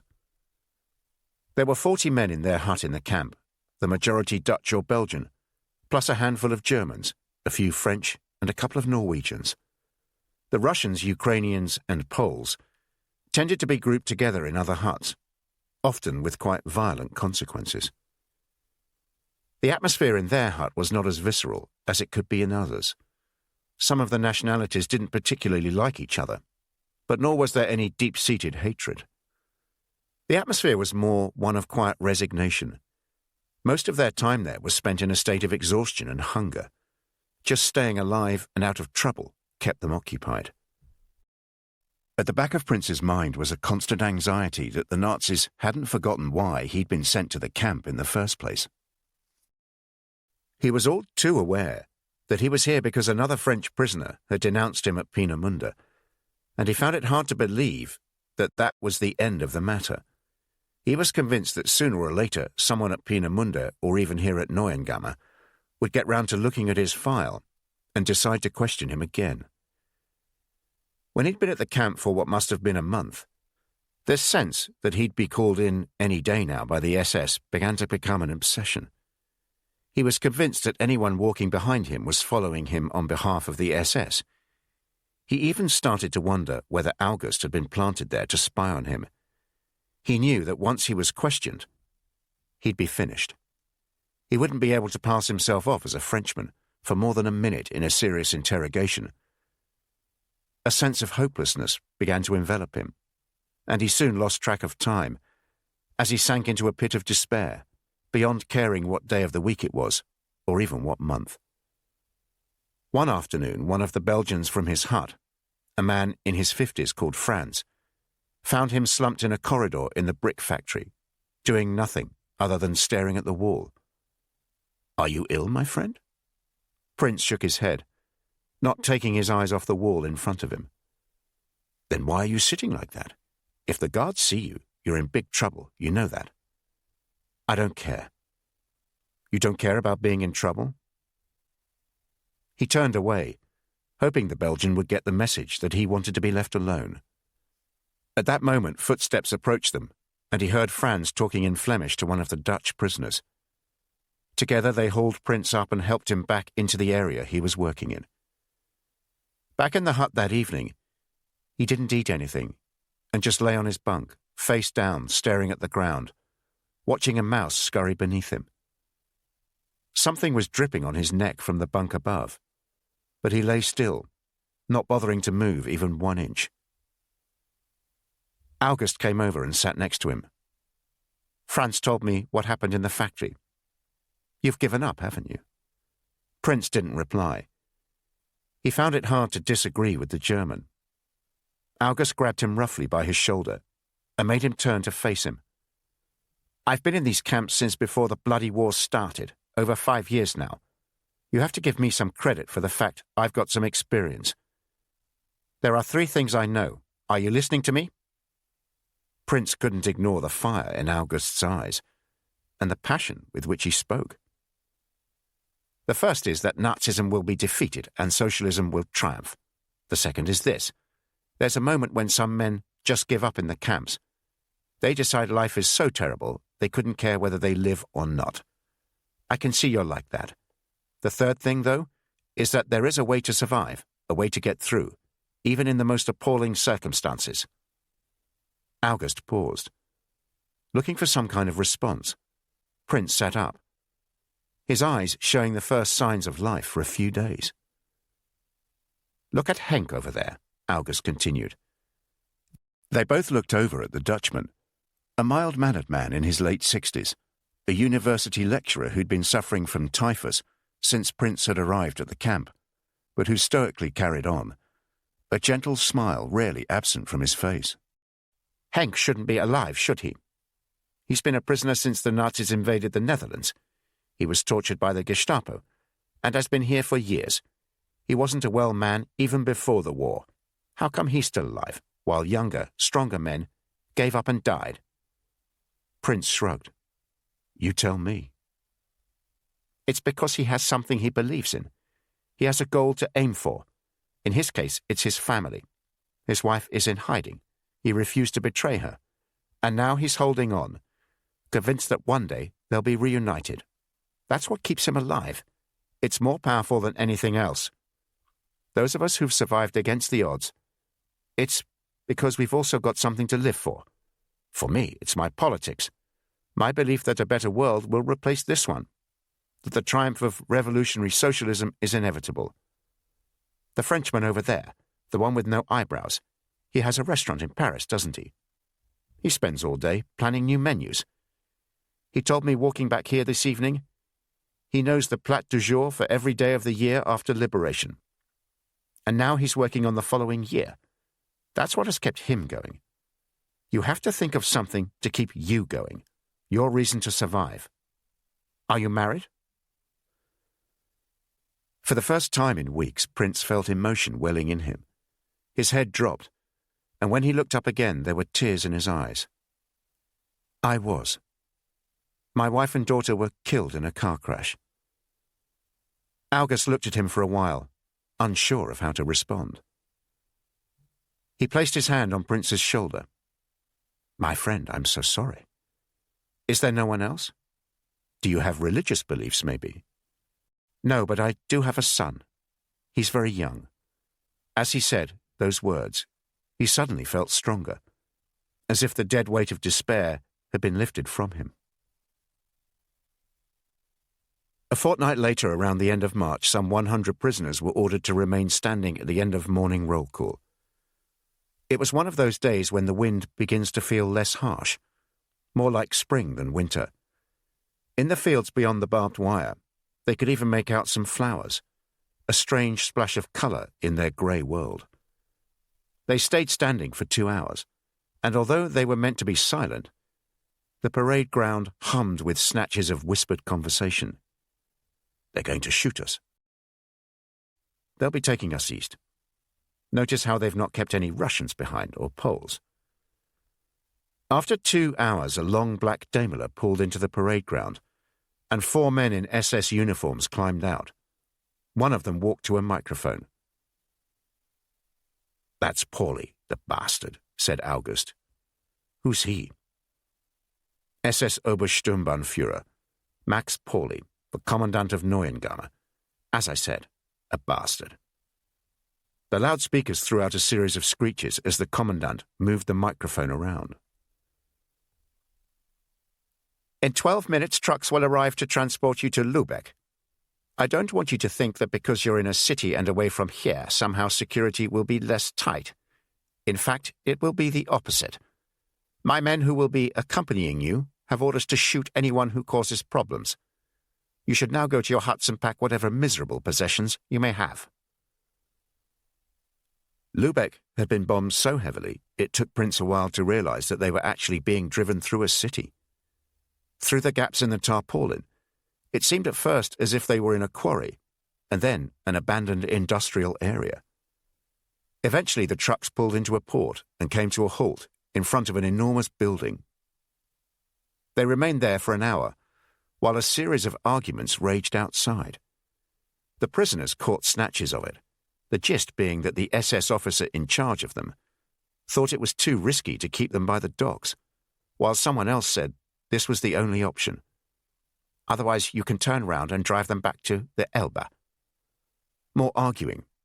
Then they were suddenly ordered to leave the trucks and hurried into the building, which seemed to be a deserted warehouse. They were marched up to the top floor, where a roll call was taken, and they were ordered to remain standing. An hour later, they were taken down to the floor below, where in a vast room a pile of blankets waited at one end, and 2 enormous vats of soup at another. Eat, sleep. They were woken at 6 the next morning and marched out of the building before being split into 4 groups. Prince's group walked for a mile into the town centre and stopped in front of the shell of what looked like an office block. They were ordered to take a shovel each and start clearing the rubble. For the next 2 weeks, that was life in Lübeck. Clearing rubble for 10 or 11 hours at a time, the back-breaking work and sheer tedium, occasionally broken by being sent on a detail to sort bricks and select ones that were considered to be more or less intact. All the time they had to watch out for the guards, an embittered bunch of thugs and sadists who'd look for any opportunity to abuse the prisoners. One afternoon, Prince was part of a group sorting out a pile of bricks in a vast arched doorway, all that remained of a church. He was standing next to Henk, the Dutchman who'd been in his hut in Neuengamme and who'd survived because of his love for his wife. Henk had found an old rag which he'd fashioned into a glove to protect his hand as he picked up the rough bricks. One of the guards swaggered over, a short man in his 50s with a red face. "What the fuck are you doing?" "Sorting bricks, sir." "I mean, what's that on your hand?" "It is to protect it. It means I can work faster." "Take it off." "Why, so I work slower?" Henk smiled gently at the German, assuming he'd be grateful for the explanation. "You think you're clever, eh, you insolent bastard?" The guard grabbed the brick from Henk's hand and smashed it into the Dutchman's temple. Henk staggered back, and Prince moved to support him. But the guard had pulled his pistol out. "You, step back. Leave him." Henk was slumped on the ground now, blood pouring from his head, his eyes barely open. "Get up." For a brief moment, Henk tried to rise. But the effort was too much, and he collapsed to the ground again. The guard walked over, held the pistol close to his head, and shot him. Then he turned and pointed his gun at the others. "Who's next?" No one said a word. At that moment, an SS officer walked over. He told them to carry on with their work, and Prince could hear him reminding the guard that they needed as many prisoners as possible. A few days later, Prince was part of a smaller group sent to work in Travemünde, the busiest part of the port, the area closest to the Baltic. A particularly heavy bombing raid had destroyed the main road into the docks, and his group were helping to clear it. There were about 20 of them, and when they finished work, the guards announced that they'd be staying in Travemünde rather than travelling back to Lübeck each night. On that first night, Prince realised that the guards, there were only 3 of them, hadn't taken a roll call. It was an uncharacteristic mistake, and he guessed the decision to send them to the docks had been a last-minute one, which meant there was probably no list of prisoners. They slept on the ground floor of the customs building, and the following morning were divided into smaller groups and sent back to work. Prince and August were ordered by a port police officer to help load a ship further along the quay. "That's not what these prisoners are meant to be doing. They're supposed to be clearing the bomb damage. We can't allow them onto the boats." It was the same guard who'd shot Henk. "I don't care," said the police officer, a tall, harassed-looking man who clearly outranked the guard. "There are 15 ships in Lübeck Bay waiting to come into port and another dozen waiting to leave. Unless we can get this mess sorted, we'll have the best part of 30 ships conveniently presented as sitting ducks for when the bastards return to bomb us." "That's defeatist talk, huh? Oh, is it? Well, how about I report you to the port commander for sabotaging trade, eh?" A tense compromise of sorts was reached. Prince and August, together with a few other prisoners, would help to load the ship, but wouldn't be allowed on it. Their job was to unload crates from a waiting lorry and carry them to the gangplank. As they headed down the quay, they passed a number of other ships. One of them was clearly preparing to set sail, and as they walked past it, there was a loud blast from its horn. The vessel had been mostly obscured behind cranes. It was only as they came close to it that Prince looked at it properly. A shudder ran down his spine, his senses now heightened. He was so taken aback he stopped for a moment, and August had to prod him in the back to keep him moving. When they reached the lorry, they were meant to be unloading. The tense standoff between the port police and the guards restarted, the guards arguing that it would take all morning to unload the lorry, and their instructions were for the prisoners to repair the bomb damage. Prince spotted his opportunity. As the argument continued, he moved round to the front of the lorry. Just ahead of the lorry was a wall running parallel to the quay, no more than 3 feet high. He glanced round. The argument was still raging, and the rest of the prisoners were grouped together on the quayside. He knew he couldn't hesitate. He moved quickly towards the wall in a crouching position and vaulted over it, dropping flat on the rubble. This would only take him a couple of minutes. He just needed to be careful. "Hey, you! Stop!" He froze. He wasn't sure where the shout had come from, or even if it was aimed at him. He pressed himself into the rubble. "Put your hands up." 2 rifle shots rang out. The first seemed to pass way over him, but the second thudded into the wall a foot or so ahead of him, a plume of red dust spraying out. He was aware of more shouting, and it quickly became apparent that it was directed at him. He'd been caught. The guard who'd been in charge of his group, the trigger-happy one who'd shot Hank, marched over. "Is this your prisoner?" A Wehrmacht soldier was standing by the wall, his rifle pointing at Prince. "Yes, it's my prisoner, so you can fuck off now." "Perhaps you ought to watch your language and keep a closer eye on your prisoners, eh? Isn't that your job? It's not as if you lot have to worry about doing any fighting, is it?" The guard hauled Prince back over the wall and kicked him in the back. He started to get up, but the guard pushed him down again. "On your knees, French scum, and face the wall." He heard the safety catch being released on the machine gun and froze. For a fleeting moment he thought about diving over the wall again or rushing at the guard, but he knew his situation was hopeless. He opened his mouth to scream, but no sound came out. Chapter 21. Lübeck, Copenhagen, April 1943. But then there was a sound. This sound came from above, an indistinct droning type of noise at first, which very quickly became louder and quite deafening, and was replicated many times over, causing the ground to shudder. It wasn't just the noise either. Prince was now aware of blackness and heat enveloping him.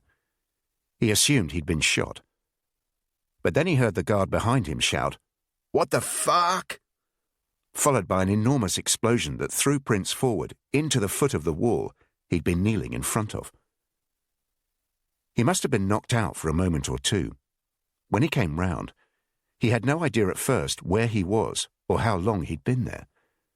He was surrounded by explosions and choking dust, and covered in rubble. Although he was disorientated and confused, he gradually became aware of something heavy pressing on his leg. He realized that the Allies must be carrying out a bombing raid on the port, and it struck him how admirable it was that they felt able to do this in daytime. He must remember to tell Gilby that. He would be pleased to hear it. The raid was still going on, and he decided to stay where he was. The rubble was acting as a form of protection. After a few minutes, the noise abated. No more explosions, no more sound of aircraft above, or anti-aircraft fire from the ground. There was a strange ringing in his ears. In the distance he could hear shouting, and nearer to him there were screams. But nothing else. He managed to free his leg and tentatively checked himself out. He could move all his limbs and couldn't feel any obvious pain. He pushed the rubble aside and looked around. The lorry they'd been supposed to unload must have taken a direct hit. Little remained of it other than a tangled mass of metal. All around lay the bodies of the guards, the port policemen, and the other prisoners, none of them moving, few of them in one piece. The ship they were loading had been hit too. Black smoke billowed from it, and it was listing heavily. Prince clambered up, dusted himself down, then ran as fast as he could back along the quay towards the ship that had caught his attention earlier.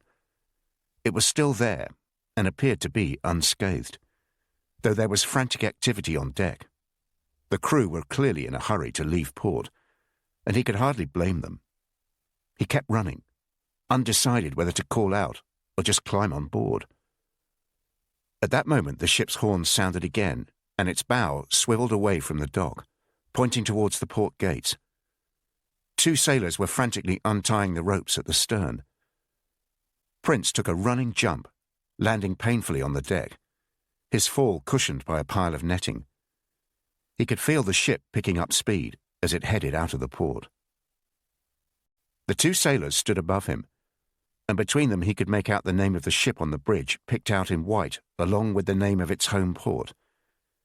It was this, and the flag above it, that had caught his attention, and it was the home port where he hoped the ship was heading to now. Strandstjerne, Copenhagen. "I'm Danish. I'm a prisoner. I've escaped. I need your help, please. He was aware he was babbling as the 2 sailors stared down at him, seemingly uncomprehending. Prince wondered whether they were Danish after all. They both glanced back at the quayside, peering as it faded in the distance. "I don't think anyone saw him," one of them said. "In that case, we'd better take him to the captain," the other replied. Both spoke in Danish, and Prince felt warm tears stream down his face. The captain looked at him as if he was a problem he could really do without. He fired questions at him. "How do I know you're Danish? How did you escape? How do I know this isn't a trap?" Prince told him there was little he could do to convince him other than begging him to believe he was telling the truth. He was a prisoner. He'd been in a concentration camp. He'd escaped. Another officer had joined the captain now, an older man and altogether more sympathetic. He introduced himself as Otto and spoke with a Copenhagen accent. He sounded like Prince's grandfather. "He doesn't look well, sir." "I was caught up in the bombing." "Obviously, but you look like you have a fever or something. You say you were in a camp?" Prince nodded. He felt dizzy now, and for the life of him couldn't remember what to say if they asked for details of his Danish identity. "Come on, we'd better get you into the sickbay. You can stay there until we get to Copenhagen. I'm afraid you're on your own after that." "When do we dock there?" "Early tomorrow morning, with luck. Depends." "Depends on what?" "On the bloody Germans." The voyage was straightforward, although he began to feel increasingly unwell during it. He was sure Otto was right, that he was developing a fever, and the rash that had appeared a few days earlier on his stomach was now spreading down his legs. They brought him blankets and food along with a change of clothing, and told him they'd now cleared Lubeck Bay, and that sea conditions were good for the time of year. At 6 a.m, Otto came into the sick bay with a mug of hot coffee. The Strandstjerne was going to dock in Copenhagen within the hour, he said. "We're going to have to hide you in the hold until we've been inspected and have unloaded. When it's over, I'll come and tell you. Wait 5 minutes, then go up to the deck and disappear. I don't know where you're going, and I don't want to know. But we're docking in Holmen, near the city centre. Make sure you leave the docks through the south gates, and you should be fine. Do you have money?" Prince shook his head. He had nothing, not even any papers. Otto took out some notes and pressed them into his hand. "The inspection will start when we dock. We'll start unloading after that." He managed to get off the boat just before 11, and leaving the dock was straightforward enough. He kept walking, following the signs to Christianshavn, but it didn't take long for him to feel utterly exhausted, his fever rising and falling, every step now an effort. He crossed over on Langebro Bridge, and just when he felt he could go no further, he spotted a tram to Vesterbro. He knew he was ill and beyond exhausted, but the thought of a hot bath and a proper bed, and most of all of Hannah, kept him going. "We need to think about some kind of warning system for when you return. This mission could take weeks, even longer. And it's always possible something could happen to me during that time." "Don't say that. No, we need to be realistic." The conversation had taken place the day before he'd left Copenhagen, at the beginning of January.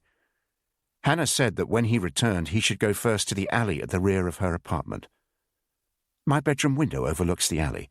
I have a tall porcelain statue of a black cat. You can't miss it. It's nearly 2 feet high. When I'm in my apartment and I consider there's no danger, I'll place the cat on the window ledge. When I'm out, I'll remove it. So you should only go to your apartment if you see the cat in my apartment. Understand? Prince nodded. Black cats for luck, eh? Let's hope so. It may mean you waiting for quite a while. I could be at work and back late. There's an outhouse in the alley where the rubbish bins are kept. You can see the window quite easily from there. There are 6 bins there, big ones. You'll just have to hide there. If and when you see the cat, go to your apartment and the key will be taped to the top frame. Once you're in, put that blue vase over there, the one on the side table, in the window. Then I'll know you're back. And what about if I wait and the black cat doesn't appear? She shrugged in a matter-of-fact manner.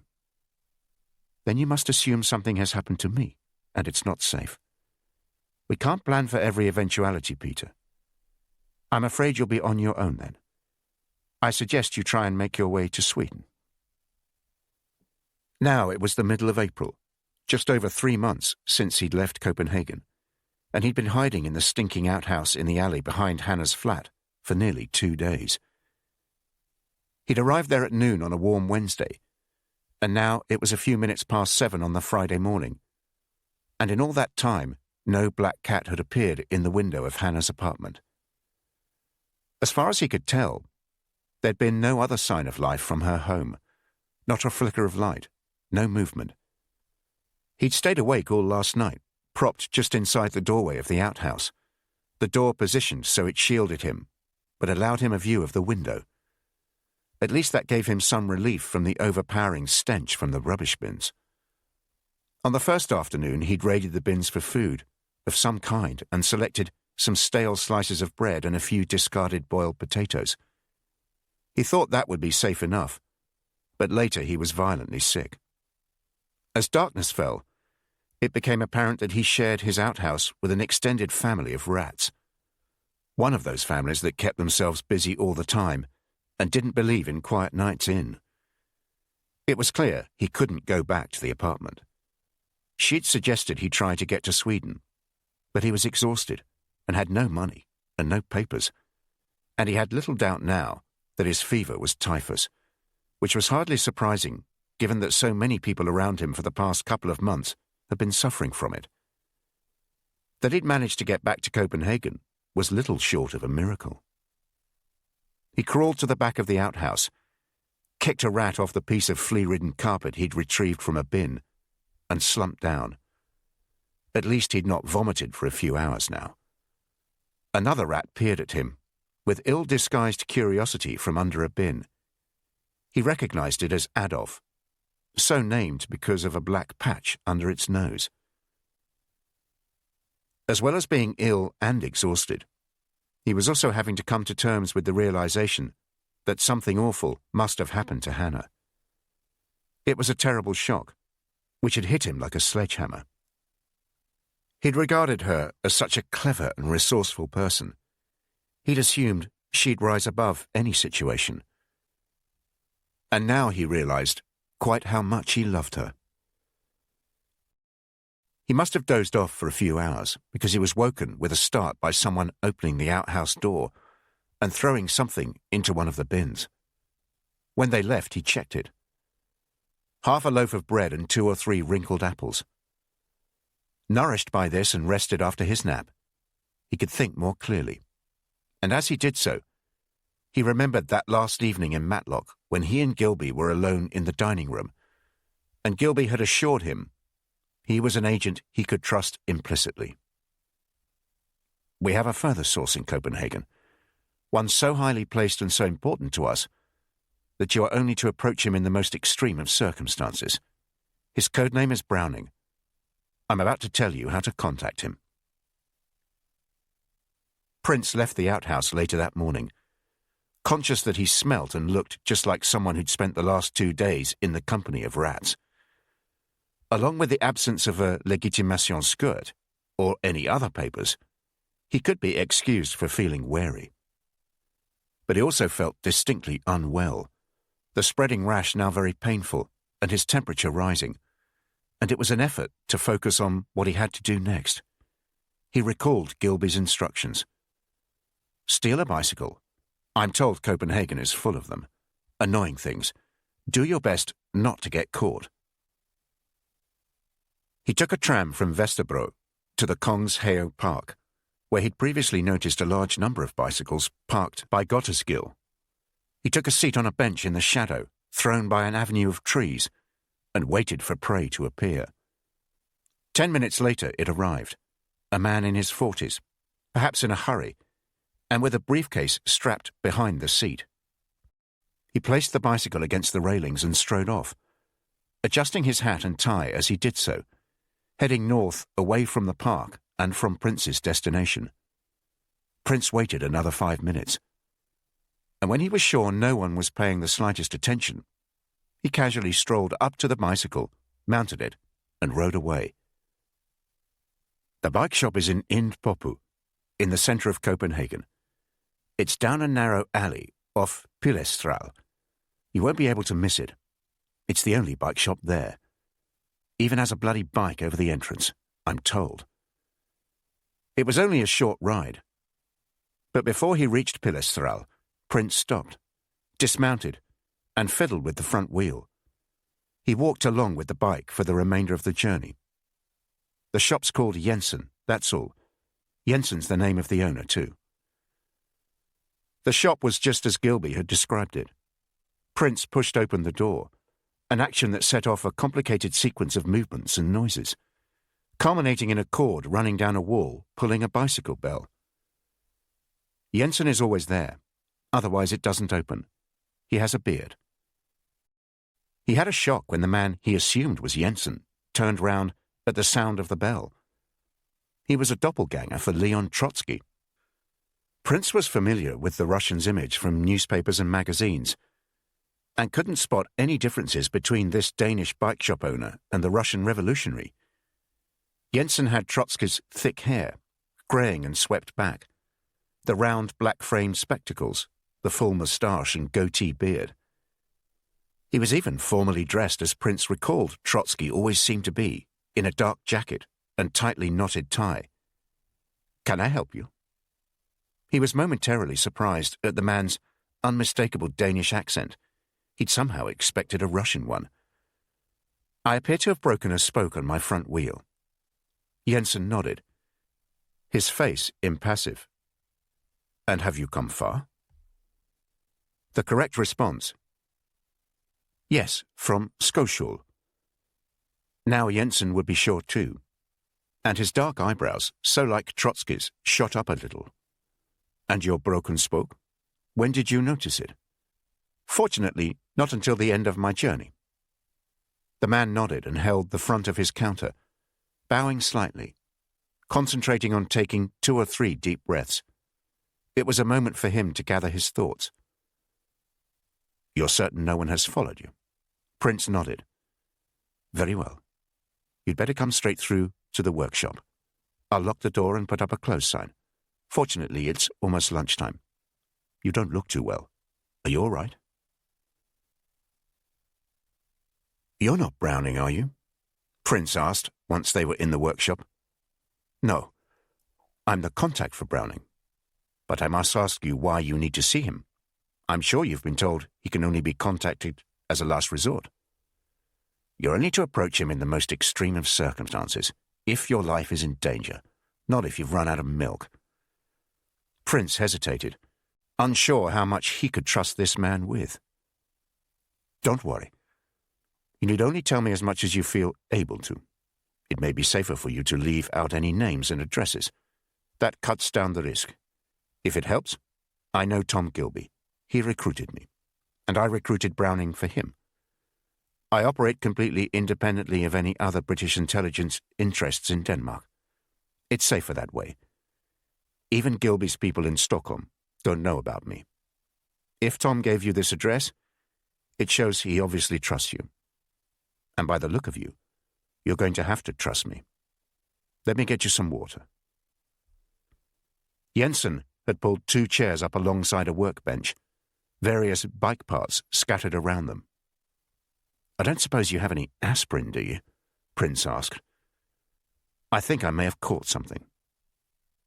A few minutes later, he began to feel slightly better. Gilby sent me over here in November. There's an agent here, a Danish woman, who's been looking after me.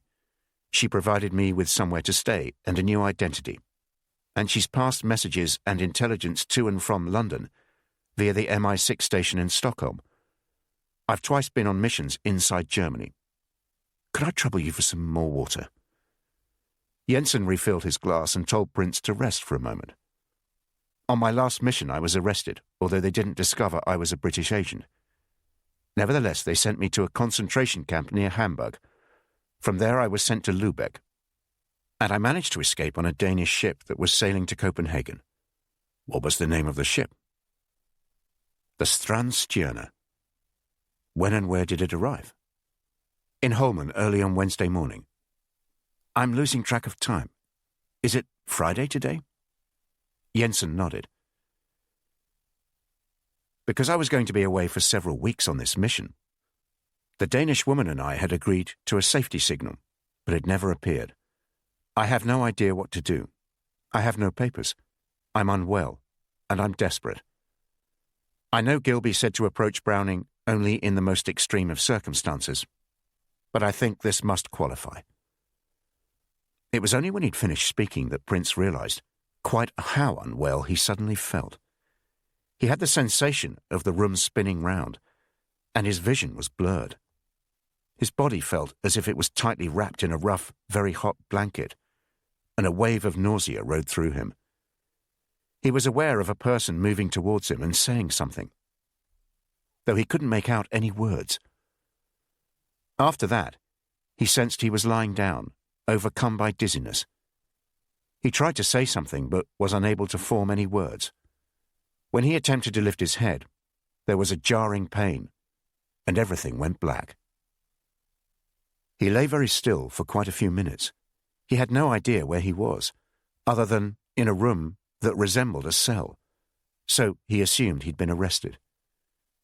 He was covered by blankets and lying on a mattress on the floor, taking up the width of the room and most of its length. The walls were white-painted stone, and high in the one behind him was a window, sending a shaft of bright sunshine into the room. Above him was a light shade with a floral pattern, which didn't feel very cell-like, and the door in front of him was ajar. He had the impression of having been asleep for a long while. He was soaked in perspiration, and when he raised his head, he felt dizzy but better than before. Slowly, he began to piece together his last memories. The outhouse behind Hannah's apartment, the tram to the park, the bike ride, and then finding the shop, the man who looked like Trotsky. He even recalled the name, Jensen, a conversation in the back room, and then nothing. So you're awake. Trotsky had appeared in the room, smiling and carrying a wet flannel. How do you feel? I'm not sure. Where am I? In a room at the back of my workshop. I normally keep bicycles in here. I brought a mattress down from my rooms upstairs. I was unable to carry you up. Do you know how long you've been asleep? Prince shrugged. You arrived here late Friday morning. It's now early Sunday afternoon. You have typhus, you know. I thought so. After you collapsed, I called Dr. Oppenheim. He came that afternoon and diagnosed it straight away. He gave you some injections, including one to help you sleep. He'll be in tomorrow, and we'll talk to you then. And Browning? Were you able to contact him? Not yet. It's a complicated business getting hold of him, and I wanted to be sure you were well enough. Now, I can set things in motion. Chapter 22. Copenhagen, Stockholm, April 1943. At precisely 10 minutes to 8 on the morning of Monday, 19 April, the commercial attaché of the German embassy to Denmark left the breakfast room of his generous residence in Lyngby, a genteel suburb to the north of Copenhagen. He went into the hall, smoking his fourth cigarette of the morning, and resolving, as he did every morning, not to smoke more than one packet that day.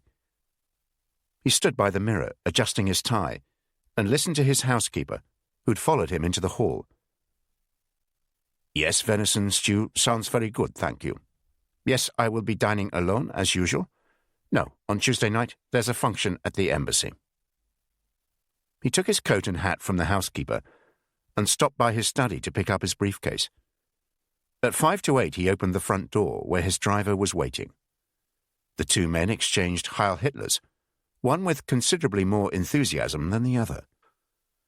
Ferdinand Rudolf von Bülow settled into the back of his Porsche for the 20-minute drive to the embassy. It was going to be a trying week, even more so than usual. Tomorrow was Hitler's birthday, an event marked with a good deal of extravagance at the embassy. It was bad enough being required to indulge in this enthusiasm, but worse was the expectation that the Danes would share it. Of his many Danish contacts, only 2 had no other engagements for that evening. German officers would have to be drafted in to ensure the reception had a respectable turnout. But Ferdinand Rudolf von Bülow was about to find out that Hitler's birthday celebrations would be the least of his problems that week. The first sign of trouble came as the Horsch entered Nierbro. They were on the main road, which had been carefully selected because it was so busy in the morning that cars were obliged to drive slowly. As he always did, von Bülow watched carefully as they drove past the pharmacy, a beautiful building with a Beaux Arts façade in pinkish-red brick. On a shelf high in the window were 3 enormous blue medicine jars. Except this morning, the 3 blue jars had been joined by 1 red one. The message was clear, and caused the commercial attaché of the German embassy to Denmark to experience a sensation of fear and excitement. "Georg, I've just realized I'm short of cigarettes. Stop at the tobacconist's, please." "The usual one, sir?" "Of course, Georg." The tobacconist's was more a kiosk than a shop. So narrow, there was room for only 1 customer inside it at a time, which von Bülow imagined was the reason it had been chosen for this purpose. "2 packets of 10, please." The tobacconist took 2 packets from the shelf behind him. "And I imagine you'd like matches today, sir." The message was confirmed. He was needed urgently. Before Ferdinand Rudolf von Bülow had even removed his coat in his office on the 5th floor of the German embassy, he checked his appointments for the day with his secretary. "There's the routine with the ambassador at 10, and at 11 you have the Dairy Industry Federation coming in. That is scheduled to finish by 1:45, and then your driver will take you to lunch, which is with Herr Lawrence of the shipping agency at the fish restaurant on Nyhavn. Cancel that." "I beg your pardon, sir?" "No, sorry, I mean, don't cancel lunch, but cancel it at the fish restaurant." "I thought it was your favorite restaurant, sir." "It was, but I didn't enjoy it last time. I've come to dislike this Scandinavian passion for raw fish. I'll tell you what, book us a table at that Norwegian place Heinz took me to the other week, the one on Pilestral. Make it for 1:30, and I'll walk there. I need the exercise." He patted his stomach through his coat and winked at his secretary. "And one other thing. Make sure the dairy people are gone by 12:15. There's only so long one can talk about cheese." That sorted, he went into his office and closed the door. With his coat still on, he unlocked his desk and opened one of the drawers. In an envelope under a pile of papers was a receipt, which he folded and placed in his wallet. Only then did he remove his coat. The receipt was for a bike. It gave him an excuse to be going to the bicycle shop off Pilestral. He'd not yet collected a bike from there. Each time he went, he was given a new receipt, so if anyone checked, it would not seem too dated. He was a clever chap, that Jensen. the one who looked uncannily like Trotsky. Dr. Julius Oppenheim arrived at the bicycle shop after his morning surgery. He apologized profusely to Jensen.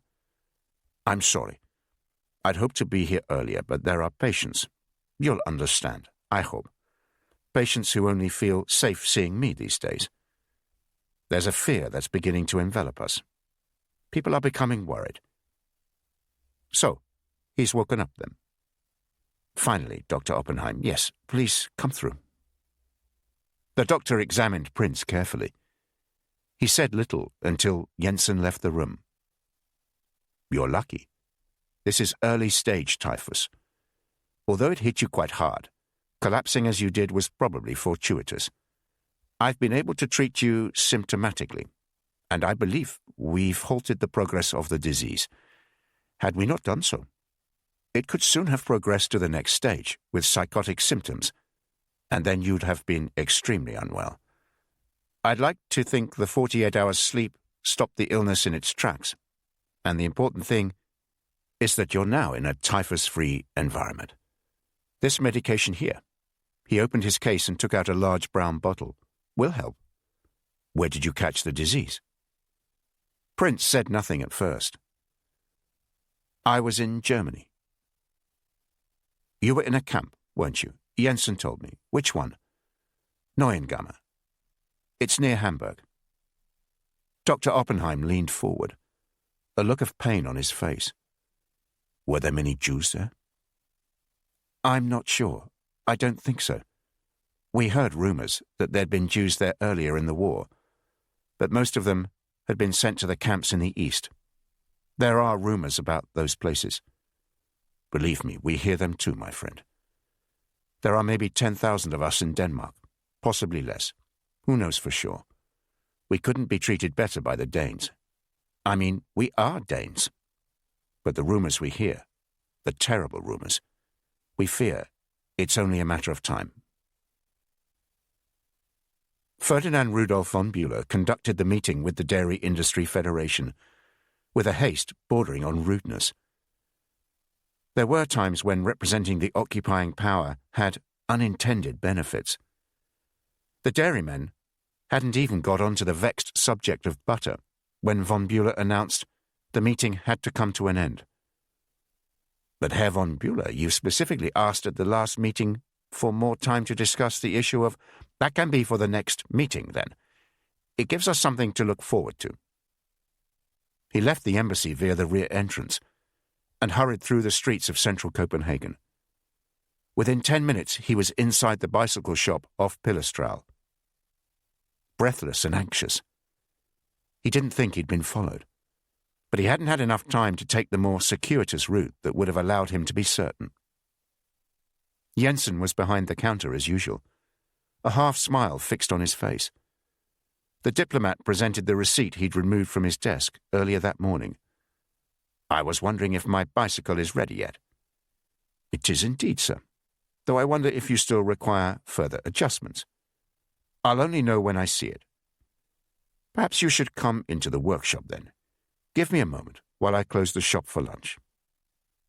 Jensen locked the door and put up the closed sign before taking von Bülow into the back of the shop, through the workshop, and into the small room behind it. Prince was still on the mattress on the floor, but was now propped up against the wall. The doctor was beside him, taking his blood pressure. The diplomat stepped away from the room and called Jensen over. "There's someone else in there." "Yes, Dr. Oppenheim. He's trustworthy, totally." "And I take it he's Jewish?" Jensen nodded. "I hope that's not a problem for you." "Not at all. The opposite, in fact. It means I can trust him." Dr. Oppenheim moved aside to allow the German into the small room. The diplomat asked him to wait in the workshop. "You speak German?" Von Bülow was kneeling down beside Prince. "Some, yes." "Do you want to give me a name?" "Are you Browning?" The German nodded. "I'm known as Peter Rasmussen here in Denmark, but I've lost all my papers. I was based here, then sent into Germany. I was at the camp in Neuengamme, but I managed to escape. My contact here has disappeared, and I need to get back to England. Gilby told me I should contact you in an emergency." "And you think this is an emergency?" "It certainly feels like one." "Very well, then. And you work for Gilby?" Prince nodded. "I take it you're British." Von Bülow spoke the words in English, perfectly pronounced. "Yes, I am." "Were you given an escape route?" "No, I think it was assumed my contact here in Copenhagen would handle that." The German said nothing, but lowered his head, thinking matters through. "The only feasible way out is through Sweden. Do you have any contacts there?" Prince shook his head. "I understand the MI6 officer at the British Embassy in Stockholm is a man called George Weston. I have no links with him, obviously, but I will endeavour to get you over to Sweden. Once you're there, you're on your own. You must make your own way to Stockholm, then to the British Embassy and contact Weston. It will take me a few days to sort this. In the meantime, you remain here." "I wasn't planning on going anywhere." "Good. Is there anything else you need?" "There is, actually. The agent who was looking after me. I fear something has happened to her. Would you be able to find out?" "I can't promise. What is her name?" "Hannah Jacobsen. She's a police officer here in Copenhagen." On the way out, von Bülow approached Dr. Oppenheim, who was still waiting in the workshop. "Tell me, Doctor, how long before he's well enough to travel?" "It depends how far and what kind of journey. It's important he looks well. We can't have him appearing so ill he draws attention to himself." "In that case, I'd say not before the weekend, certainly." "A week tomorrow, next Tuesday." "Yes, I think that sounds reasonable. I must leave now. I have a clinic this afternoon and—" "One moment, Doctor. This is my card. Have a look at it, please. Ferdinand Rudolf von Bülow, Commercial Attaché, German Embassy, Copenhagen." It would have been hard for the doctor to look more shocked and unsettled. He wiped his brow and his hands shook. "We both understand the highly confidential nature of our encounter, I hope. Are you well connected with the Jewish community here in Copenhagen?" The doctor nodded. "There may well be a time in the coming months when I will need to contact them, to be of help. You should realize from my presence here today that I am to be trusted.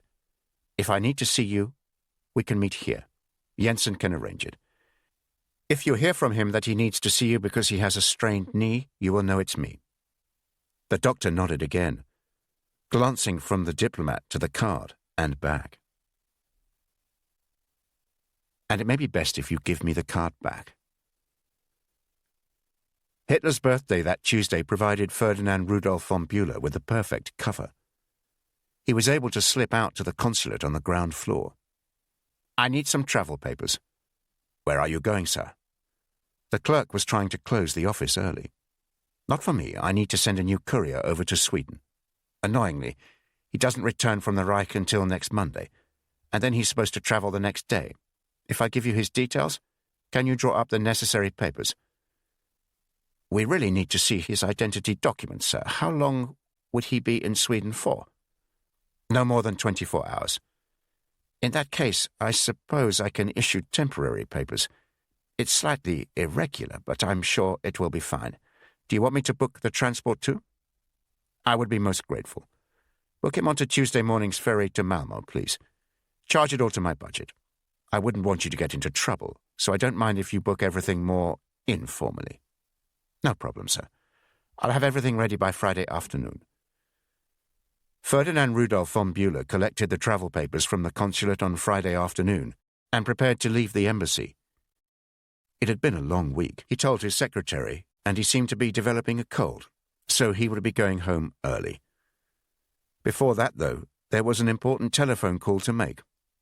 On Tuesday, after seeing Prince in the bicycle shop, he'd rung an acquaintance, a fellow diplomat with the thankless job, amongst other things, of being liaison officer at the Danish police headquarters on Polititol.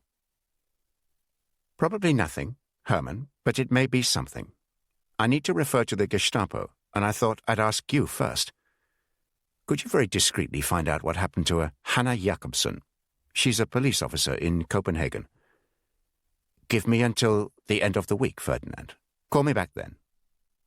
He called Herman before leaving the embassy on Friday afternoon. I don't think you're going to need to refer to the matter to the Gestapo after all, Ferdinand. How come? They arrested her back in January. As far as I can gather, she's being held somewhere back in the Reich. Ferdinand Rudolf von Bühler had told his housekeeper she could leave early on Friday, as long as she was back on Sunday afternoon, which gave him 2 full days to himself. From the garden shed he removed a wooden box, hidden under a pile of junk, and brought it into his study. It was a small typewriter he'd brought with him from Germany after his last visit home. He'd found it in a second-hand shop, and apart from being compact, it had a smaller font size than normal and tighter spacing.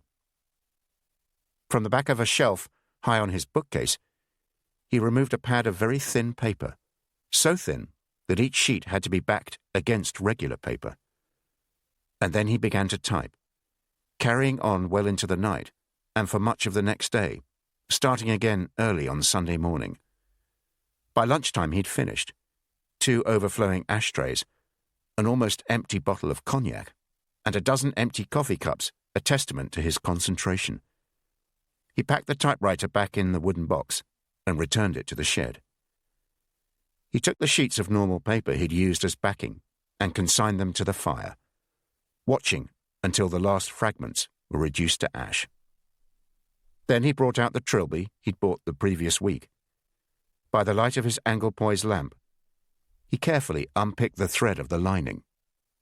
He'd already folded the typed sheets of flimsy paper lengthways, which reminded him of when he and his brother made paper aeroplanes. There were 24 sheets, and he was able to insert them almost perfectly into the lining before sewing the seam back. He held the hat up, admiring his work. Deciding it looked too new, he ran a clothes brush along the rear porch, and soon the trilby had a well-worn appearance. He added some logs to the fire and watched as the flames took hold of them, the occasional spark shooting onto the carpet.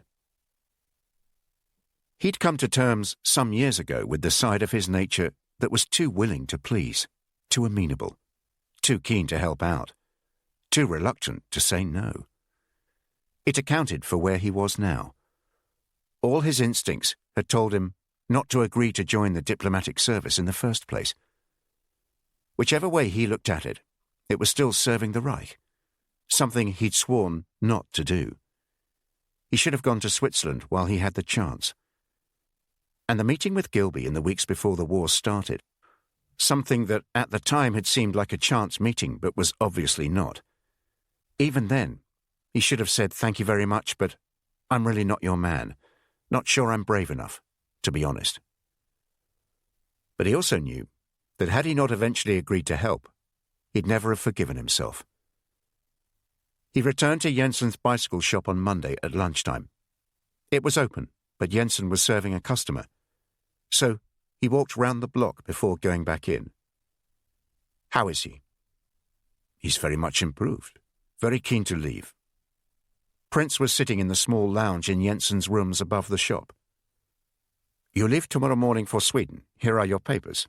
The ferry sails from Copenhagen at 9 in the morning, and you'll be in Malmö before noon. There's a tram from the ferry terminal in Malmö to the central station. The Swedish trains are very good. They don't have to worry about bombs. You should arrive in Stockholm around 6 that evening. There are plenty of cheap hotels around the station, and I've put some Swedish currency in that envelope. My advice would be to head to the British Embassy the following morning. I'll give you the address in a moment.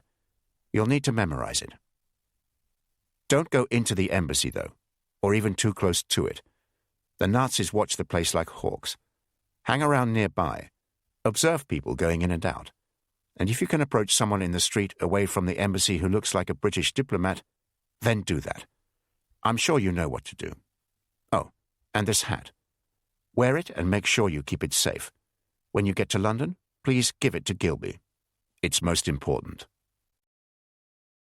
Prince took a few minutes to study the papers, and take in what the German had told him. He couldn't believe that this time tomorrow he could be in Sweden. His nightmare might be coming to an end. There was one other matter, though. You promised to find out about Hannah Jakobsen. I was about to come to that, my friend, and it's not good news, I'm afraid. She was arrested by the Gestapo in January and taken to Germany. I'm sorry, but I know no more than that. Do give Gilby my warm regards. Prince spent the next few hours sitting in Jensen's lounge, too distressed to move. She was arrested by the Gestapo in January. He went over those words again and again, as if there might be some cause for hope hidden within them.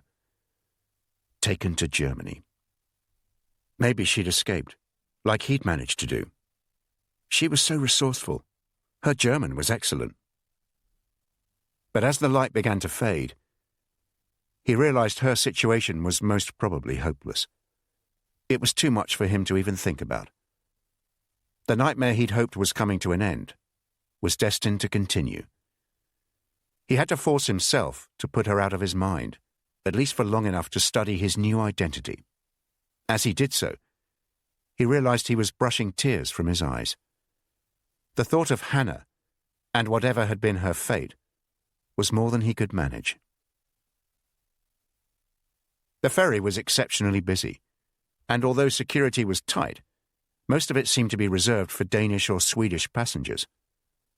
Prince's papers showed he was a German, a courier for the embassy, and so he had few problems.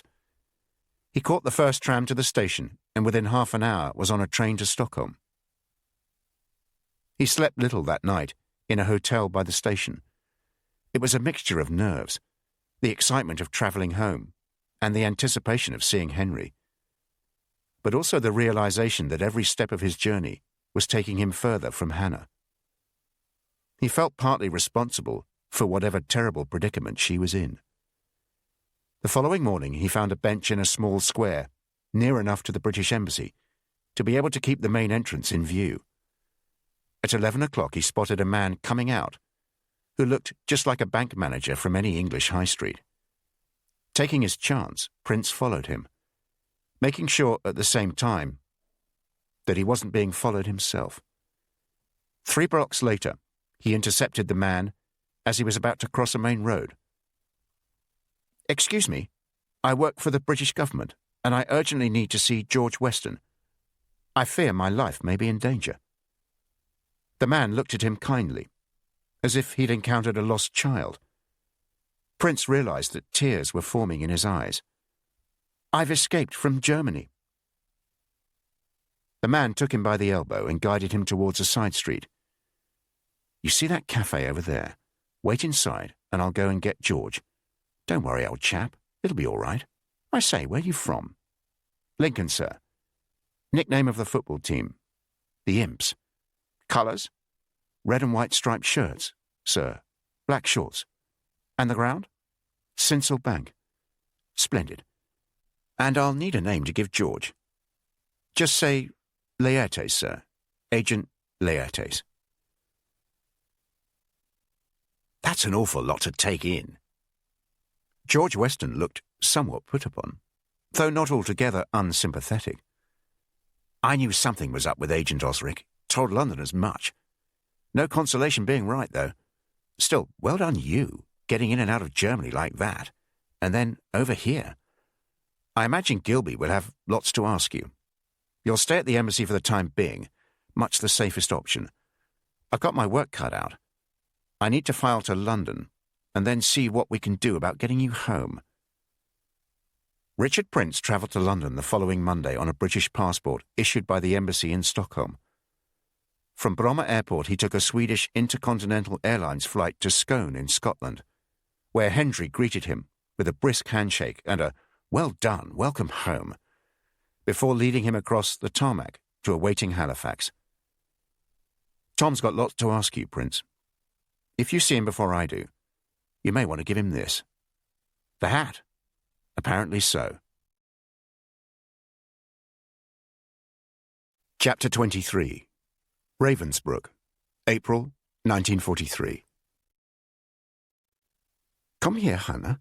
I have something to tell you. She hadn't seen the Norwegian girl from her hut for a couple of weeks, and was surprised to bump into her near the camp infirmary. When Hannah had arrived at Ravensbrück 2 months earlier, Marit had been a big help, showing her around and telling her who to befriend, and far more importantly, who to avoid. They'd been drawn together by a more or less common language. Marit, though, was a few years younger than Hannah, and seemed to treat life, even life in a concentration camp, as one big adventure. The fact that she'd disappeared 2 weeks ago was just one of those things that happened all the time in Ravensbrück. You'd meet someone, become friendly, even reliant on each other, and then they'd be gone. Some were moved to another camp or elsewhere in the vast complex. Others were taken to be murdered or to become the subject of medical experiments. Marit appeared to have put on weight, and her skin didn't have the sallow pallor of the other inmates. Hannah could have sworn there was a trace of makeup around her eyes, along with a faint smear of red on her lips, and her hair looked as if it had been washed. Marit, you look almost well. What on earth has happened to you? You won't believe it, Hannah, and if you do, I suspect you won't approve. She giggled like a schoolgirl telling a friend about a boy who'd asked her out. Unless you've become a Nazi, I can't think of anything I could disapprove of. I'm not so sure. I'm working in one of those houses by the SS barracks. Marit looked down, embarrassed. Hannah grabbed her by the forearm. You mean the brothel? Not so loud, Hannah. I'm only telling you because I trust you. They told me it was a choice between working there and going to a labor camp in the east. And they promised me that if I work there for 6 months, they'll set me free. I'll be able to go home, to Oslo. And you believe them? Marit shrugged. Why not? Apparently a couple of French women were allowed back to France last month. Anyway, it's not like I've become a prostitute or anything. I don't get paid, so I can't be a prostitute. You look well on it, Marit. I have to admit, we get decent food, and when the SS men come in, we get to wear nice clothes and have a bath first. Some of the men aren't violent. One that I had last night was actually quite sweet. He showed me pictures of his daughters. You could join us, Hannah. I could put in a good word for you, and hopefully they wouldn't think you're too old. It's easier than working in those bloody fields. Hannah glanced down at her hand, which was bandaged after an accident with a spade that morning. She'd been working the fields for the last few weeks, and it was back-breaking toil, dawn to dusk, with barely a break. She told Marit not to be so ridiculous, and said she'd see her soon. But as she walked back to the field, she found herself wondering whether going to work with Marit would be so dreadful after all. She wondered if she'd ever recover from the shock of that morning in Copenhagen at the end of January. She'd been at her desk in the major robbery unit at Nørrebro when she became aware of the door being flung open and people marching towards her. She had no time to react, not even enough time to put the cap on her pen. They asked if she was Hannah Jacobsen, and when she said yes, she was hauled to her feet and more or less dragged outside and thrown into a car. A few minutes later, they were at the Gestapo headquarters on Campmanskill. Do you know a Peter Rasmussen? At least she'd had enough time to anticipate that question. She frowned, appearing to rack her brain, then shook her head. I'm terribly sorry, but it doesn't ring a bell. It's not exactly an uncommon name, is it? You'll have to help me. You'll have to help us, not the other way round. Do you know a Peter Rasmussen? In what context? For fuck's sake. A different man took over. A thick-set man with a lisp of some sort. You either know him or you don't. In that case, the answer is no. I don't know anyone of that name. Is he supposed to be someone I may have arrested or worked with, maybe? Another man spoke, younger and quite presentable. His voice quieter and his approach very clear and calm. Back in November, you went to the Registration and Records Department at Polititol and asked them to issue a legitimation skirt for a Peter Rasmussen. You authorized it yourself. We have all the paperwork. This Peter Rasmussen, using the very same legitimation skirt, travelled to Berlin in December in the company of a Danish businessman called Otto Knudsen. While in Berlin, Rasmussen and Knudsen were involved in acts of espionage against the Reich. It therefore follows that you know Peter Rasmussen, and I'd appreciate your help. His voice rose slightly, in telling us where he is. A wave of utter relief swept over her. Such a basic and naive error to reveal that they didn't know where Peter was. I'm sorry, but I'm still struggling to recollect this man. What did you say the other gentleman was called? Otto Knudsen. Agent Horatio. Maybe if you ask him. Don't try and be clever. We were about to try that yesterday, and then the bastard went and killed himself. She felt she did a reasonable job of not reacting one way or the other to the news of Horatio's death. She was sorry, of course, but she doubted he'd have coped too well with an interrogation. Perhaps it was for the best. But she knew they'd find something out sooner or later. She'd have to play for time. I'd really like to help. I just cannot recall a Peter Rasmussen. I deal with dozens of people each month. My apartment? Of course, here's the key. They'd find absolutely nothing in the apartment, but she realized they were unlikely to leave it at that. They'd ask her neighbors, and one of them was bound to mention her father's flat, the one opposite hers, the one where Peter lived. And even though she'd done her best to tidy that up after he'd left for Rostock, they'd ask more questions, and it was hard to think they wouldn't eventually establish a link.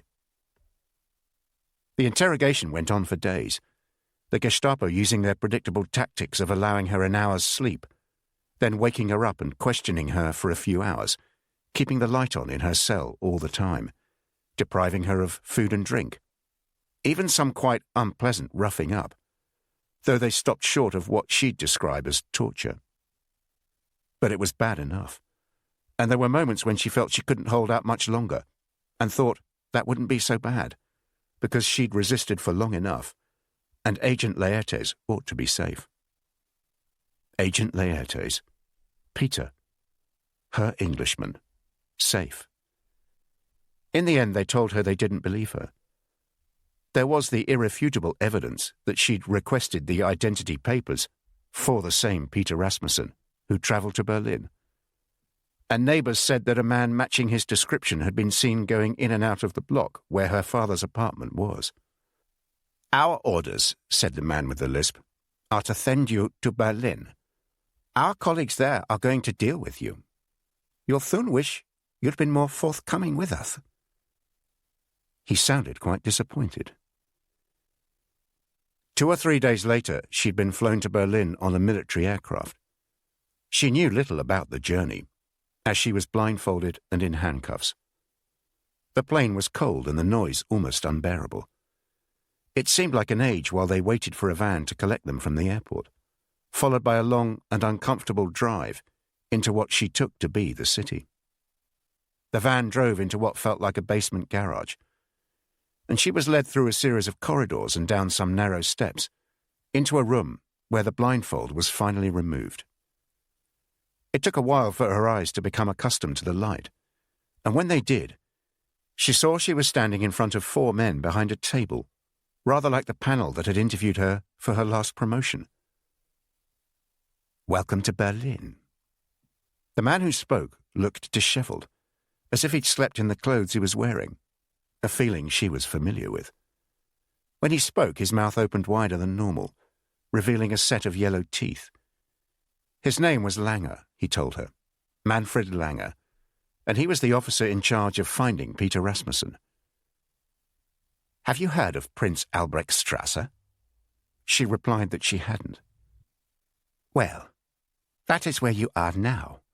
This is the headquarters of the Gestapo. And let me tell you, he added, leaning forward and smiling broadly, that I am one of the most...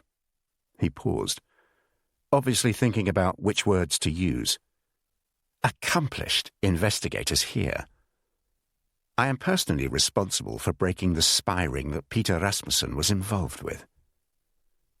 He stopped and looked at her carefully, hoping to discern some kind of reaction. She remained as impassive as possible. She was desperate for the toilet, and was using that to focus her attention on. She wondered whether to smile or look defiant, but settled on what she hoped was a neutral expression. "Does the name Albert Campman mean anything to you?" He also went under the name Kurt. He was an Oberst in the Luftwaffe. "Thanks to my officers," he looked appreciatively at the men either side of him, "he's now dead. He was one of your spy ring." "Your spy ring?" She shook her head. "And Bruno Bergman, perhaps. Is that name familiar?" "He worked for Spandau Locomotive Engineering and was a contact for your Peter Rasmussen and an Otto Knudsen. Bergman had his trial 2 days ago and was found guilty of espionage. He will be executed today, an event you will have the pleasure of witnessing." She said nothing. "And you are aware that this Otto Knudsen took his own life before we had the opportunity to find out what he knew. He worked for Mortensen Machinery Parts in Copenhagen. Does that help?" She shook her head once more. It appeared the idiots had managed to kill most of the people involved, which was careless in the extreme. "That leaves you and Peter Rasmussen. Rasmussen is missing, and we will find him. And because you are connected to him, you will help us. But we will begin that process tomorrow, after you have visited Herr Bergman. That will give you a taste of what we have in mind for you in the unlikely event of you being unwilling to help." She was taken to a cell, not unlike the one in Copenhagen. She was able to lie down for a while, use the bucket in the corner, and they even brought her a meal of sorts, which was surprisingly not as bad as the others she'd been given since her arrest. She wondered why they hadn't interrogated her further when she was undoubtedly at her most vulnerable. She must have fallen asleep because she was woken by the sound of her cell door being noisily unlocked. She was handcuffed and marched down a corridor and up a flight of stairs. Outside a pair of double doors was the smiling figure of the Gestapo officer she'd met earlier, the man who'd introduced himself as Manfred Lange. "We're about to have the pleasure of witnessing the execution of Bruno Bergman. Please be assured, the same fate awaits you in the event of you not cooperating with us." They went into a long room crowded with people. She was pushed towards the front, where the man she took to be Bergman was standing against a wall, supported by 2 guards. She suspected that even had she known him, she'd have had trouble recognizing him. He looked terrified, his body emaciated, his face showing signs of several beatings, and most of his teeth missing. His eyes darted around the room, anxious to spot anyone who might help him. In front of him stood a man in a dark suit, reading out the death warrant in a high-pitched voice. "And crimes against the German state, against the German people, guilty of espionage, sentenced to death. Signed, Roland Friesler, President, People's Court." The official stood back, and Hannah noticed that Lange was now at the front of the room. He stepped forward. "Look around carefully, Bergman. Is there anyone here you recognize?" The prisoner peered anxiously at the people gathered in the room. Hannah suspected he was having trouble focusing. "My wife. Is my wife here? She knows nothing. I tell you, she's a loyal German. I have wronged her and my children terribly. I beg of you to spare them. For me, I deserve my fate. Shut up, Bergman. We do not regard your wife as innocent, and she will certainly never see your children again. I can offer you a quick end or a more painful one. For the final time, tell me, where is Peter Rasmussen?" Bergman shook his head in an almost manic way. "I tell you, I have no idea whatsoever. I was surprised when he turned up with Knudsen. I never liked him or trusted him. I beg of you." Lange nodded, and the 2 guards dragged a whimpering Bergman to a platform in the corner of the room.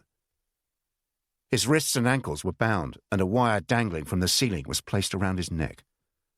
As the noose was tightened, his face turned red, and his eyes bulged.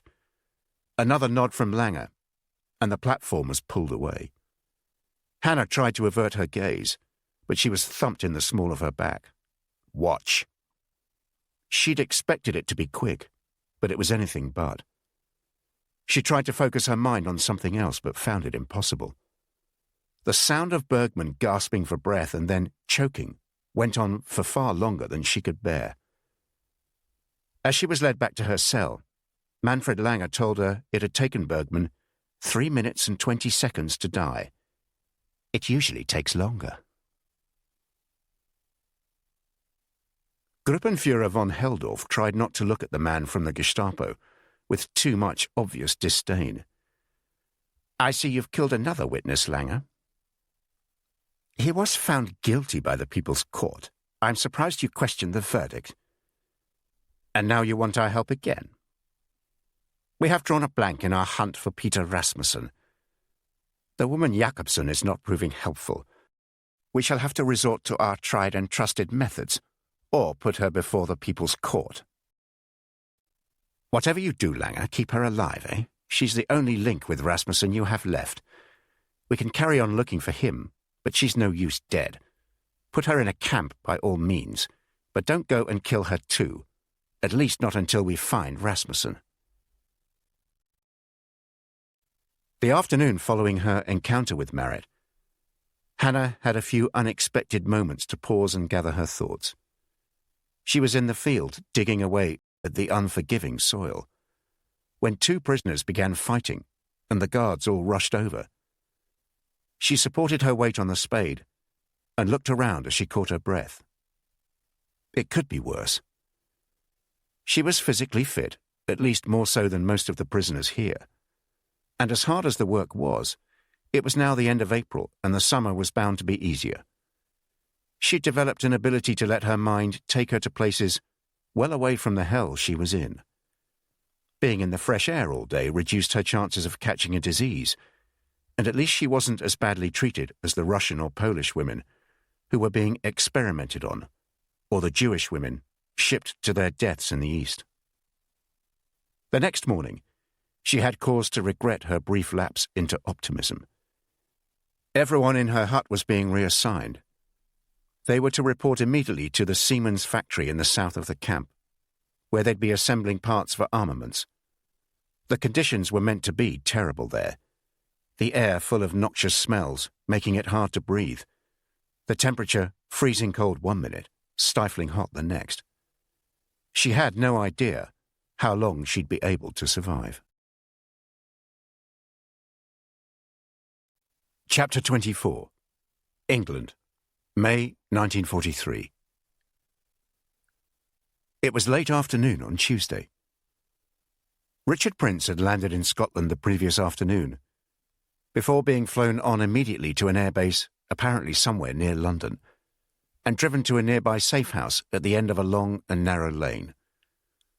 The house was surrounded by a thick wood on all sides, the wind catching the trees in a way that made them appear as though they were advancing on the house. He had no idea where he was, and Henry said it was best it remained that way. A doctor was waiting for him, and after a thorough checkup, he announced that Prince was on the mend. "Take 3 of these 4 times a day for 5 days, he said, thrusting a large bottle of pills into his hand. "Just check what it says on the label. I may have got the numbers mixed up. And take this one tonight. You'll sleep like a baby." He must have slept for 12 hours. After breakfast, Henry took him into the library and introduced him to a severe-looking woman, who was introduced as Prudence. Her task was to commit to paper everything Prince could recall about his mission. She was skilled at asking the right question at the right time, prompting him carefully to ensure his account didn't stray in terms of dates, and that any questions Henry asked were strictly relevant. She wrote everything down in shorthand, rarely looking up at Prince, and occasionally holding up a hand for him to pause while she turned a page. After 3 hours, she announced they were done, and said she'd type up her notes before passing on the report to Mr. Gilby. "Prudence is terribly good," Henry told Prince. "By far the best we have at this type of thing. Have some lunch, but stay around here. She'll probably want to double-check some dates with you or iron out any discrepancies. Then the report goes to Gilby, and once he's read it, all three of us can have a chat." "When will I be able to get away? I'm terribly keen to see my boy. It would be wonderful if I could be driven up overnight and be there when he wakes up." Henry had moved over to the shuttered window and seemed preoccupied with it. "That's probably pushing it. Best not to get ahead of ourselves, eh? Could I at least telephone my sister-in-law? One step at a time, Richard. One step at a time." He couldn't recall Henry calling him Richard before. Now it was late afternoon, and Prince sensed something was up. He couldn't put his finger on what that something was. But when he entered the room where Tom Gilby was waiting, he felt like a spendthrift customer about to ask his bank manager for another loan. It was that kind of atmosphere. "Welcome back, Richard." That was it for a while. Gilby had been standing behind a desk. He hesitated before coming to shake Prince's hand and then sitting down. He lit a cigarette, moved a sheaf of documents from one side of the desk to the other, and tapped his fountain pen on the desktop. "May I sit down, sir?" "Of course, sorry. I'm told you're on the mend, eh?" Prince assured him he was, though he tired quite easily. "You're going to need a decent rest, old chap." "Thank you, sir. I hope that when I get home..." "Don't underestimate how much these missions can affect you. A life when you return home can be almost as tricky as when you were on the mission. I'm told the difference feels rather abrupt." Gilby walked over to where Prince was sitting, pulling up another chair so he could sit opposite him. He leaned over and patted him on the knee. "Well done, though. I would say that all things considered, that was a successful mission." "All things considered? That sounds rather grudging, if you don't mind me saying, sir." "Pluses and minuses, Prince, as my old maths master used to say. We've lost Horatio and his contacts in Berlin, and it's an awful pity about Agent Osric. However, the intelligence you gathered from your trips into Germany was excellent, and you were able to get into Peenemünde, which was more than we could have hoped for. The most important aspect of your mission was to provide us with irrefutable evidence that the V1 and V2 rocket programs exist and represent a threat to this country. Amongst other things, the report you brought back from Browning corroborated that too. As you know, there was something of a disagreement in London about how seriously we should take the threat of these rockets. That battle has now been won. We now just have to deal with the bloody things. Was the bombing raid on Peenemünde a success? Tell me what you think, Prince. You were there." "I was arrested the following day, sir, so I didn't get much chance to check out the whole site. My impression was that there was a fair amount of damage, but perhaps it wasn't as extensive as one would have hoped." "Spot on.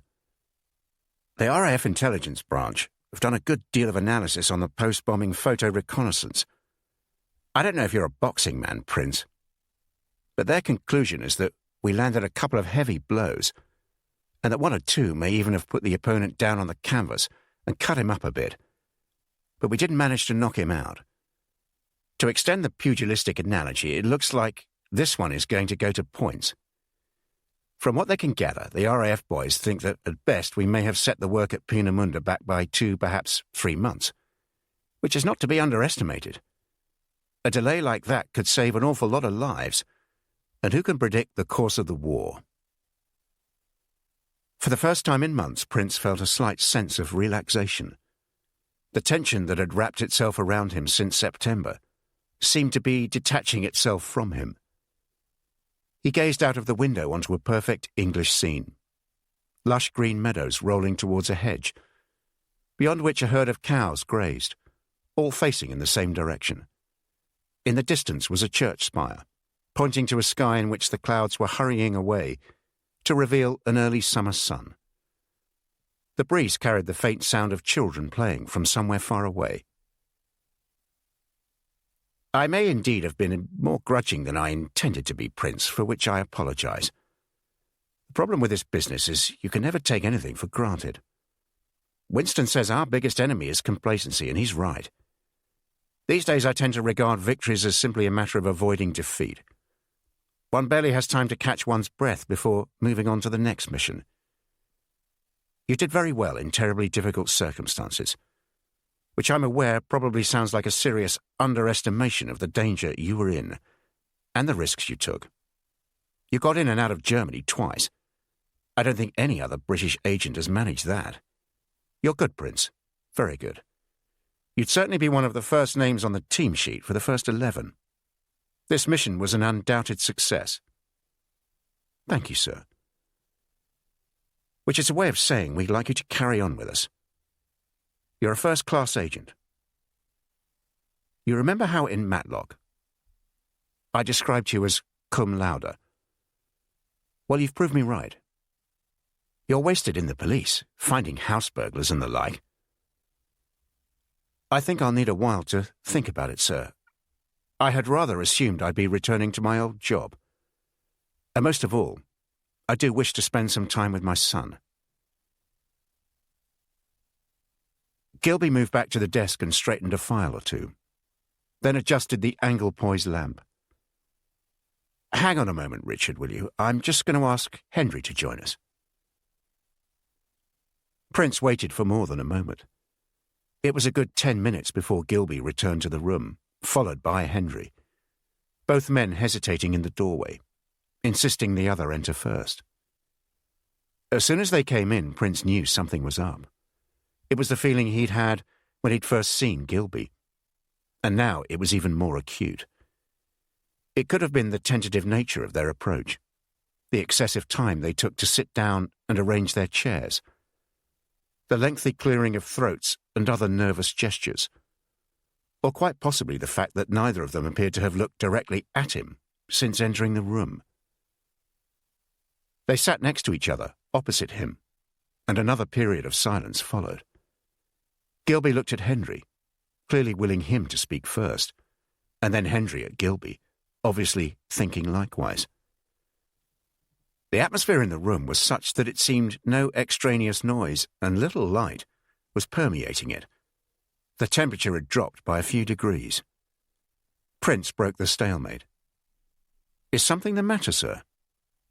Henry leaned forward, his arms resting on his thighs, his hands clasped together. When he spoke, his Scottish accent was more noticeable than ever before. I'm afraid, Richard, there's no easy way to put this, but we have some terrible news for you. Chapter 25. England, May to June 1943. What surprised him afterwards was how calmly he took the news. Calm was possibly the wrong word. Detached would be more accurate. It was as if he reacted as a police officer rather than as a father, concentrating on the facts, not jumping to hasty conclusions before he'd heard everything. His emotions under control, more or less. Which wasn't to say, of course, that he hadn't been utterly stunned. It was indeed truly dreadful news. Maybe his apparent detachment could be explained by shock. It took Gilby and Henry a good quarter of an hour to stumble their way through something that could have been said in less than 5 minutes. No easy way to put this, but we have some terrible news for you. I'm sorry to tell you Henry is missing. From a hospital. Adopted, actually. Must not lose hope. Our very best efforts. Not leaving a stone unturned. They were both visibly relieved when there was a knock at the door and Prince's chief constable entered. Perhaps you two should go and have a good old chat. I'm sure we'll have this sorted in no time. Where Gilby and Henry had been awkward and embarrassed, the chief constable was supportive and sympathetic, almost fatherly in his manner. He took Prince into a room on the ground floor with French windows open to a terrace, framing an enormous rosebush, the gentle breeze sending an early scent of summer into the room, What have they told you, Richard? That Henry has disappeared, sir. It was such a garbled account, I'm rather confused. They said you were on your way down and would explain everything to me. Let me tell you what happened, and then I can explain what we're doing about it. Are you sure I can't get you a drink? Prince shook his head. The two men had settled in comfortable armchairs opposite each other. Behind the chief constable was a large oil painting of a Victorian family standing against a large fireplace that looked just like the one the picture was above. You'll appreciate some of the information I'm about to give you is incomplete. We've had to piece together what we can. Some dates, for instance, are guesswork. Our main source is your housekeeper, Janet. We do know that towards the middle of January, your sister-in-law, Evelyn, went to stay for a few days with a friend in London and took Henry with her. Your housekeeper had taken a week off to visit her sick mother in Scotland, and we think Evelyn decided to go away at the same time. Does the name Marsden mean anything to you? Prince shook his head. Janet recalls Evelyn saying they were going to stay with a friend called Anne Marsden who lived in Lambeth in South London.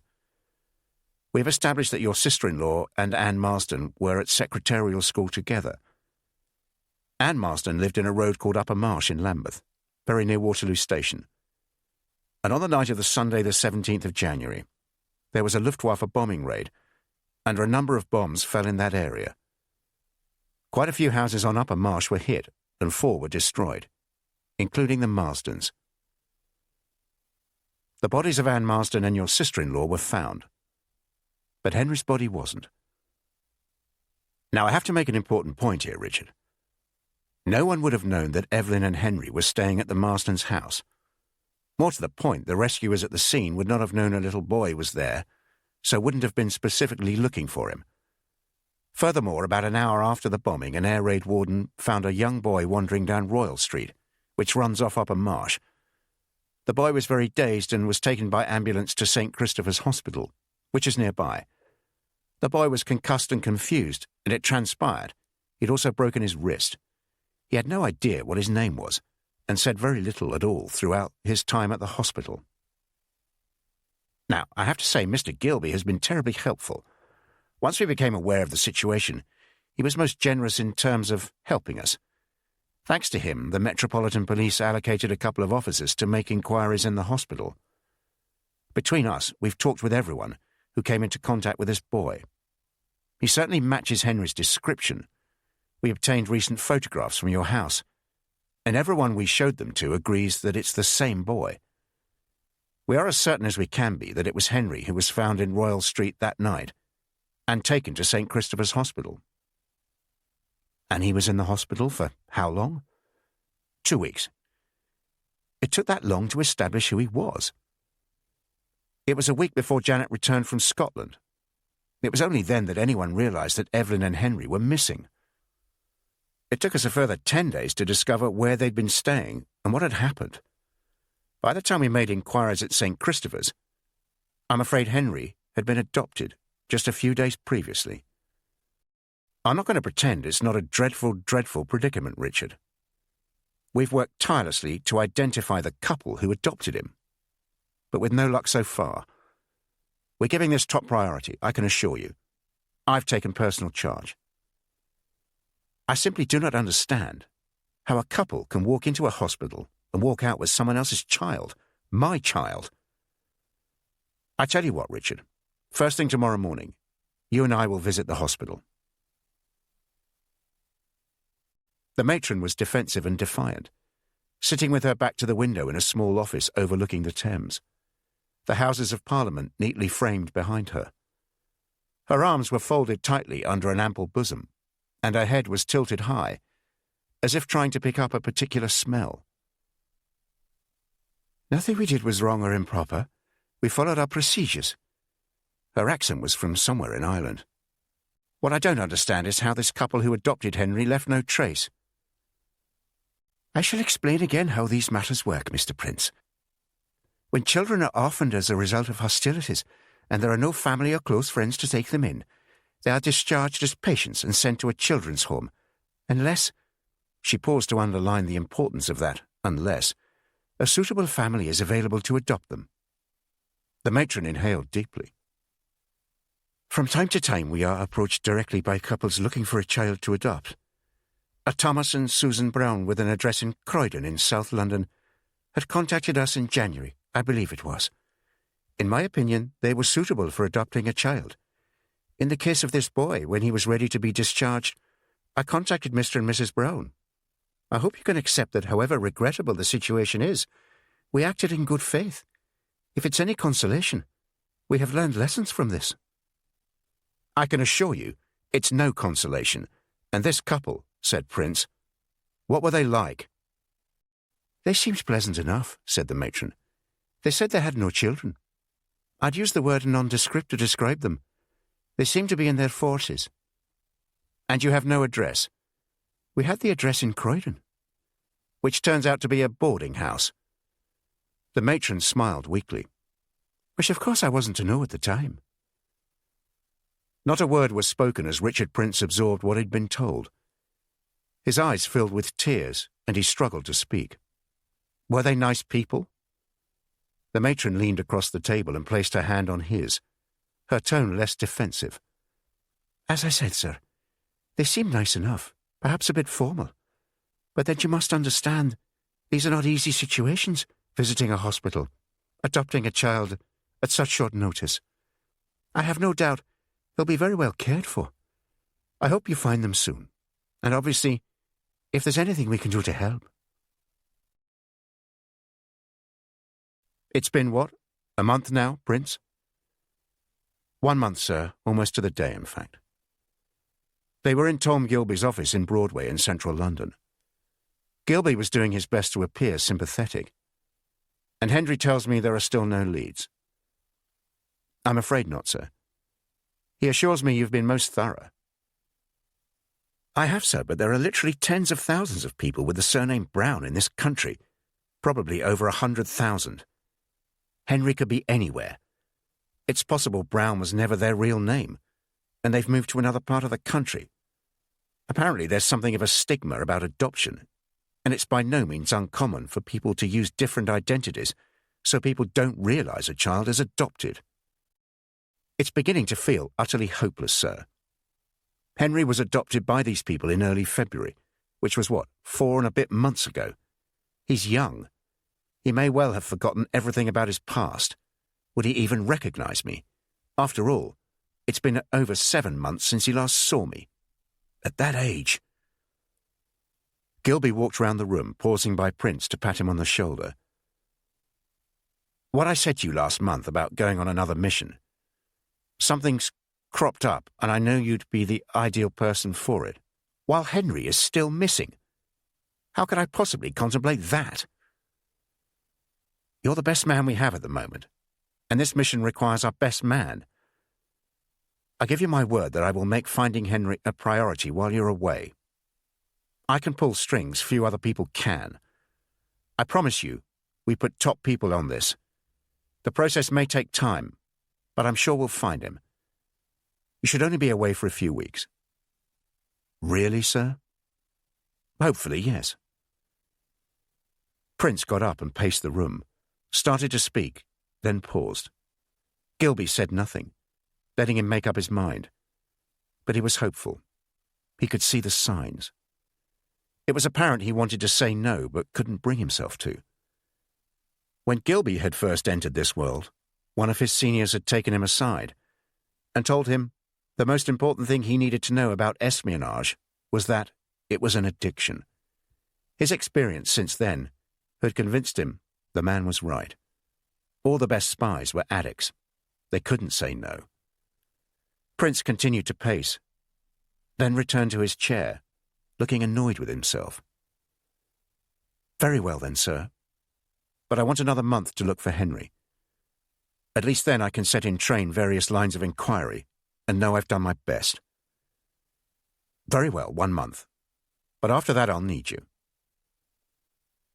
There is one other thing, sir. Agent Osric, Hannah. MI9 say they're convinced she's not being held in a conventional prison. They believe she's most likely being held in one of these places the Germans call concentration camps. George Weston is keeping an eye on things in Copenhagen, inasmuch as he can from Stockholm. He says no one has heard any more news about Hannah. His instinct is that if she was dead, somehow that information would have worked its way back to Denmark. It's probably a case of no news being good news. Not if she's in a concentration camp, sir. A plane flew low overhead, and both men looked nervously out of the window. It was warm in Gilby's office, and he removed his jacket and loosened his tie. 1 month, Richard. In my experience, this kind of search will yield results some way down the line.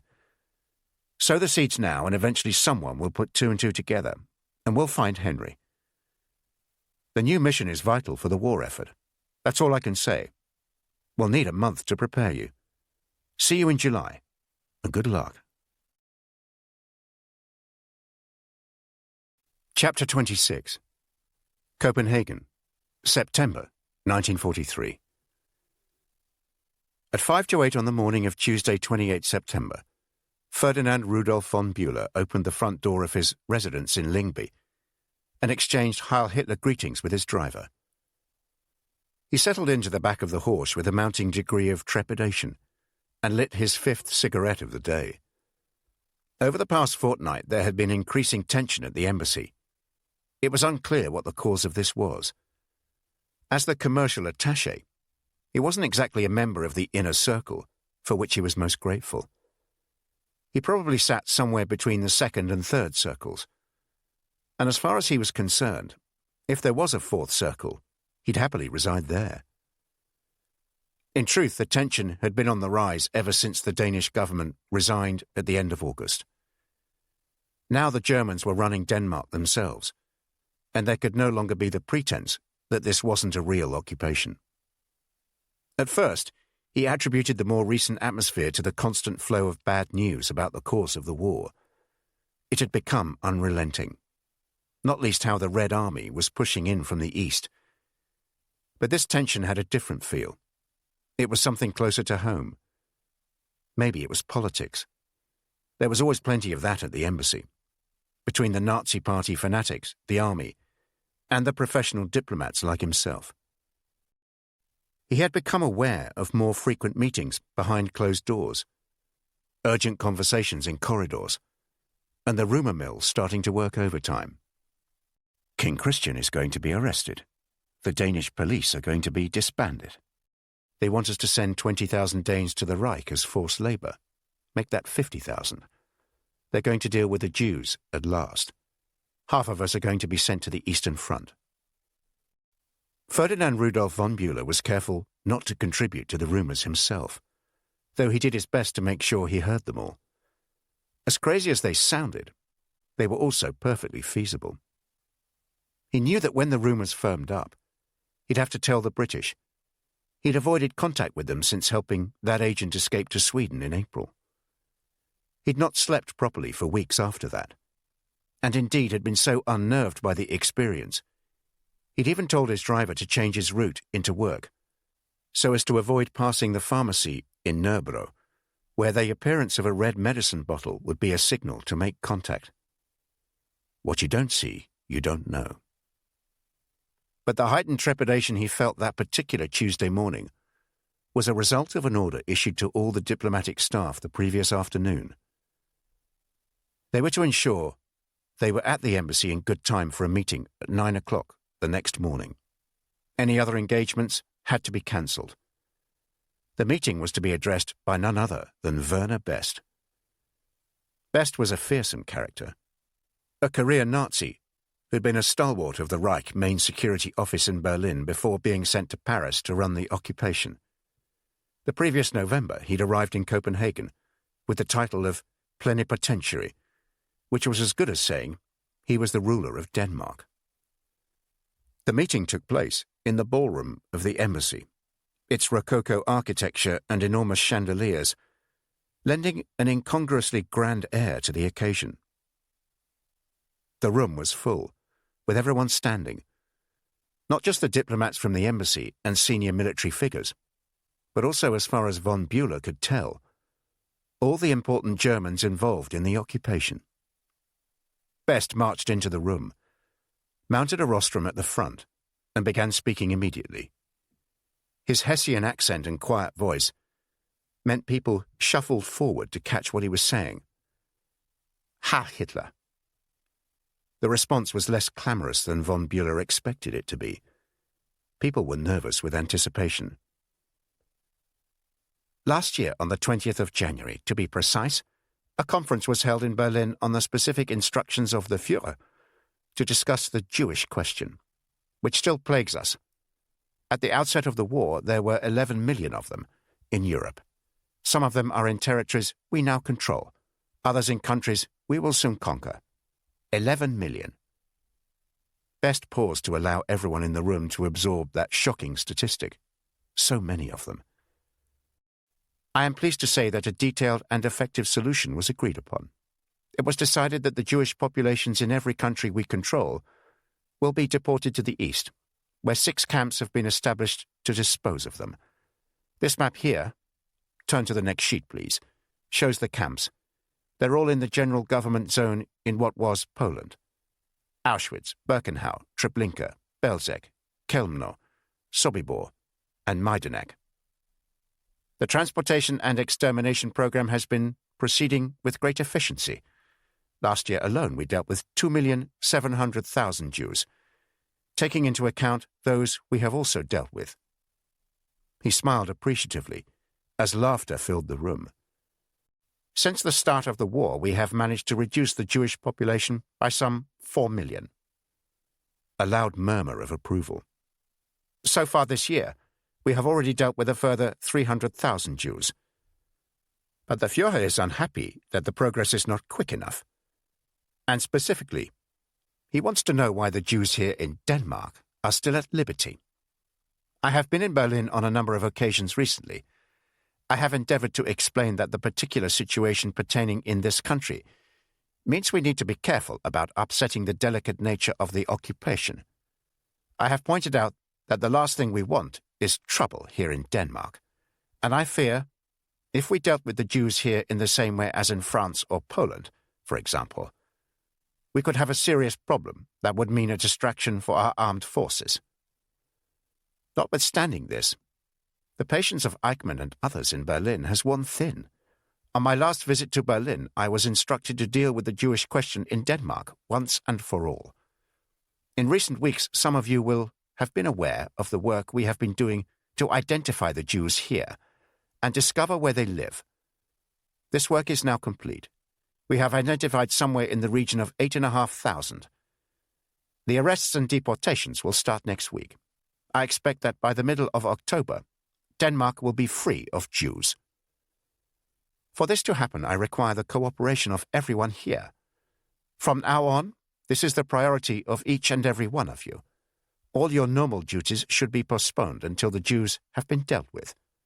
All leave is cancelled, and you should expect to work over the weekend. Heil Hitler. Ferdinand Rudolf von Bülow waited until the following day before making his move. The simplest course of action would be to do nothing, avoid making contact with the British, and keep his involvement with the arrest and deportation of the Jews to a minimum. But he knew he couldn't possibly do that. His conscience would not allow him to be a bystander.